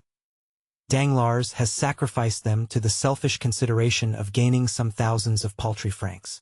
Oh, what a detestable crew they are, these mercenary speculators." "Madame," replied Danglars, "the horses were not sufficiently quiet for you. They were scarcely 4 years old, and they made me extremely uneasy on your account." "Nonsense," retorted the Baroness. "You could not have entertained any alarm on the subject, because you are perfectly well aware that I have had for a month in my service the very best coachman in Paris. But, perhaps, you have disposed of the coachman as well as the horses. My dear love, pray do not say any more about them, and I promise you another pair exactly like them in appearance, only more quiet and steady." The Baroness shrugged her shoulders with an air of ineffable contempt, while her husband, affecting not to observe this unconjugal gesture, turned towards Monte Cristo and said, "Upon my word, Count, I am quite sorry not to have met you sooner. You are setting up an establishment, of course?" "Why, yes," replied the Count. "I should have liked to have made you the offer of these horses. I have almost given them away as it is. But, as I before said, I was anxious to get rid of them upon any terms. They were only fit for a young man. I am much obliged by your kind intentions towards me, said Monte Cristo. But this morning I purchased a very excellent pair of carriage horses, and I do not think they were dear. There they are. Come, M. Debray, you are a connoisseur, I believe. Let me have your opinion upon them. As Debray walked towards the window, Danglars approached his wife. I could not tell you before others, said he in a low tone, the reason of my parting with the horses, but a most enormous price was offered me this morning for them. Some madman or fool, bent upon ruining himself as fast as he can, actually sent his steward to me to purchase them at any cost. And the fact is, I have gained 16,000 francs by the sale of them. Come, don't look so angry, and you shall have 4,000 francs of the money to do what you like with, and Eugenie shall have 2,000. There, what do you think now of the affair? Wasn't I right to part with the horses? Madame Danglars surveyed her husband with a look of withering contempt. Great heavens! Suddenly exclaimed Debray. What is it? Asked the Baroness. I cannot be mistaken. There are your horses, the very animals we were speaking of, harnessed to the Count's carriage. My dappled greys? Demanded the Baroness, springing to the window. 'Tis indeed they, said she. Danglars looked absolutely stupefied. How very singular, cried Monte Cristo with well-feigned astonishment. I cannot believe it, murmured the banker. Madame Danglars whispered a few words in the ear of Debray, who approached Monte Cristo, saying, The Baroness wishes to know what you paid her husband for the horses. I scarcely know, replied the Count. It was a little surprise prepared for me by my steward and cost me, well, somewhere about 30,000 francs. Debray conveyed the Count's reply to the Baroness. Poor Danglars looked so crestfallen and discomfited that Monte Cristo assumed a pitying air towards him. See, said the Count, how very ungrateful women are. Your kind attention, in providing for the safety of the Baroness by disposing of the horses, does not seem to have made the least impression on her. But so it is. A woman will often, from mere willfulness, prefer that which is dangerous to that which is safe. Therefore, in my opinion, my dear Baron, the best and easiest way is to leave them to their fancies, and allow them to act as they please, and then, if any mischief follows, why, at least, they have no one to blame but themselves. Danglars made no reply. He was occupied in anticipations of the coming scene between himself and the Baroness, whose frowning brow, like that of Olympic Jove, predicted a storm. Debray, who perceived the gathering clouds, and felt no desire to witness the explosion of Madame Danglars' rage, suddenly recollected an appointment, which compelled him to take his leave, while Monte Cristo, unwilling by prolonging his stay to destroy the advantages he hoped to obtain, made a farewell bow and departed, leaving Danglars to endure the angry reproaches of his wife. Excellent, murmured Monte Cristo to himself as he came away. All has gone according to my wishes. The domestic peace of this family is henceforth in my hands. Now, then, to play another masterstroke, by which I shall gain the heart of both husband and wife. Delightful. Still, added he, amid all this, I have not yet been presented to Mademoiselle Eugenie Danglars, whose acquaintance I should have been glad to make. But, he went on with his peculiar smile, I am here in Paris and have plenty of time before me. By and by will do for that. With these reflections he entered his carriage and returned home. 2 hours afterwards, Madame Danglars received a most flattering epistle from the Count, in which he entreated her to receive back her favorite dappled greys. Protesting that he could not endure the idea of making his entry into the Parisian world of fashion with the knowledge that his splendid equipage had been obtained at the price of a lovely woman's regrets. The horses were sent back wearing the same harness she had seen on them in the morning. Only, by the Count's orders, in the center of each rosette that adorned either side of their heads, had been fastened a large diamond. To Danglars Monte Cristo also wrote, requesting him to excuse the whimsical gift of a capricious millionaire, and to beg the Baroness to pardon the Eastern fashion adopted in the return of the horses. During the evening, Monte Cristo quitted Paris for Auteuil, accompanied by Ali. The following day, about 3 o'clock, a single blow struck on the gong summoned Ali to the presence of the Count. Ali, observed his master as the Nubian entered the chamber. You have frequently explained to me how more than commonly skillful you are in throwing the lasso, have you not? Ali drew himself up proudly, and then returned a sign in the affirmative. I thought I did not mistake. With your lasso you could stop an ox. Again Ali repeated his affirmative gesture. Or a tiger? Ali bowed his head in token of assent. A lion even? Ali sprung forwards, imitating the action of one throwing the lasso, then of a strangled lion. I understand, said Monte Cristo. You wish to tell me you have hunted the lion? Ali smiled with triumphant pride as he signified that he had indeed both chased and captured many lions. But do you believe you could arrest the progress of two horses rushing forwards with ungovernable fury? The Nubian smiled. It is well, said Monte Cristo. Then listen to me. Ere long a carriage will dash past here, drawn by the pair of dappled gray horses you saw me with yesterday. Now, at the risk of your own life, you must manage to stop those horses before my door. Ali descended to the street and marked a straight line on the pavement immediately at the entrance of the house, and then pointed out the line he had traced to the Count, who was watching him. The Count patted him gently on the shoulder, his usual mode of praising Ali, who, pleased and gratified with the commission assigned him, walked calmly towards a projecting stone forming the angle of the street and house, and seating himself thereon began to smoke his chibouque, while Monte Cristo re-entered his dwelling, perfectly assured of the success of his plan. Still, as 5 o'clock approached, and the carriage was momentarily expected by the Count, the indication of more than common impatience and uneasiness might be observed in his manner. He stationed himself in a room commanding a view of the street, pacing the chamber with restless steps, stopping merely to listen from time to time for the sound of approaching wheels, then to cast an anxious glance on Ali. But the regularity with which the Nubian puffed forth the smoke of his chibouque proved that he at least was wholly absorbed in the enjoyment of his favorite occupation. Suddenly a distant sound of rapidly advancing wheels was heard, and almost immediately a carriage appeared, drawn by a pair of wild, ungovernable horses, while the terrified coachman strove in vain to restrain their furious speed. In the vehicle was a young woman and a child of about 7 or 8 clasped in each other's arms. Terror seemed to have deprived them even of the power of uttering a cry. The carriage creaked and rattled as it flew over the rough stones, and the slightest obstacle under the wheels would have caused disaster. But it kept on in the middle of the road, and those who saw it pass uttered cries of terror. Ali suddenly cast aside his chibouque, drew the lasso from his pocket, threw it so skillfully as to catch the forelegs of the near horse in its triple fold, and suffered himself to be dragged on for a few steps by the violence of the shock. Then the animal fell over on the pole, which snapped, and therefore prevented the other horse from pursuing its way. Gladly availing himself of this opportunity, the coachman leaped from his box.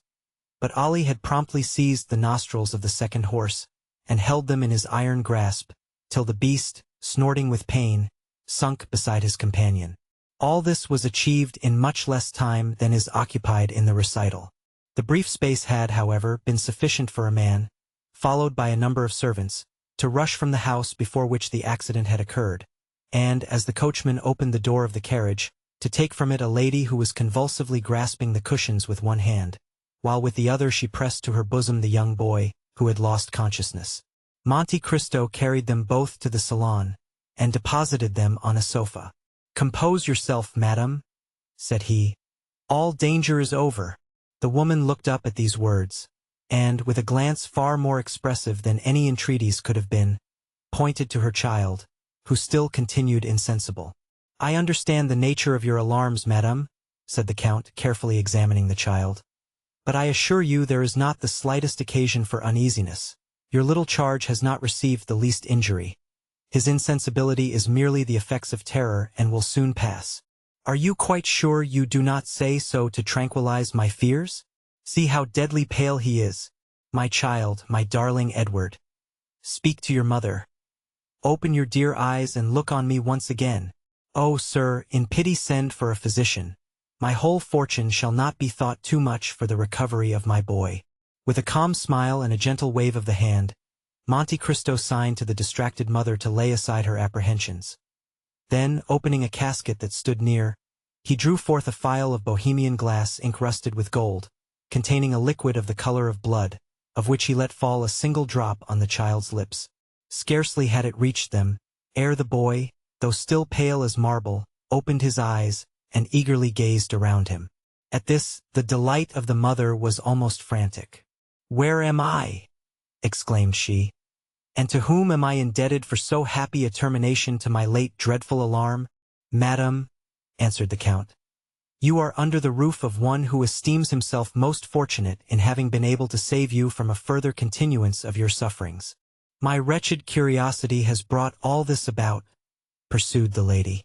"All Paris rung with the praises of Madame Danglars' beautiful horses, and I had the folly to desire to know whether they really merited the high praise given to them."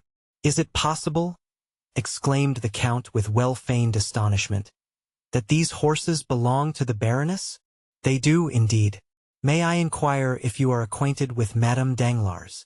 "I have that honor, and my happiness at your escape from the danger that threatened you is redoubled by the consciousness that I have been the unwilling and the unintentional cause of all the peril you have incurred. I yesterday purchased these horses of the Baron, but as the Baroness evidently regretted parting with them, I ventured to send them back to her, with a request that she would gratify me by accepting them from my hands." "You are, then, doubtless, the Count of Monte Cristo, of whom Hermine has talked to me so much?" "You have rightly guessed, madam," replied the Count, "and I am Madame Heloise de Villefort." The Count bowed with the air of a person who hears a name for the first time. "How grateful will M. de Villefort be for all your goodness! How thankfully will he acknowledge that to you alone he owes the existence of his wife and child!" "Most certainly, but for the prompt assistance of your intrepid servant, this dear child and myself must both have perished. Indeed, I still shudder at the fearful danger you were placed in. I trust you will allow me to recompense worthily the devotion of your man." "I beseech you, madame," replied Monte Cristo, "not to spoil Ali, either by too great praise or rewards. I cannot allow him to acquire the habit of expecting to be recompensed for every trifling service he may render. Ali is my slave, and in saving your life he was but discharging his duty to me." "Nay," interposed Madame de Villefort, on whom the authoritative style adopted by the Count made a deep impression. "Nay, but consider that to preserve my life he has risked his own." "His life, madame, belongs not to him. It is mine in return for my having myself saved him from death." Madame de Villefort made no further reply. Her mind was utterly absorbed in the contemplation of the person who, from the first instant she saw him, had made so powerful an impression on her. During the evident preoccupation of Madame de Villefort, Monte Cristo scrutinized the features and appearance of the boy she kept folded in her arms, lavishing on him the most tender endearments. The child was small for his age and unnaturally pale. A mass of straight black hair, defying all attempts to train or curl it, fell over his projecting forehead, and hung down to his shoulders, giving increased vivacity to eyes already sparkling with a youthful love of mischief and fondness for every forbidden enjoyment. His mouth was large, and the lips, which had not yet regained their color, were particularly thin. In fact, the deep and crafty look, giving a predominant expression to the child's face, belonged rather to a boy of 12 or 14 than to one so young. His first movement was to free himself by a violent push from the encircling arms of his mother, and to rush forward to the casket from whence the Count had taken the phial of elixir. Then, without asking permission of anyone, he proceeded, in all the willfulness of a spoiled child unaccustomed to restrain either whims or caprices, to pull the corks out of all the bottles. "Touch nothing, my little friend," cried the Count eagerly. "Some of those liquids are not only dangerous to taste, but even to inhale." Madame de Villefort became very pale, and seizing her son's arm, drew him anxiously toward her. But, once satisfied of his safety, she also cast a brief but expressive glance on the casket, which was not lost upon the Count. At this moment Ali entered. At sight of him Madame de Villefort uttered an expression of pleasure, and, holding the child still closer towards her, she said, "Edward, dearest, do you see that good man? He has shown very great courage and resolution, for he exposed his own life to stop the horses that were running away with us, and would certainly have dashed the carriage to pieces. Thank him, then, my child, in your very best manner. For, had he not come to our aid, neither you nor I would have been alive to speak our thanks." The child stuck out his lips and turned away his head in a disdainful manner, saying, "He's too ugly. The Count smiled as if the child bade fair to realize his hopes, while Madame de Villefort reprimanded her son with a gentleness and moderation very far from conveying the least idea of a fault having been committed. "This lady," said the Count, speaking to Ali in the Arabic language, "is desirous that her son should thank you for saving both their lives, but the boy refuses, saying you are too ugly." Ali turned his intelligent countenance towards the boy, on whom he gazed without any apparent emotion.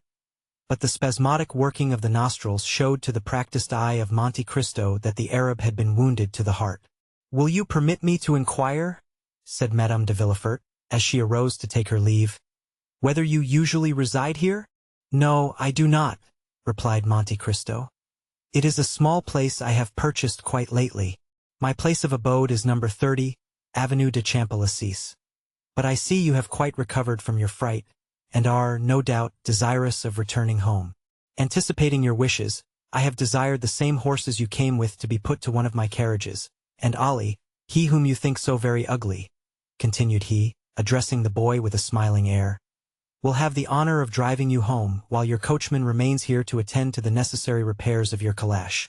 As soon as that important business is concluded, I will have a pair of my own horses harnessed to convey it direct to Madame Danglars." "I dare not return with those dreadful horses," said Madame de Villefort. "You will see," replied Monte Cristo, "that they will be as different as possible in the hands of Ali. With him they will be gentle and docile as lambs." Ali had, indeed, given proof of this, for, approaching the animals, who had been got upon their legs with considerable difficulty, he rubbed their foreheads and nostrils with a sponge soaked in aromatic vinegar, and wiped off the sweat and foam that covered their mouths. Then, commencing a loud whistling noise, he rubbed them well all over their bodies for several minutes. Then, undisturbed by the noisy crowd collected round the broken carriage, Ali quietly harnessed the pacified animals to the Count's chariot, took the reins in his hands, and mounted the box, when to the utter astonishment of those who had witnessed the ungovernable spirit and maddened speed of the same horses, he was actually compelled to apply his whip in no very gentle manner before he could induce them to start. And even then all that could be obtained from the celebrated dappled greys, now changed into a couple of dull, sluggish, stupid brutes, was a slow, pottering pace, kept up with so much difficulty that Madame de Villefort was more than 2 hours returning to her residence in the Faubourg Saint-Honoré. Scarcely had the first congratulations upon her marvelous escape been gone through when she wrote the following letter to Madame Danglars. "Dear Hermine, I have just had a wonderful escape from the most imminent danger, and I owe my safety to the very Count of Monte Cristo we were talking about yesterday, but whom I little expected to see today. I remember how unmercifully I laughed at what I considered your eulogistic and exaggerated praises of him, but I have now ample cause to admit that your enthusiastic description of this wonderful man fell far short of his merits.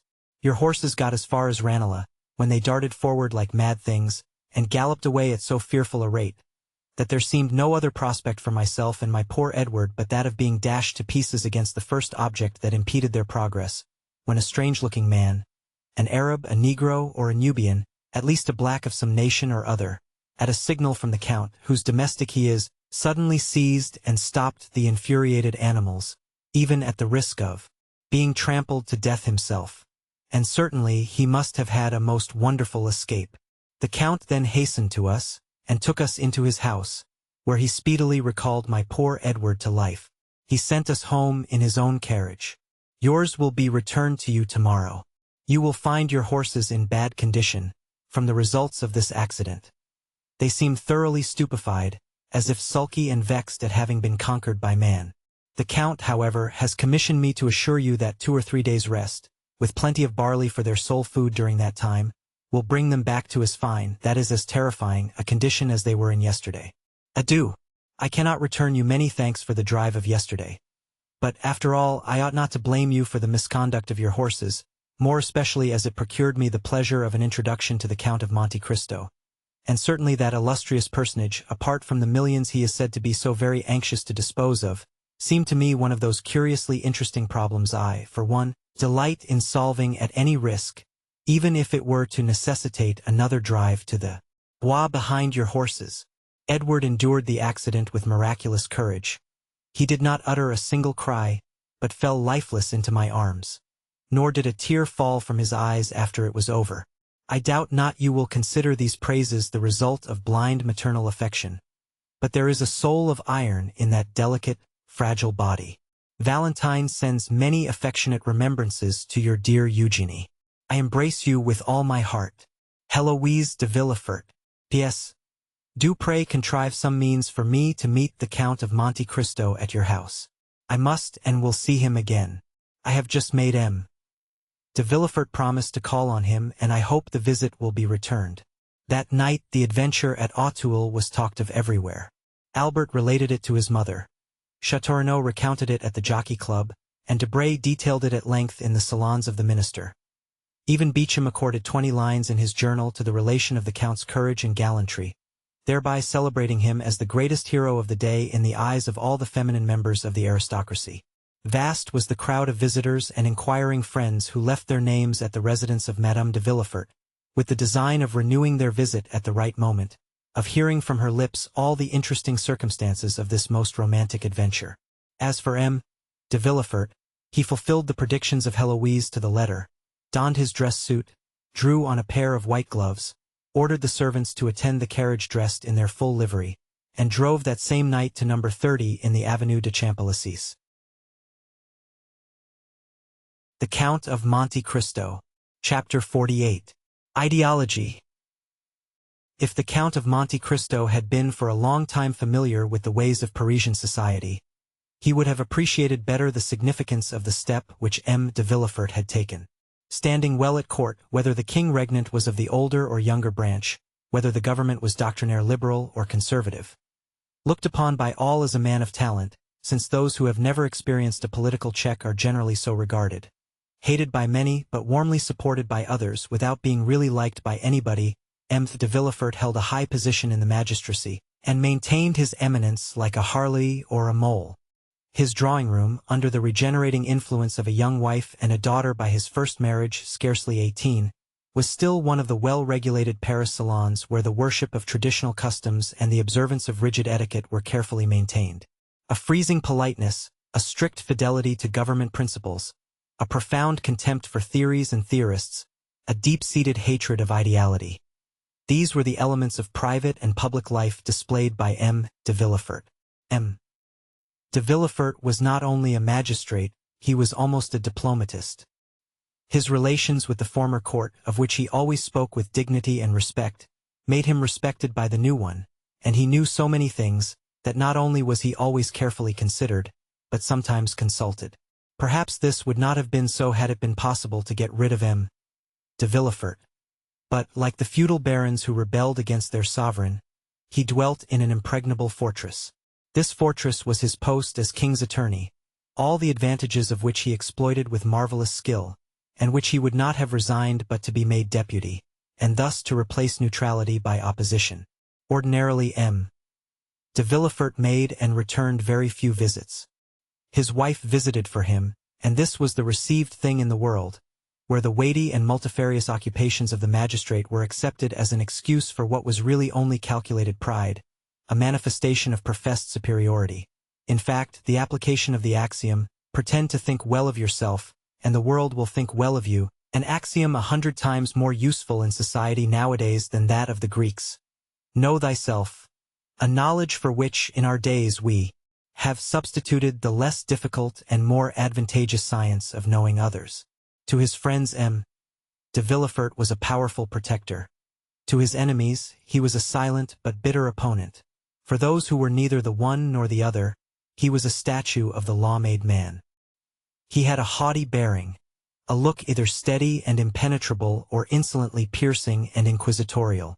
For successive revolutions had built and cemented the pedestal upon which his fortune was based. M. de Villefort had the reputation of being the least curious and the least wearisome man in France. He gave a ball every year at which he appeared for a quarter of an hour only, that is to say, 45 minutes less than the king is visible at his balls. He was never seen at the theaters, at concerts, or in any place of public resort. Occasionally but seldom he played at whist, and then care was taken to select partners worthy of him. Sometimes they were ambassadors, sometimes archbishops, or sometimes a prince or a president or some dowager duchess. Such was the man whose carriage had just now stopped before the Count of Monte Cristo's door. The valet de chambre announced M. de Villefort at the moment when the Count, leaning over a large table, was tracing on a map the route from St. Petersburg to China. The procureur entered with the same grave and measured step he would have employed in entering a court of justice. He was the same man, or rather the development of the same man, whom we have heretofore seen as assistant attorney at Marseilles. Nature, according to her way, had made no deviation in the path he had marked out for himself. From being slender he had now become meager. Once pale, he was now yellow. His deep-set eyes were hollow, and the gold spectacles shielding his eyes seemed to be an integral portion of his face. He dressed entirely in black, with the exception of his white tie, and his funeral appearance was only mitigated by the slight line of red ribbon which passed almost imperceptibly through his buttonhole, and appeared like a streak of blood traced with a delicate brush. Although master of himself, Monte Cristo scrutinized with irrepressible curiosity the magistrate whose salute he returned, and who, distrustful by habit, and especially incredulous as to social prodigies, was much more despised to look upon the noble stranger. As Monte Cristo was already called, as an adventurer in search of new fields, or an escaped criminal, rather than as a prince of the Holy See, or a sultan of the 1,001 Nights. "Sir," said Villefort, in the squeaky tone assumed by magistrates in their oratorical periods, and of which they cannot or will not divest themselves in society, "Sir, the signal service which you yesterday rendered to my wife and son has made it a duty for me to offer you my thanks. I have come, therefore, to discharge this duty, and to express to you my overwhelming gratitude." And as he said this, the eye severe of the magistrate had lost nothing of its habitual arrogance. He spoke in a voice of the procureur general, with the rigid inflexibility of neck and shoulders which caused his flatterers to say, as we have before observed, that he was the living statue of the law. "Monsieur," replied the Count with a chilling air, "I am very happy to have been the means of preserving a son to his mother, for they say that the sentiment of maternity is the most holy of all, and the good fortune which occurred to me, monsieur, might have enabled you to dispense with a duty which, in its discharge, confers an undoubtedly great honor, for I am aware that M. de Villefort is not usually lavish of the favor which he now bestows on me, a favor which, however estimable, is unequal to the satisfaction which I have in my own consciousness." Villefort, astonished at this reply, which he by no means expected, started like a soldier who feels the blow leveled at him over the armor he wears, and a curl of his disdainful lip indicated that from that moment he noted in the tablets of his brain that the Count of Monte Cristo was by no means a highly bred gentleman. He glanced around in order to seize on something on which the conversation might turn, and seemed to fall easily on a topic. He saw the map which Monte Cristo had been examining when he entered, and said, "You seem geographically engaged, sir? It is a rich study for you, who, as I learn, have seen as many lands as are delineated on this map." "Yes, sir," replied the Count. "I have sought to make of the human race, taken in the mass, what you practice every day on individuals, a physiological study. I have believed it was much easier to descend from the whole to a part than to ascend from a part to the whole. It is an algebraic axiom which makes us proceed from a known to an unknown quantity, and not from an unknown to a known. But sit down, sir, I beg of you." Monte Cristo pointed to a chair, which the procureur was obliged to take the trouble to move forwards himself, while the Count merely fell back into his own, on which he had been kneeling when M. Villefort entered. Thus the Count was halfway turned towards his visitor, having his back towards the window, his elbow resting on the geographical chart which furnished the theme of conversation for the moment, a conversation which assumed, as in the case of the interviews with Danglars and Morcerf, a turn analogous to the persons, if not to the situation. "Ah, you philosophize," replied Villefort after a moment's silence, during which, like a wrestler who encounters a powerful opponent, he took breath. "Well, sir, really, if, like you, I had nothing else to do, I should seek a more amusing occupation."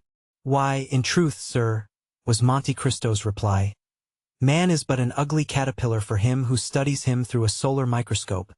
But you said, I think, that I had nothing else to do. Now, really, let me ask, sir, have you? Do you believe you have anything to do?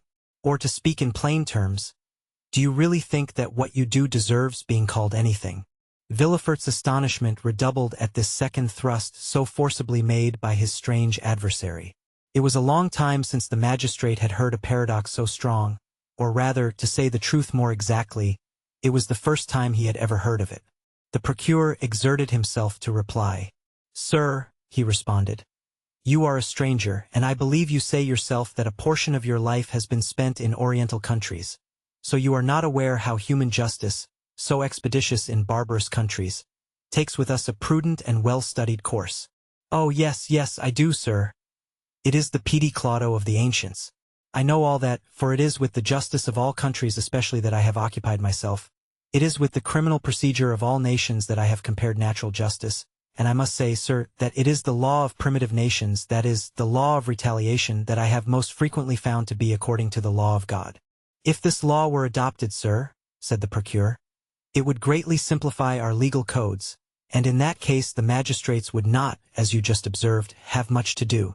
"It may, perhaps, come to this in time," observed Monte Cristo. "You know that human inventions march from the complex to the simple, and simplicity is always perfection. In the meanwhile," continued the magistrate, "our codes are in full force, with all their contradictory enactments derived from Gallic customs, Roman laws, and Frank usages, the knowledge of all which, you will agree, is not to be acquired without extended labor. It needs tedious study to acquire this knowledge, and when acquired, a strong power of brain to retain it." "I agree with you entirely, sir. But all that even you know with respect to the French code, I know not only in reference to that code, but as regards the codes of all nations. The English, Turkish, Japanese, Hindu laws are as familiar to me as the French laws, and thus I was right when I said to you that relatively, you know that everything is relative, sir. That relatively to what I have done you have very little to do, but that relatively to all I have learned you have yet a great deal to learn." "But with what motive have you learned all this?" inquired Villefort, in astonishment. Monte Cristo smiled. "Really, sir," he observed, "I see that in spite of the reputation which you have acquired as a superior man, you look at everything from the material and vulgar view of society, beginning with man and ending with man, that is to say, in the most restricted, most narrow view which it is possible for human understanding to embrace." "Pray, sir, explain yourself," said Villefort, more and more astonished. "I really do not understand you perfectly. I say, sir, that with the eyes fixed on the social organization of nations, you see only the springs of the machine, and lose sight of the sublime workman who makes them act. I say that you do not recognize before you and around you any but those office-holders whose commissions have been signed by a minister or king, and that the men whom God has put above those office-holders, ministers, and kings, by giving them a mission to follow out, instead of a post to fill, I say that they escape your narrow, limited field of observation. It is thus that human weakness fails, from its debilitated and imperfect organs. Tobias took the angel who restored him to light for an ordinary young man. The nations took Attila, who was doomed to destroy them, for a conqueror similar to other conquerors, and it was necessary for both to reveal their missions, that they might be known and acknowledged. One was compelled to say, "I am the angel of the Lord," and the other, "I am the hammer of God," in order that the divine essence in both might be revealed. "Then," said Villefort, more and more amazed, and really supposing he was speaking to a mystic or a madman, "you consider yourself as one of those extraordinary beings whom you have mentioned? And why not?" said Monte Cristo coldly. "Your pardon, sir," replied Villefort, quite astounded. "But you will excuse me if, when I presented myself to you, I was unaware that I should meet with a person whose knowledge and understanding so far surpass the usual knowledge and understanding of men. It is not usual with us corrupted wretches of civilization to find gentlemen like yourself, possessors, as you are, of immense fortune, at least, so it is said, and I beg you to observe that I do not inquire, I merely repeat. It is not usual, I say, for such privileged and wealthy beings to waste their time in speculations on the state of society, in philosophical reveries, intended at best to console those whom fate has disinherited from the goods of this world." "Really, sir," retorted the Count, "have you attained the eminent situation in which you are, without having admitted, or even without having met with exceptions? And do you never use your eyes, which must have acquired so much finesse and certainty, to divine, at a glance, the kind of man by whom you are confronted? Should not a magistrate be not merely the best administrator of the law, but the most crafty expounder of the chicanery of his profession. A steel probe to search hearts, a touchstone to try the gold which in each soul is mingled with more or less of alloy.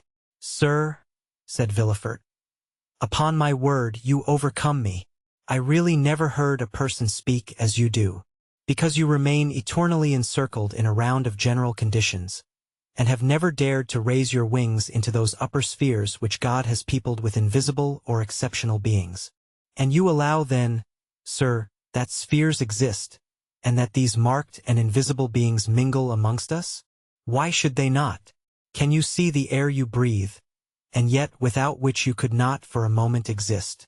Then we do not see those beings to whom you allude? Yes, we do.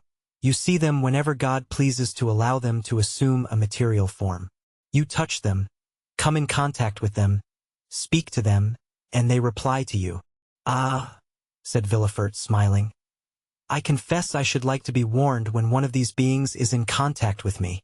"You have been served as you desire, monsieur, for you were warned just now, and I now again warn you. Then you yourself are one of these marked beings?" "Yes, monsieur, I believe so, for until now no man has found himself in a position similar to mine. The dominions of kings are limited either by mountains or rivers, or a change of manners, or an alteration of language. My kingdom is bounded only by the world, for I am not an Italian or a Frenchman or a Hindu or an American or a Spaniard. I am a cosmopolite. No country can say it saw my birth. God alone knows what country will see me die. I adopt all customs, speak all languages. You believe me to be a Frenchman, for I speak French with the same facility and purity as yourself. Well, Ali, my Nubian, believes me to be an Arab. Bertuccio, my steward, takes me for a Roman. Haiti, my slave, thinks me a Greek. You may, therefore, comprehend that being of no country, asking no protection from any government, acknowledging no man as my brother, not one of the scruples that arrest the powerful, or the obstacles which paralyze the weak paralyzes or arrests me. I have only two adversaries. I will not say two conquerors, for with perseverance I subdue even them. They are time and distance. There is a third, and the most terrible, that is my condition as a mortal being. This alone can stop me in my onward career, before I have attained the goal at which I aim, for all the rest I have reduced to mathematical terms. What men call the chances of fate, namely ruin, change, circumstances, I have fully anticipated, and if any of these should overtake me, yet it will not overwhelm me. Unless I die, I shall always be what I am, and therefore it is that I utter the things you have never heard, even from the mouths of kings, for kings have need, and other persons have fear of you. For who is there who does not say to himself, in a society as incongruously organized as ours, perhaps some day I shall have to do with the king's attorney? But can you not say that, sir? The moment you become an inhabitant of France, you are naturally subjected to the French law. I know it, sir, replied Monte Cristo. But when I visit a country I begin to study, by all the means which are available, the men from whom I may have anything to hope or to fear, till I know them as well as, perhaps better than, they know themselves. It follows from this, that the king's attorney, be he who he may, with whom I should have to deal, would assuredly be more embarrassed than I should.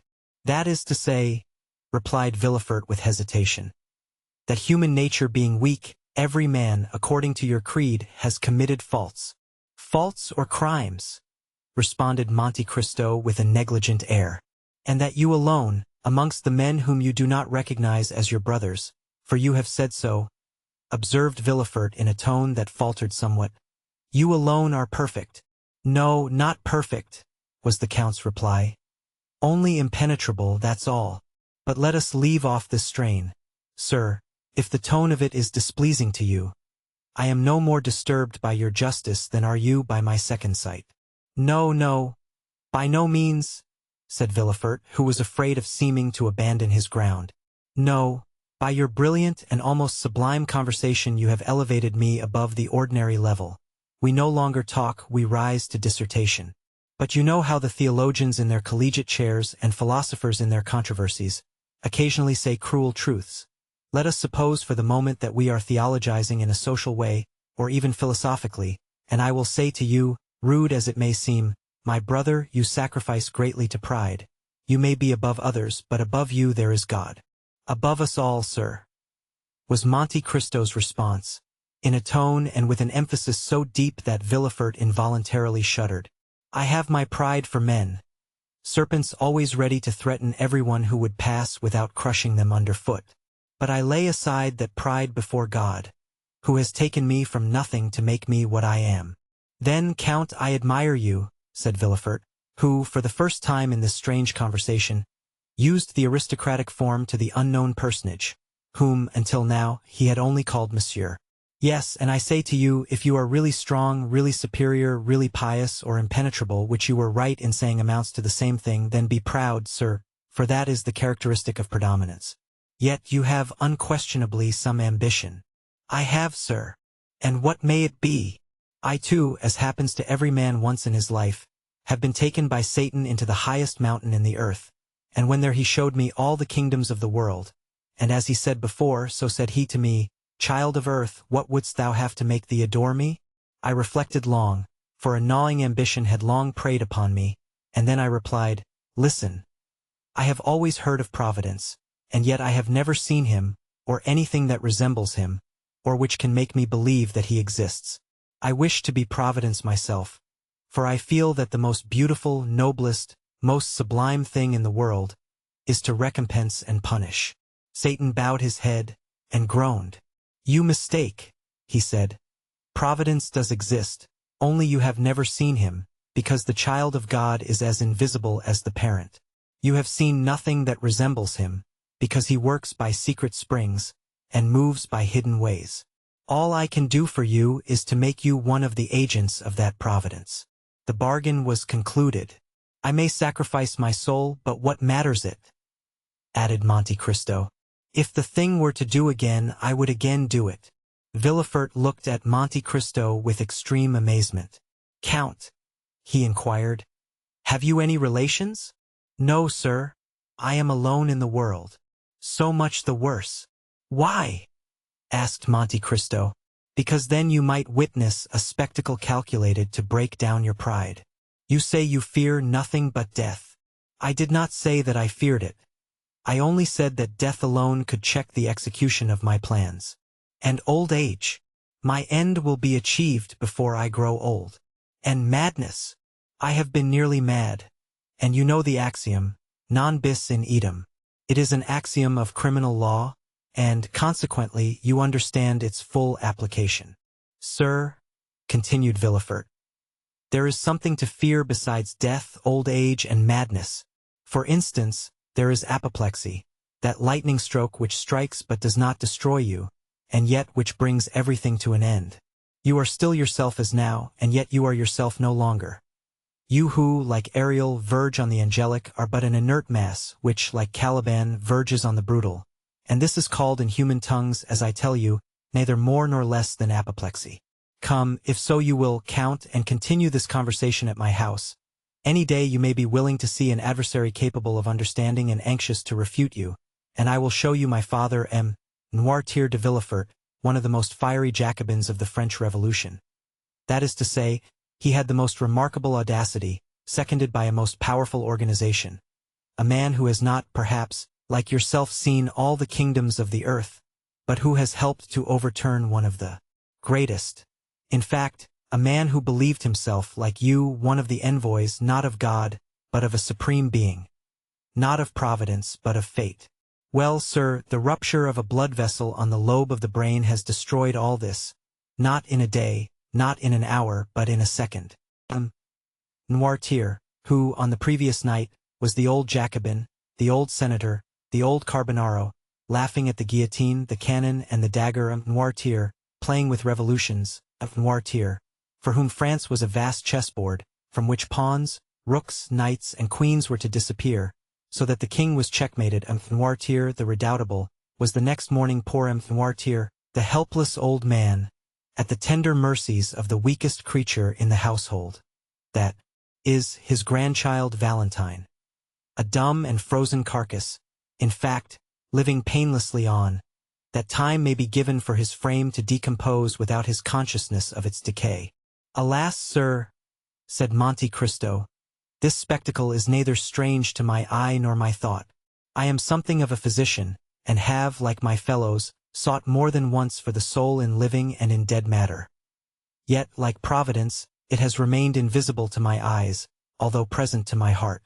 100 writers since Socrates, Seneca, St. Augustine, and Gall have made, in verse and prose, the comparison you have made, and yet I can well understand that a father's sufferings may effect great changes in the mind of a son.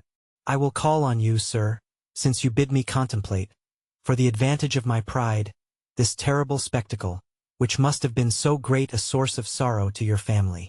It would have been so unquestionably, had not God given me so large a compensation.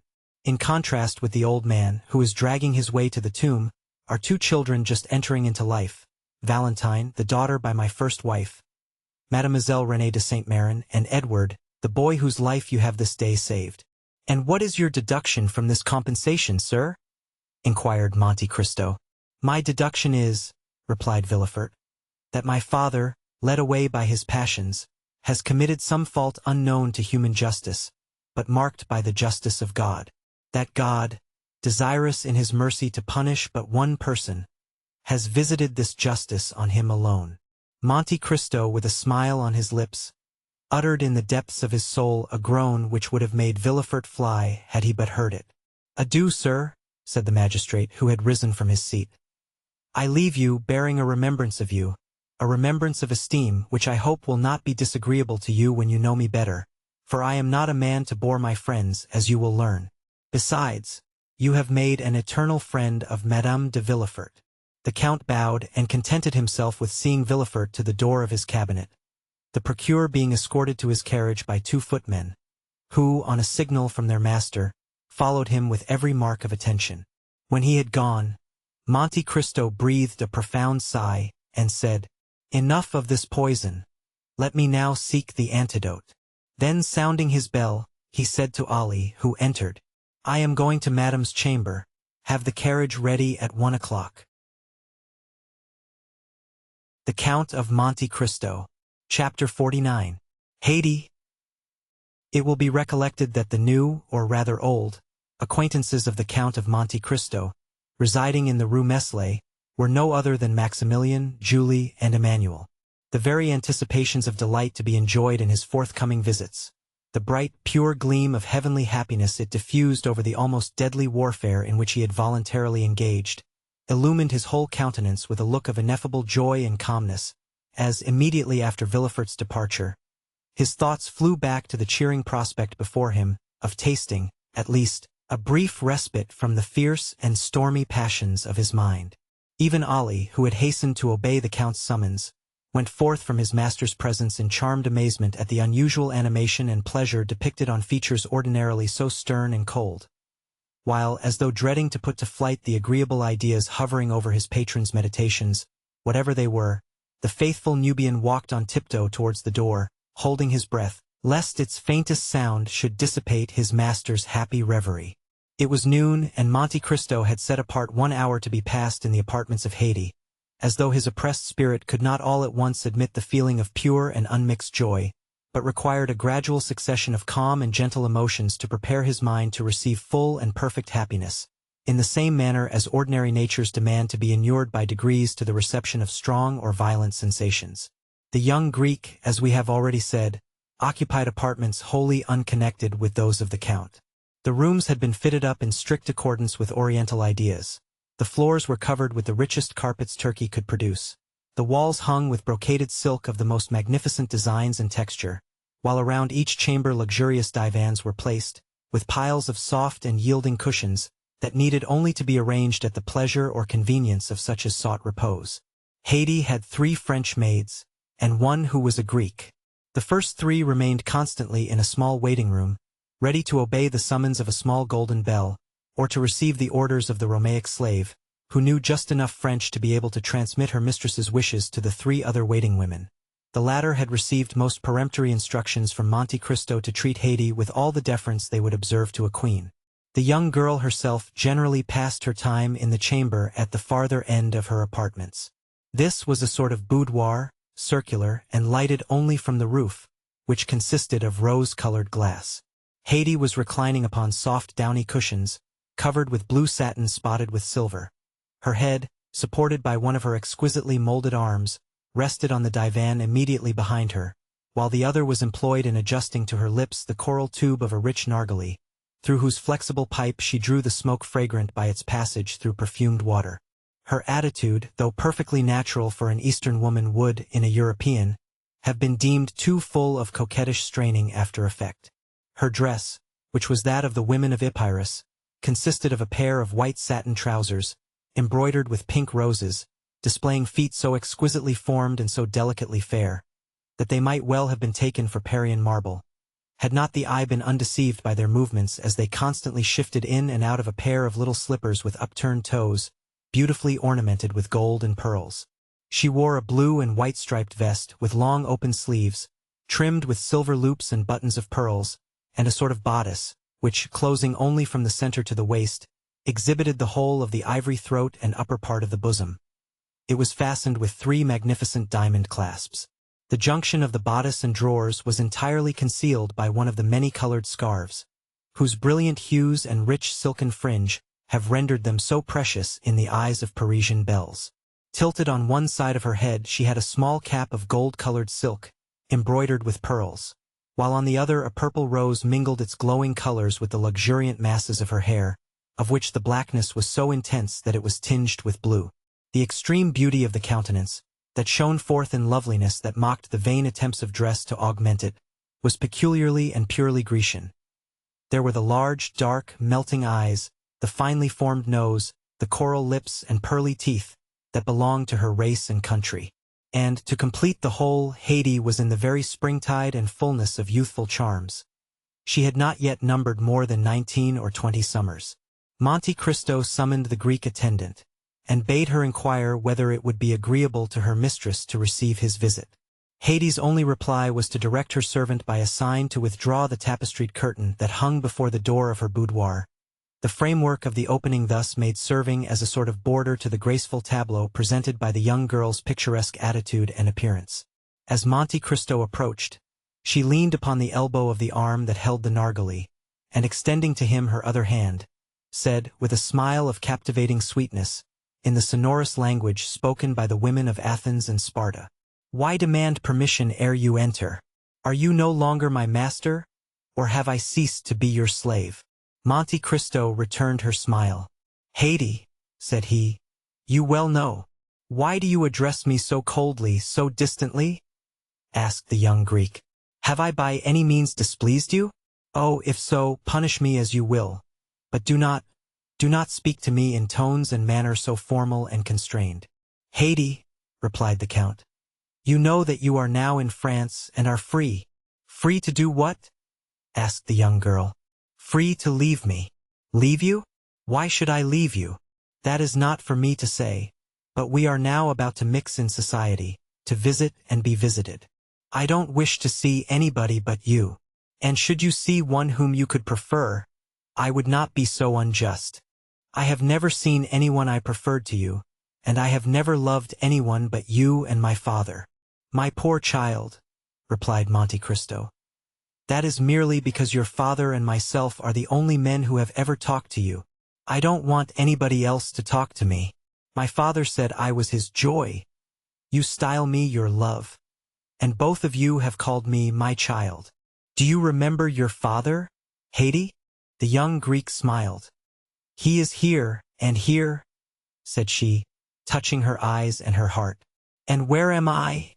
inquired Monte Cristo laughingly. "You?" cried she, with tones of thrilling tenderness. "You are everywhere." Monte Cristo took the delicate hand of the young girl in his, and was about to raise it to his lips, when the simple child of nature hastily withdrew it, and presented her cheek. "You now understand, Haydée," said the Count, "that from this moment you are absolutely free, that here you exercise unlimited sway, and are at liberty to lay aside or continue the costume of your country, as it may suit your inclination. Within this mansion you are absolute mistress of your actions, and may go abroad or remain in your apartments as may seem most agreeable to you. A carriage waits your orders, and Ali and Myrtho will accompany you whithersoever you desire to go. There is but one favor I would entreat of you. Speak. Guard carefully the secret of your birth. Make no allusion to the past, nor upon any occasion be induced to pronounce the names of your illustrious father or ill-fated mother. I have already told you, my lord, that I shall see no one. It is possible, Haydée, that so perfect a seclusion, though conformable with the habits and customs of the East, may not be practicable in Paris. Endeavor, then, to accustom yourself to our manner of living in these northern climes as you did to those of Rome, Florence, Milan, and Madrid. It may be useful to you one of these days, whether you remain here or return to the East. The young girl raised her tearful eyes towards Monte Cristo as she said with touching earnestness, "Whether we return to the East, you mean to say, my lord, do you not?" "My child," returned Monte Cristo, "you know full well that whenever we part, it will be no fault or wish of mine. The tree forsakes not the flower falls from the tree." "My lord," replied Haydée, "I never will leave you, for I am sure I could not exist without you. My poor girl, in 10 years I shall be old, and you will be still young. My father had a long white beard, but I loved him. He was 60 years old, but to me he was handsomer than all the fine youths I saw. Then tell me, Haydée, do you believe you shall be able to accustom yourself to our present mode of life? Shall I see you? Every day. Then what do you fear, my lord? You might find it dull. No, my lord. In the morning, I shall rejoice in the prospect of your coming, and in the evening dwell with delight on the happiness I have enjoyed in your presence. Then too, when alone, I can call forth mighty pictures of the past, see vast horizons bounded only by the towering mountains of Pindus and Olympus. Oh, believe me, that when 3 great passions, such as sorrow, love, and gratitude fill the heart, ennui can find no place. You are a worthy daughter of Epirus, Haydée, and your charming and poetical ideas prove well your descent from that race of goddesses who claim your country as their birthplace. Depend on my care to see that your youth is not blighted, or suffered to pass away in ungenial solitude. And of this be well assured, that if you love me as a father, I love you as a child. You are wrong, my lord. The love I have for you is very different from the love I had for my father. My father died, but I did not die. If you were to die, I should die too." The Count, with a smile of profound tenderness, extended his hand, and she carried it to her lips. Monte Cristo, thus attuned to the interview he proposed to hold with Morrel and his family, departed, murmuring as he went these lines of Pindar: "Youth is a flower of which love is the fruit.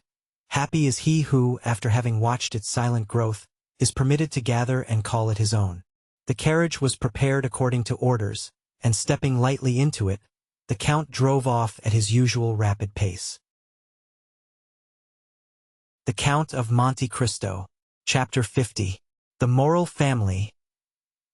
In a very few minutes the Count reached number 7 in the Rue Meslay.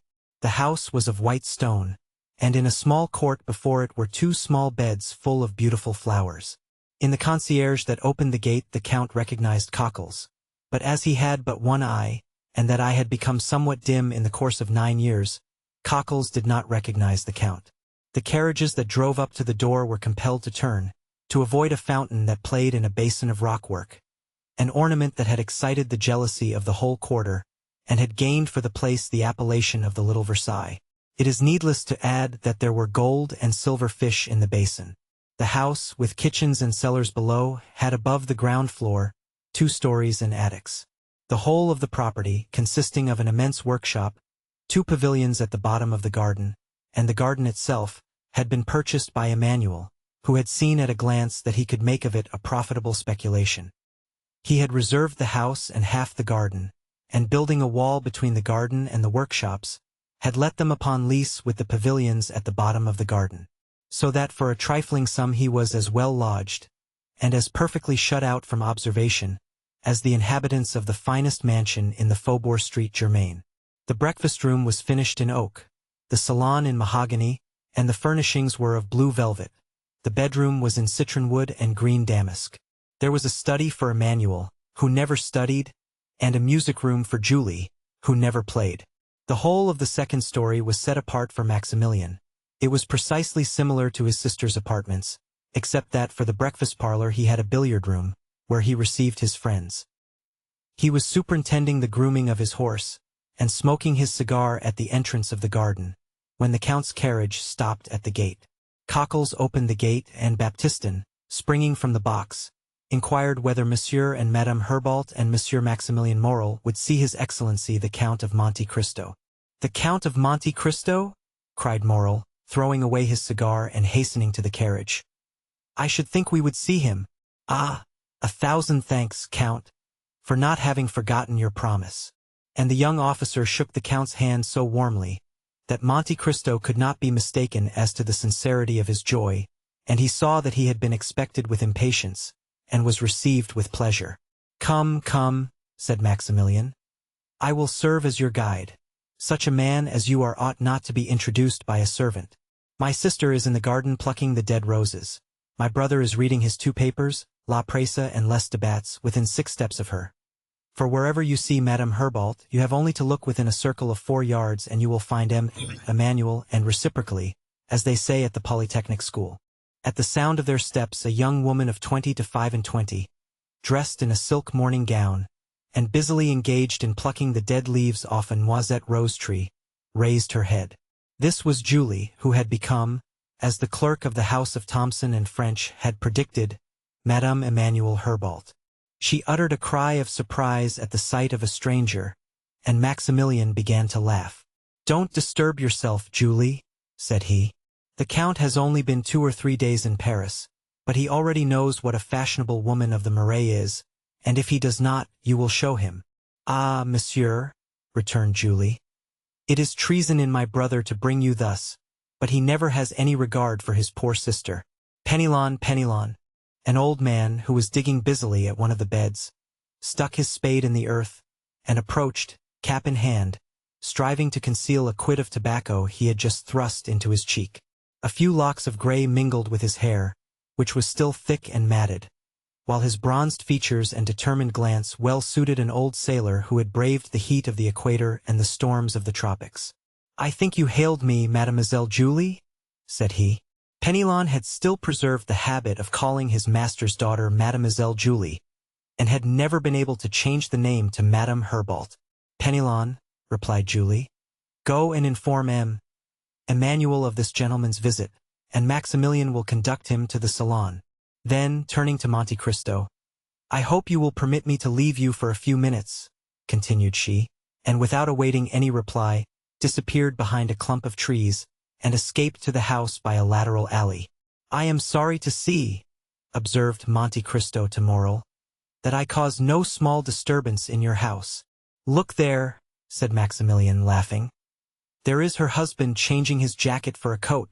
I assure you, you are well known in the Rue Meslay. Your family appears to be a very happy one," said the Count, as if speaking to himself. "Oh, yes, I assure you, Count, they want nothing that can render them happy. They are young and cheerful, they are tenderly attached to each other, and with 25,000 francs a year they fancy themselves as rich as Rothschild." 25,000 francs is not a large sum, however," replied Monte Cristo, with a tone so sweet and gentle that it went to Maximilien's heart like the voice of a father. "But they will not be content with that. Your brother-in-law is a barrister? A doctor?" "He was a merchant, monsieur, and had succeeded to the business of my poor father. Morel, at his death, left 500,000 francs, which were divided between my sister and myself, for we were his only children. Her husband, who, when he married her, had no other patrimony than his noble probity, his first-rate ability, and his spotless reputation, wished to possess as much as his wife. He labored and toiled until he had amassed 250,000 francs. 6 years sufficed to achieve this object. Oh, I assure you, sir, it was a touching spectacle to see these young creatures, destined by their talents for higher stations, toiling together, and through their unwillingness to change any of the customs of their paternal house, taking 6 years to accomplish what less scrupulous people would have effected in 2 or 3. Marseilles resounded with their well-earned praises. At last, one day, Emmanuel came to his wife, who had just finished making up the accounts.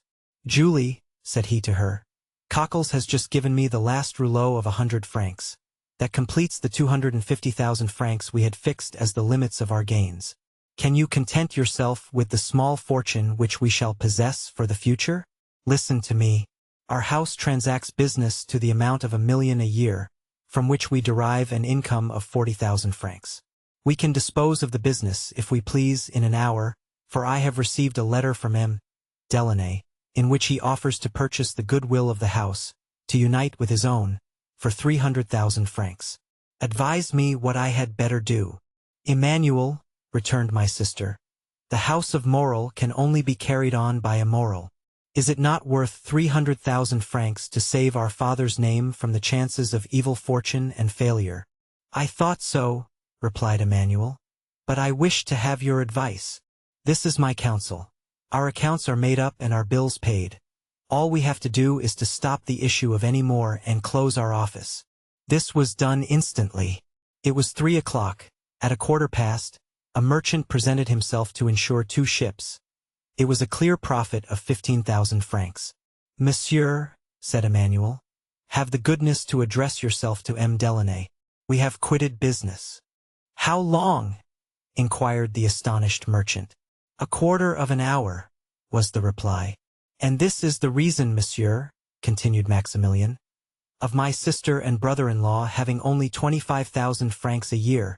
Maximilian had scarcely finished his story, during which the Count's heart had swelled within him, when Emmanuel entered wearing a hat and coat. He saluted the Count with the air of a man who is aware of the rank of his guest. Then, after having led Monte Cristo around the little garden, he returned to the house.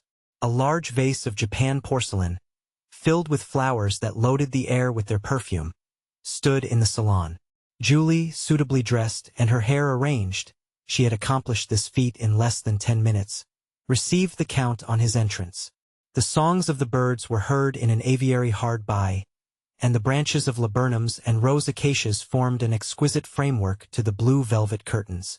Everything in this charming retreat, from the warble of the birds to the smile of the mistress, breathed tranquility and repose. The Count had felt the influence of this happiness from the moment he entered the house, and he remained silent and pensive, forgetting that he was expected to renew the conversation, which had ceased after the first salutations had been exchanged. The silence became almost painful when, by a violent effort, tearing himself from his pleasing reverie, "Madam," said he at length, "I pray you to excuse my emotion, which must astonish you who are only accustomed to the happiness I meet here. But contentment is so new a sight to me that I could never be weary of looking at yourself and your husband." "We are very happy, monsieur," replied Julie. "But we have also known unhappiness, and few have ever undergone more bitter sufferings than ourselves."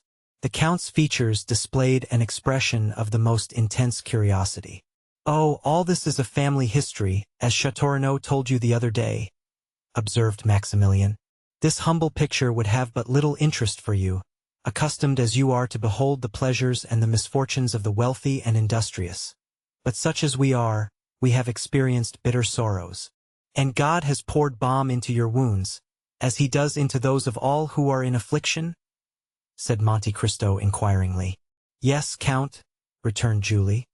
"We may indeed say he has, for he has done for us what he grants only to his chosen. He sent us one of his angels." The Count's cheeks became scarlet, and he coughed, in order to have an excuse for putting his handkerchief to his mouth. "Those born to wealth and who have the means of gratifying every wish," said Emmanuel, "know not what is the real happiness of life, just as those who have been tossed on the stormy waters of the ocean on a few frail planks can alone realize the blessings of fair weather." Monte Cristo rose, and without making any answer, for the tremulousness of his voice would have betrayed his emotion, walked up and down the apartment with a slow step. "Our magnificence makes you smile, Count," said Maximilian, who had followed him with his eyes.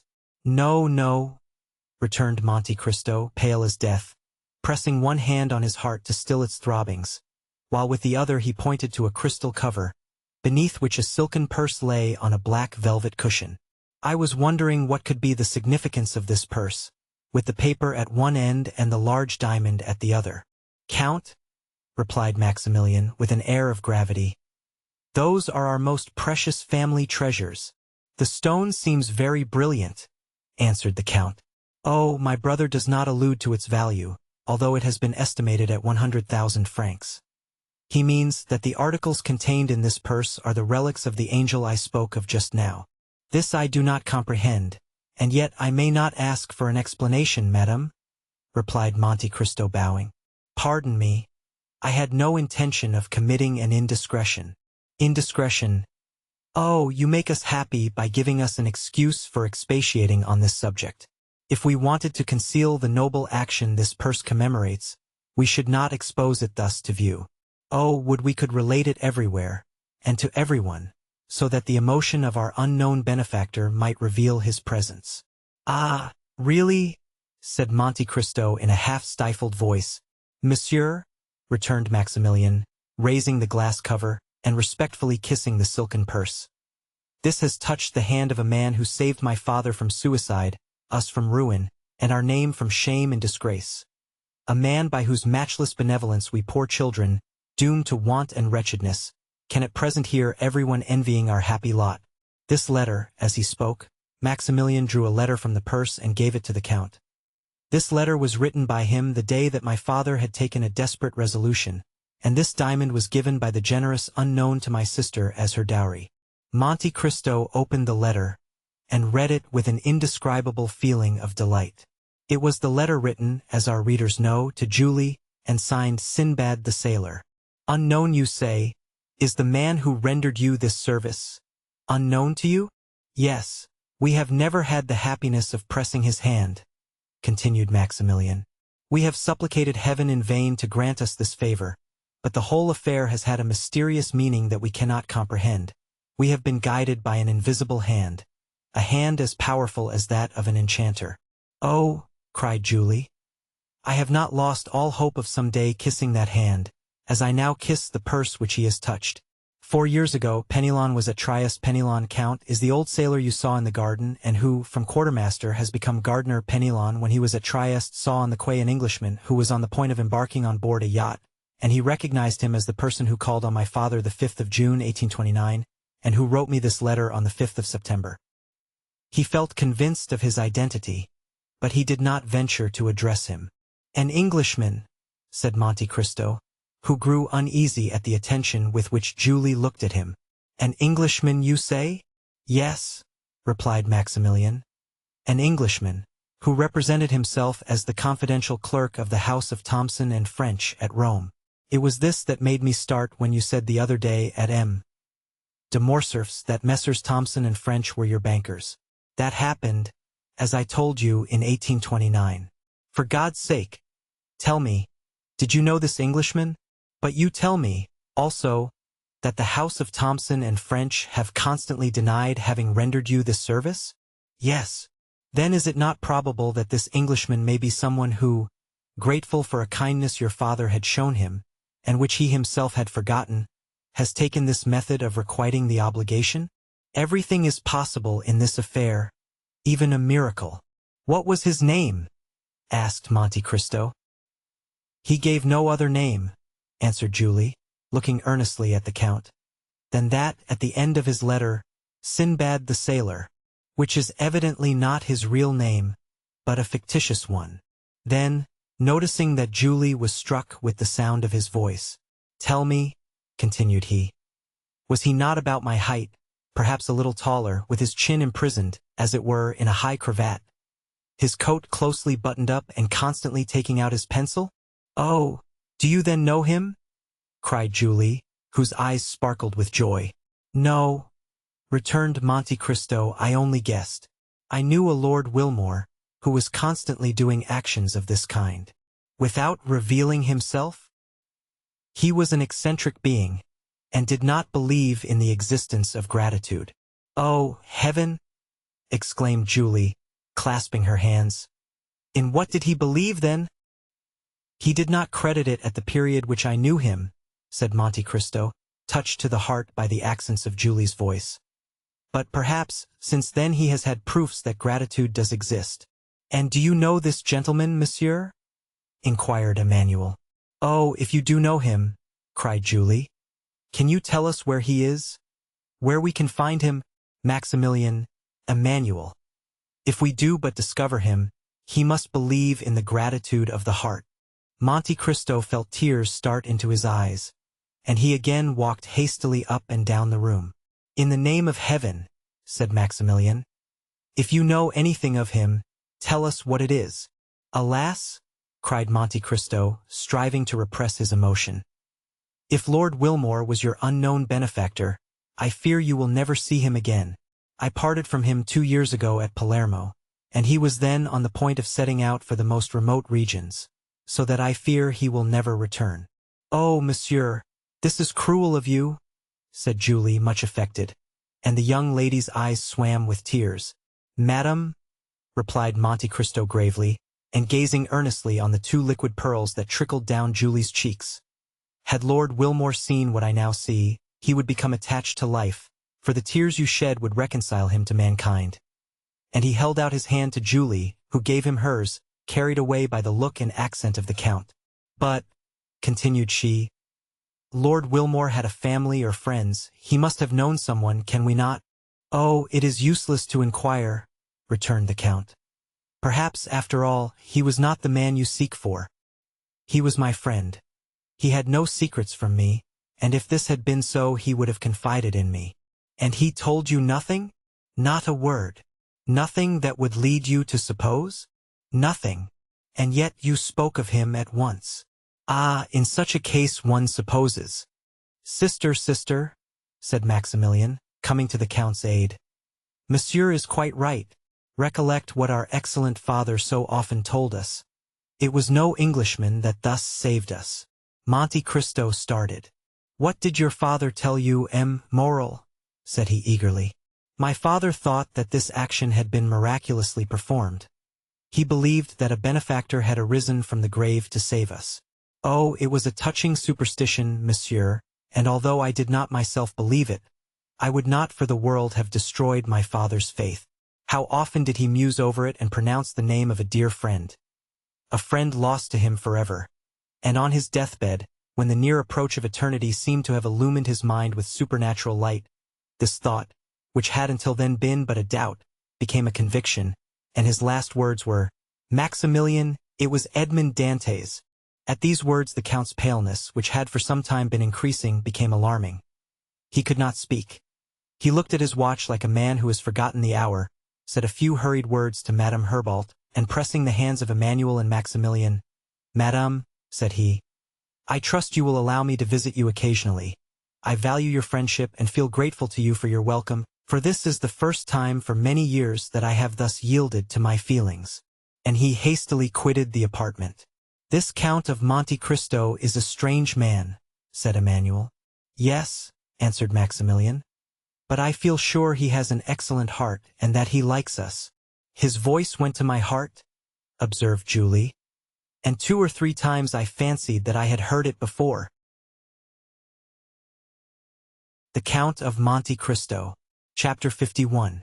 Pyramus and Thisbe. About 2/3 of the way along the Faubourg Saint-Honoré, and in the rear of one of the most imposing mansions in this rich neighborhood, where the various houses vie with each other for elegance of design and magnificence of construction, extended a large garden, where the wide-spreading chestnut trees raised their heads high above the walls in a solid rampart, and with the coming of every spring scattered a shower of delicate pink and white blossoms into the large stone vases that stood upon the 2 square pilasters of a curiously wrought iron gate that dated from the time of Louis XIII. This noble entrance, however, in spite of its striking appearance and the graceful effect of the geraniums planted in the 2 vases, as they waved their variegated leaves in the wind and charmed the eye with their scarlet bloom, had fallen into utter disuse. The proprietors of the mansion had many years before thought it best to confine themselves to the possession of the house itself, with its thickly planted courtyard, opening into the Faubourg Saint-Honoré, and to the garden shut in by this gate, which formerly communicated with a fine kitchen garden of about an acre. For the demon of speculation drew a line, or in other words projected a street, at the farther side of the kitchen garden. The street was laid out, a name was chosen and posted up on an iron plate, but before construction was begun, it occurred to the possessor of the property that a handsome sum might be obtained for the ground then devoted to fruits and vegetables, by building along the line of the proposed street, and so making it a branch of communication with the Faubourg Saint-Honoré itself, one of the most important thoroughfares in the city of Paris. In matters of speculation, however, though man proposes, yet money disposes. From some such difficulty the newly named street died almost in birth, and the purchaser of the kitchen garden, having paid a high price for it, and being quite unable to find anyone willing to take his bargain off his hands without a considerable loss, yet still clinging to the belief that at some future day he should obtain a sum for it that would repay him, not only for his past outlay, but also the interest upon the capital locked up in his new acquisition, contented himself with letting the ground temporarily to some market gardeners, at a yearly rental of 500 francs. And so, as we have said, the iron gate leading into the kitchen garden had been closed up and left to the rust, which bade fair before long to eat off its hinges, while to prevent the ignoble glances of the diggers and delvers of the ground from presuming to sully the aristocratic enclosure belonging to the mansion, the gate had been boarded up to a height of 6 feet. True, the planks were not so closely adjusted but that a hasty peep might be obtained through their interstices. But the strict decorum and rigid propriety of the inhabitants of the house left no grounds for apprehending that advantage would be taken of that circumstance. Horticulture seemed, however, to have been abandoned in the deserted kitchen garden, and where cabbages, carrots, radishes, peas, and melons had once flourished, a scanty crop of lucerne alone bore evidence of its being deemed worthy of cultivation.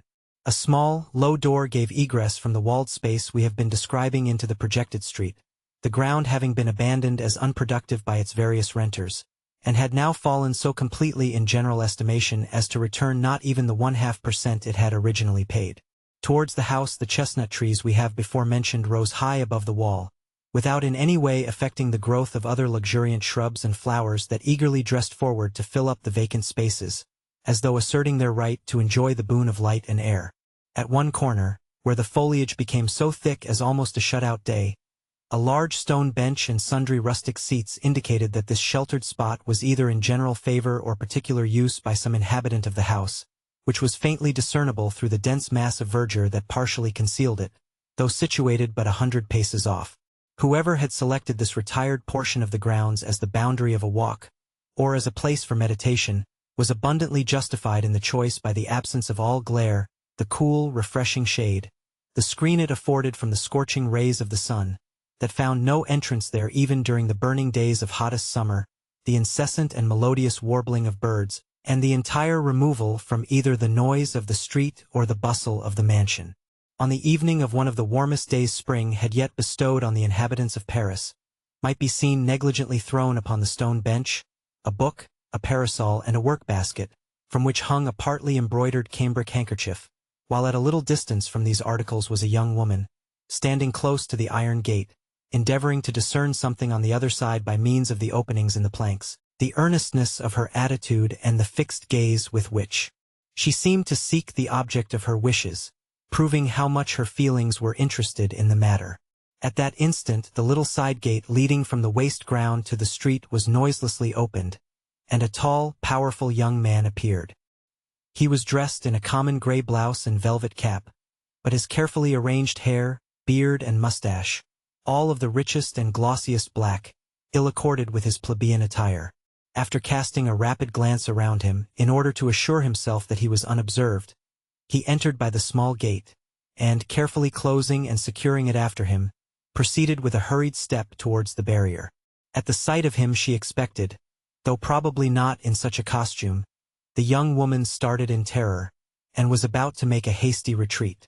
But the eye of love had already seen, even through the narrow chinks of the wooden palisades, the movement of the white robe, and observed the fluttering of the blue sash. Pressing his lips close to the planks, he exclaimed, "Don't be alarmed, Valentine. It is I." Again the timid girl found courage to return to the gate, saying, as she did so, "And why do you come so late today? It is almost dinner time, and I had to use no little diplomacy to get rid of my watchful stepmother, my too devoted maid, and my troublesome brother, who is always teasing me about coming to work at my embroidery, which I am in a fair way never to get done. So pray excuse yourself as well as you can for having made me wait, and, after that, tell me why I see you in a dress so singular that at first I did not recognize you."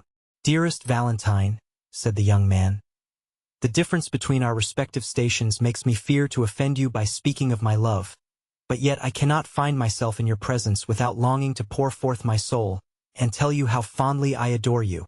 If it be but to carry away with me the recollection of such sweet moments, I could even thank you for chiding me, for it leaves me a gleam of hope, that if you did not expect me, and that indeed would be worse than vanity to suppose, at least I was in your thoughts.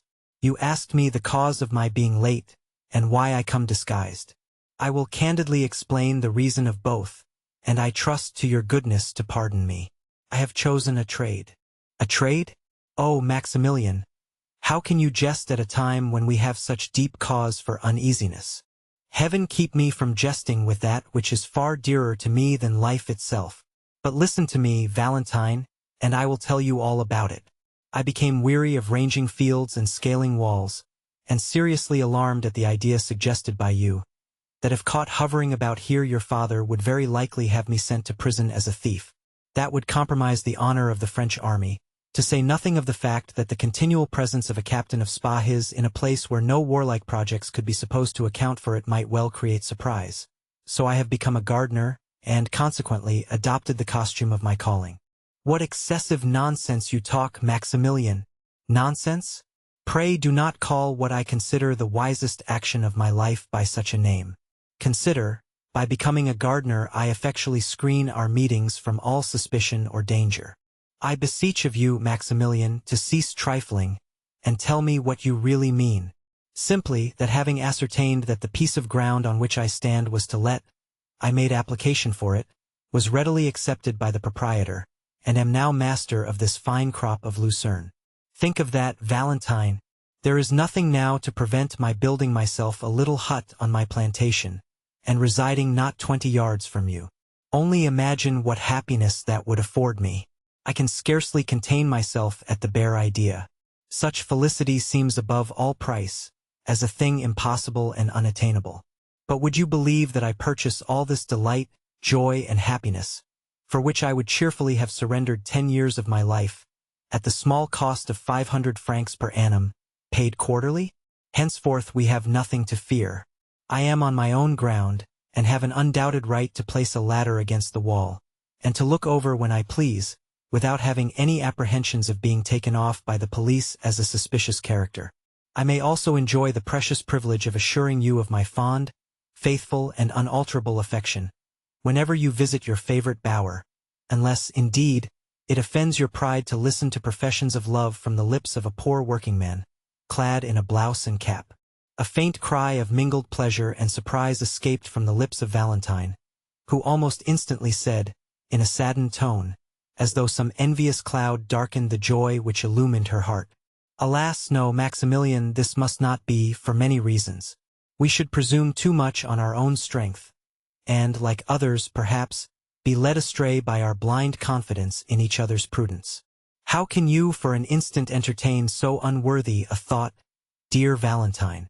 Have I not, from the first blessed hour of our acquaintance, schooled all my words and actions to your sentiments and ideas? And you have, I am sure, the fullest confidence in my honor. When you spoke to me of experiencing a vague and indefinite sense of coming danger, I placed myself blindly and devotedly at your service, asking no other reward than the pleasure of being useful to you. And have I ever since, by word or look, given you cause of regret for having selected me from the numbers that would willingly have sacrificed their lives for you? You told me, my dear Valentine, that you were engaged to M. d'Épinay, and that your father was resolved upon completing the match, and that from his will there was no appeal, as M. de Villefort was never known to change a determination once formed. I kept in the background, as you wished, and waited, not for the decision of your heart or my own, but hoping that Providence would graciously interpose in our behalf, and order events in our favor. But what cared I for delays or difficulties, Valentine, as long as you confessed that you loved me, and took pity on me? If you will only repeat that avowal now and then, I can endure anything. Ah, Maximilian, that is the very thing that makes you so bold, and which renders me at once so happy and unhappy, that I frequently ask myself whether it is better for me to endure the harshness of my stepmother, and her blind preference for her own child, or to be, as I now am, insensible to any pleasure save such as I find in these meetings, so fraught with danger to both. I will not admit that word, returned the young man. It is at once cruel and unjust. Is it possible to find a more submissive slave than myself? You have permitted me to converse with you from time to time, Valentine, but forbidden my ever following you in your walks or elsewhere. Have I not obeyed? And since I found means to enter this enclosure to exchange a few words with you through this gate, to be close to you without really seeing you, have I ever asked so much as to touch the hem of your gown or tried to pass this barrier which is but a trifle to one of my youth and strength? Never has a complaint or a murmur escaped me. I have been bound by my promises as rigidly as any knight of olden times. Come, come, dearest Valentine, confess that what I say is true, lest I be tempted to call you unjust.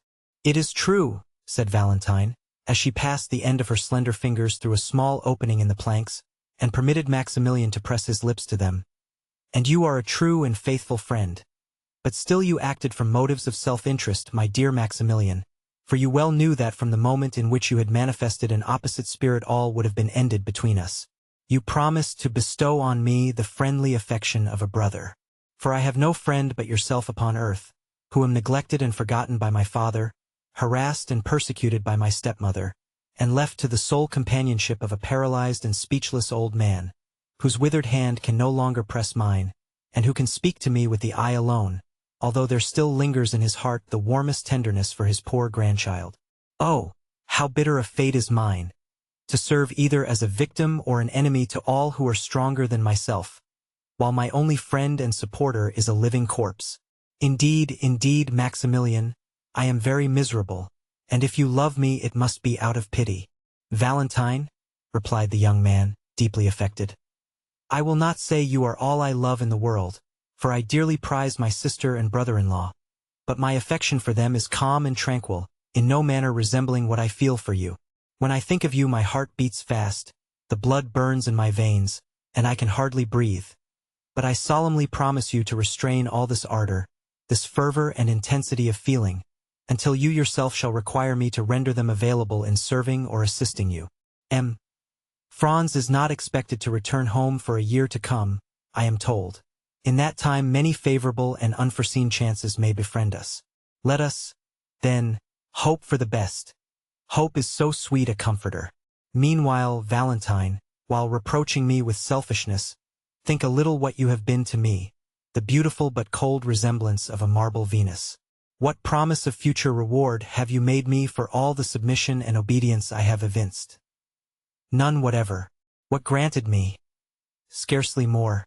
You tell me of Franz d'Épinay, your betrothed lover, and you shrink from the idea of being his wife.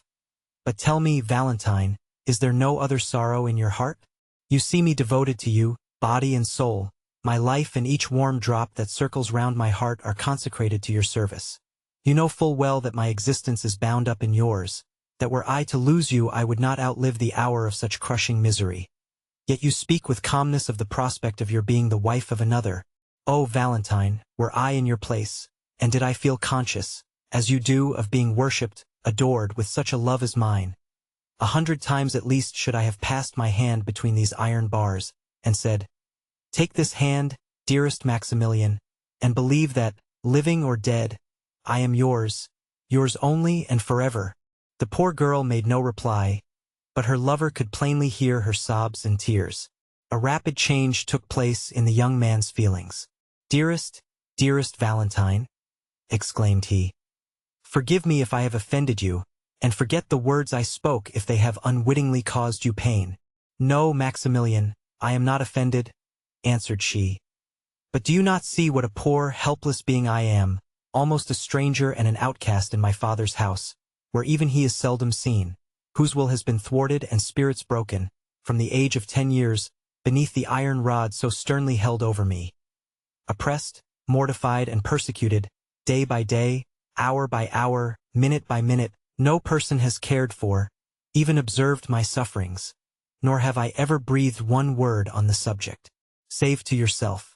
Outwardly and in the eyes of the world, I am surrounded by kindness and affection, but the reverse is the case.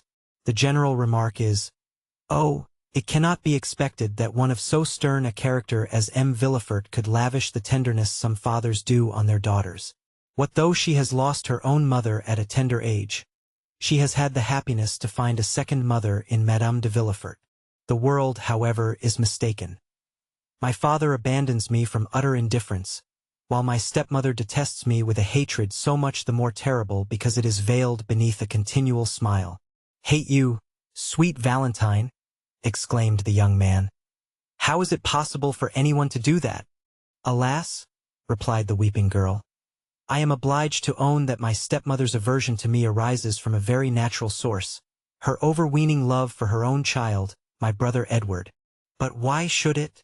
I do not know, but though unwilling to introduce money matters into our present conversation, I will just say this much, that her extreme dislike to me has its origin there, and I much fear she envies me the fortune I enjoy in right of my mother, and which will be more than doubled at the death of M. and Madame de Saint-Méran, whose sole heiress I am. Madame de Villefort has nothing of her own, and hates me for being so richly endowed. Alas, how gladly would I exchange the half of this wealth for the happiness of at least sharing my father's love. God knows, I would prefer sacrificing the whole, so that it would obtain me a happy and affectionate home. Poor Valentine! I seem to myself as though living a life of bondage, yet at the same time am so conscious of my own weakness that I fear to break the restraint in which I am held, lest I fall utterly helpless. Then, too, my father is not a person whose orders may be infringed with impunity. Protected as he is by his high position and firmly established reputation for talent and unswerving integrity, no one could oppose him. He is all-powerful even with the king. He would crush you at a word. Dear Maximilian, believe me when I assure you that if I do not attempt to resist my father's commands, it is more on your account than my own. But why, Valentine? Do you persist in anticipating the worst? Why picture so gloomy a future? Because I judge it from the past. Still, consider that although I may not be, strictly speaking, what is termed an illustrious match for you, I am, for many reasons, not altogether so much beneath your alliance. The days when such distinctions were so nicely weighed and considered no longer exist in France, and the first families of the monarchy have intermarried with those of the empire. The aristocracy of the lance has allied itself with the nobility of the cannon. Now I belong to this last-named class, and certainly my prospects of military preferment are most encouraging as well as certain. My fortune, though small, is free and unfettered, and the memory of my late father is respected in our country, Valentine, as that of the most upright and honorable merchant of the city. I say our country, because you were born not far from Marseilles. Don't speak of Marseilles, I beg of you, Maximilian. That one word brings back my mother to my recollection. My angel mother, who died too soon for myself and all who knew her, but who, after watching over her child during the brief period allotted to her in this world, now, I fondly hope, watches from her home in heaven. Oh, if my mother were still living, there would be nothing to fear, Maximilian, for I would tell her that I loved you, and she would protect us. I fear, Valentine, replied the lover, that were she living I should never have had the happiness of knowing you. You would then have been too happy to have stooped from your grandeur to bestow a thought on me. Now it is you who are unjust, Maximilian, cried Valentine. But there is one thing I wish to know. And what is that? Inquired the young man, perceiving that Valentine hesitated. Tell me truly, Maximilian, whether in former days, when our fathers dwelt at Marseilles, there was ever any misunderstanding between them? Not that I am aware of, replied the young man, unless, indeed, any ill feeling might have arisen from their being of opposite parties. Your father was, as you know, a zealous partisan of the Bourbons, while mine was wholly devoted to the emperor. There could not possibly be any other difference between them. But why do you ask? I will tell you, replied the young girl, for it is but right you should know. Well, on the day when your appointment as an officer of the Legion of Honor was announced in the papers, we were all sitting with my grandfather, M. Noirtier. M. Danglars was there also, you recollect M. Danglars, do you not, Maximilian, the banker, whose horses ran away with my stepmother and little brother and very nearly killed them? While the rest of the company were discussing the approaching marriage of Mademoiselle Danglars, I was reading the paper to my grandfather. But when I came to the paragraph about you, although I had done nothing else but read it over to myself all the morning, you know you had told me all about it the previous evening, I felt so happy and yet so nervous at the idea of speaking your name aloud and before so many people that I really think I should have passed it over but for the fear that my doing so might create suspicions as to the cause of my silence. so I summoned up all my courage, and read it as firmly and as steadily as I could. Dear Valentine, well, would you believe it? Directly my father caught the sound of your name he turned round quite hastily, and like a poor silly thing, I was so persuaded that everyone must be as much affected as myself by the utterance of your name, that I was not surprised to see my father start and almost tremble. But I even thought, though that surely must have been a mistake, that Danglars trembled too. Moral, cried my father. Stop a bit. Then knitting his brows into a deep frown, he added, surely this cannot be one of the Moral family who lived at Marseilles, and gave us so much trouble from their violent Bonapartism. I mean about the year 1815. Yes, replied Danglars. I believe he is the son of the old shipowner. Indeed, answered Maximilian. And what did your father say then, Valentine? Oh, such a dreadful thing, that I don't dare to tell you. Always tell me everything, said Maximilian with a smile. Ah, continued my father, still frowning, their idolized emperor treated these madmen as they deserved. He called them food for cannon, which was precisely all they were good for, and I am delighted to see that the present government have adopted this salutary principle with all its pristine vigor. If Algiers were good for nothing but to furnish the means of carrying so admirable an idea into practice, it would be an acquisition well worthy of struggling to obtain.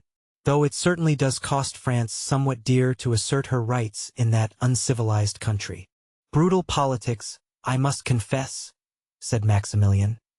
But don't attach any serious importance, dear, to what your father said. My father was not a bit behind yours in that sort of talk. Why, said he, does not the emperor, who has devised so many clever and efficient modes of improving the art of war, organize a regiment of lawyers, judges and legal practitioners, sending them in the hottest fire the enemy could maintain, and using them to save better men? You see, my dear, that for picturesque expression and generosity of spirit, there is not much to choose between the language of either party. But what did Danglars say to this outburst on the part of the procureur? Oh, he laughed, and in that singular manner so peculiar to himself, half malicious, half ferocious. He almost immediately got up and took his leave. Then, for the first time, I observed the agitation of my grandfather, and I must tell you, Maximilian, that I am the only person capable of discerning emotion in his paralyzed frame, and I suspected that the conversation that had been carried on in his presence, for they always say and do what they like before the dear old man, without the smallest regard for his feelings, had made a strong impression on his mind. For, naturally enough, it must have pained him to hear the emperor he so devotedly loved and served spoken of in that depreciating manner. The name of Noirtier, interposed Maximilian, is celebrated throughout Europe. He was a statesman of high standing, and you may or may not know, Valentine, that he took a leading part in every Bonapartist conspiracy set on foot during the restoration of the Bourbons.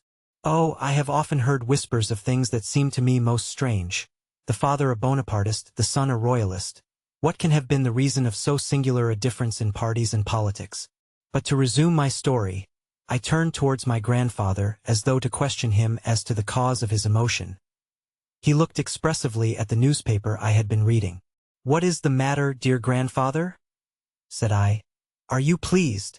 He gave me a sign in the affirmative. With what my father said just now?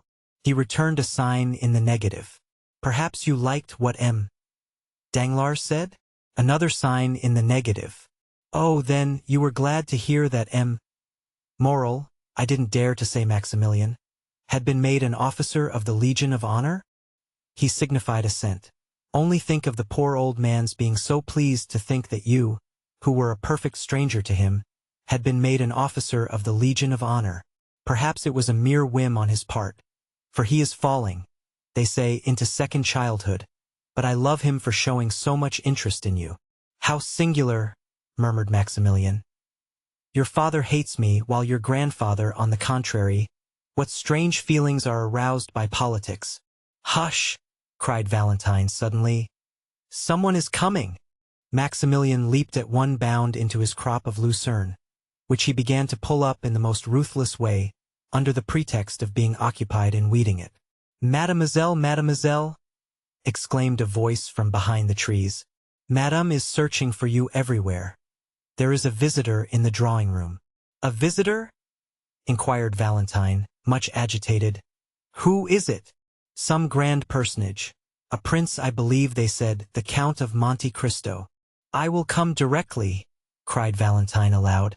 The name of Monte Cristo sent an electric shock through the young man on the other side of the iron gate, to whom Valentine's "I am coming" was the customary signal of farewell. "Now then," said Maximilian, leaning on the handle of his spade, "I would give a good deal to know how it comes about that the Count of Monte Cristo is acquainted with M. de Villefort." The Count of Monte Cristo. Chapter 52. Toxicology. It was really the Count of Monte Cristo who had just arrived at Madame de Villefort's for the purpose of returning the procureur's visit, and at his name, as may be easily imagined, the whole house was in confusion.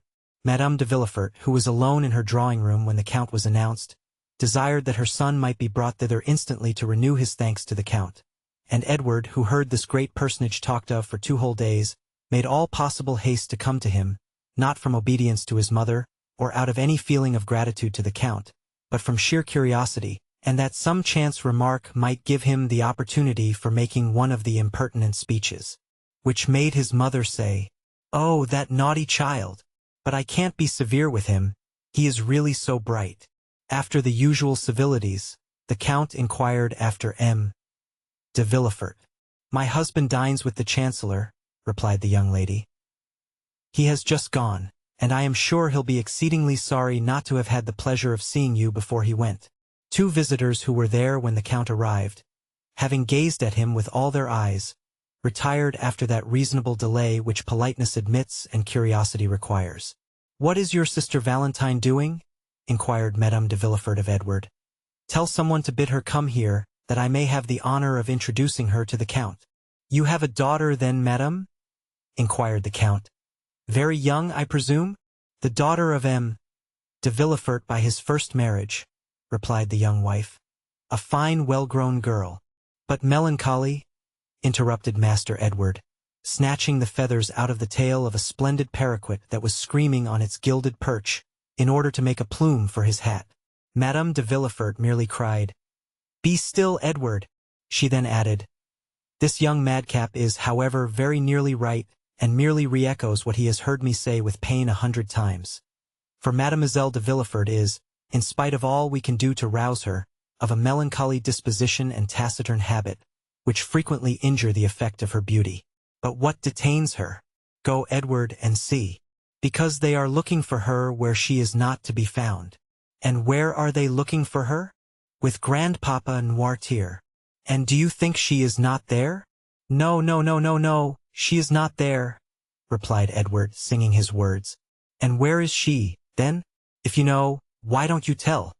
"She is under the big chestnut tree," replied the spoiled brat as he gave, in spite of his mother's commands, live flies to the parrot, which seemed keenly to relish such fare.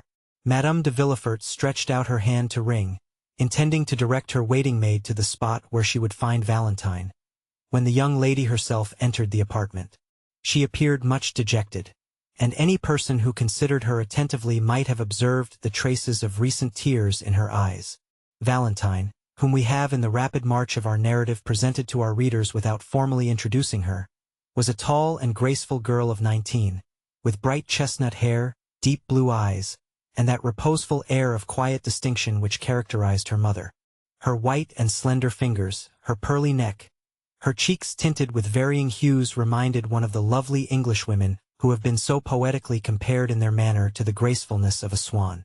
She entered the apartment, and seeing near her stepmother the stranger of whom she had already heard so much, saluted him without any girlish awkwardness, or even lowering her eyes, and with an elegance that redoubled the Count's attention. He rose to return the salutation. "Mademoiselle de Villefort, my stepdaughter," said Madame de Villefort to Monte Cristo, leaning back on her sofa and motioning towards Valentine with her hand. "And M. de Monte Cristo, King of China, Emperor of Cochin China," said the young imp, looking slyly towards his sister. Madame de Villefort at this really did turn pale, and was very nearly angry with this household plague, who answered to the name of Edward.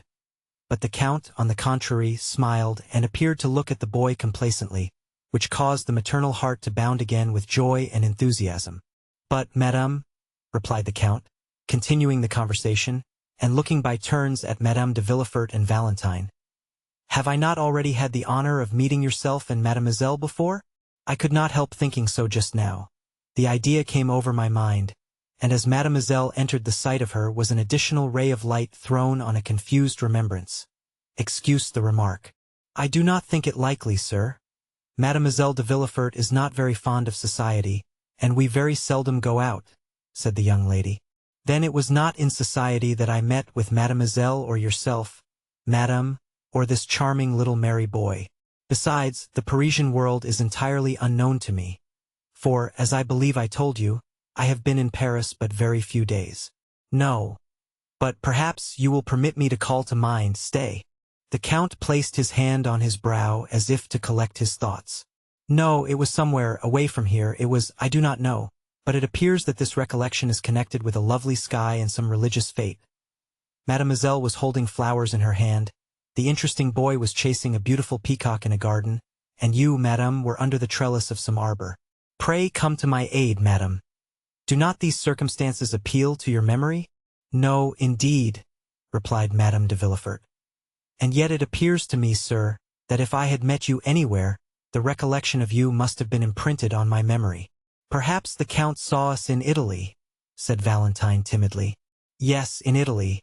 It was in Italy most probably," replied Monte Cristo. "You have traveled then in Italy, mademoiselle?" "Yes, madame, and I were there 2 years ago. The doctors, anxious for my lungs, had prescribed the air of Naples. We went by Bologna, Perugia, and Rome." "Ah, yes, true, mademoiselle," exclaimed Monte Cristo, as if this simple explanation was sufficient to revive the recollection he sought. "It was at Perugia on Corpus Christi Day, in the garden of the Hôtel de Postes, when chance brought us together. You, Madame de Villefort, and her son. I now remember having had the honor of meeting you." "I perfectly well remember Perugia, sir, and the Hôtel de Postes and the festival of which you speak," said Madame de Villefort. "But in vain do I tax my memory, of whose treachery I am ashamed, for I really do not recall to mind that I ever had the pleasure of seeing you before." "It is strange, but neither do I recollect meeting with you," observed Valentine, raising her beautiful eyes to the Count. "But I remember it perfectly," interposed the darling Edward. "I will assist your memory, madame," continued the Count. "The day had been burning hot. You were waiting for horses, which were delayed in consequence of the festival. Mademoiselle was walking in the shade of the garden, and your son disappeared in pursuit of the peacock. And I caught it, mamma. Don't you remember?" interposed Edward. "And I pulled 3 such beautiful feathers out of his tail. You, madame, remained under the arbor. Do you not remember that while you were seated on a stone bench, and while, as I told you, Mademoiselle de Villefort and your young son were absent, you conversed for a considerable time with somebody?" "Yes, in truth, yes," answered the young lady, turning very red. "I do remember conversing with a person wrapped in a long woolen mantle. He was a medical man, I think." "Precisely so, madame, this man was myself. For a fortnight I had been at that hotel, during which period I had cured my valet de chambre of a fever, and my landlord of the jaundice, so that I really acquired a reputation as a skillful physician. We discoursed a long time, madame, on different subjects, of Perugino, of Raphael, of manners, customs, of the famous Aqua Tofana, of which they had told you. I think you said that certain individuals in Perugia had preserved the secret." "Yes, true," replied Madame de Villefort, somewhat uneasily. "I remember now. I do not recollect now all the various subjects of which we discoursed, madame," continued the Count with perfect calmness. "But I perfectly remember that, falling into the error which others had entertained respecting me, you consulted me as to the health of Mademoiselle de Villefort." "Yes, really, sir, you were in fact a medical man," said Madame de Villefort. "Since you had cured the sick, Molière or Beaumarchais would reply to you, madame, that it was precisely because I was not, that I had cured my patients. For myself, I am content to say to you that I have studied chemistry and the natural sciences somewhat deeply, but still only as an amateur, you understand." At this moment the clock struck 6. "It is 6 o'clock," said Madame de Villefort, evidently agitated. "Valentine, will you not go and see if your grandpapa will have his dinner?" Valentine rose, and saluting the Count, left the apartment without speaking. "Oh, madame," said the Count, when Valentine had left the room, "was it on my account that you sent Mademoiselle de Villefort away?" By no means, replied the young lady quickly. But this is the hour when we usually give Noirtier the unwelcome meal that sustains his pitiful existence. You are aware, sir, of the deplorable condition of my husband's father. Yes, Madame de Villefort spoke of it to me. A paralysis, I think. Alas, yes. The poor old gentleman is entirely helpless. The mind alone is still active in this human machine, and that is faint and flickering, like the light of a lamp about to expire. But excuse me, sir, for talking of our domestic misfortunes. I interrupted you at the moment when you were telling me that you were a skillful chemist. No, madam, I did not say as much as that, replied the Count with a smile. Quite the contrary. I have studied chemistry because, having determined to live in Eastern climates, I have been desirous of following the example of King Mithridates. Mithridates Rex Ponticus? Said the young scamp, as he tore some beautiful portraits out of a splendid album. The individual who took cream in his cup of poison every morning at breakfast. Edward, you naughty boy! Exclaimed Madame de Villefort, snatching the mutilated book from the urchin's grasp. You are positively past bearing. You really disturb the conversation. Go, leave us, and join your sister Valentine in dear Grandpapa Noirtier's room. The album, said Edward sulkily. What do you mean? The album. I want the album. How dare you tear out the drawings? Oh, it amuses me. Go at once. I won't go unless you give me the album, said the boy, seating himself doggedly in an armchair, according to his habit of never giving way. Take it then, and pray disturb us no longer, said Madame de Villefort, giving the album to Edward, who then went towards the door, led by his mother. The Count followed her with his eyes. Let us see if she shuts the door after him, he muttered. Madame de Villefort closed the door carefully after the child, the Count appearing not to notice her.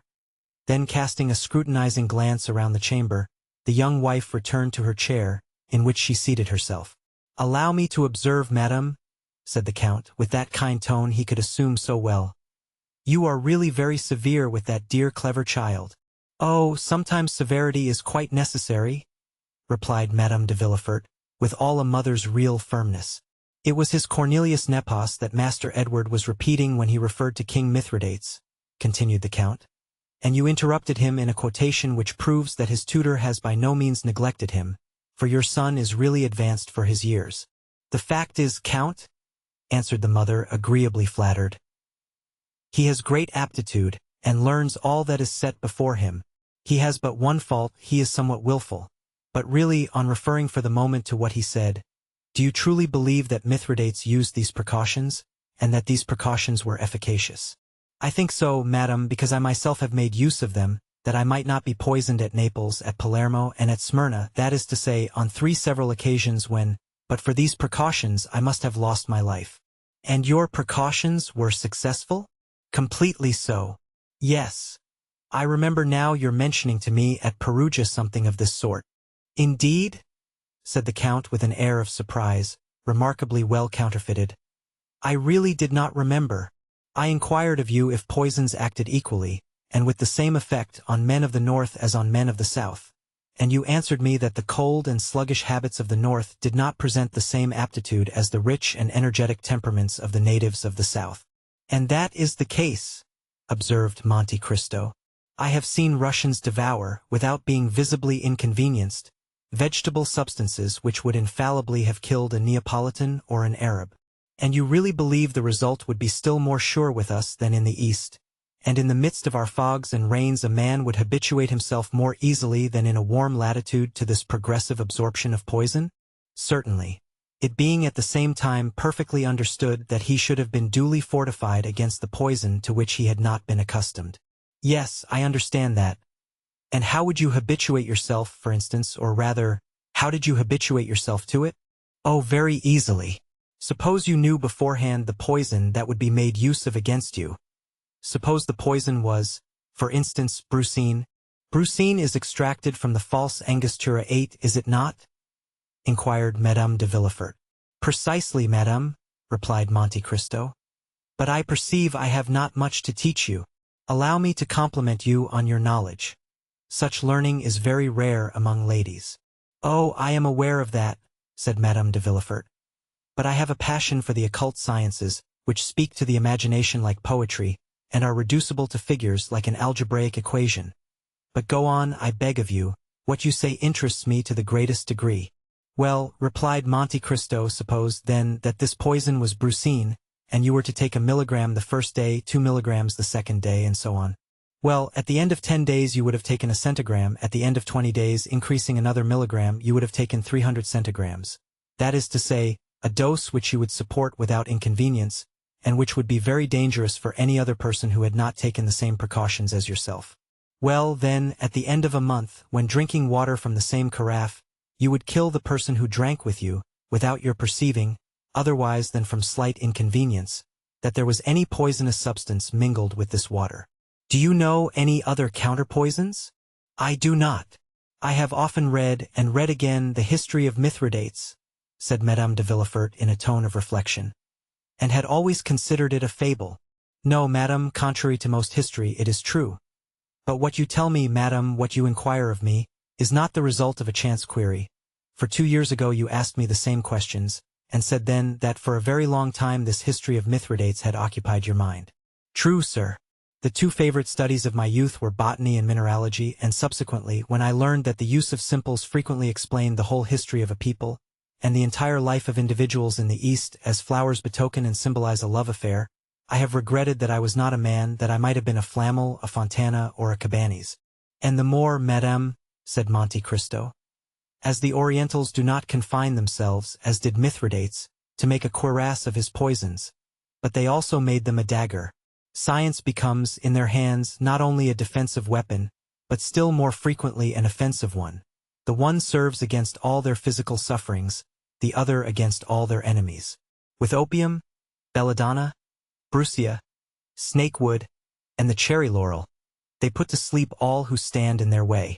There is not one of those women, Egyptian, Turkish, or Greek, whom here you call good women, who do not know how, by means of chemistry, to stupefy a doctor, and in psychology to amaze a confessor." "Really?" said Madame de Villefort, whose eyes sparkled with strange fire at this conversation.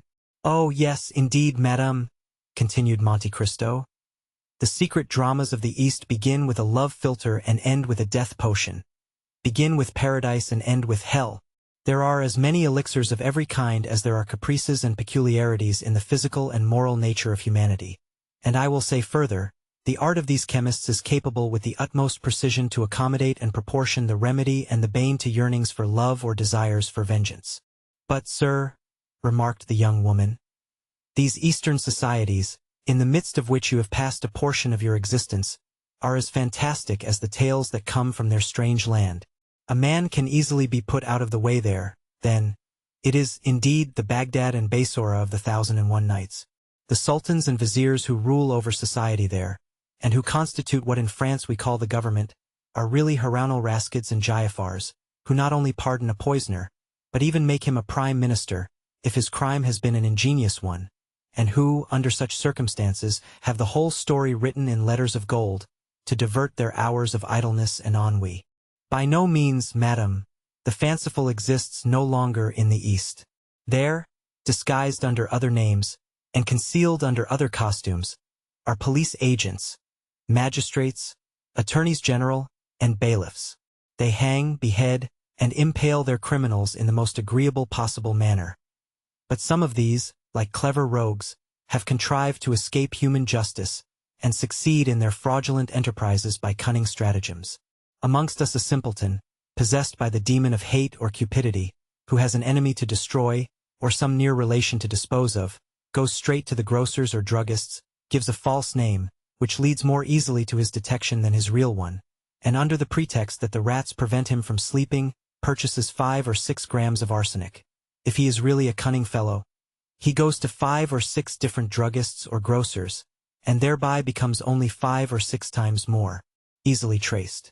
Then, when he has acquired his specific, he administers duly to his enemy, or near kinsman, a dose of arsenic which would make a mammoth or mastodon burst, and which, without rhyme or reason, makes his victim utter groans which alarm the entire neighborhood. Then arrive a crowd of policemen and constables. They fetch a doctor, who opens the dead body, and collects from the entrails and stomach a quantity of arsenic in a spoon. Next day 100 newspapers relate the fact, with the names of the victim and the murderer. The same evening the grocer or grocers, druggist or druggists, come and say, "It was I who sold the arsenic to the gentleman."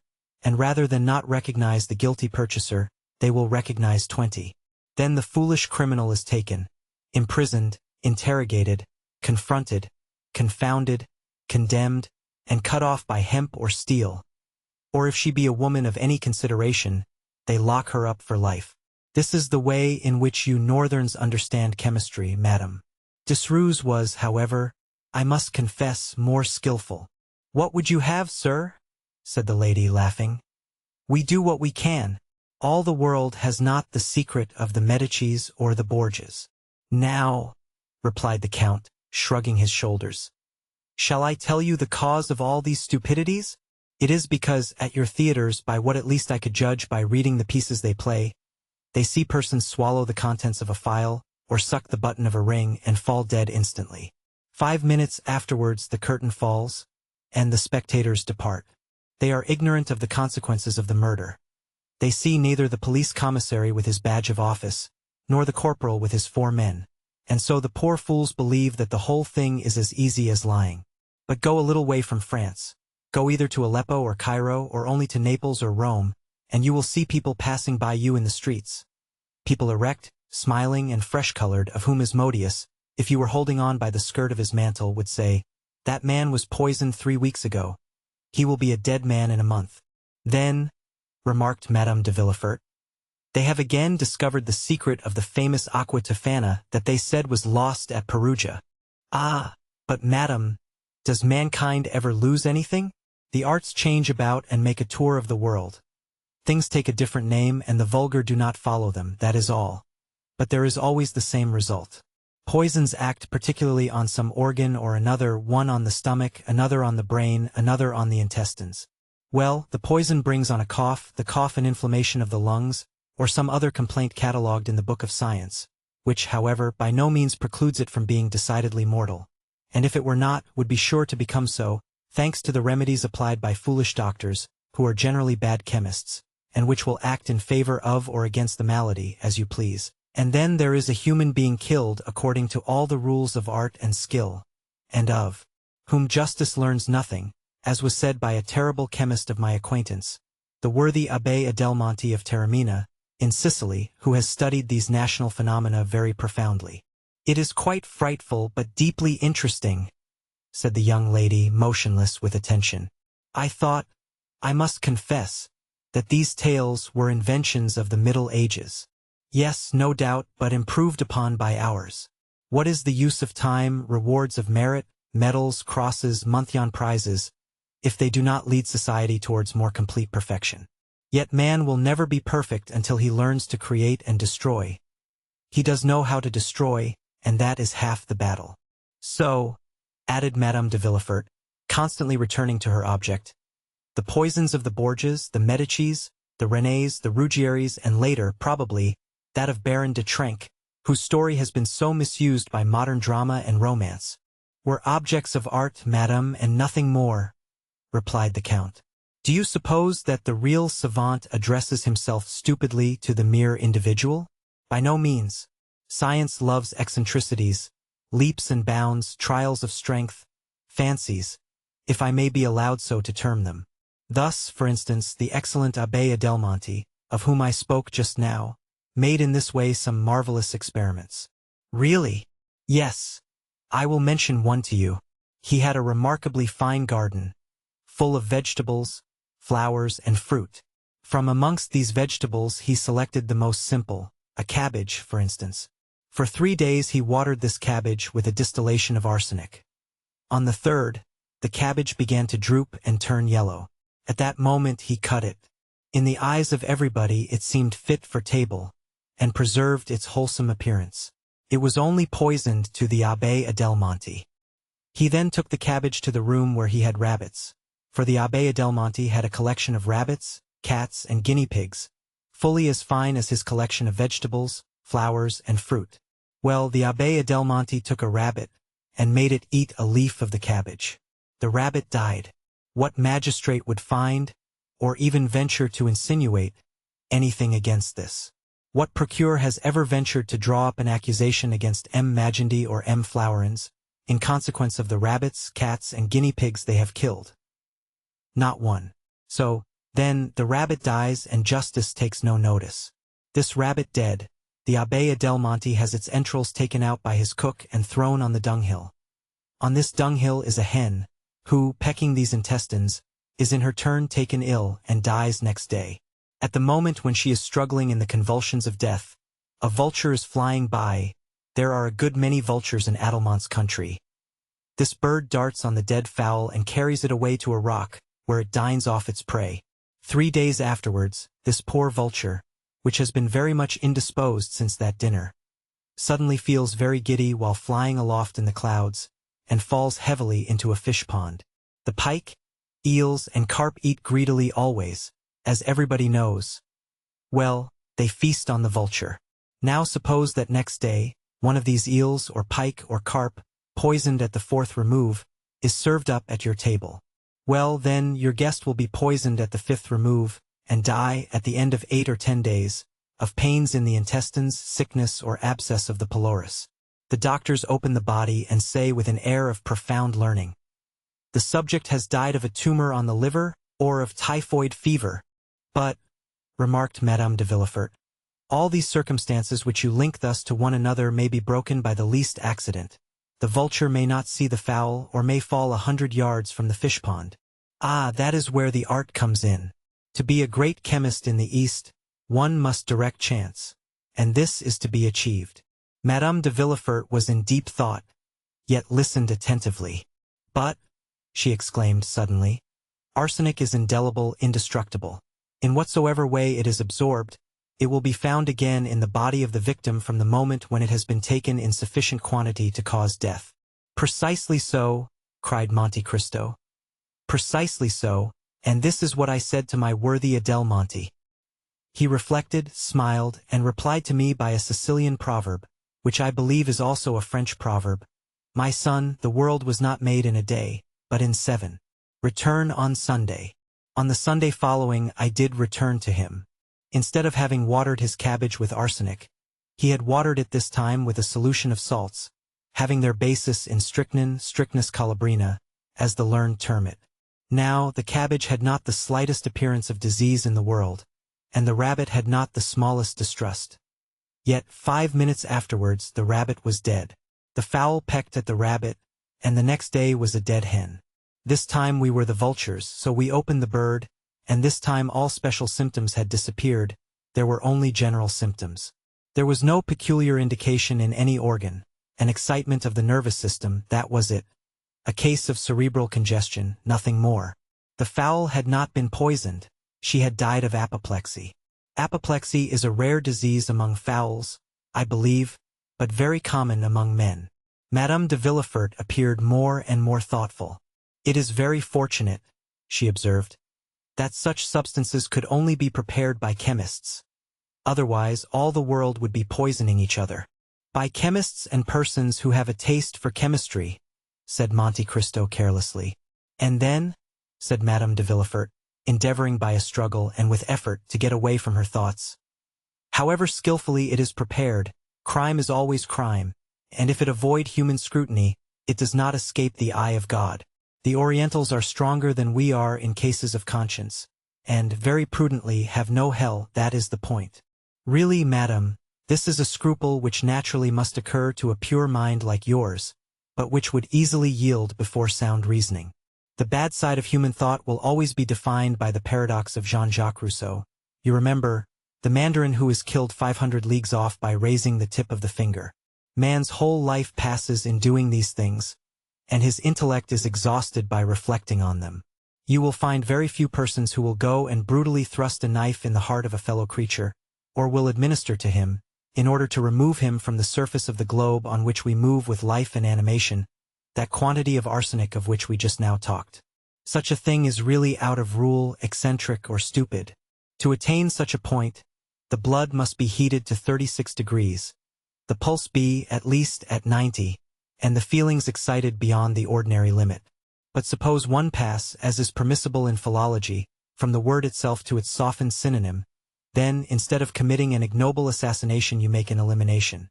You merely and simply remove from your path the individual who is in your way, and that without shock or violence, without the display of the sufferings which, in the case of becoming a punishment, make a martyr of the victim and a butcher, in every sense of the word, of him who inflicts them. Then there will be no blood, no groans, no convulsions, and above all, no consciousness of that horrid and compromising moment of accomplishing the act. Then one escapes the clutch of the human law which says, "Do not disturb society." This is the mode in which they manage these things, and succeed in Eastern climes, where there are grave and phlegmatic persons who care very little for the questions of time in conjunctures of importance. "Yet conscience remains," remarked Madame de Villefort in an agitated voice, and with a stifled sigh. "Yes," answered Monte Cristo happily, "yes, conscience does remain. And if it did not, how wretched we should be. After every action requiring exertion, it is conscience that saves us, for it supplies us with 1,000 good excuses, of which we alone are judges. And these reasons, howsoever excellent in producing sleep, would avail us but very little before a tribunal, when we were tried for our lives. Thus Richard III, for instance, was marvelously served by his conscience after the putting away of the 2 children of Edward IV. In fact, he could say, "These 2 children of a cruel and persecuting king, who have inherited the vices of their father, which I alone could perceive in their juvenile propensities. These 2 children are impediments in my way of promoting the happiness of the English people, whose unhappiness they, the children, would infallibly have caused." Thus was Lady Macbeth served by her conscience, when she sought to give her son, and not her husband, whatever Shakespeare may say, a throne. Ah, maternal love is a great virtue, a powerful motive, so powerful that it excuses a multitude of things, even if, after Duncan's death, Lady Macbeth had been at all pricked by her conscience. Madame de Villefort listened with avidity to these appalling maxims and horrible paradoxes, delivered by the Count with that ironical simplicity which was peculiar to him. After a moment's silence, the lady inquired, "Do you know, my dear Count," she said, "that you are a very terrible reasoner, and that you look at the world through a somewhat distempered medium? Have you really measured the world by scrutinies, or through alembics and crucibles? For you must indeed be a great chemist. And the elixir you administered to my son, which recalled him to life almost instantaneously. Oh, do not place any reliance on that, madam. 1 drop of that elixir sufficed to recall life to a dying child, but 3 drops would have impelled the blood into his lungs in such a way as to have produced most violent palpitations. 6 would have suspended his respiration, and caused syncope more serious than that in which he was. 10 would have destroyed him. You know, madam, how suddenly I snatched him from those phials which he so imprudently touched. Is it then so terrible a poison? Oh no! In the first place, let us agree that the word poison does not exist, because in medicine use is made of the most violent poisons, which become, according as they are employed, most salutary remedies. What, then, is it? A skillful preparation of my friends, the worthy Abbé Adelmonte, who taught me the use of it. Oh, observed Madame de Villefort, it must be an admirable antispasmodic. Perfect, madame, as you have seen, replied the Count. And I frequently make use of it, with all possible prudence, though, be it observed. He added with a smile of intelligence. Most assuredly, responded Madame de Villefort in the same tone. As for me, so nervous and so subject to fainting fits, I should require a Dr. Adelmonte to invent for me some means of breathing freely and tranquilizing my mind, in the fear I have of dying some fine day of suffocation. In the meanwhile, as the thing is difficult to find in France, and your abbé is not probably disposed to make a journey to Paris on my account, I must continue to use Monsieur Planche's antispasmodics, and mint and Hoffman's drops are among my favorite remedies. Here are some lozenges which I have made up on purpose. They are compounded doubly strong. Monte Cristo opened the tortoise-shell box, which the lady presented to him, and inhaled the odor of the lozenges with the air of an amateur who thoroughly appreciated their composition. They are indeed exquisite, he said, but as they are necessarily submitted to the process of deglutition, a function which it is frequently impossible for a fainting person to accomplish, I prefer my own specific. Undoubtedly, and so should I prefer it, after the effects I have seen produced. But of course it is a secret, and I am not so indiscreet as to ask it of you. But I, said Monte Cristo, rising as he spoke, I am gallant enough to offer it you. How kind you are! Only remember one thing. A small dose is a remedy, a large one is poison. 1 drop will restore life, as you have seen. 5 or 6 will inevitably kill, and in a way the more terrible inasmuch as, poured into a glass of wine, it would not in the slightest degree affect its flavor. But I say no more, madam. It is really as if I were prescribing for you. The clock struck 6:30, and a lady was announced, a friend of Madame de Villefort, who came to dine with her. If I had had the honor of seeing you for the 3rd or 4th time, Count, instead of only for the 2nd, said Madame de Villefort. If I had had the honor of being your friend, instead of only having the happiness of being under an obligation to you, I should insist on detaining you to dinner, and not allow myself to be daunted by a first refusal. 1,000 thanks, madame, replied Monte Cristo, but I have an engagement which I cannot break. I have promised to escort to the Academy a Greek princess of my acquaintance who has never seen your grand opera, and who relies on me to conduct her thither. Adieu, then, sir, and do not forget the prescription. Ah, in truth, madam, to do that I must forget the hour's conversation I have had with you, which is indeed impossible. Monte Cristo bowed, and left the house. Madame de Villefort remained immersed in thought. He is a very strange man, she said, and in my opinion is himself the Adelmonte he talks about. As to Monte Cristo, the result had surpassed his utmost expectations. Good, said he as he went away. This is a fruitful soil, and I feel certain that the seed sown will not be cast on barren ground. Next morning, faithful to his promise, he sent the prescription requested. The Count of Monte Cristo. Chapter 53. Robert le Diable. The pretext of an opera engagement was so much the more feasible, as there chanced to be on that very night a more than ordinary attraction at the Académie Royale. Levasseur, who had been suffering under severe illness, made his reappearance in the character of Bertram, and, as usual, the announcement of the most admired production of the favorite composer of the day had attracted a brilliant and fashionable audience. Morcerf, like most other young men of rank and fortune, had his orchestra stall, with the certainty of always finding a seat in at least a dozen of the principal boxes occupied by persons of his acquaintance. He had, moreover, his right of entry into the omnibus box.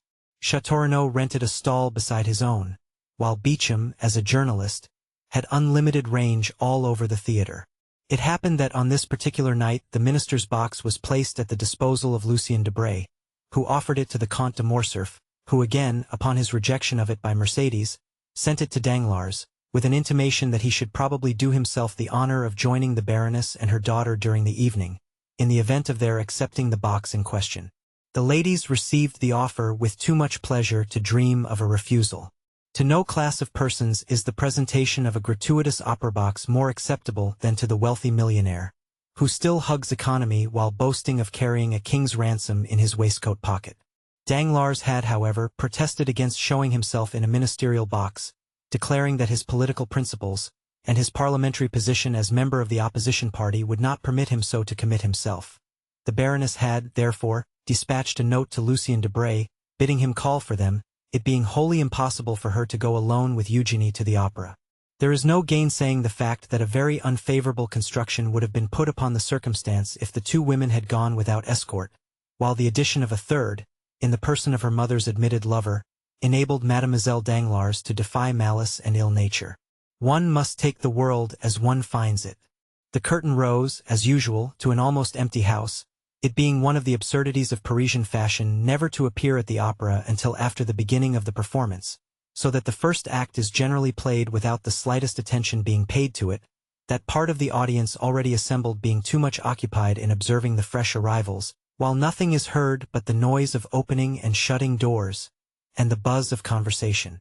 "Surely," said Albert, as the door of a box on the first circle opened, "that must be the Countess G." "And who is the Countess G?" inquired Châteaurenaud. "What a question! Now, do you know, Baron, I have a great mind to pick a quarrel with you for asking it, as if all the world did not know who the Countess G was." "Ah, to be sure," replied Châteaurenaud. The lovely Venetian, is it not? Herself.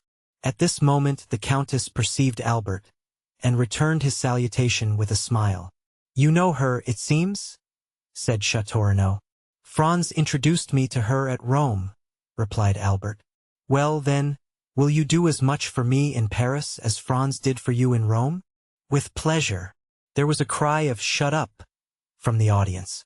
This manifestation on the part of the spectators of their wish to be allowed to hear the music produced not the slightest effect on the two young men, who continued their conversation. The Countess was present at the races in the Champ de Mars, said Châteaurenaud. Today? Yes. Bless me, I quite forgot the races. Did you bet?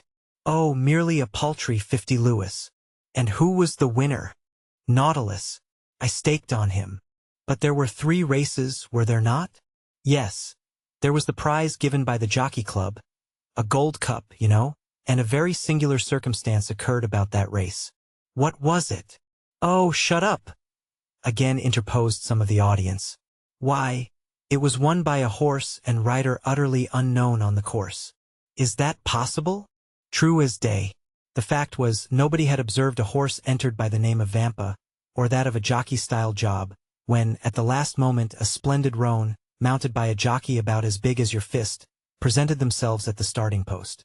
They were obliged to stuff at least 20 pounds weight of shot in the small rider's pockets, to make him wait. But with all that he outstripped Ariel and Barbare, against whom he ran, by at least 3 whole lengths. And was it not found out at last to whom the horse and jockey belonged? No. You say that the horse was entered under the name of Vampa? Exactly. That was the title. Then, answered Albert, I am better informed than you are, and know who the owner of that horse was. Shut up there! Cried the pit in chorus. And this time the tone and manner in which the command was given betokened such growing hostility that the two young men perceived, for the first time, that the mandate was addressed to them. Leisurely turning round, they calmly scrutinized the various countenances around them, as though demanding some one person who would take upon himself the responsibility of what they deemed excessive impertinence. But as no one responded to the challenge, the friends turned again to the front of the theater, and affected to busy themselves with the stage. At this moment the door of the minister's box opened, and Madame Danglars, accompanied by her daughter, entered, escorted by Lucien Debray, who assiduously conducted them to their seats. Ha, ha, said Châteaurenaud. Here come some friends of yours, Viscount. What are you looking at there? Don't you see they are trying to catch your eye? Albert turned round, just in time to receive a gracious wave of the fan from the Baroness. As for Mademoiselle Eugénie, she scarcely vouchsafed to waste the glances of her large black eyes even upon the business of the stage. I tell you what, my dear fellow, said Châteaurenaud, I cannot imagine what objection you can possibly have to Mademoiselle Danglars, that is, setting aside her want of ancestry and somewhat inferior rank, which by the way I don't think you care very much about. Now, barring all that, I mean to say she is a deuced fine girl. Handsome, certainly, replied Albert, but not to my taste, which I confess, inclines to something softer, gentler, and more feminine. Ah, well, exclaimed Châteaurenaud, who because he had seen his 30th summer fancied himself duly warranted in assuming a sort of paternal air with his more youthful friend. You young people are never satisfied. Why, what would you have more? Your parents have chosen you a bride built on the model of Diana, the huntress, and yet you are not content.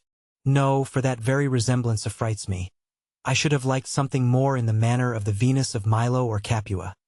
But this chase-loving Diana, continually surrounded by her nymphs, gives me a sort of alarm lest she should some day bring on me the fate of Actaeon.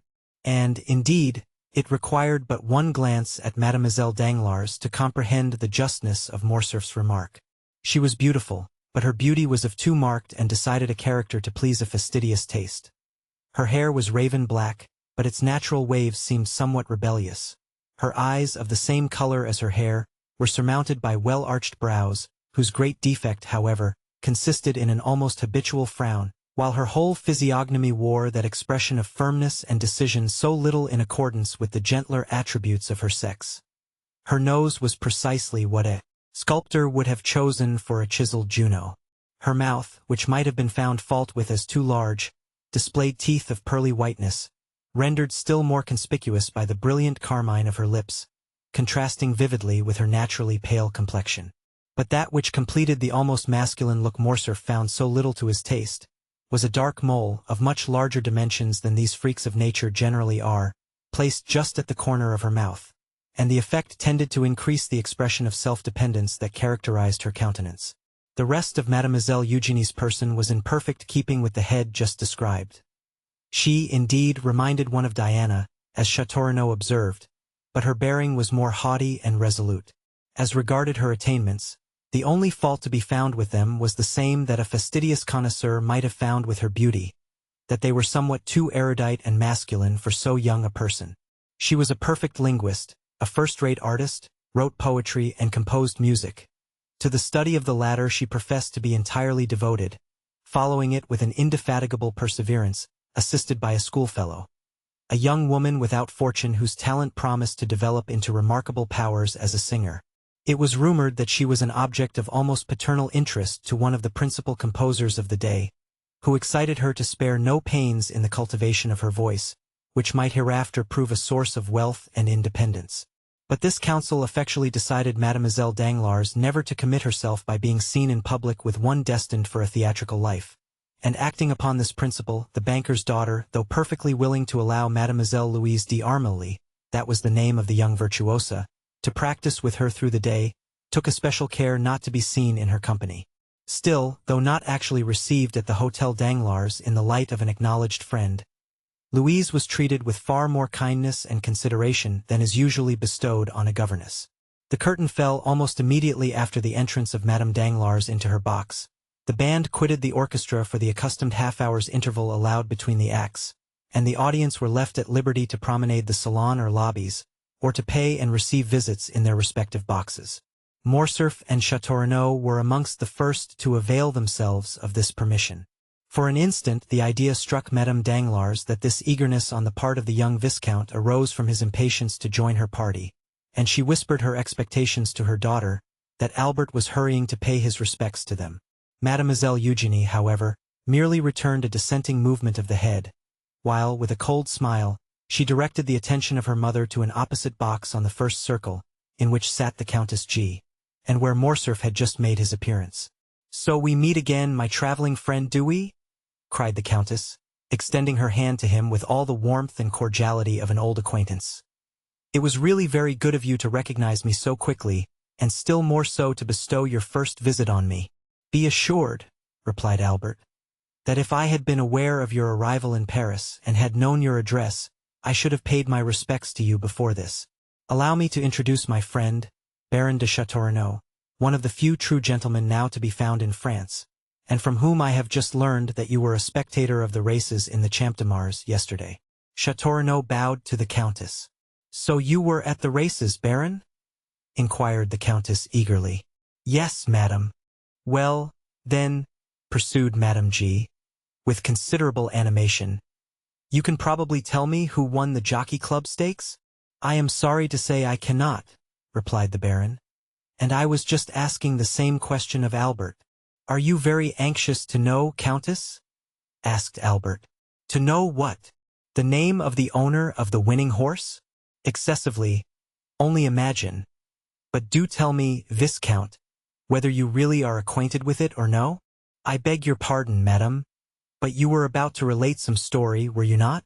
You said, 'Only imagine,' and then paused. Pray continue." "Well then, listen.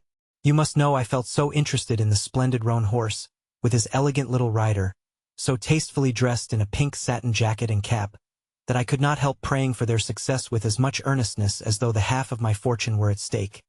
And when I saw them outstrip all the others, and come to the winning post in such gallant style, I actually clapped my hands with joy.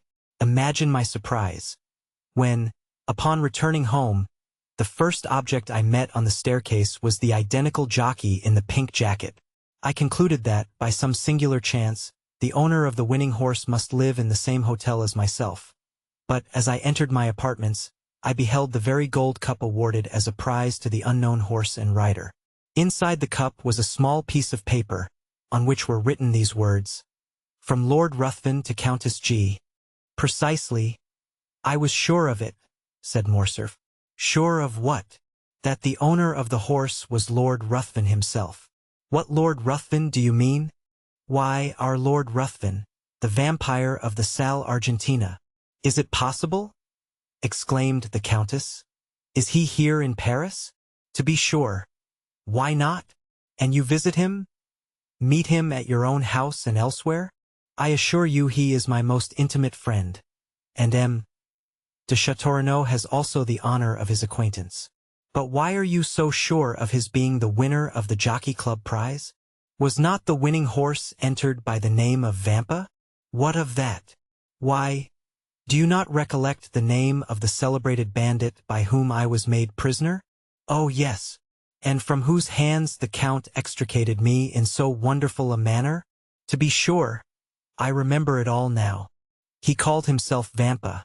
You see, it's evident where the Count got the name. But what could have been his motive for sending the cup to me? In the first place, because I had spoken much of you to him, as you may believe, and in the second, because he delighted to see a countrywoman take so lively an interest in his success. I trust and hope you never repeated to the Count all the foolish remarks we used to make about him? I should not like to affirm upon oath that I have not. Besides, his presenting you the cup under the name of Lord Ruthven. Oh, but that is dreadful. Why, the man must owe me a fearful grudge. Does his action appear like that of an enemy? No, certainly not. Well, then, and so he is in Paris? Yes. And what effect does he produce? Why, said Albert, he was talked about for a week. Then the coronation of the Queen of England took place, followed by the theft of Mademoiselle Mars's diamonds, and so people talked of something else. My good fellow, said Chateaurenaud, the Count is your friend and you treat him accordingly. Do not believe what Albert is telling you, Countess. So far from the sensation excited in the Parisian circles by the appearance of the Count of Monte Cristo having abetted, I take upon myself to declare that it is as strong as ever. His first astounding act upon coming amongst us was to present a pair of horses, worth 32,000 francs, to Madame Danglars. His second, the almost miraculous preservation of Madame de Villefort's life. Now it seems that he has carried off the prize awarded by the Jockey Club. I therefore maintain, in spite of Morcerf, that not only is the Count the object of interest at this present moment, but also that he will continue to be so for a month longer if he pleases to exhibit an eccentricity of conduct which, after all, may be his ordinary mode of existence. Perhaps you are right, said Morcerf. Meanwhile, who is in the Russian ambassador's box? Which box do you mean? Asked the Countess. The one between the pillars on the first tier. It seems to have been fitted up entirely afresh. Did you observe anyone during the first act? Asked Chateaurenaud. Where? In that box. No, replied the Countess. It was certainly empty during the first act. Then, resuming the subject of their previous conversation, she said, And so you really believe it was your mysterious Count of Monte Cristo that gained the prize? I am sure of it. And who afterwards sent the cup to me? Undoubtedly. But I don't know him, said the Countess. I have a great mind to return it. Do no such thing, I beg of you. He would only send you another, formed of a magnificent sapphire, or hollowed out of a gigantic ruby. It is his way, and you must take him as you find him. At this moment the bell rang to announce the drawing up of the curtain for the second act. Albert rose to return to his place. Shall I see you again? Asked the Countess. At the end of the next act, with your permission, I will come and inquire whether there is anything I can do for you in Paris. Pray take notice, said the Countess, that my present residence is 22 Rue de Rivoli, and that I am at home to my friends every Saturday evening. So now you are both forewarned. The young men bowed and quitted the box. Upon reaching their stalls, they found the whole of the audience in the parterre standing up and directing their gaze towards the box formerly possessed by the Russian ambassador. A man of from 35 to 40 years of age, dressed in deep black, had just entered, accompanied by a young woman dressed after the Eastern style. The lady was surpassingly beautiful, while the rich magnificence of her attire drew all eyes upon her. "Hullo," said Albert. "It is Monte Cristo and his Greek." The strangers were, indeed, no other than the Count and Haydée. In a few moments the young girl had attracted the attention of the whole house, and even the occupants of the boxes leaned forward to scrutinize her magnificent diamonds. The second act passed away during one continued buzz of voices, one deep whisper, intimating that some great and universally interesting event had occurred. All eyes, all thoughts, were occupied with the young and beautiful woman, whose gorgeous apparel and splendid jewels made a most extraordinary spectacle. Upon this occasion an unmistakable sign from Madame Danglars intimated her desire to see Albert in her box directly the curtain fell on the second act, and neither the politeness nor good taste of Morcerf would permit his neglecting an invitation so unequivocally given. At the close of the act he therefore went to the Baroness. Having bowed to the two ladies, he extended his hand to Debray. By the Baroness he was most graciously welcomed, while Eugenie received him with her accustomed coldness. "My dear fellow," said Debray, "you have come in the nick of time. There is Madame overwhelming me with questions respecting the Count. She insists upon it that I can tell her his birth, education, and parentage, where he came from, and whither he is going. Being no disciple of Cagliostro, I was wholly unable to do this. So, by way of getting out of the scrape, I said, 'Ask Morcerf. He has got the whole history of his beloved Monte Cristo at his fingers' ends.' Whereupon the Baroness signified her desire to see you. 'Is it not almost incredible,' said Madame Danglars, 'that a person having at least 500,000 of Secret Service money at his command should possess so little information?' 'Let me assure you, Madame,' said Lucien, 'that had I really the sum you mention at my disposal, I would employ it more profitably than in troubling myself to obtain particulars respecting the Count of Monte Cristo, whose only merit in my eyes consists in his being twice as rich as a nabob. However, I have turned the business over to Morcerf, so pray settle it with him as may be most agreeable to you. For my own part, I care nothing about the Count or his mysterious doings. I am very sure no nabob would have sent me a pair of horses worth 32,000 francs, wearing on their heads 4 diamonds valued at 5,000 francs each.' 'He seems to have a mania for diamonds,' said Morcerf, smiling. 'And I verily believe that, like Potemkin, he keeps his pockets filled, for the sake of strewing them along the road, as Tom Thumb did his flint stones.' 'Perhaps he has discovered some mine,' said Madame Danglars. 'I suppose you know he has an order for unlimited credit on the Baron's banking establishment?' 'I was not aware of it,' replied Albert, 'but I can readily believe it. And, further, that he stated to M. Danglars his intention of only staying a year in Paris, during which time he proposed to spend 6 millions.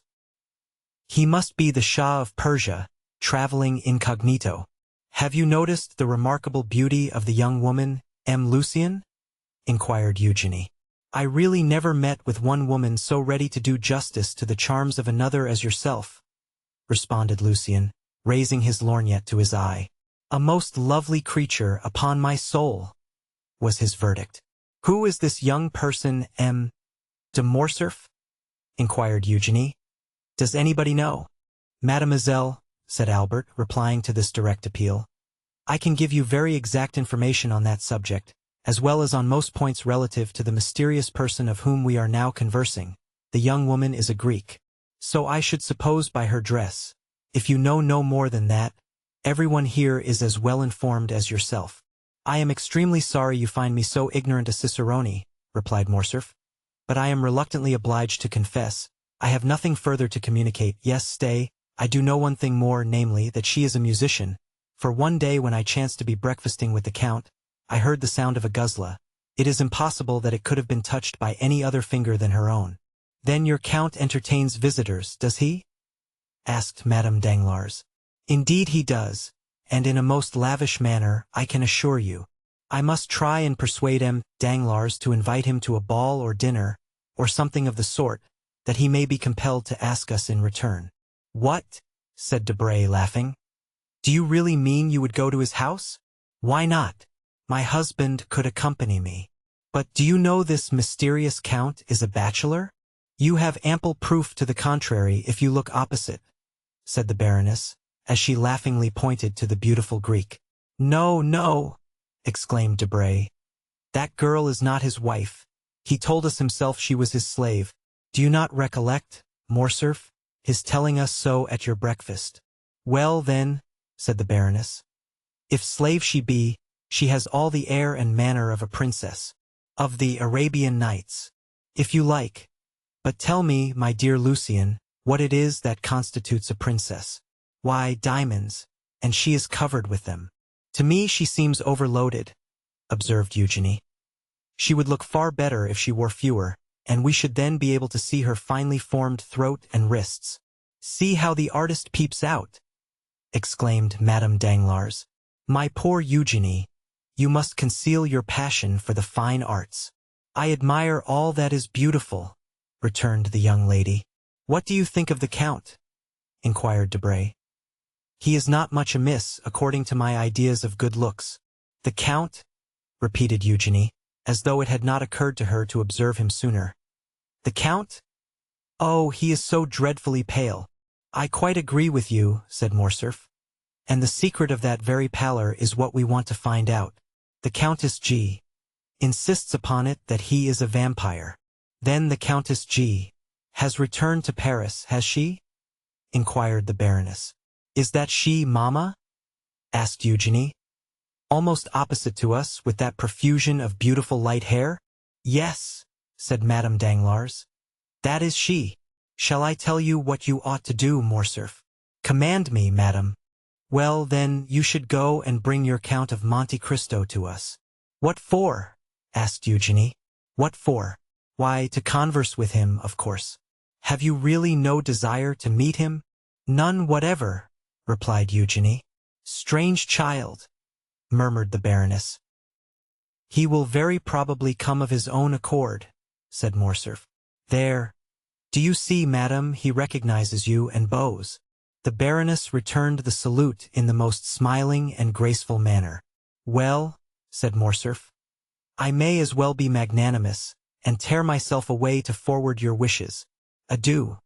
I will go and try if there are any means of speaking to him. Go straight to his box. That will be the simplest plan. But I have never been presented. Presented to whom? To the beautiful Greek. You say she is only a slave? While you assert that she is a queen or at least a princess. No. I hope that when he sees me leave you, he will come out. That is possible, go. I am going, said Albert as he made his parting bow. Just as he was passing the Count's box, the door opened, and Monte Cristo came forth. After giving some directions to Ali, who stood in the lobby, the Count took Albert's arm. Carefully closing the box door, Ali placed himself before it, while a crowd of spectators assembled round the Nubian. Upon my word, said Monte Cristo, Paris is a strange city, and the Parisians a very singular people. See that cluster of persons collected around poor Ali, who is as much astonished as themselves. Really one might suppose he was the only Nubian they had ever beheld. Now I can promise you that a Frenchman might show himself in public, either in Tunis, Constantinople, Baghdad, or Cairo, without being treated in that way. That shows that the Eastern nations have too much good sense to waste their time and attention on objects undeserving of either. However, as far as Ali is concerned, I can assure you, the interest he excites is merely from the circumstance of his being your attendant. You, who are at this moment the most celebrated and fashionable person in Paris. Really? And what has procured me so flattering a distinction? What? Why, yourself, to be sure. You give away horses worth 1,000 louis. You save the lives of ladies of high rank and beauty. Under the name of Major Black you run thoroughbreds ridden by tiny urchins not larger than marmots. Then, when you have carried off the golden trophy of victory, instead of setting any value on it, you give it to the first handsome woman you think of.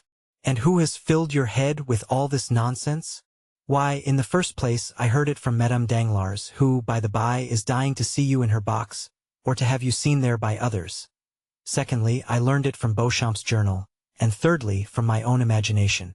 Why, if you sought concealment, did you call your horse Vampa? That was an oversight, certainly, replied the Count. But tell me, does the Count of Morcerf never visit the opera? I have been looking for him, but without success. He will be here tonight. In what part of the house? In the Baroness's box, I believe. That charming young woman with her is her daughter?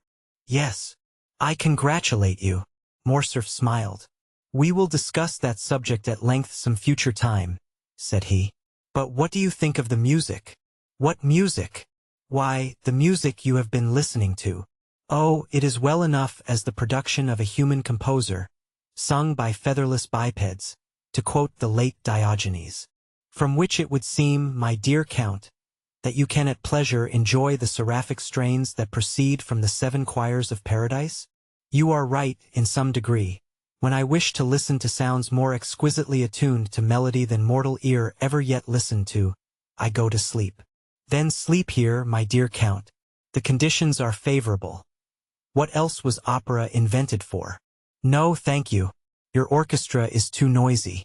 To sleep after the manner I speak of, absolute calm and silence are necessary, and then a certain preparation. I know, the famous hashish. Precisely. So, my dear Viscount, whenever you wish to be regaled with music, come and sup with me. I have already enjoyed that treat when breakfasting with you, said Morcerf. Do you mean at Rome? I do. Ah, then, I suppose you heard Hades' Guzla. The poor exile frequently beguiles a weary hour in playing over to me the airs of her native land. Morcerf did not pursue the subject, and Monte Cristo himself fell into a silent reverie. The bell rang at this moment for the rising of the curtain. You will excuse my leaving you, said the Count, turning in the direction of his box. What? Are you going? Pray, say everything that is kind to Countess G. on the part of her friend the vampire. And what message shall I convey to the Baroness? That, with her permission, I shall do myself the honor of paying my respects in the course of the evening. The 3rd act had begun, and during its progress the Count of Morcerf, according to his promise, made his appearance in the box of Madame Danglars. The Count of Morcerf was not a person to excite either interest or curiosity in a place of public amusement. His presence, therefore, was wholly unnoticed, save by the occupants of the box in which he had just seated himself. The quick eye of Monte Cristo, however, marked his coming, and a slight though meaning smile passed over his lips. Haydée, whose soul seemed centered in the business of the stage, like all unsophisticated natures, delighted in whatever addressed itself to the eye or ear. The 3rd act passed off as usual. Mademoiselle Noblet, Julia, and Leroux executed the customary pirouettes.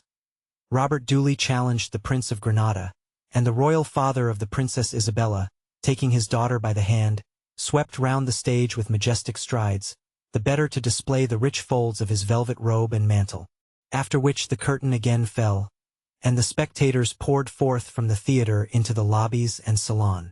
The Count left his box, and a moment later was saluting the Baronne Danglars, who could not restrain a cry of mingled pleasure and surprise. "You are welcome, Count," she exclaimed, as he entered. "I have been most anxious to see you, that I might repeat orally the thanks writing can so ill express. Surely so trifling a circumstance cannot deserve a place in your remembrance. Believe me, madam, I had entirely forgotten it. But it is not so easy to forget, monsieur, that the very next day after your princely gift you saved the life of my dear friend, Madame de Villefort, which was endangered by the very animals your generosity restored to me. This time, at least, I do not deserve your thanks. It was Ali, my Nubian slave, who rendered this service to Madame de Villefort." "Was it Ali?" asked the Count of Morcerf, "who rescued my son from the hands of bandits?" "No, Count," replied Monte Cristo, taking the hand held out to him by the general. "In this instance I may fairly and freely accept your thanks, but you have already tendered them and fully discharged your debt, if indeed there existed one, and I feel almost mortified to find you still reverting to the subject. May I beg of you, Baroness, to honor me with an introduction to your daughter?" "Oh, you are no stranger, at least not by name," replied Madame Danglars. "And the last 2 or 3 days we have really talked of nothing but you. Eugenie," continued the Baroness, turning towards her daughter, "this is the Count of Monte Cristo." The Count bowed, while Mademoiselle Danglars bent her head slightly. "You have a charming young person with you tonight, Count," said Eugenie. "Is she your daughter?" "No, mademoiselle," said Monte Cristo, astonished at the coolness and freedom of the question. "She is a poor unfortunate Greek left under my care." "And what is her name?" "Haydée," replied Monte Cristo. "A Greek?" murmured the Count of Morcerf. "Yes, indeed, Count," said Madame Danglars. "And tell me, did you ever see at the court of Ali Tepelini, whom you so gloriously and valiantly served, a more exquisite beauty or richer costume?" "Did I hear rightly, monsieur?" said Monte Cristo, "that you served at Yanina?" "I was Inspector General of the Pasha's troops," replied Morcerf, "and it is no secret that I owe my fortune, such as it is, to the liberality of the illustrious Albanese chief." "But look!" exclaimed Madame Danglars. "Where?" stammered Morcerf. "There," said Monte Cristo, placing his arms around the Count, and leaning with him over the front of the box, just as Haydée, whose eyes were occupied in examining the theatre in search of her guardian, perceived his pale features close to Morcerf's face. It was as if the young girl beheld the head of Medusa. She bent forwards as though to assure herself of the reality of what she saw, then, uttering a faint cry, threw herself back in her seat. The sound was heard by the people about Ali, who instantly opened the box door. "Why, Count," exclaimed Eugénie, "what has happened to your ward? She seems to have been taken suddenly ill." "Very probably," answered the Count, "but do not be alarmed on her account. Haydée's nervous system is delicately organized, and she is peculiarly susceptible to the odors even of flowers. Nay, there are some which cause her to faint if brought into her presence. However," continued Monte Cristo, drawing a small phial from his pocket, "I have an infallible remedy." So saying, he bowed to the Baroness and her daughter, exchanged a parting shake of the hand with Debray and the Count, and left Madame Danglars' box. Upon his return to Haydée, he found her still very pale. As soon as she saw him, she seized his hand. Her own hands were moist and icy cold. "Who was it you were talking with over there?" she asked. "With the Count of Morcerf," answered Monte Cristo. "He tells me he served your illustrious father, and that he owes his fortune to him." "Wretch!" exclaimed Haydée, her eyes flashing with rage. "He sold my father to the Turks, and the fortune he boasts of was the price of his treachery. Did not you know that, my dear lord?" "Something of this I heard in Epirus," said Monte Cristo, "but the particulars are still unknown to me. You shall relate them to me, my child. They are, no doubt, both curious and interesting." "Yes, yes, but let us go. I feel as though it would kill me to remain long near that dreadful man." So saying, Haydée arose, and wrapping herself in her burnous of white cashmere embroidered with pearls and coral, she hastily quitted the box at the moment when the curtain was rising upon the fourth act. "Do you observe," said the Countess G. to Albert, who had returned to her side, "that man does nothing like other people. He listens most devoutly to the third act of Robert le Diable, and when the fourth begins, takes his departure." The Count of Monte Cristo. Chapter 54. A Flurry in Stocks. Some days after this meeting, Albert de Morcerf visited the Count of Monte Cristo at his house in the Champs-Élysées, which had already assumed that palace-like appearance which the Count's princely fortune enabled him to give even to his most temporary residences. He came to renew the thanks of Madame Danglars which had been already conveyed to the Count through the medium of a letter, signed Baron Danglars, née Hermine de Servius. Albert was accompanied by Lucien Debray, who, joining in his friend's conversation, added some passing compliments, the source of which the Count's talent for finesse easily enabled him to guess. He was convinced that Lucien's visit was due to a double feeling of curiosity, the larger half of which sentiment emanated from the Rue de la Chaussée d'Antin. In short, Madame Danglars, not being able personally to examine in detail the domestic economy and household arrangements of a man who gave away horses worth 30,000 francs and who went to the opera with a Greek slave wearing diamonds to the amount of 1,000,000 of money, had deputed those eyes, by which she was accustomed to see, to give her a faithful account of the mode of life of this incomprehensible person. But the Count did not appear to suspect that there could be the slightest connection between Lucien's visit and the curiosity of the Baroness. "You are in constant communication with the Baron Danglars?" the Count inquired of Albert de Morcerf. "Yes, Count, you know what I told you? All remains the same. Then, in that quarter? It is more than ever a settled thing," said Lucien, and considering that this remark was all that he was at that time called upon to make, he adjusted the glass to his eye, and biting the top of his gold-headed cane, began to make the tour of the apartment, examining the arms and the pictures. "Ah," said Monte Cristo. "I did not expect that the affair would be so promptly concluded. Oh, things take their course without our assistance. While we are forgetting them, they are falling into their appointed order. And when, again, our attention is directed to them, we are surprised at the progress they have made towards the proposed end. My father and M. Danglars served together in Spain, my father in the army and M. Danglars in the commissariat department. It was there that my father, ruined by the revolution, and M. Danglars, who never had possessed any patrimony, both laid the foundations of their different fortunes." "Yes," said Monte Cristo, "I think M. Danglars mentioned that in a visit which I paid him, and," continued he, casting a side glance at Lucien, who was turning over the leaves of an album, "Mademoiselle Eugénie is pretty. I think I remember that to be her name." "Very pretty, or rather, very beautiful," replied Albert. "But of that style of beauty which I do not appreciate. I am an ungrateful fellow." "You speak as if you were already her husband." "Ah," returned Albert, in his turn looking around to see what Lucien was doing. "Really," said Monte Cristo, lowering his voice, "you do not appear to me to be very enthusiastic on the subject of this marriage." "Mademoiselle Danglars is too rich for me," replied Morcerf, "and that frightens me." "Bah!" exclaimed Monte Cristo. "That's a fine reason to give. Are you not rich yourself? My father's income is about 50,000 francs per annum, and he will give me, perhaps, 10 or 12,000 when I marry. That, perhaps, might not be considered a large sum, in Paris especially," said the Count. "But everything does not depend on wealth, and it is a fine thing to have a good name and to occupy a high station in society. Your name is celebrated, your position magnificent. And then the Comte de Morcerf is a soldier, and it is pleasing to see the integrity of a Bayard united to the poverty of a de Guesclin. Disinterestedness is the brightest ray in which a noble sword can shine.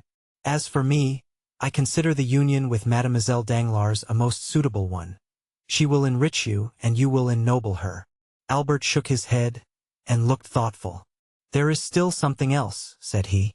"I confess," observed Monte Cristo, "that I have some difficulty in comprehending your objection to a young lady who is both rich and beautiful." "Oh," said Morcerf, "this repugnance, if repugnance it may be called, is not all on my side." "Whence can it arise, then? For you told me your father desired the marriage." "It is my mother who dissents. She has a clear and penetrating judgment, and does not smile on the proposed union. I cannot account for it, but she seems to entertain some prejudice against the Danglars." "Ah," said the Count, in a somewhat forced tone, "that may be easily explained. The Comtesse de Morcerf, who is aristocracy and refinement itself, does not relish the idea of being allied by your marriage with one of ignoble birth. That is natural enough." "I do not know if that is her reason," said Albert. "But one thing I do know, that if this marriage be consummated, it will render her quite miserable. There was to have been a meeting 6 weeks ago in order to talk over and settle the affair. But I had such a sudden attack of indisposition." "Real?" interrupted the Count, smiling. "Oh, real enough, from anxiety doubtless. At any rate, they postponed the matter for 2 months. There is no hurry, you know. I am not yet 21, and Eugénie is only 17. But the 2 months expire next week. It must be done. My dear Count, you cannot imagine how my mind is harassed. How happy you are in being exempt from all this. Well, and why should not you be free, too? What prevents you from being so? Oh, it will be too great a disappointment to my father if I do not marry Mademoiselle Danglars." "Marry her then," said the Count, with a significant shrug of the shoulders. "Yes," replied Morcerf, "but that will plunge my mother into positive grief." "Then do not marry her," said the Count. "Well, I shall see. I will try and think over what is the best thing to be done. You will give me your advice, will you not, and if possible extricate me from my unpleasant position? I think, rather than give pain to my dear mother, I would run the risk of offending the Count." Monte Cristo turned away. He seemed moved by this last remark. "Ah," said he to Debray, who had thrown himself into an easy chair at the farthest extremity of the salon, and who held a pencil in his right hand and an account book in his left. "What are you doing there? Are you making a sketch after Poussin?" "Oh, no," was the tranquil response. "I am too fond of art to attempt anything of that sort. I am doing a little sum in arithmetic." "In arithmetic?" "Yes, I am calculating, by the way, Morcerf, that indirectly concerns you. I am calculating what the House of Danglars must have gained by the last rise in Haiti bonds. From 206 they have risen to 409 in 3 days, and the prudent banker had purchased at 206. Therefore he must have made 300,000 livres." "That is not his biggest scoop," said Morcerf. "Did he not make 1,000,000 in Spaniards this last year?" "My dear fellow," said Lucien, "here is the Count of Monte Cristo, who will say to you, as the Italians do, Denaro e santita, meta della meta. 9. When they tell me such things, I only shrug my shoulders and say nothing." "But you were speaking of Haitians?" said Monte Cristo. "Ah, Haitians. That is quite another thing. Haitians are the écarté of French stock jobbing. We may like billot, delight in whist, be enraptured with Boston, and yet grow tired of them all. But we always come back to écarté. It is not only a game, it is a hors d'oeuvre. M. Danglars sold yesterday at 405, and pockets 300,000 francs. Had he but waited till today, the price would have fallen to 205, and instead of gaining 300,000 francs, he would have lost 20 or 25,000. "And what has caused the sudden fall from 409 to 206? asked Monte Cristo. "I am profoundly ignorant of all these stock-jobbing intrigues." "Because," said Albert, laughing, "one piece of news follows another, and there is often great dissimilarity between them." "Ah," said the Count, "I see that M. Danglars is accustomed to play at gaining or losing 300,000 francs in a day. He must be enormously rich." "It is not he who plays," exclaimed Lucien. "It is Madame Danglars. She is indeed daring. But you who are a reasonable being, Lucien, and who knows how little dependence is to be placed on the news, since you are at the fountainhead, surely you ought to prevent it," said Morcerf with a smile. "How can I, if her husband fails in controlling her?" asked Lucien. "You know the character of the Baroness. No one has any influence with her, and she does precisely what she pleases." "Ah, if I were in your place," said Albert. "Well, I would reform her. It would be rendering a service to her future son-in-law." "How would you set about it?" "Ah, that would be easy enough. I would give her a lesson." "A lesson?" "Yes. Your position as secretary to the minister renders your authority great on the subject of political news. You never open your mouth, but the stockbrokers immediately stenograph your words. Cause her to lose 100,000 francs, and that would teach her prudence." "I do not understand," stammered Lucien. "It is very clear, notwithstanding," replied the young man, with an artlessness wholly free from affectation. "Tell her some fine morning and unheard-of piece of intelligence, some telegraphic dispatch of which you alone are in possession. For instance, that Henri IV was seen yesterday at Gabriel's. That would boom the market. She will buy heavily, and she will certainly lose when Beauchamp announces the following day, in his Gazette, the report circulated by some usually well-informed persons that the king was seen yesterday at Gabriel's house, is totally without foundation. We can positively assert that His Majesty did not quit the Pont Neuf." Lucien half smiled. Monte Cristo, although apparently indifferent, had not lost one word of this conversation, and his penetrating eye had even read a hidden secret in the embarrassed manner of the secretary. This embarrassment had completely escaped Albert, but it caused Lucien to shorten his visit. He was evidently ill at ease. The Count, in taking leave of him, said something in a low voice, to which he answered, "Willingly, Count. I accept." The Count returned to young Morcerf. "Do you not think, on reflection," said he to him, "that you have done wrong in thus speaking of your mother-in-law in the presence of M. Debray?" "My dear Count," said Morcerf, "I beg of you not to apply that title so prematurely. Now, speaking without any exaggeration, is your mother really so very much averse to this marriage? So much so that the Baroness very rarely comes to the house, and my mother has not, I think, visited Madame Danglars twice in her whole life." "Then," said the Count, "I am emboldened to speak openly to you. M. Danglars is my banker. M. De Villefort has overwhelmed me with politeness in return for a service which a casual piece of good fortune enabled me to render him. I predict from all this an avalanche of dinners and routs. Now, in order not to presume on this, and also to be beforehand with them, I have, if agreeable to you, thought of inviting M. and Madame Danglars, and M. and Madame de Villefort to my country house at Auteuil. If I were to invite you and the Count and Countess of Morcerf to this dinner, I should give it the appearance of being a matrimonial meeting, or at least Madame de Morcerf would look upon the affair in that light, especially if Baron Danglars did me the honor to bring his daughter. In that case your mother would hold me in aversion, and I do not at all wish that. On the contrary, I desire to stand high in her esteem. Indeed, Count, said Morcerf, I thank you sincerely for having used so much candor towards me, and I gratefully accept the exclusion which you propose. You say you desire my mother's good opinion. I assure you it is already yours to a very unusual extent. Do you think so? Said Monte Cristo with interest. Oh, I am sure of it. We talked of you an hour after you left us the other day. But to return to what we were saying. If my mother could know of this attention on your part, and I will venture to tell her, I am sure that she will be most grateful to you.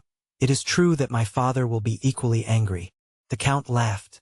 Well, said he to Morcerf, but I think your father will not be the only angry one. M. and Madame Danglars will think me a very ill-mannered person. They know that I am intimate with you, that you are, in fact, one of the oldest of my Parisian acquaintances, and they will not find you at my house. They will certainly ask me why I did not invite you. Be sure to provide yourself with some previous engagement which shall have a semblance of probability, and communicate the fact to me by a line in writing. You know that, with bankers, nothing but a written document will be valid. I will do better than that, said Albert. My mother is wishing to go to the seaside. What day is fixed for your dinner? Saturday. This is Tuesday. Well, tomorrow evening we leave, and the day after we shall be at Treport. Really, Count, you have a delightful way of setting people at their ease. Indeed, you give me more credit than I deserve. I only wish to do what will be agreeable to you, that is all. When shall you send your invitations? This very day. Well, I will immediately call on M. Danglars, and tell him that my mother and myself must leave Paris tomorrow. I have not seen you, consequently I know nothing of your dinner. How foolish you are! Have you forgotten that M. Debray has just seen you at my house? Ah, true. Fix it this way. I have seen you, and invited you without any ceremony, when you instantly answered that it would be impossible for you to accept, as you were going to Treport. Well, then, that is settled. But you will come and call on my mother before tomorrow? Before tomorrow? That will be a difficult matter to arrange. Besides, I shall just be in the way of all the preparations for departure. Well, you can do better. You were only a charming man before, but, if you accede to my proposal, you will be adorable. What must I do to attain such sublimity? You are today free as air. Come and dine with me. We shall be a small party, only yourself, my mother, and I. You have scarcely seen my mother. You shall have an opportunity of observing her more closely. She is a remarkable woman, and I only regret that there does not exist another like her, about 20 years younger. In that case, I assure you, there would very soon be a Countess and Viscountess of Morcerf. As to my father, you will not see him. He is officially engaged, and dines with the chief referendary. We will talk over our travels, and you, who have seen the whole world, will relate your adventures. You shall tell us the history of the beautiful Greek who was with you the other night at the opera, and whom you call your slave, and yet treat like a princess. We will talk Italian and Spanish. Come, accept my invitation, and my mother will thank you. 1,000 thanks, said the Count. Your invitation is most gracious, and I regret exceedingly that it is not in my power to accept it. I am not so much at liberty as you suppose. On the contrary, I have a most important engagement. Ah, take care, you were teaching me just now how, in case of an invitation to dinner, one might creditably make an excuse. I require the proof of a pre-engagement. I am not a banker, like M. Danglars, but I am quite as incredulous as he is. I am going to give you a proof, replied the Count, and he rang the bell. Humph, said Morcerf. This is the second time you have refused to dine with my mother.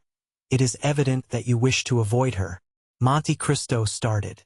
"Oh, you do not mean that," said he. "Besides, here comes the confirmation of my assertion." Baptistin entered, and remained standing at the door. "I had no previous knowledge of your visit, had I? Indeed, you are such an extraordinary person, that I would not answer for it. At all events, I could not guess that you would invite me to dinner. Probably not. Well, listen, Baptistin. What did I tell you this morning when I called you into my laboratory? To close the door against visitors as soon as the clock struck 5, replied the valet. What then? Ah, my dear Count, said Albert. No, no, I wish to do away with that mysterious reputation that you have given me, my dear Viscount. It is tiresome to be always acting Manfred. I wish my life to be free and open. Go on, Baptistin. Then to admit no one except Major Bartolomeo Cavalcanti and his son. You hear, Major Bartolomeo Cavalcanti, a man who ranks amongst the most ancient nobility of Italy, whose name Dante has celebrated in the 10th canto of the Inferno. You remember it, do you not? Then there is his son, Andrea, a charming young man, about your own age, Viscount, bearing the same title as yourself, and who is making his entry into the Parisian world, aided by his father's millions. The Major will bring his son with him this evening, the Contino, as we say in Italy. He confides him to my care. If he proves himself worthy of it, I will do what I can to advance his interests. You will assist me in the work, will you not? Most undoubtedly. This Major Cavalcanti is an old friend of yours. Then, by no means. He is a perfect nobleman, very polite, modest, and agreeable, such as may be found constantly in Italy, descendants of very ancient families. I have met him several times at Florence, Bologna, and Lucca, and he has now communicated to me the fact of his arrival in Paris. The acquaintances one makes in traveling have a sort of claim on one. They everywhere expect to receive the same attention which you once paid them by chance, as though the civilities of a passing hour were likely to awaken any lasting interest in favor of the man in whose society you may happen to be thrown in the course of your journey. This good Major Cavalcanti is come to take a second view of Paris, which he only saw in passing through in the time of the Empire, when he was on his way to Moscow. I shall give him a good dinner, he will confide his son to my care, I will promise to watch over him, I shall let him follow in whatever path his folly may lead him, and then I shall have done my part. Certainly. I see you are a model mentor, said Albert. Goodbye, we shall return on Sunday. By the way, I have received news of Franz. Have you? Is he still amusing himself in Italy? I believe so, however, he regrets your absence extremely. He says you were the son of Rome, and that without you all appears dark and cloudy. I do not know if he does not even go so far as to say that it rains. His opinion of me is altered for the better, then? No. He still persists in looking upon you as the most incomprehensible and mysterious of beings. He is a charming young man, said Monte Cristo, and I felt a lively interest in him the very first evening of my introduction, when I met him in search of a supper, and prevailed upon him to accept a portion of mine. He is, I think, the son of General d'Épinay. He is. The same who was so shamefully assassinated in 1815? By the Bonapartists. Yes, really I like him extremely. Is there not also a matrimonial engagement contemplated for him? Yes, he is to marry Mademoiselle de Villefort. Indeed, and you know I am to marry Mademoiselle Danglars, said Albert, laughing. You smile. Yes. Why do you do so? I smile because there appears to me to be about as much inclination for the consummation of the engagement in question as there is for my own. But really, my dear Count, we are talking as much of women as they do of us. It is unpardonable. Albert rose. Are you going? Really, that is a good idea. 2 hours have I been boring you to death with my company, and then you, with the greatest politeness, ask me if I am going. Indeed, Count, you are the most polished man in the world. And your servants, too, how very well behaved they are. There is quite a style about them. Monsieur Baptistin especially. I could never get such a man as that. My servants seem to imitate those you sometimes see in a play, who, because they have only a word or two to say, acquit themselves in the most awkward manner possible. Therefore, if you part with M. Baptistin, give me the refusal of him. By all means. That is not all. Give my compliments to your illustrious Lucanese, Cavalcante of the Cavalcanti, and if by any chance he should be wishing to establish his son, find him a wife very rich, very noble on her mother's side at least, and a baroness in right of her father. I will help you in the search. Aha! You will do as much as that, will you? Yes. Well, really, nothing is certain in this world. Oh, Count, what a service you might render me! I should like you 100 times better if, by your intervention, I could manage to remain a bachelor, even were it only for 10 years. Nothing is impossible, gravely replied Monte Cristo, and taking leave of Albert, he returned into the house and struck the gong 3 times. Bertuccio appeared. Monsieur Bertuccio, you understand that I intend entertaining company on Saturday at Auteuil. Bertuccio slightly started. I shall require your services to see that all be properly arranged. It is a beautiful house, or at all events may be made so. There must be a good deal done before it can deserve that title, Your Excellency, for the tapestried hangings are very old.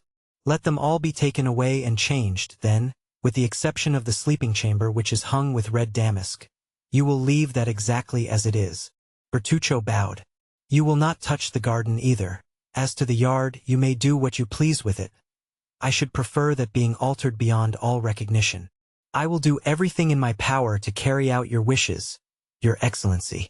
I should be glad, however, to receive Your Excellency's commands concerning the dinner.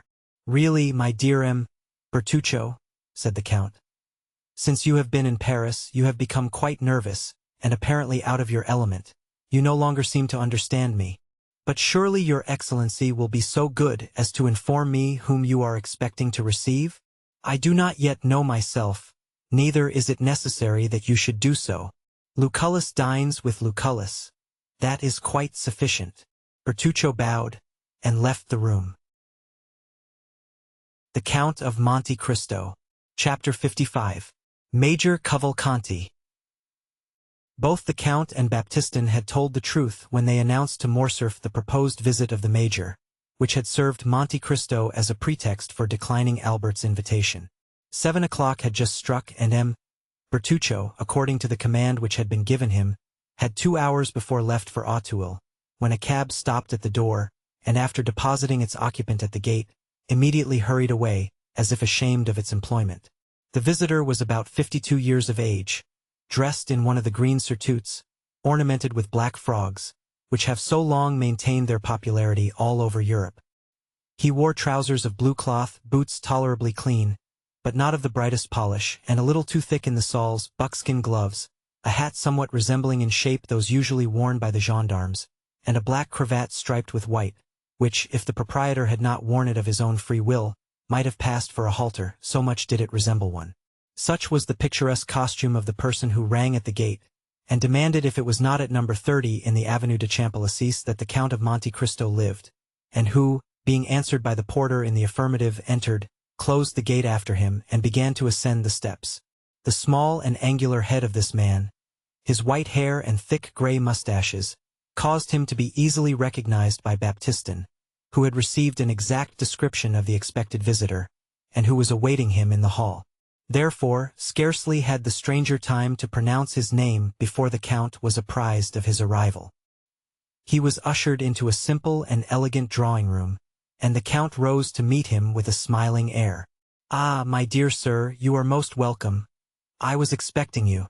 "Indeed," said the Italian. "Was your Excellency then aware of my visit?" "Yes. I had been told that I should see you today at 7 o'clock. Then you have received full information concerning my arrival?" "Of course." "Ah, so much the better.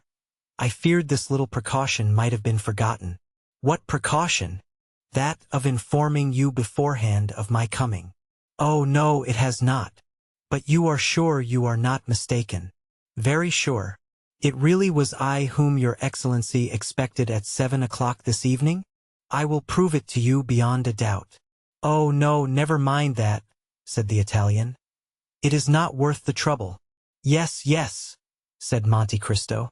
His visitor appeared slightly uneasy. "Let me see," said the Count.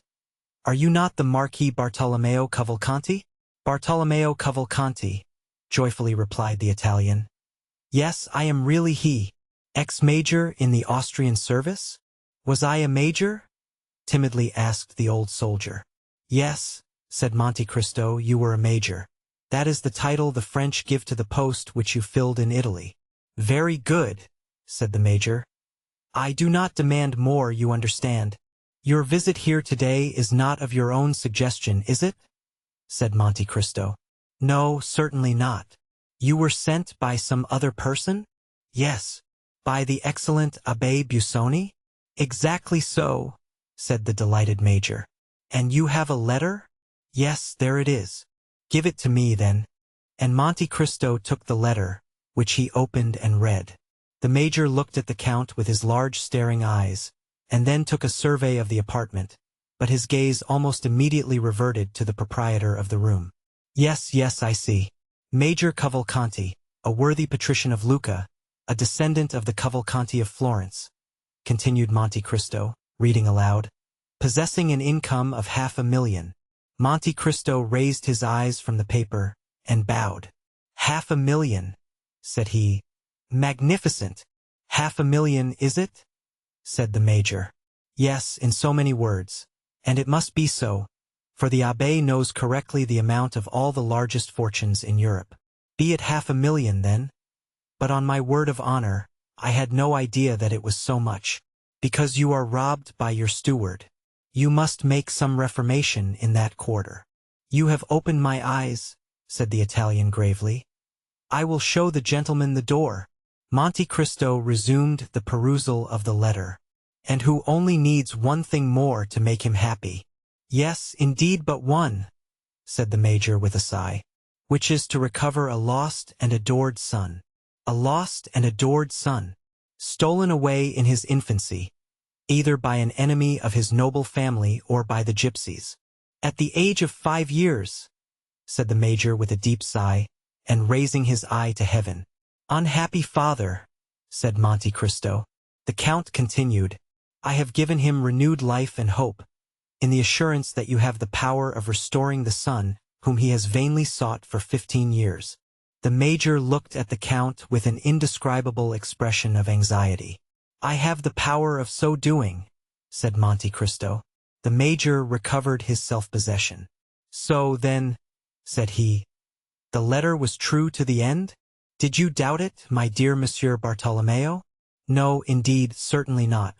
A good man, a man holding religious office, as does the Abbé Busoni, could not condescend to deceive or play off a joke. But your Excellency has not read all. Ah, true, said Monte Cristo. There is a postscript. Yes, yes, repeated the major. Yes, there is a postscript. In order to save Major Cavalcanti the trouble of drawing on his banker, I send him a draft for 2,000 francs to defray his traveling expenses, and credit on you for the further sum of 48,000 francs, which you still owe me. The major awaited the conclusion of the postscript, apparently with great anxiety. Very good, said the count. He said very good, muttered the major. Then, sir, replied he. Then what? Asked Monte Cristo. Then the postscript. Well, what of the postscript? Then the postscript is as favorably received by you as the rest of the letter? Certainly, the Abbé Busoni and myself have a small account open between us. I do not remember if it is exactly 48,000 francs, which I am still owing him, but I dare say we shall not dispute the difference. You attached great importance, then, to this postscript, my dear Monsieur Cavalcanti. I must explain to you, said the major, that, fully confiding in the signature of the Abbé Busoni, I had not provided myself with any other funds, so that if this resource had failed me, I should have found myself very unpleasantly situated in Paris. Is it possible that a man of your standing should be embarrassed anywhere? Said Monte Cristo. Why, really I know no one, said the major. But then you yourself are known to others? Yes, I am known, so that— Proceed, my dear Monsieur Cavalcanti. So that you will remit to me these 48,000 francs? Certainly, at your first request. The major's eyes dilated with pleasing astonishment. But sit down, said Monte Cristo. Really, I do not know what I have been thinking of. I have positively kept you standing for the last quarter of an hour. Don't mention it. The Major drew an armchair towards him and proceeded to seat himself. Now, said the Count, what will you take? A glass of sherry, port, or Alicante? Alicante, if you please. It is my favorite wine. I have some that is very good. You will take a biscuit with it, will you not? Yes, I will take a biscuit, as you are so obliging. Monte Cristo rang. Baptistin appeared. The Count advanced to meet him. Well? Said he in a low voice. The young man is here, said the valet de chambre in the same tone. Into what room did you take him? Into the blue drawing-room, according to your Excellency's orders. That's right. Now bring the Alicante and some biscuits. Baptistin left the room. Really, said the Major, I am quite ashamed of the trouble I am giving you. Pray don't mention such a thing, said the Count. Baptistin re-entered with glasses, wine, and biscuits. The Count filled one glass, but in the other he only poured a few drops of the ruby-colored liquid.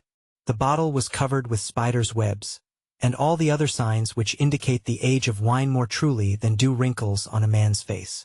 The Major made a wise choice. He took the full glass and a biscuit.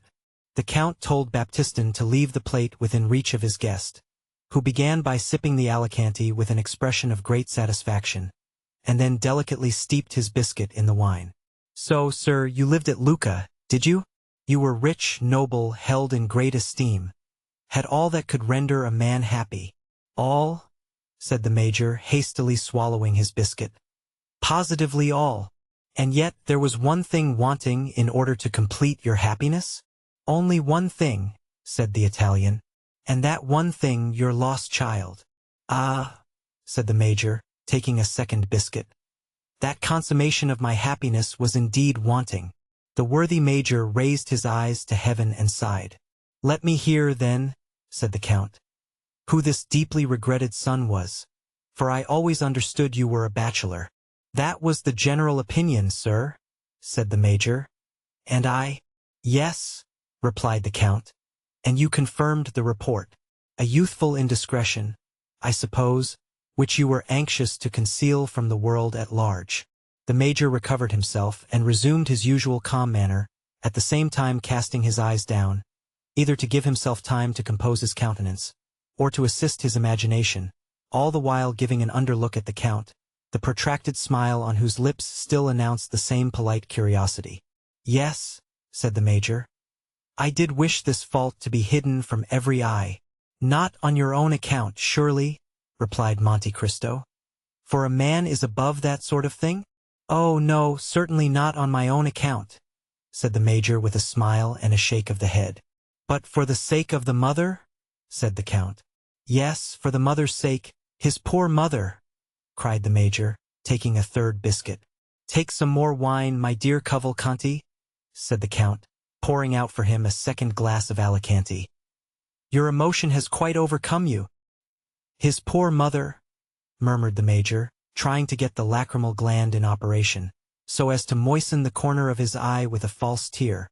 She belonged to one of the first families in Italy, I think, did she not? She was of a noble family of Fiesole, Count. And her name was— Do you desire to know her name? Oh, said Monte Cristo, it would be quite superfluous for you to tell me, for I already know it. The Count knows everything, said the Italian, bowing. Oliva Corsinari, was it not? Oliva Corsinari. A marchioness? A marchioness. And you married her at last, notwithstanding the opposition of her family? Yes, that was the way it ended. And you have doubtless brought all your papers with you? Said Monte Cristo. What papers? The certificate of your marriage with Oliva Corsinari, and the register of your child's birth. The register of my child's birth? The register of the birth of Andrea Cavalcanti, of your son. Is not his name Andrea? I believe so, said the Major. What? You believe so? I dare not positively assert it, as he has been lost for so long a time. Well, then, said Monte Cristo, you have all the documents with you? Your Excellency, I regret to say that, not knowing it was necessary to come provided with these papers, I neglected to bring them." "That is unfortunate," returned Monte Cristo. "Were they, then, so necessary?" "They were indispensable." The major passed his hand across his brow. "Ah, perbacco indispensable, were they?" "Certainly they were." "Supposing there were to be doubts raised as to the validity of your marriage or the legitimacy of your child?" "True," said the major. "There might be doubts raised. In that case your son would be very unpleasantly situated. It would be fatal to his interests. It might cause him to fail in some desirable matrimonial alliance. Oh, peccato! You must know that in France they are very particular on these points. It is not sufficient, as in Italy, to go to the priest and say, 'We love each other and want you to marry us.' Marriage is a civil affair in France, and in order to marry in an orthodox manner you must have papers which undeniably establish your identity. That is the misfortune. You see, I have not these necessary papers." "Fortunately, I have them, though," said Monte Cristo. "You? Yes, you have them. I have them." "Ah, indeed?" said the major, who, seeing the object of his journey frustrated by the absence of the papers, feared also that his forgetfulness might give rise to some difficulty concerning the 48,000 francs. "Ah, indeed, that is a fortunate circumstance. Yes, that really is lucky, for it never occurred to me to bring them. I do not at all wonder at it. One cannot think of everything. But happily the Abbé Busoni thought for you. He is an excellent person. He is extremely prudent and thoughtful. He is an admirable man," said the major. "And he sent them to you?" "Here they are." The major clasped his hands in token of admiration. "You married Oliva Corsinari in the church of San Paolo del Montecatini. Here is the priest's certificate." "Yes, indeed. There it is truly," said the Italian, looking on with astonishment. "And here is Andrea Cavalcante's baptismal register, given by the cure of Saravezza. All quite correct. Take these documents, then. They do not concern me. You will give them to your son, who will, of course, take great care of them." "I should think so, indeed.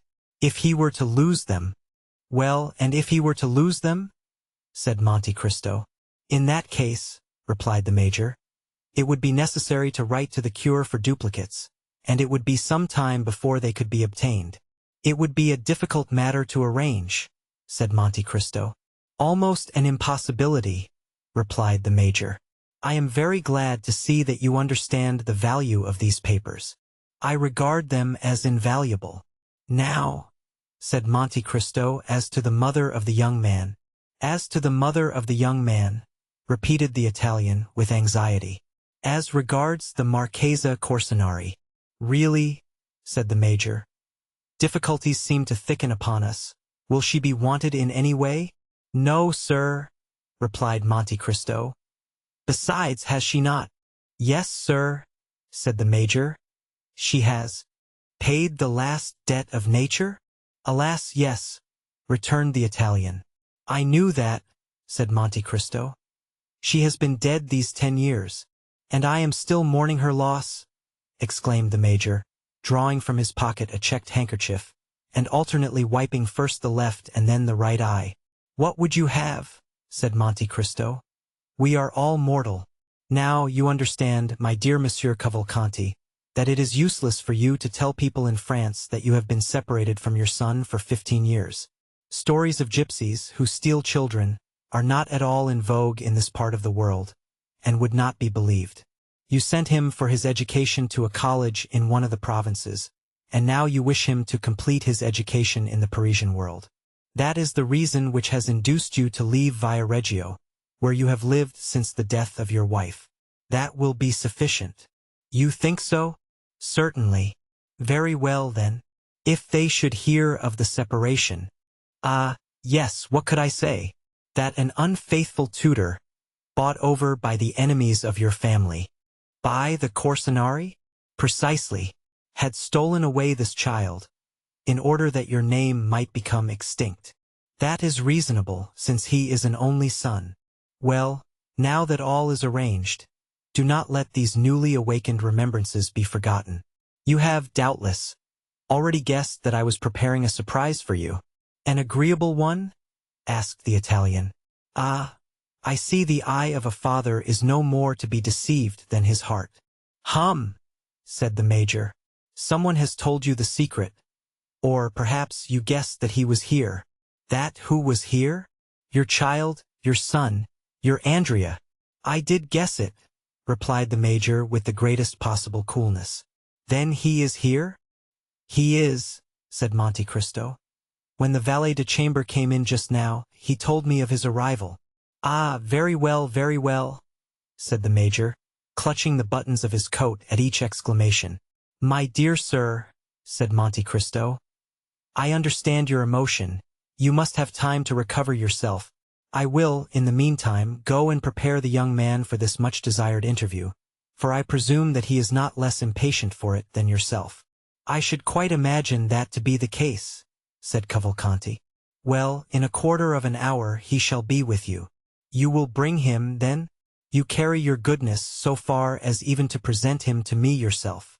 No, I do not wish to come between a father and son. Your interview will be private. But do not be uneasy. Even if the powerful voice of nature should be silent, you cannot well mistake him. He will enter by this door. He is a fine young man of fair complexion, a little too fair, perhaps, pleasing in manners, but you will see and judge for yourself. By the way, said the Major, you know I have only the 2,000 francs which the Abbé Busoni sent me. This sum I have expended upon traveling expenses and you want money. That is a matter of course, my dear M. Cavalcanti. Well, here are 8,000 francs on account. The Major's eyes sparkled brilliantly.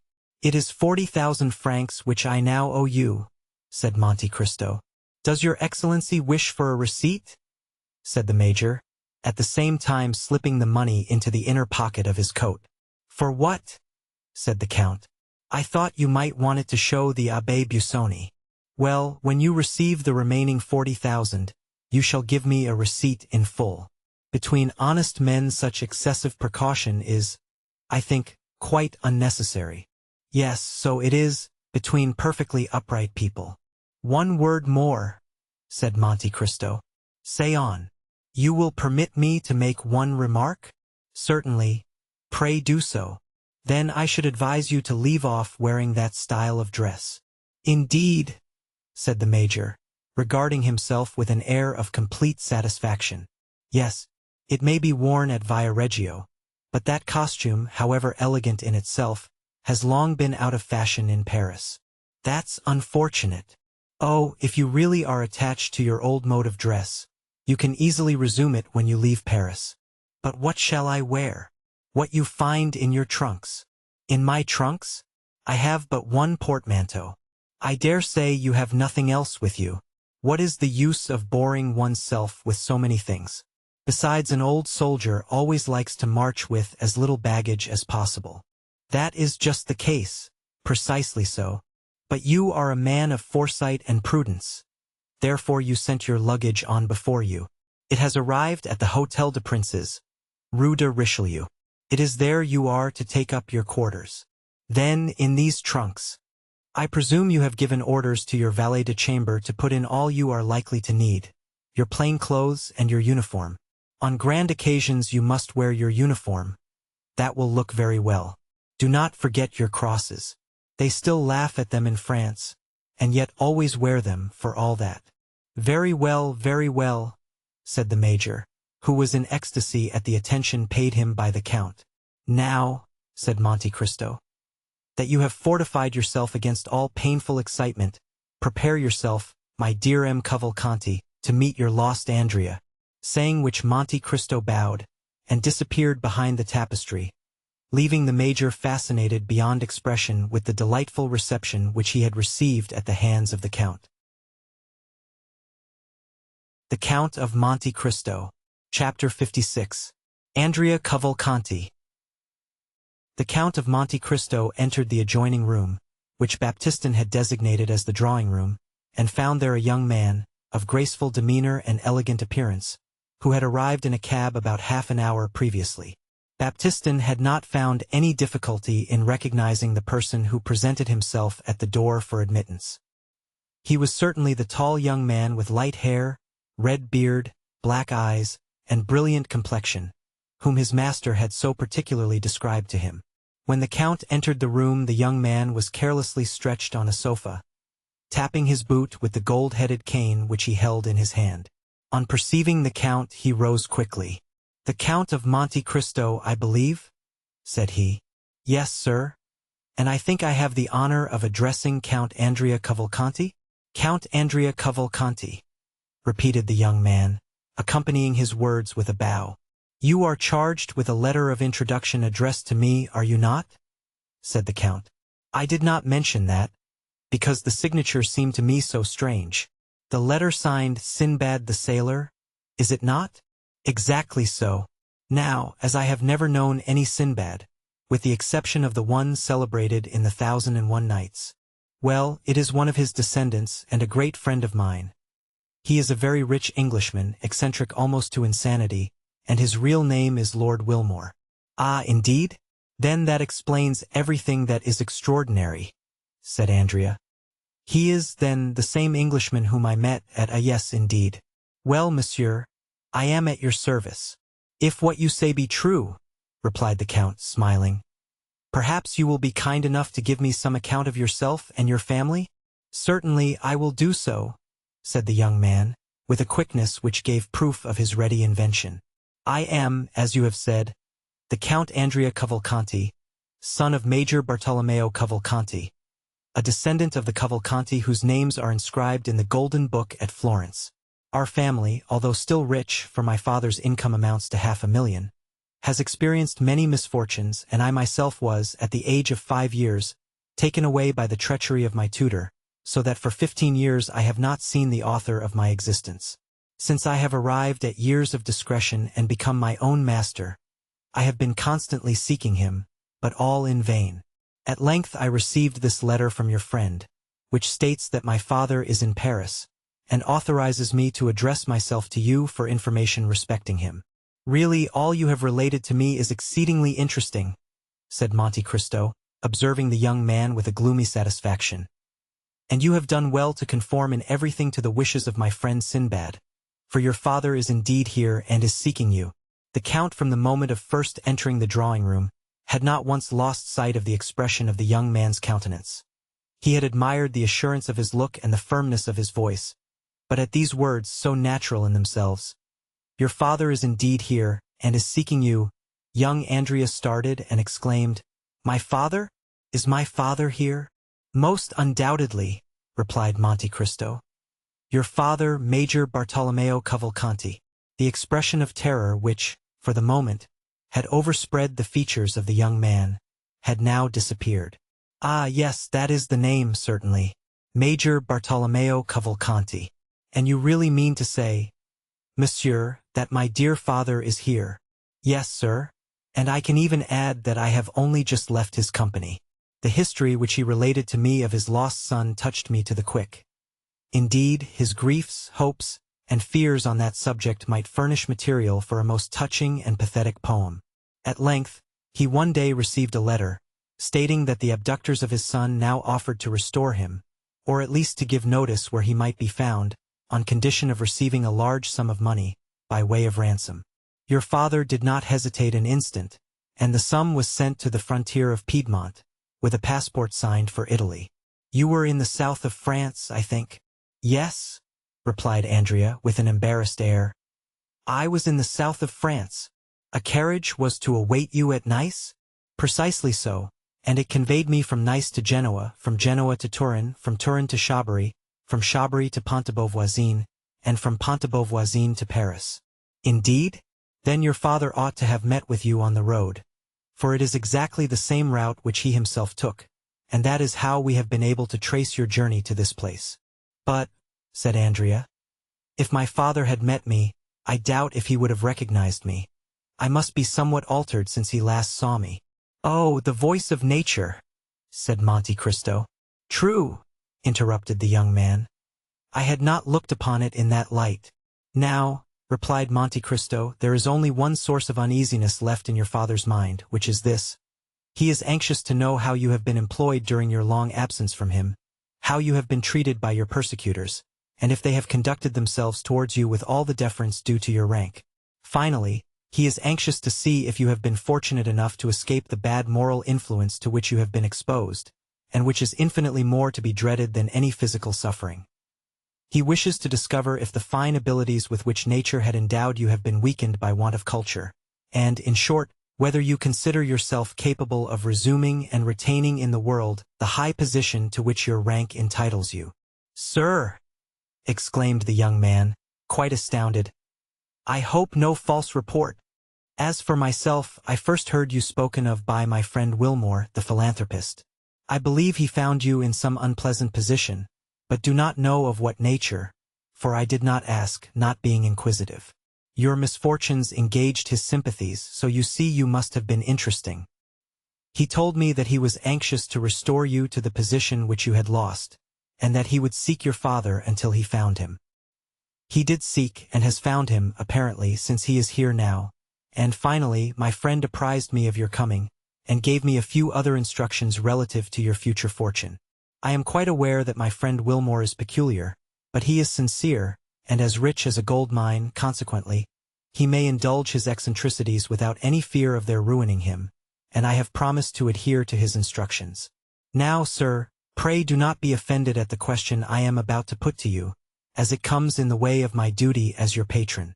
I would wish to know if the misfortunes which have happened to you, misfortunes entirely beyond your control, and which in no degree diminish my regard for you, I would wish to know if they have not, in some measure, contributed to render you a stranger to the world in which your fortune and your name entitle you to make a conspicuous figure. "Sir," returned the young man, with a reassurance of manner, "make your mind easy on this score. Those who took me from my father, and who always intended, sooner or later, to sell me again to my original proprietor, as they have now done, calculated that, in order to make the most of their bargain, it would be politic to leave me in possession of all my personal and hereditary worth, and even to increase the value, if possible.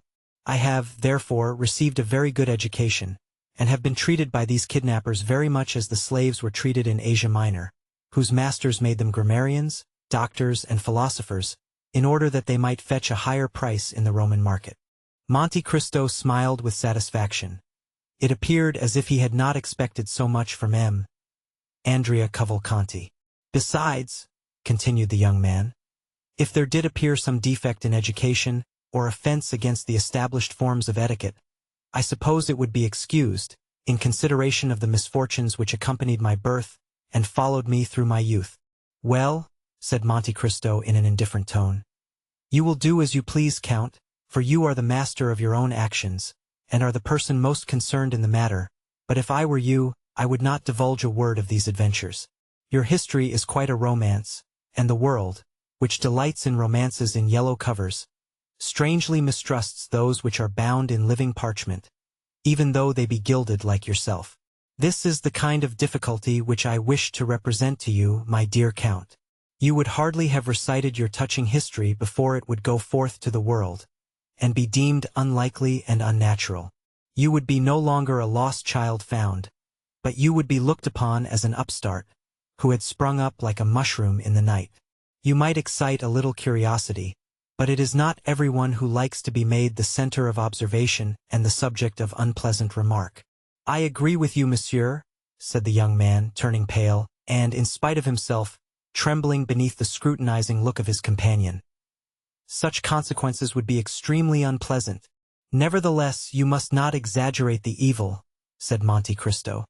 "For by endeavoring to avoid one fault you will fall into another. You must resolve upon one simple and single line of conduct, and for a man of your intelligence, this plan is as easy as it is necessary. You must form honorable friendships, and by that means counteract the prejudice which may attach to the obscurity of your former life." Andrea visibly changed countenance. "I would offer myself as your surety and friendly adviser," said Monte Cristo. "Did I not possess a moral distrust of my best friends, and a sort of inclination to lead others to doubt them too? Therefore, in departing from this rule, I should, as the actors say, be playing a part quite out of my line, and should, therefore, run the risk of being hissed, which would be an act of folly. However, Your Excellency, said Andrea, in consideration of Lord Wilmore, by whom I was recommended to you. Yes, certainly, interrupted Monte Cristo. But Lord Wilmore did not omit to inform me, my dear Andrea, that the season of your youth was rather a stormy one. Ah, said the Count, watching Andrea's countenance. I do not demand any confession from you. It is precisely to avoid that necessity that your father was sent for from Lucca. You shall soon see him. He is a little stiff and pompous in his manner, and he is disfigured by his uniform. But when it becomes known that he has been for 18 years in the Austrian service, all that will be pardoned. We are not generally very severe with the Austrians. In short, you will find your father a very presentable person, I assure you. Ah, sir, you have given me confidence. It is so long since we were separated, that I have not the least remembrance of him, and, besides, you know that in the eyes of the world a large fortune covers all defects. He is a millionaire. His income is 500,000 francs. Then, said the young man with anxiety, I shall be sure to be placed in an agreeable position, one of the most agreeable possible, my dear sir. He will allow you an income of 50,000 livres per annum during the whole time of your stay in Paris. Then in that case I shall always choose to remain there. You cannot control circumstances, my dear sir. Man proposes and God disposes. Andrea sighed. But, said he, so long as I do remain in Paris, and nothing forces me to quit it, do you mean to tell me that I may rely on receiving the sum you just now mentioned to me? You may. Shall I receive it from my father? Asked Andrea with some uneasiness. Yes, you will receive it from your father personally, but Lord Wilmore will be the security for the money. He has, at the request of your father, opened an account of 5,000 francs a month at M. Danglars, which is one of the safest banks in Paris. And does my father mean to remain long in Paris? Asked Andrea. Only a few days, replied Monte Cristo.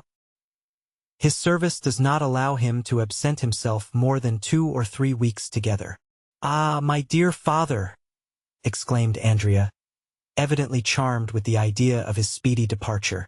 Therefore, said Monte Cristo, feigning to mistake his meaning, therefore I will not, for another instant, retard the pleasure of your meeting. Are you prepared to embrace your worthy father? I hope you do not doubt it. Go, then, into the drawing-room, my young friend, where you will find your father awaiting you. Andrea made a low bow to the Count, and entered the adjoining room. Monte Cristo watched him till he disappeared, and then touched a spring in a panel made to look like a picture, which, in sliding partly from the frame, discovered to view a small opening, so cleverly contrived that it revealed all that was passing in the drawing-room now occupied by Cavalcanti and Andrea. The young man closed the door behind him, and advanced towards the Major, who had risen when he heard steps approaching him. Ah, my dear father, said Andrea in a loud voice, in order that the Count might hear him in the next room.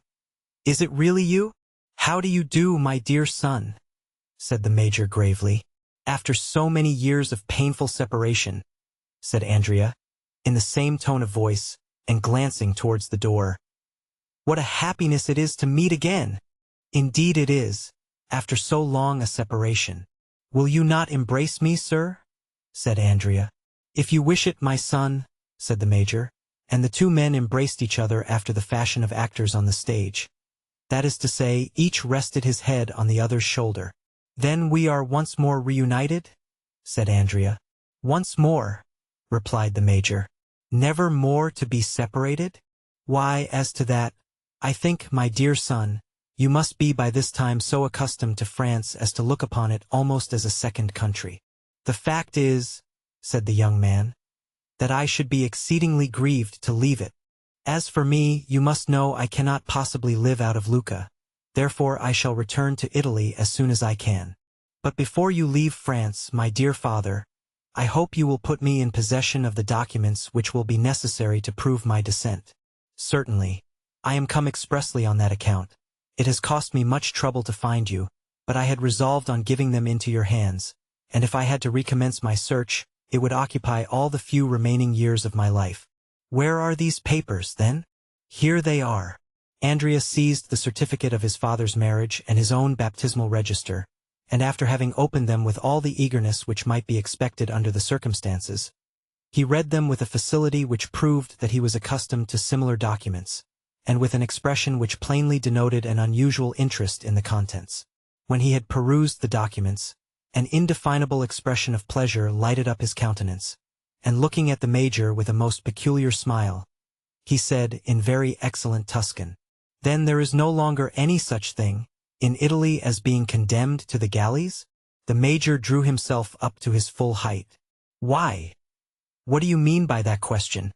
"I mean that if there were, it would be impossible to draw up with impunity two such deeds as these. In France, my dear sir, half such a piece of effrontery as that would cause you to be quickly dispatched to Toulon for 5 years, for change of air." "Will you be good enough to explain your meaning?" said the Major, endeavoring as much as possible to assume an air of the greatest majesty. "My dear M. Cavalcanti," said Andrea, taking the Major by the arm in a confidential manner, "how much are you paid for being my father?" The Major was about to speak, when Andrea continued, in a low voice, "Nonsense, I am going to set you an example of confidence. They give me 50,000 francs a year to be your son. Consequently, you can understand that it is not at all likely I shall ever deny my parent." The Major looked anxiously around him. "Make yourself easy, we are quite alone," said Andrea. "Besides, we are conversing in Italian." "Well, then," replied the Major, "they paid me 50,000 francs down." "Monsieur Cavalcanti," said Andrea, "do you believe in fairy tales?" "I used not to do so, but I really feel now almost obliged to have faith in them." "You have, then, been induced to alter your opinion. You have had some proofs of their truth?" The Major drew from his pocket a handful of gold. "Most palpable proofs," said he, "as you may perceive." "You think, then, that I may rely on the Count's promises?" "Certainly I do." "You are sure he will keep his word with me?" "To the letter, but at the same time remember we must continue to play our respective parts. I as a tender father, and I as a dutiful son, as they choose that I shall be descended from you." "Whom do you mean by they?" "Ma foi, I can hardly tell, but I was alluding to those who wrote the letter." "You received one, did you not?" "Yes." "From whom?" "From a certain Abbé Busoni." "Have you any knowledge of him?" "No, I have never seen him." "What did he say in the letter?" "You will promise not to betray me?" "Rest assured of that. You well know that our interests are the same." "Then read for yourself." And the Major gave a letter into the young man's hand. Andrea read in a low voice, "You are poor. A miserable old age awaits you. Would you like to become rich, or at least independent? Set out immediately for Paris, and demand of the Count of Monte Cristo, Avenue de Champs-Élysées, number 30, the son whom you had by the Marchesa Corsinari, and who was taken from you at 5 years of age. This son is named Andrea Cavalcanti. In order that you may not doubt the kind intention of the writer of this letter, you will find enclosed an order for 2,400 francs, payable in Florence at Signor Gozzi's. Also a letter of introduction to the Count of Monte Cristo, on whom I give you a draft of 48,000 francs. Remember to go to the Count on the May 26th at 7 o'clock in the evening. Signed, Abbé Busoni. "It is the same." "What do you mean?" said the Major. "I was going to say that I received a letter almost to the same effect." "You?" "Yes." "From the Abbé Busoni?" "No." "From whom, then?" "From an Englishman called Lord Wilmore, who takes the name of Sinbad the Sailor." "And of whom you have no more knowledge than I of the Abbé Busoni?" "You are mistaken. There I am ahead of you." "You have seen him, then?" "Yes, once." "Where?" "Ah, that is just what I cannot tell you. If I did, I should make you as wise as myself, which it is not my intention to do." "And what did the letter contain?" "Read it." "You are poor, and your future prospects are dark and gloomy. Do you wish for a name? Should you like to be rich, and your own master?" "Parbleu," said the young man. Was it possible there could be two answers to such a question? "Take the post-chaise which you will find waiting at the Porte de Jeans, as you enter Nice. Pass through Turin, Chabris, and Pont de Beauvoisin. Go to the Count of Monte Cristo, Avenue de Champs-Élysées, on the 26th of May, at 7 o'clock in the evening, and demand of him your father. You are the son of the Marchese Cavalcanti and the Marchesa Oliva Corsinari. The Marquis will give you some papers which will certify this fact, and authorize you to appear under that name in the Parisian world. As to your rank, an annual income of 50,000 livres will enable you to support it admirably. I enclose a draft for 5,000 livres, payable on M. Feria, banker at Nice, and also a letter of introduction to the Count of Monte Cristo, whom I have directed to supply all your wants. Sinbad the sailor. Humph, said the Major. Very good. You have seen the Count, you say? I have only just left him. And has he conformed to all that the letter specified? He has. Do you understand it? Not in the least. There is a dupe somewhere. At all events, it is neither you nor I. Certainly not. Well, then, why, it does not much concern us. Do you think it does? No, I agree with you there. We must play the game to the end, and consent to be blindfolded. Ah, you shall see. I promise you I will sustain my part to admiration. I never once doubted your doing so. Monte Cristo chose this moment for re-entering the drawing-room. On hearing the sound of his footsteps, the two men threw themselves in each other's arms, and while they were in the midst of this embrace, the Count entered. Well, Marquis, said Monte Cristo, you appear to be in no way disappointed in the son whom your good fortune has restored to you.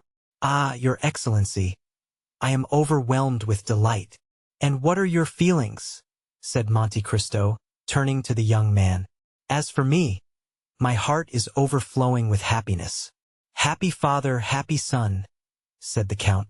There is only one thing which grieves me, observed the Major, and that is the necessity for my leaving Paris so soon. Ah, my dear M. Cavalcanti, I trust you will not leave before I have had the honor of presenting you to some of my friends. I am at your service, sir, replied the Major. Now, sir, said Monte Cristo, addressing Andrea, make your confession. To whom? Tell M. Cavalcanti something of the state of your finances. Ma foi, monsieur, you have touched upon a tender chord. Do you hear what he says, Major? Certainly I do. But do you understand? I do. Your son says he requires money. Well, what would you have me do? Said the Major. You should furnish him with some, of course, replied Monte Cristo. I? Yes, you, said the Count, at the same time advancing towards Andrea, and slipping a packet of banknotes into the young man's hand. What is this? It is from your father. From my father? Yes. Did you not tell him just now that you wanted money? Well, then, he deputes me to give you this. Am I to consider this as part of my income on account? No, it is for the first expenses of your settling in Paris. Ah, how good my dear father is. Silence, said Monte Cristo. He does not wish you to know that it comes from him. I fully appreciate his delicacy, said Andrea, cramming the notes hastily into his pocket. And now, gentlemen, I wish you good morning, said Monte Cristo. And when shall we have the honor of seeing you again, your Excellency? Asked Cavalcanti.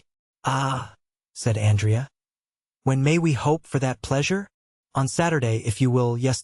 Let me see Saturday. I am to dine at my country house at Auteuil on that day, Rue de la Fontaine, number 28. Several persons are invited, and among others M. Danglars, your banker. I will introduce you to him, for it will be necessary he should know you, as he is to pay your money. Full dress? Said the Major, half aloud. Oh, yes, certainly, said the Count. Uniform, cross, knee breeches. And how shall I be dressed? Demanded Andrea. Oh, very simply. Black trousers, patent leather boots, white waistcoat, either a black or blue coat, and a long cravat. Go to Blin or Veronique for your clothes. Baptistin will tell you where, if you do not know their address. The less pretension there is in your attire, the better will be the effect, as you are a rich man. If you mean to buy any horses, get them of Devidas, and if you purchase a phaeton, go to Baptiste for it. At what hour shall we come? Asked the young man. About 6:30. We will be with you at that time, said the major. The two cavalcanti bowed to the count and left the house. Monte Cristo went to the window and saw them crossing the street, arm in arm. There go two miscreants, said he. It is a pity they are not really related. Then, after an instant of gloomy reflection, come, I will go to see the morals, said he. I think that disgust is even more sickening than hatred.